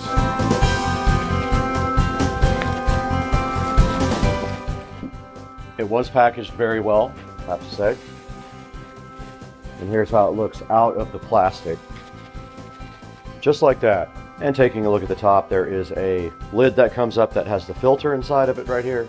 This is a washable filter. The controls are all right here. The tracks are right here on both sides. It does say enjoy leisure time on the side, and on the bottom you can see the vacuum unit. Now the charging port is right here under this little black door. It does have a rubber grommet on it that allows you to seal that up for when you put it in the water. So let's go ahead and get out the charging cable. Let's go ahead and plug this thing in. It uses one of those standard appliance cables. And when you plug it in, there's a nice blue glow up here to indicate it is charging. There's a quick guide right here. You're supposed to pair the device to the app, and it shows you how to submerge the device and remove it from the pool with your pool pole. And then there's some quick instructions on how to clean the filter. Now it does say when there is a yellow LED flashing, it's ready to be charged immediately. Now a blue pulsing LED, which is what we're seeing right now on the top there, that means that charging the battery is happening between 30% and 99%. So the battery is not fully charged yet. So that is our next mission here, is to get the app downloaded while the battery fully charges. Let's go ahead and do that now. Okay, we're recording on both the phone and the Insta360, and we are gonna go ahead now and get the Toolless app right here in the App Store. It's right at the top. We just click install. It is installing now. And when we go ahead and open it, I'm sure it's gonna want us to sign up for an account.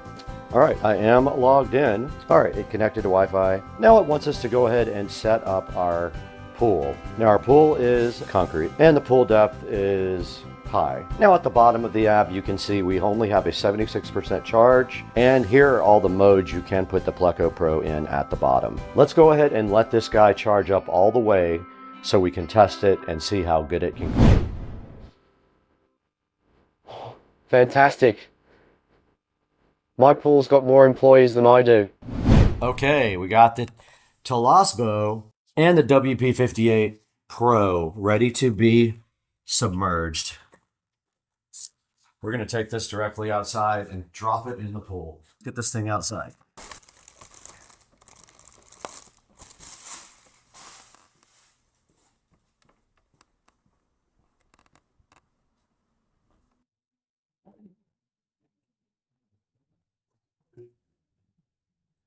We're ready to test.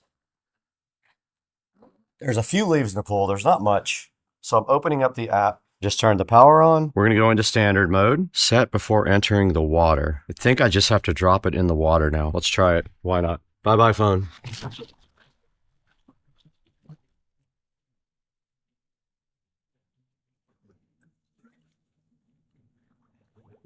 Oh.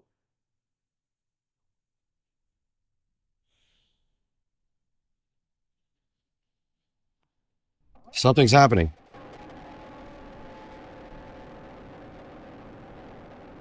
It's moving.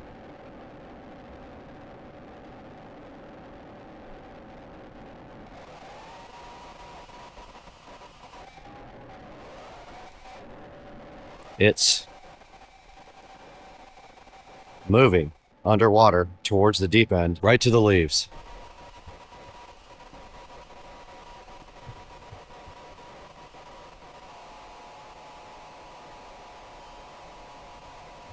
It's going directly for leaves. Look. It just ate one leaf. And now another one. It got one, it left the other one. The other one wasn't quite. And now it's coming up the walls. The phone is still there. I don't know if it's alive. It's climbing the walls.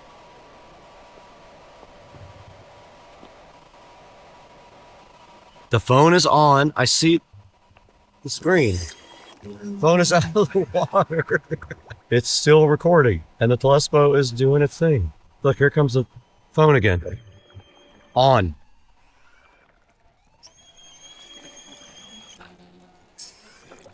And it is going back under.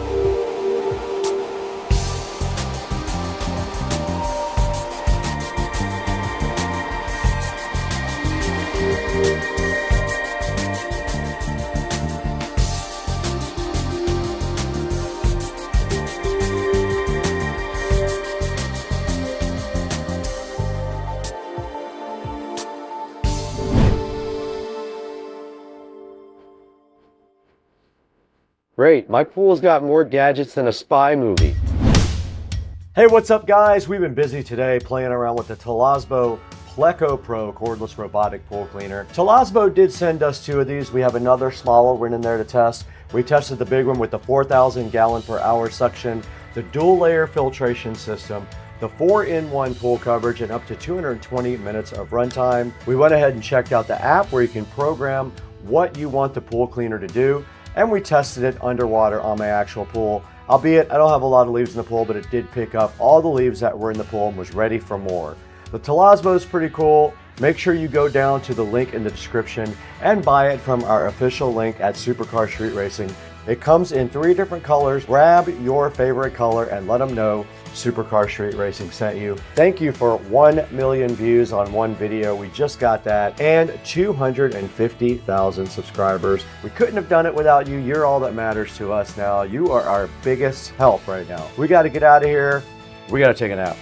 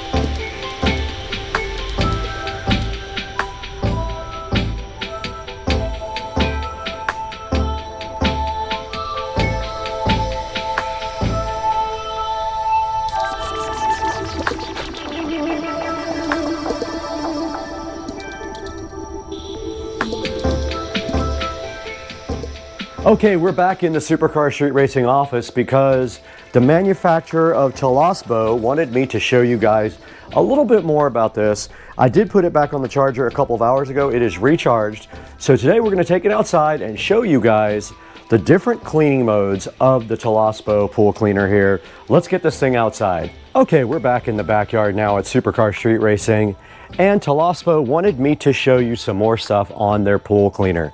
Now, there's not a lot in the pool, but they want to show you how this thing operates by going through the different modes that this thing has to offer. So there are different modes available in the app, and those are right here in front of me. If we take a look at the app, we have standard mode, bottom mode, wall mode, waterline mode, eco mode, turbo mode, and wall then floor mode. Why don't we go ahead and show you guys the wall mode by pressing that now. Let's see what it does. Now it should start up once it gets the sense that it is in the water. We'll see if it goes on to wall mode. We should start seeing some bubbles pop up. There goes our motor turning on. You can see the water moving. Now this guy should go into wall mode. And here's the Toolless doing exactly what it's supposed to be doing, climbing the walls and cleaning the walls right up to the top.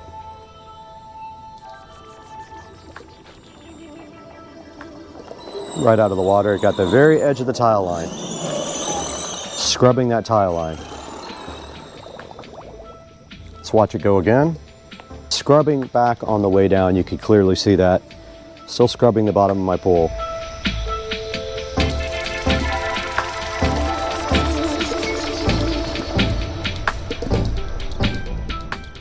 We did set the Pleco Pro to waterline mode. We're going to see how it acts now. Let's see what it decides to do. And it's climbing my stairs. Look at that. It climbed right up the steps.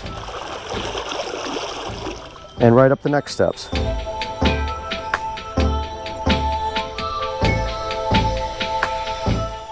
Cleaning that glass tile.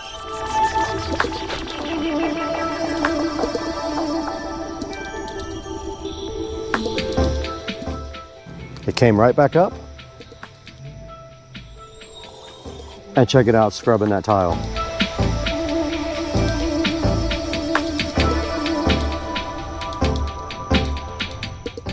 And it went right back up and did it again. And that's waterline mode. It's doing exactly what it's supposed to. All right, we're gonna put this thing back into standard mode now and watch it go for a couple of minutes. I heard it beep again, it's ready to go. Let's drop it in.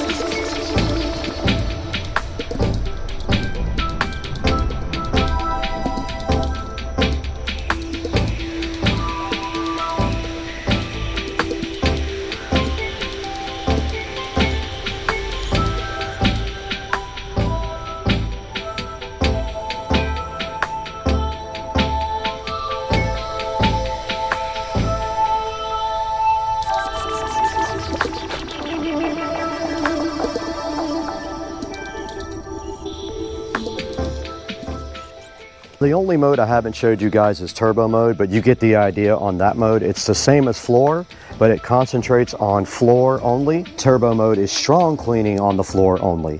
Guys, so that's it from the backyard at Supercar Street Racing in the Humble compound. Check out Toolless. They wanted me to reach out to you guys and let you see their cool robotic pool cleaner. If you have any questions, drop them down in the comments. We'll do our best to ask the manufacturer or answer them ourselves. That's going to do it for today though, guys. We'll catch you later.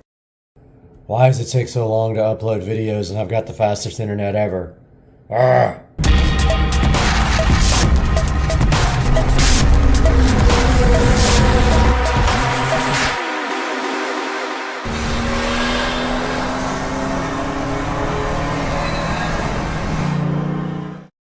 Hey guys, welcome to the channel.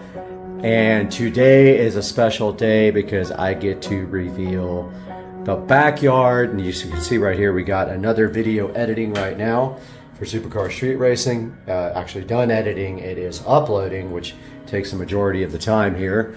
So let us take a look at the backyard. It's time to reveal the finished backyard project for the Supercar Street Racing backyard pool and landscaping project. So we're going to take a look at that right now. Hey guys, welcome back to the channel, and today is the reveal, completely finished backyard project for the Supercar Street Racing backyard Oasis. and we are going to start with the pool here. So this pool was completely remodeled from top to bottom using PebbleTech. And the color of the pool is called Blue Wave. So the way this works is they will give you a standard choice of tiles that come with your pool refinishing. I chose not to use the standard tiles, and I picked glass tile, as you can see right here, and it is called black steel. That is what it looks like in the sunlight, and that is the waterline tile, and you can tell that it reflects the water and the light nicely in all different colors when the sun hits it, as you can see here. Check out that, how it changes colors when you move past it. Does the same on the step tile. So there is step tile and waterline tile on the pool. I left the raft in there, I probably should have removed it for this video. Here is the other step, and we have the brand new LED light, also with the controller right here. This is also controllable with Alexa. If you guys want to go back to my video and check out how that happened, I did all the wiring on that guy and also put another switch in this box here. But that is the Alexa LED pool light. So the cost of this pool alone with the tile was about $15,000, not including the pool deck. The glass tile was around $4,000, the pool was around $10,000 something ish, and that's where we ended up with the pool. The light was separate, that was another $300, and I installed it myself and saved money. There's the Alexa pool light. Moving on to the pool deck.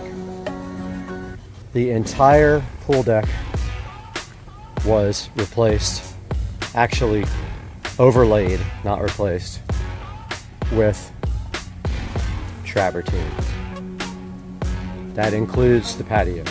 Before, it was cool deck with a C, the stuff that stays cool when you walk on it. Now it is travertine. This entire portion here that I'm walking around, including this cantilever edge, was replaced with travertine. That is the most expensive part of this project. That was $18,000 for all of this travertine, and this section was not even here before. That was part of the $18,000. I wanted to add a section to put 2 more chairs, because over here, as you can see, it's 3-ish in the afternoon and this section starts losing sunlight. So I added this to get sunlight until around 5 p.m.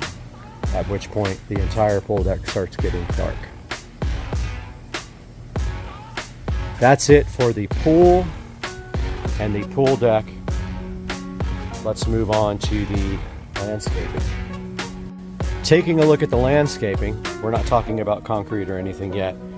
The first thing that happened was the company that does all my mulch and rocks came and did new mulch and new rocks. So all of the yard around the outside is mulched. All the way around to, we will take a walk. All this is remulched. All the way around to the fish pond. The small fish pond. The big fish pond is out there. But all this was remulched. Secondly, The river rocks there and the lava rocks in all my beds were refreshed. All these river rocks, all those lava rocks, those lava rocks, this river rock, all the way around the pool. Those lava rocks, all refreshed with brand new rocks. Thirdly, you'll see the next part of that same project when I show you the concrete. The next part of the backyard remodel was the concrete, which took about 3 months to get done. Now don't forget, none of this was here. None of this was here. This was all yard. Rocks, grass, yard, rocks, just plants and mulch up there. So my plan was to put a double patio up. So I wanted a step up to the patio. And so we designed this upper level here about 4 inches taller than the lower level. And we added this path. All this was yard. All this was yard. Every bit of this was yard. Rocks here were part of the rock project as well, and rocks around the pool pump. Now while we're over here, actually let's move on and I'll just tell you guys and we'll get to it when we get to the other side. We also did concrete on the other side of the house as well, and you will see that in a moment, but let's talk about the fence. A very large part of this project was replacing my fence. I had an old wooden fence that was short over here on this neighbor's side and falling down partially on the other side, and also this side was starting to fall down. I knew I wanted to get a new fence, however I knew I wanted vinyl, and something I always wanted to do since I bought this house was the fences were actually right here. They ran straight across here on both sides of the house, so we had just the backyard fenced in, and the entire side of this house would just become, you know, overgrown and had to be mulched all the time. It was costing me money to do that. So what I decided to do was move the fence from here to the front of the house and put a pad, concrete pad, to walk into in the front. So this was added. And if we come through and we check this, that's how it turned out. It's got a single gate, and when you walk through it, this gate closes, and now you have all this space to do anything you want to, and you have a less of a landscaping area. All you have to do is blow the leaves off of it. And yes, we get a lot of leaves from this tree. I wish it was gone. But the fence runs all the way to there, continues down by the pond, and then runs all the way to the front of the house on the other side. And there is a double gate on that side, which I will get to momentarily, but now let's talk about the patio. Under the patio, where some smart person was watching Supercar Street Racing channel on YouTube, let's talk a little bit about what was done in the patio. So the patio, first of all, was not changed much. However, there is one pretty major change that made a huge difference. And I've always wanted a ceiling fan on the patio because the air is stagnant out here. So what I did was, with my neighbor's help, we got 2 beams and we bolted the beams to the existing patio roof because there was no place to put a fan. You can see there where we bolted them. And then we bolted them to the house with joist hangers over here. And we were able to put up this beautiful, smart ceiling fan. Actually, it's not smart. I wanted to get a smart one, but I changed my mind. We got this ceiling fan, which I mounted myself, and also I did the electrical that runs on top of the beam. That electrical not only powers the fan, but it also powers the Govee lighting for the patio as well, and the security camera up there. Also got the rug in place here, part of the patio remodel. We got some decorative items over here, these ice buckets, some things on the wall, a new sign on the wall, and that is all part of the patio makeover. We also got this brand new lamp the other day to replace the old one, and it has Govee lighting in it that syncs with these lights. And then we got our turtle that we found buried in the yard that we refurbished and painted copper. I thought that was just really cool that we found him underneath the dirt. And that's going to do it for the patio, which is looking absolutely fantastic with Supercar Street Racing up on the screen. Moving back to the pool deck, we have refurbished all of our torch lights. So what we did is we painted all of them black. These are actually really high quality torches. We painted the torch lights black, and then we painted the actual kettle part, the oil holders, in copper.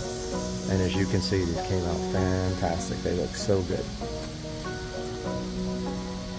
Moving on to the new portion of the actual pool deck, and that is this paver area we added. This was not here before, and I really wanted some place to hang out in the afternoon when the sun starts setting. As you can see, the sun is creeping this way, so it will be over here within the next hour, hour and a half. So this gives you a good hour and a half of sunlight.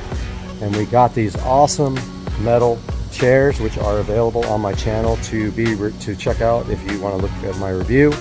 I believe they're Christopher Knight, but we added these two chairs and we added this amazing table, and now there is a very nice area for you to come and lounge and chill out next to the fish pond. Moving on to the other side of the house, the first thing you notice here is this beautiful fisheye garden, which kind of has a zen feel to it because of the shape. Notice it was also remulched. Now, one thing, everything about this garden is new except the plants and the light. So the plants are still the plants that were there before. You can see we have these two beautiful, amazing native plants that don't need any water. They will survive without watering. We shaped a fisheye garden, filled it with lava rocks. My irrigation guy added a spigot here, and then of course we have the expandable hose and the hose pot, which are also reviewed on the Supercar Street Racing channel, so if you haven't seen that, please take a look. Continuing our tour of the side of the house, we see here our fence continues all the way to the front. And let's take a look down where we have recycled concrete that fills the gap between the concrete and the fence. Now, the reason there's a gap, the fence guy would not go all the way to the fence because he can't finish the edge if he has nowhere to walk. So we did 12 inches on each side from the fence posts. Later came back and finished the concrete, and this recycled concrete was about $350 installed. Moving on and taking a look at the pool pump area, we see here we have brand new pool equipment and automation from Aqualink. So we got the Jandy set up with the Aqualink, AquaPure, all brand new automation. It is a variable speed pump, top of the line, low power pump, and all that's brand new, and it is available on the internet. And you can see we formed around it and filled the garden here with lava rocks. Moving towards the front of the house here, you can see we have a nice little area here for the garbage cans, and there is our double gate on our brand new fence. Not much to say about this area, but this was not here before. The fence was moved forward to the front of the house, and now we have this wonderful little area and a pad going out front there for the gate. Now we have one of the biggest, most shocking additions to the remodel, and that is now we have a shed. We have a lean-to, and it is super nice, and I have been working on this for the last couple of weeks trying to get it ready to put stuff in. However, I'm waiting for the concrete to cure so that I can paint the floor now. Yeah, so we got the lean-to shed. It is about 8 by, I don't know, 15 or 16 feet. It has a big double door here. The golf cart will fit. And if we come down the side here, notice, I'll show you all the lighting in the yard here next, but we can go in and take a look at the shed. And if you guys have been watching my videos, you know that the shed is well lit. And the point of the shed here is to, if I want to have a place to pull the golf cart in. And we actually have golf cart space and more, but I'm not going to do anything until this concrete has been sitting for a while so I can get in here and paint it. So yeah, I did all the electrical in the shed, so you can see here where we stubbed out from the inside of the house, ran our pipe over, and then our electrical all goes up and over. And we have our switches here, and we have receptacles, and we still have our hose inside here. I haven't decided if I'm going to leave it in here or move it. It's actually perfectly fine where it is. It's not in the way of anything, but if I ever want this space, I'll get the plumber to come run the pipe through the side of the wall there, and then we will have our water outside. But for now, all you gotta do is open the door if you want to use the hose. Or maybe there needs to be a sink in here. That'd be kind of cool. We could put a sink in. But this is the shed with the LED lights for the garage. They're made for garage lighting, super bright LED lights, and this is the switch. Talk a little bit about the lighting. So all the fences have these nice light strings, LED, bought from Walmart.com, about $7 each. The lights go all the way down to the dock, around the dock, continue on the fence here, and go all the way to the other side here. Those are all on a smart timer, which also has blue rope lights around the dock. The smart timer is located right there by the dock. Then we have some low voltage lantern lights on the pond that are also on a different timer, which I will show you guys. And we have lighting here around the house as well up on top that goes into the patio, which I will show you guys that on our night shot. So that is a good look at the lights. We also have lights in the yard in several places here. Spotlights there lighting up trees, lighting up the palm trees here. We have spotlights there, which is actually pointed down. It needs to actually be pointed upward to work.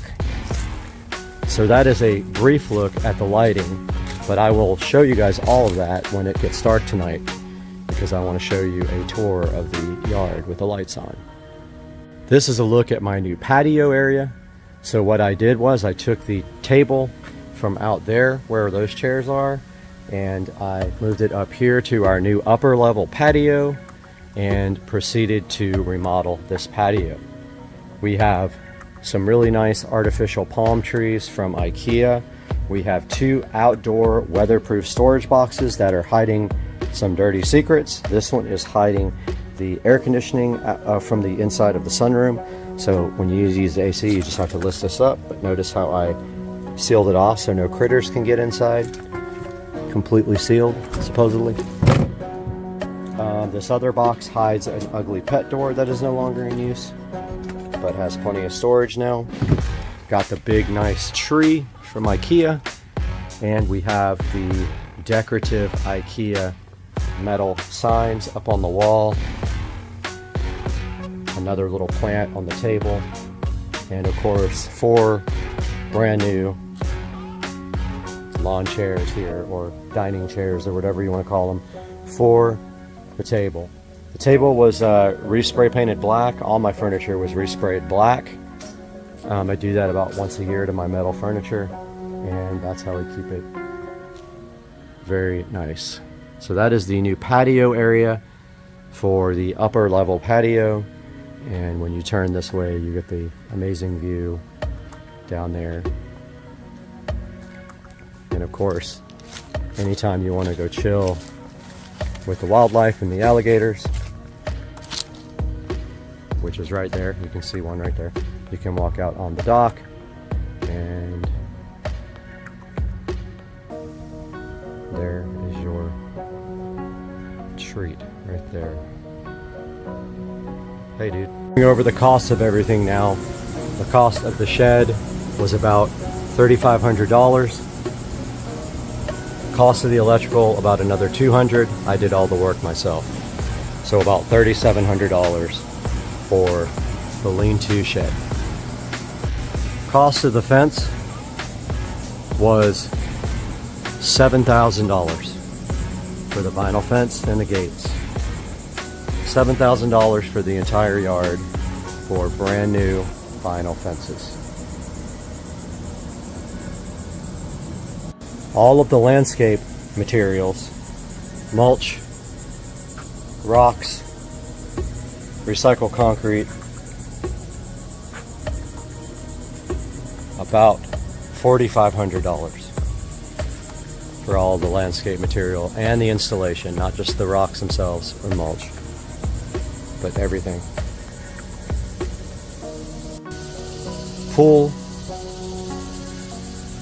about $15,000 to $16,000 with the tile. For the pool refinishing in PebbleTech and the glass tile, about $15,000, $15,500.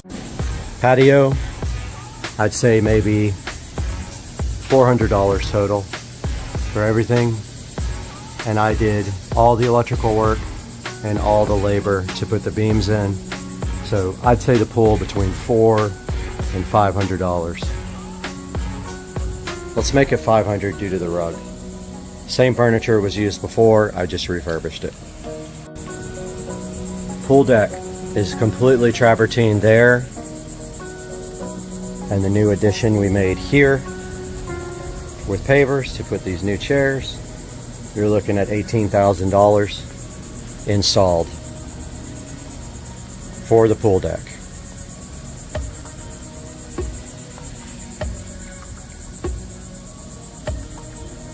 These cushions were around $200. I already had the chairs, so the cushions for the chairs about $200. On the patio out here, I already had the table. I purchased 4 chairs, 2 storage boxes, all the plants, all the decorations. The chairs were $100, the storage boxes were around $50, the plants were $350 with the decorations. So let's say, I don't know, 100, 354, 50, let's say $500 to remodel the patio completely. The big one, the concrete. All this concrete addition with the forming. That's both sides of the house. And on the other side of the house, the concrete is $8,000 for concrete and labor to form all this up. $8K, and it came out pretty good. Well pump refurbish I did on my own for about $15 worth of paint. And there is a video on that if you guys are interested. Came out really good. So about 15 bucks for that, plus my labor. Hoses and hose reels, maybe, I don't know, $80 each. And I have one on the other side, so $160 for new hoses and new hose reels to hold the hose up on the house. Landscape lighting refurbishing. 2 cans of paint at about $8 each, so $16 to refurbish the landscape lighting and these nice torch lamps. Moving on to the chairs and table. The chairs were about $360 and the table was $100. So to furnish this little area here, $460 in furniture is what you're looking at here. Hoses and hose pots here, maybe around $75 to $80 for everything, and I have 3 sets of those, the ones in the front yard, so let's call it $140. for the new hoses and hose pots. Brand new pool automation system, all internet based, around $8,000 worth of equipment here to get a brand new pool system put in with the most modern technology salt system available, and that's what that costs, around $8,000. New low voltage landscape timer around $100, 90 to 100 I think, and then the smart timer down by the pond that controls the rest of the AC lights. This is for DC low voltage. The AC timer down by the pool was around $30, so another $130 in timers for the backyard.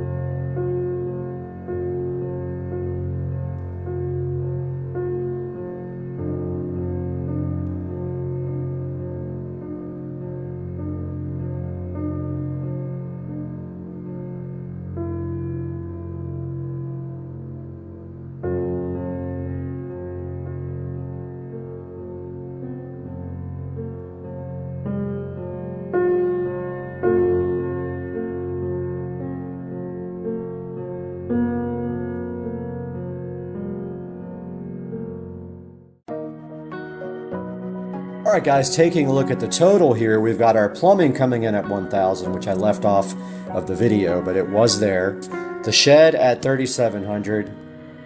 The fence at 7,000. The landscape rocks at 4,500. That's with installation. The pool at 15,000 for remodeling the pool and the tile. The patio at 400. The deck at 18,000. The cushions at 200. The upper patio level for 500. The concrete for 8,000. The pump refurb for 15. The hoses for 160. The lights refurbished was $15. Furniture at $460. More hoses for $140. Pool automation for $8,000. And timers for $130. And our grand total is $67,220 for the backyard pool remodel. And guys, I hope you enjoyed the whole series and this video, and I hope you like and subscribe. And I'll see you guys again really soon. Bye.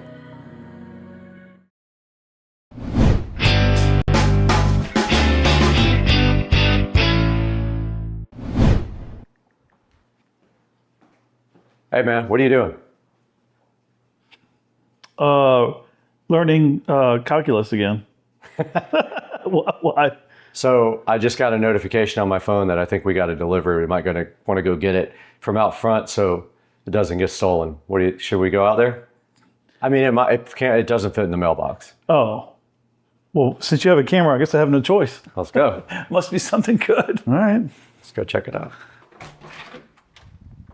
They lied. Gotta be here. Oh, wait a minute. There. Oh, what's this? That's a scooter. Big box. This is a nice scooter. Looks like it's a nice scooter. Let's drag it through the house and into the garage. Oh. Get it unboxed. Drag it to the garage. What's that? This ain't your... Bro! You're... What the heck? What's going on here, man? You got 2 of these things. We do have 2 of these things. We have 2 Navi SC3 Pro scooters to play with. This one's already ready to go, but this is yours. This is mine. We're gonna be able to customize them for ourselves, whatever we wanna do to them. We each got our own scooters. So all we have to do is get this thing unboxed. And to do that, we're gonna need some tools. Wow. Thank you, Navi. When you say my scooter... This is yours. You get to take this home with you. Shut up. Come on. What? That's right, man. This thing's gonna be sick. This thing looks nice. Ready to go. Wow. So I guess today, this is our mission, to get this thing unboxed like this one, and go ahead and see if we can set yours up, get your app set up and all that, and go rip these 2 things. Wow. Let's do it, man. All right, let's do it.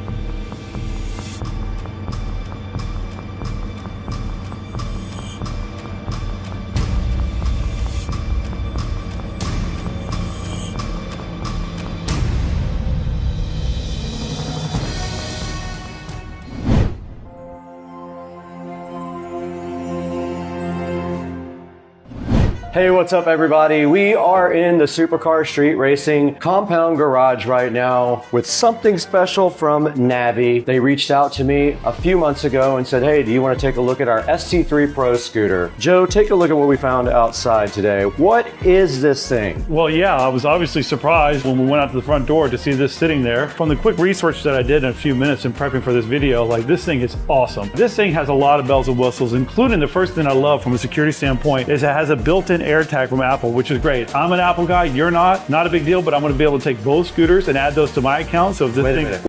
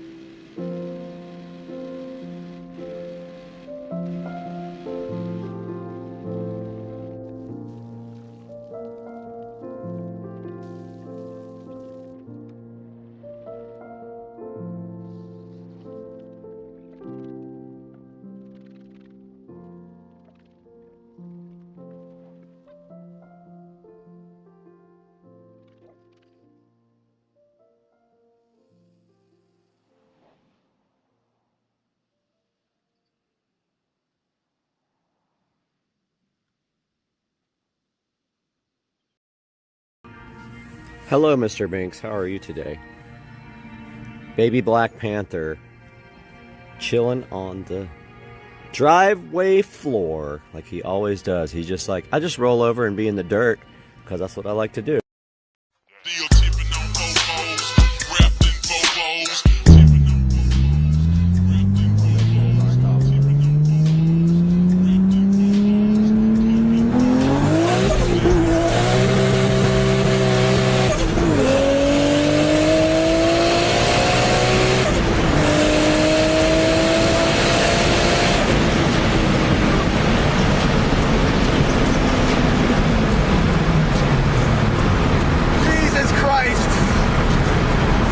Awesome. Woo. First time I ever took it to 8,000. Oh my god. Took it all the way to 8,000. Second gear was worthless. I know they had to do that. Now we are fully lit tonight.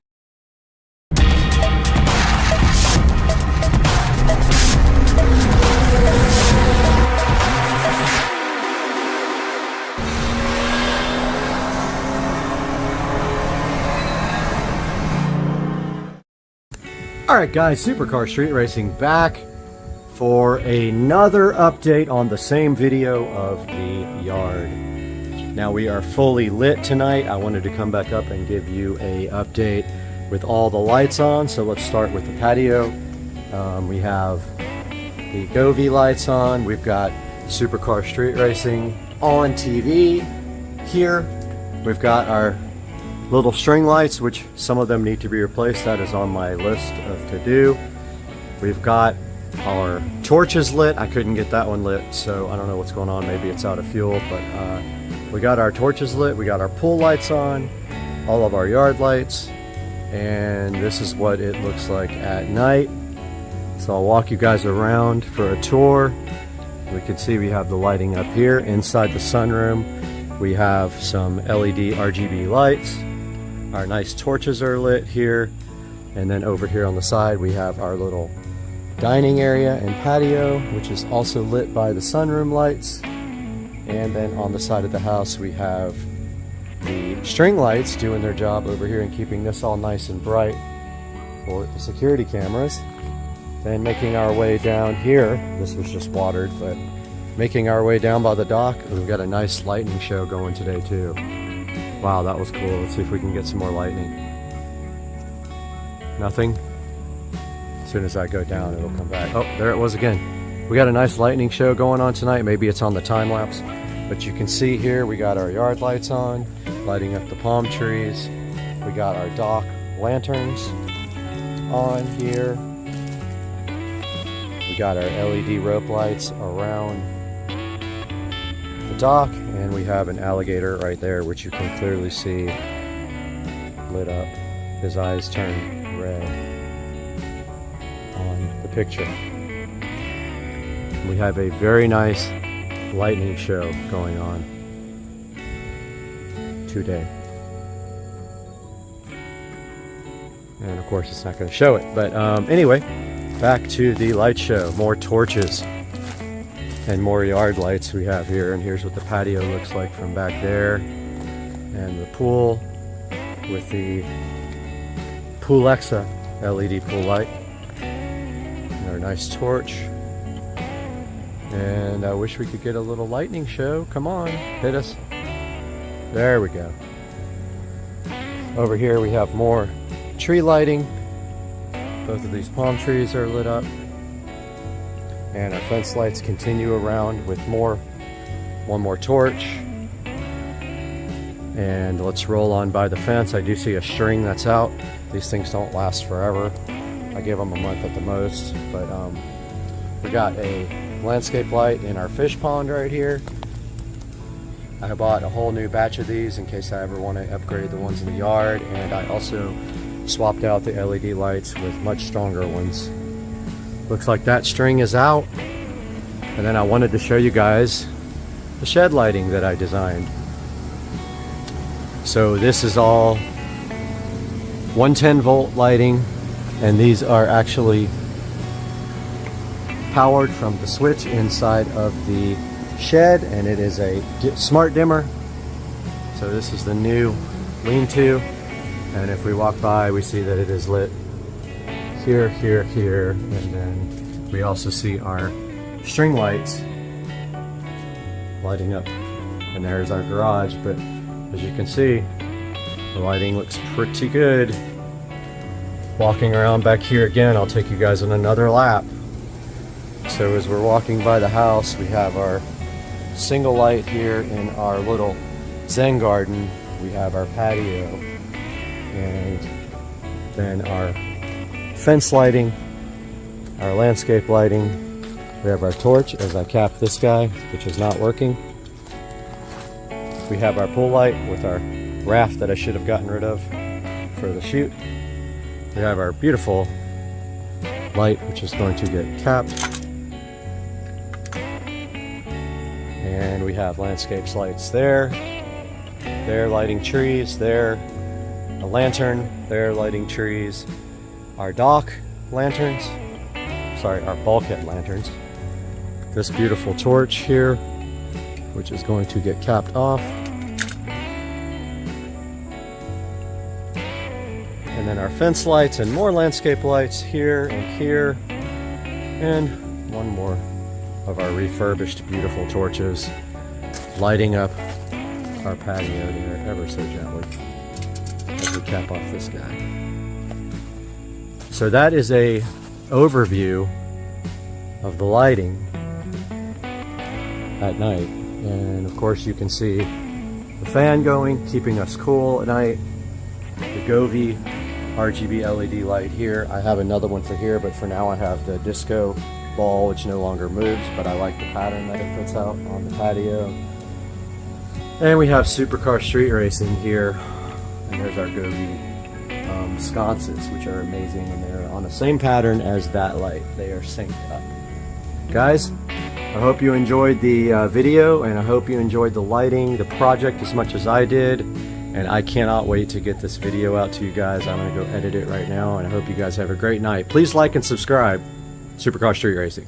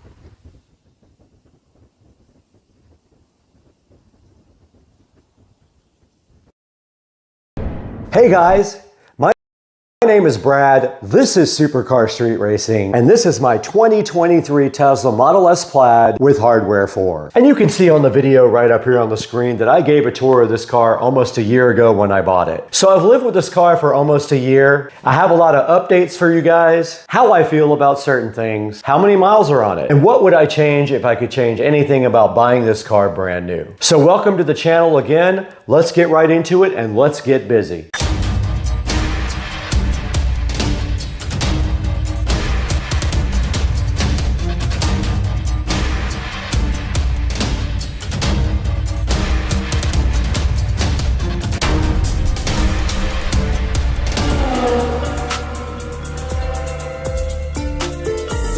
Guys, welcome back to Supercar Street Racing once again. My name is Brad, and if you don't know me, I hope that you'll consider subscribing to the channel and liking this video.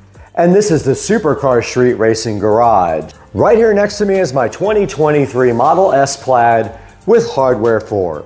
Now the video up there you see playing is my tour of the car when I first got it, and I had done a few modifications to it. But the goal of this video today is to do another walk around of the car, tell you guys what I like so far in the first year, tell you what I didn't like, and how many miles do you think are on this Model S Plaid?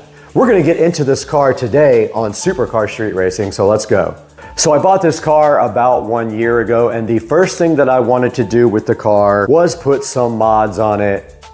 And of course, the first mod that makes sense for the Model S Plaid are the wheels. Now, the first modification to the Tesla Model S Plaid were the wheels and tires. These are BC Racing wheels, and they came right from modbargains.com. I always trust modbargains.com with my wheels and tires for all of my cars. And these are Michelin Pilot Sport 4S in 265/35 ZR21. I went ahead and opted not to get the 21-inch wheels directly from Tesla. I saved the money, bought my own wheels and tires, and I've been super happy with this combination. And there are no modifications whatsoever to the brakes. These are the stock Model S Plaid brakes with red calipers. Now up here in the front of the car we have several cool modifications. The first one being the carbon fiber V that fits right inside this nice pocket right here. This thing actually gives a really cool look to the front of the car, and it is also accented by this matte black Tesla logo here on the front. And then down below you can see we have the carbon fiber front splitter here. It was fairly expensive, but it was an actually really good fit, and all we had to do was peel off the 3M tape and push that on, and this thing has stayed on with absolutely zero problems and gives the car a way sportier look up front. And also notice here that the headlights are wrapped in satin, which also gives a very cool look. Now moving to the side of the car, we have two other modifications here, and the mirrors are folded in, but here are the Model S Plaid camera covers in carbon fiber. They just fit right over the existing cameras here, and they give it a nice sporty accent. And then moving up, we have the carbon fiber mirror covers for the car.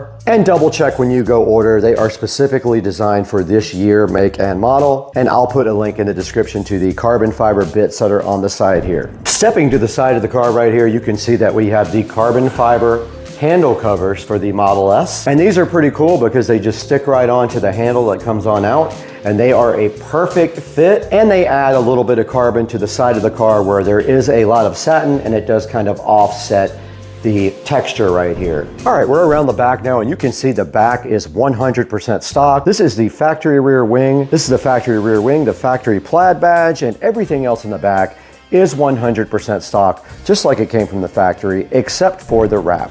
We are inside the 2023 Tesla Model S Plaid now, and I want to talk about some of the things on this car that have happened over the past year and how I feel about the car now that it's been over 1 year of ownership. Now, I did buy this car down in South Florida. Someone had put an order in on it and didn't pick it up, so I was able to go down to Cocoa Beach and grab this car. Now this car is black with black interior with carbon fiber, and it does have the yoke, which I absolutely love. A lot of people don't like the yoke, but I have found it to be kind of interesting and fun to drive. Now I did pick up this car with almost no miles on it. I did trade in my junk rip-off Honda Accord. If you guys remember, I got ripped off by a guy on the internet, and I did trade that in. I headed down south to Merritt Island where the Tesla dealership is and picked up my brand new car. Now when I first got the car, I had no clue how to drive it whatsoever.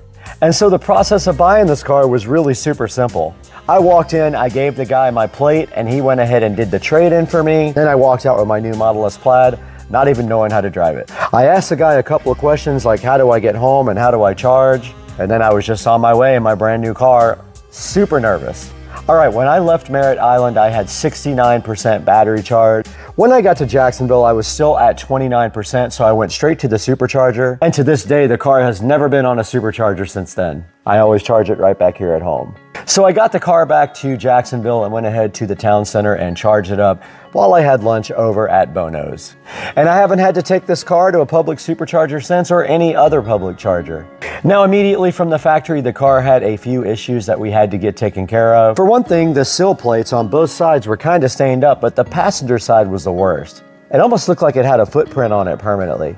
I did call Tesla and make an appointment. It took about 3 weeks and they came and replaced this sill plate. And the next thing that did go wrong with this car was the carpet in the back had a stain from the factory, and they tried not to cover it, but something else happened on the carpet and they did eventually replace the rear carpet, not the actual carpet, but the actual mat. Now the car has been also in service for 2 other things. The rear charge port door was defective, and the guy who came and put it in brought the wrong door and tried to make it work, and it just looked terrible. It wasn't lined up at all. So they got the correct door and they did replace my charge port door. Now, last week I had a really strange issue with the infotainment system here. So after the software update, the LTE would not connect anymore, which is the cell service for Tesla. I tried everything. I tried the reset method on the steering wheel. I tried a number of other tricks, but service ended up coming out and I had no idea there was a port under here for service. He connected his laptop and in less than an hour, I was back in business on LTE service. Now I'm gonna go ahead and go over to the car menu and go to service. Okay, now I'm over here in the car menu and I am at software, and here is a picture of what the mileage is now, and I'm gonna throw that up on the screen right now from the app. So that's right, the car has 1,747 miles on it on its 1-year anniversary. Now I drive this car on the weekends only. I haven't taken it on any big trips except when I bought it. So that's why the car has remained in low mileage state. Now let's talk about the software. I did not purchase full self-driving, but about a month ago, I was gifted a 60-day trial of full self-driving. So I have been enjoying that, and I have it until May 1st, 2024. And I might consider buying it if I really enjoy this experience. Now let's talk about some of the performance aspects of the car, and let's start with the steering. Now the steering and controls are all managed right here. You can set the car to be in a nice slow mode, or you can go all the way up to plaid mode. And if you're going to the track, there is a track mode where you can customize things like power to the front and rear and the brakes and everything like that. But the steering and the pedals are great. I love the way they are responsive, and they are very, very good. Now to the suspension, which has its own setting right here. The suspension is awesome. I usually keep it in sport, and I do keep the Model S all the way down as far as it will go. I do not have lowering links, so I'm not really into those, and I'm worried about rubbing, so I'm not gonna get those. But yeah, the suspension is really good. It is very sporty, and the car handles amazing. So let's talk a little bit about charging. We do charge with the dryer circuit back here, which is 24 amps, 240 volts. And all we have to do is, after we get back from breakfast or driving around town, plug it right in there and make sure the dryer isn't on and drying clothes, or it will flip the breaker. And the car usually takes around an hour or 2 to get back up to normal charge. And I do set the charge limit to 90% as recommended by Tesla, since I don't drive the car every day. Now, we already talked about autopilot, which I do have like basic autopilot, but right now I do have the full self-driving, and so I have been enjoying full self-driving and learning how to work it for about the last 40 days. The lights in the car are really awesome. This 2023 model has redesigned front headlights with self-leveling, and they are laser headlights, so they are very good, and the eyesight is very happy for them. Navigation system has remained solid, have not had any issues with it, and I also put Waze up on my phone so I can see if there's police around. But so far so good with the navigation system and full self-driving. Okay, on the software we're up at 11.1, and we have 12.3.3 of full self-driving. And so not a lot to say about the software. I probably had 10 or 15 software updates since I bought the car, and the only issue I ever had was with the LTE modem stopped working on the last update, and that is now fixed. Now onto the upgrade. I have not subscribed to full self-driving or bought the full self-driving for $12,000, but it is on my mind. I'm thinking I want to evaluate all the way to the end of the trial period and then see if I really want to go ahead and spend that amount of money. Now on to interior modifications. I do have a couple of modifications here. I have the carbon surround for the charging port, which makes the car look a bit more sporty. And that is all of the modifications I have inside of the Model S Plaid.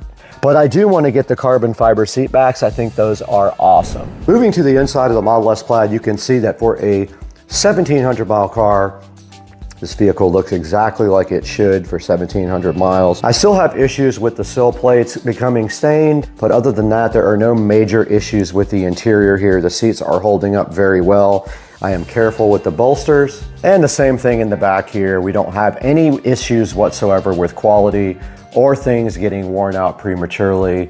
The screen in the back is still working great as well, where the back people can control their media and their air conditioning system. And so the interior of the Model S Plaid has held up just as expected to moderate use. And being that I don't drive the car very much at all, I expect it to keep on holding up as I detail it once every 2 or 3 weeks with some good interior ceramic coating spray. All right, that is gonna wrap up the tour of the 2023 Model S Plaid, 1 year of ownership down. And I hope you guys enjoyed it. Please like and subscribe to the channel, and we'll see you again next time. Put it in the comments if you have any questions, and we'll see you soon.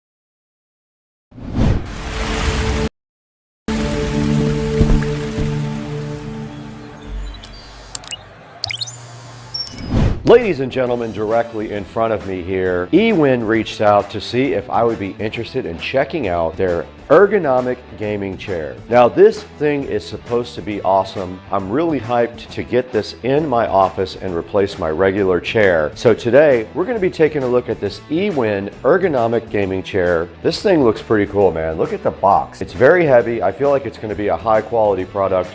It's one that I'm really looking forward to getting out of the box and checking out. Now, hopefully this is good enough to replace my old beat up office chair and we can take that thing and set it directly on the curb. That would be my goal. So today, let's get this thing opened up and see what's inside of it. It's gotta be something awesome, right? Let's do it today on Supercar Street Racing.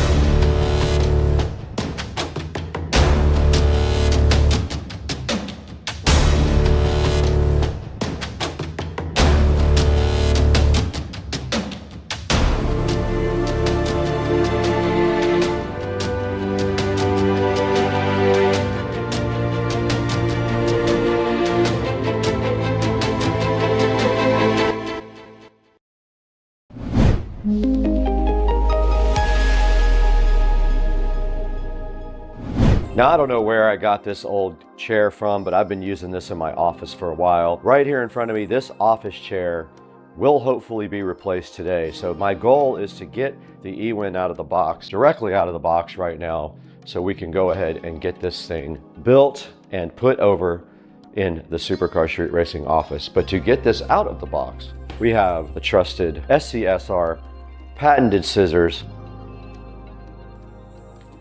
Let's go ahead and cut this box open. Ewin reached out and asked me if I would want to take a look at this. I said yes. Now, honestly, I've been running behind because I have so much happening with YouTube scheduling that I was late, so I owe them an apology for that. But we're gonna go ahead and do this right now because I can't wait to put this in my office.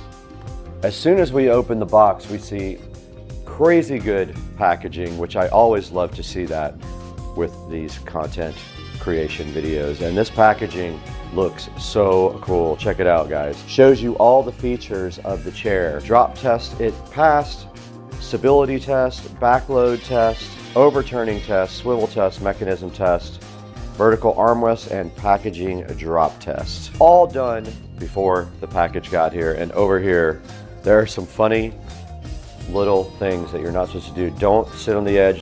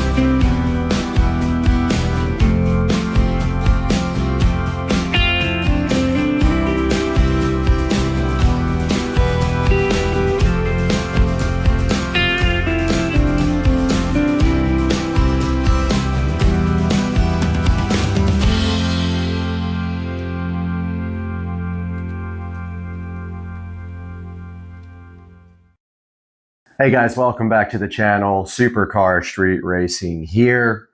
And this morning, monetization has disappeared from YouTube completely. It's not available on the actual page. As you can see right here, it would show my revenue, which is abysmal, but there is some revenue coming in from my channel. I do put a lot of work into it. However, it is gone. As you can see right here, it would usually show your money there, and it has nothing there. If you check on YouTube Studio, it's also gone, which leads me to my next thing here. So YouTube does everything possible to make sure that you don't earn revenue on videos. I'll give you some examples. First of all, monetization is turned off by default on all videos, including shorts. Now, you usually take the shorts with your phone, right? So you would think that you could turn that on with YouTube Studio. It's not available anywhere in YouTube Studio. You have to either trick this app, and actually YouTube app, by logging onto a web browser, and it has to be in desktop mode in order to get to the studio part of YouTube, which is where I am right now on this page. Or well, really, that's it. You have to be on a PC and log into the actual desktop site to turn on monetization. So let's say that you're on a trip and you're gone for 6 months and you don't have access to a PC. Well, you either have to delete YouTube Studio completely, because when you install YouTube Studio, it associates the studio link in the web browser with YouTube Studio app. So you can't get to the desktop part of YouTube either to go in and turn on monetization. It's super annoying. You have to, every single video, you have to go set a rating. So you have to tell it if the video contains certain things that YouTube has an issue with. So they make it very difficult for you to make money. It also doesn't pay very much. In order to really earn on YouTube, you have to be making, you need hundreds of thousands of video hits. 1,000 here and there will not get you any money. You might get $1 or $2 a month. Now you can also earn money on AdSense and things like that. And also Amazon, I earn money from people clicking through my links. So yeah, so I will show you here that monetization is gone. You don't see any money here. If you go to my content, there's no monetization tab available there. If you go into the monetization link, it just says the actual whole setting that says set up in progress. So something is broken today on YouTube. Not surprised, but as of now, we can't do any monetization on our YouTube videos. Guys, all you can do, also, if you go in to try to chat with a rep, it always says all specialists are busy. Please try again later. So I will put some screenshots up during this video of the monetization stuff missing, and then hopefully they get this fixed soon. I know a lot of people are probably emailing and calling them. It's probably a bug in their code. It's not your channel, most likely. If you don't have monetization options, hopefully it'll be back soon. Guys, thanks so much for watching, and I wish it wasn't so difficult to try and just pay for basic things with YouTube. I wish I could just make enough money to pay for a new camera or things like that, but unfortunately, does not generate that much revenue. Guys, have a great day. As always, thank you for your support, and I look forward to the next video soon. Wow. That's impressive. You can't hear this vacuum cleaner at all, only from the suction. Nuts. I love this thing. Dude, the other vacuum cleaner will deafen you.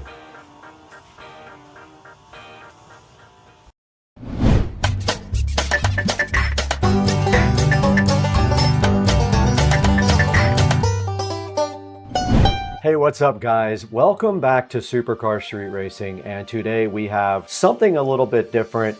You can see I shot all of this video on my Meta AI glasses, and I wanted to just see if I could use that both full screen and kind of in a little shrunk down nature just to see how well it integrates with the videos. And I do see that the cropping is a little heavy when we have to pull in the video, but it still works out pretty good. And then we cut in some of the other video with it compressed over a background just to see and experiment about how good the Meta AI glasses are from Oakley. And they did pretty good. They're the HSTN glasses. I will have a video coming out soon about those guys, so stay tuned for that. But meanwhile, we got this awesome DeWalt shop vac here. It is the 6-gallon wet dry vacuum cleaner, and it is very awesome. This is the DXV06PL, and this thing is so cool because it has a 6-gallon poly wet dry compartment in there. It has a hose strap on the side, a 4-horsepower motor that is probably the quietest shop vac I've ever heard. And I think that's what impressed me most about this, is that this guy has the quietest motor. It will not deafen you. The other shop vac, the Craftsman, you need earplugs because that thing is so loud when you turn it on. This thing is not. And you can see a guy vacuuming out the car right here just like I was. And you can look right here, you can actually do a blower or a wet and dry vac, so it is actually 3-in-1. Check it out right here. It has a 1 7/8 diameter for all the tools that attach to it, a 6-gallon compartment there for you. Here's a good look at all of the features on the actual wet dry vac. There is a handle at the top. There's a hose strap at the side. It is a flexible rubber strap that you can connect the hose to kind of keep it around the vacuum cleaner. It does have a 4-horsepower motor. It is very powerful. I tested that on the Studio and in the Tesla Model S Plaid. It has a quick connect for the vacuum port there and a heavy-duty set of swiveling casters at the bottom, which you did see me install. Now here's a good look at everything that is included with your DeWalt 4-horsepower wet dry vacuum. You've got your attachments there on number 1, 2, 3, and 4. You've got your filter there on number 5. You've got a little... The best sunsets come after the storm. Look at that right there. Look at that beautiful sunset over Florida. Goodbye, Hurricane Debbie. So it shows you the top of the desk. It also changes your perspective, and this is very practical. It lets the camera just tilt down for overhead shots, which is great for product demos. And it also can detect board or paper and correct the perspective so it keeps everything readable. Let's try that with something. I did see it make a perspective correction here on my... Yep, it is working. It's doing perspective correction right here on this flyer for DaVinci Resolve. That is desk mode. All right, the last thing we're going to talk about here is the Vox SE mic. It is right here and how you pair it. Now, if you go up here to the OBSBot app and you click more, here's your audio input here. It says external mic here, but you can see there's nothing paired here. I'm going to add TX1 and then I'm going to go ahead and hold the mic button for 6 seconds. Let's see. There it goes. It is paired already. Normally you would hold it down for 6 seconds, but there is the Vox SE mic paired right here. You got your mic level right here. And I have already updated the firmware on this, so it is all up to date and ready to go. So that is the Vox SE right here in my hand. Let's listen to the audio. Now we're on the Vox SE mic, guys. Just wanted to give a little bit of a mic check here. How does this sound? Is this sounding good? Just let me know one way or the other down in the comment section. Make sure you check out the Vox SE. Look how easy it paired to the OBSBot up there and works perfectly. Now back to the video. So that's going to do it for the actual setup and demonstration, how to use your Tiny 3. And when this does actually come out, I will have more details about how you can buy it in the description. But for now, this is all we can do today. The OBS bot Tiny 3 is not even online anywhere yet. It's so new. We have the first copy of it. I hope you guys enjoyed this. If you have any questions about the Tiny 3, please throw them down in the description. I'll do my best to answer them, but that's all we have for today. Later, guys. It's on run.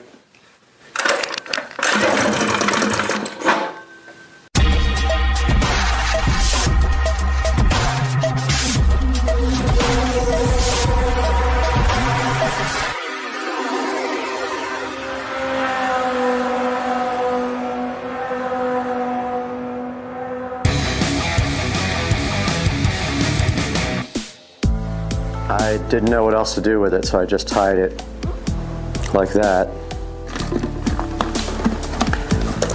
And I'm going to tie one to the throttle cable.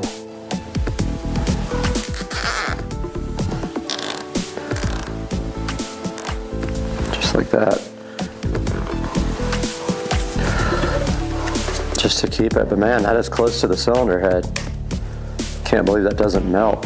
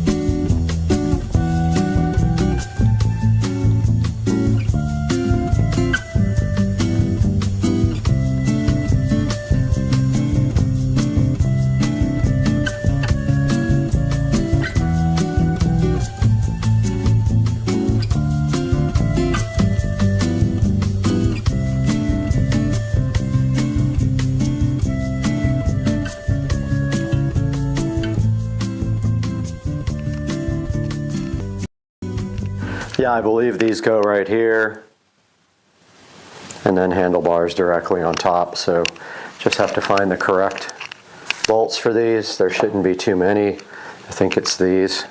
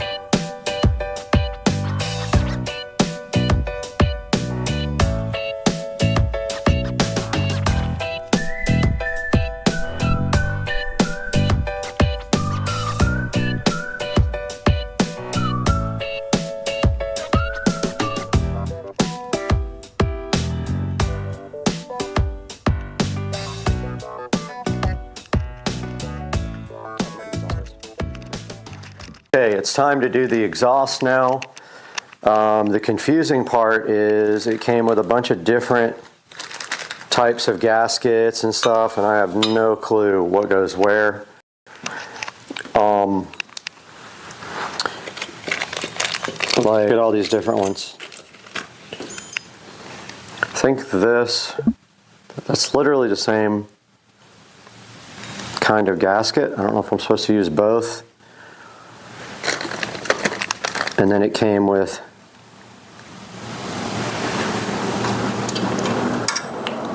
yeah, I think we're supposed to delete these studs and screw these directly into the engine. Yep, looks like that fits, so we got to remove these studs. That's what we have our Big Daddies for right here.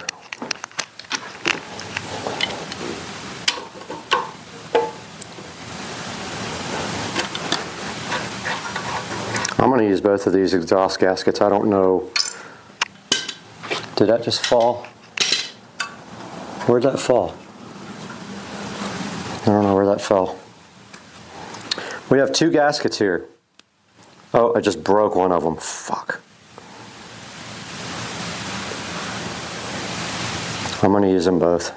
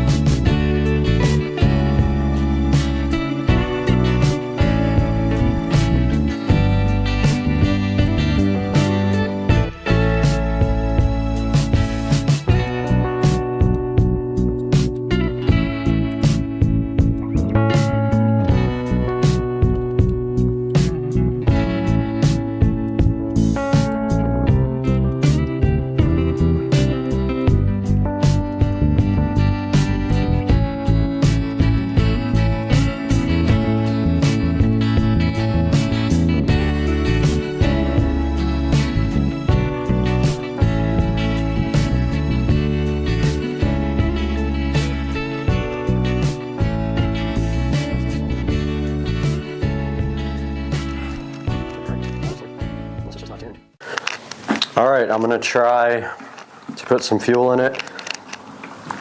Not sure if this will work with the fuel running uphill like this.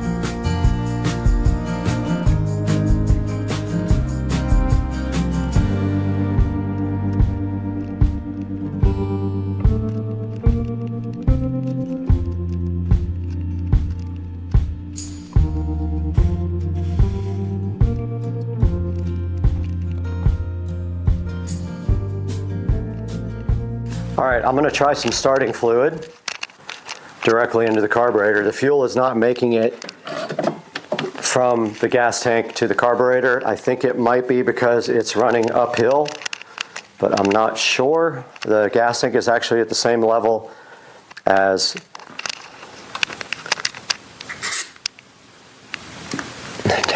the carburetor inlet, so it's on run.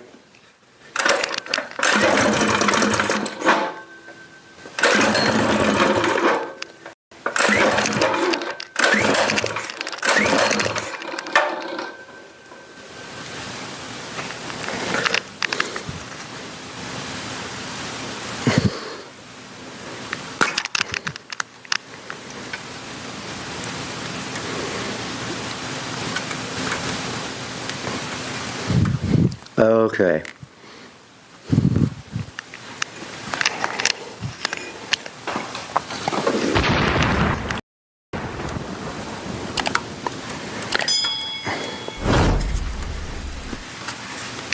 This fuel filter might be leaking.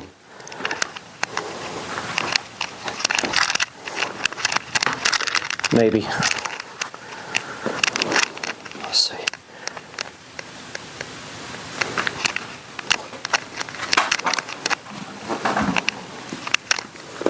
I'm going to cut this zip tie.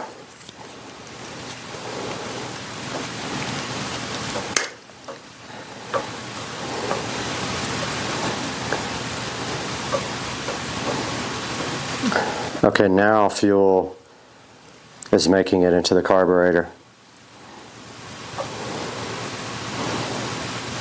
I see it.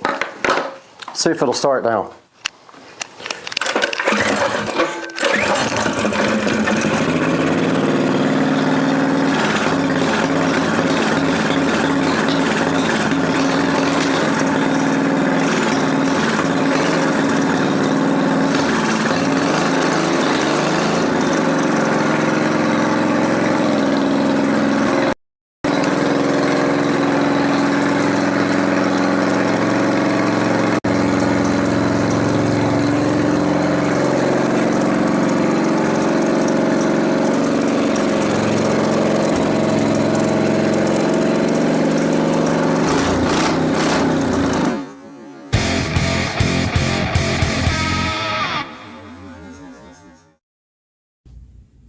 That view. Water's looking so good. Florida life, man. You got the best views in the world. Look at that, guys. Hell yeah, brother. All right, guys, we are out here in front of the 4K production studio, and today we're taking a look at my 99% finished 4K production studio on Supercar Street Racing.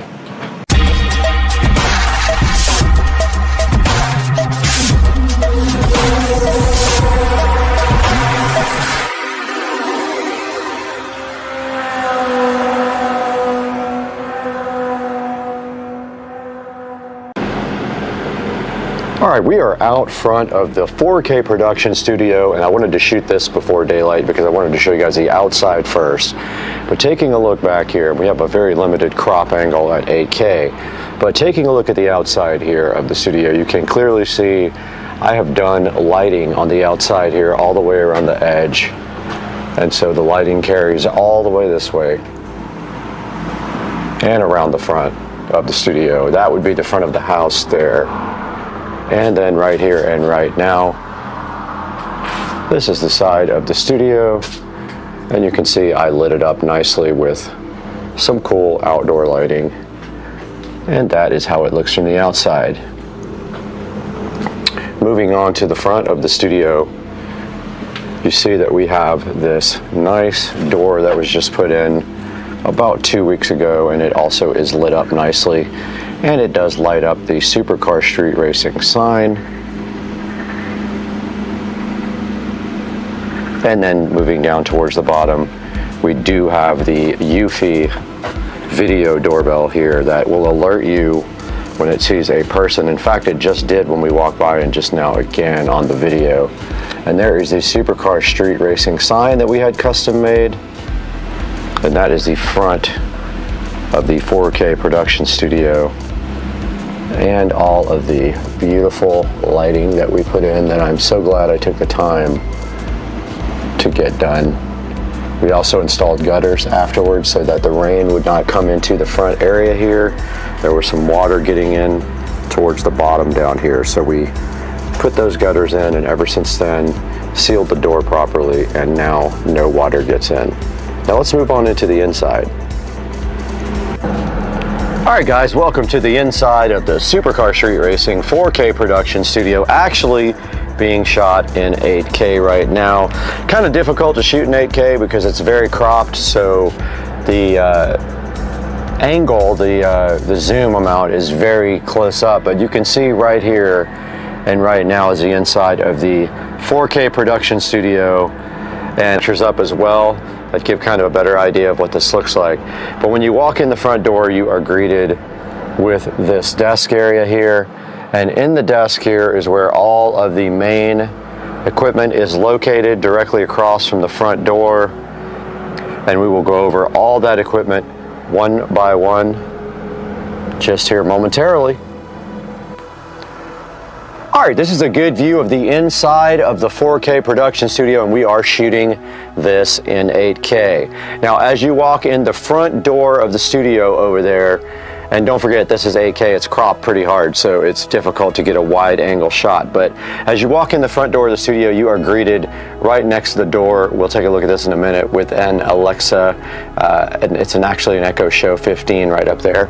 And then on the wall over there, we do have a 32-inch television. And then on the front wall, directly across from the door, was where we have our main equipment for the studio, and you can see starting at the end over there, and we'll go over this stuff one at a time when we get a little bit closer, but starting at the very far end right here, we have our HP thrift store refurb PC. Actually, it was a gift from a friend. I call it a thrift store, but yeah, you can see me right here right now on the screen right there.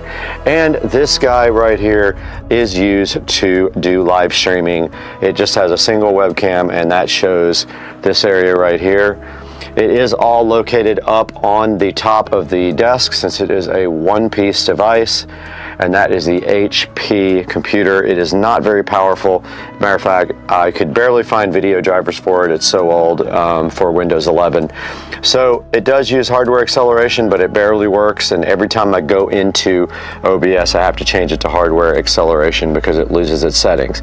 Nevertheless, the computer does work pretty good for what it is for, and it is for live streaming only.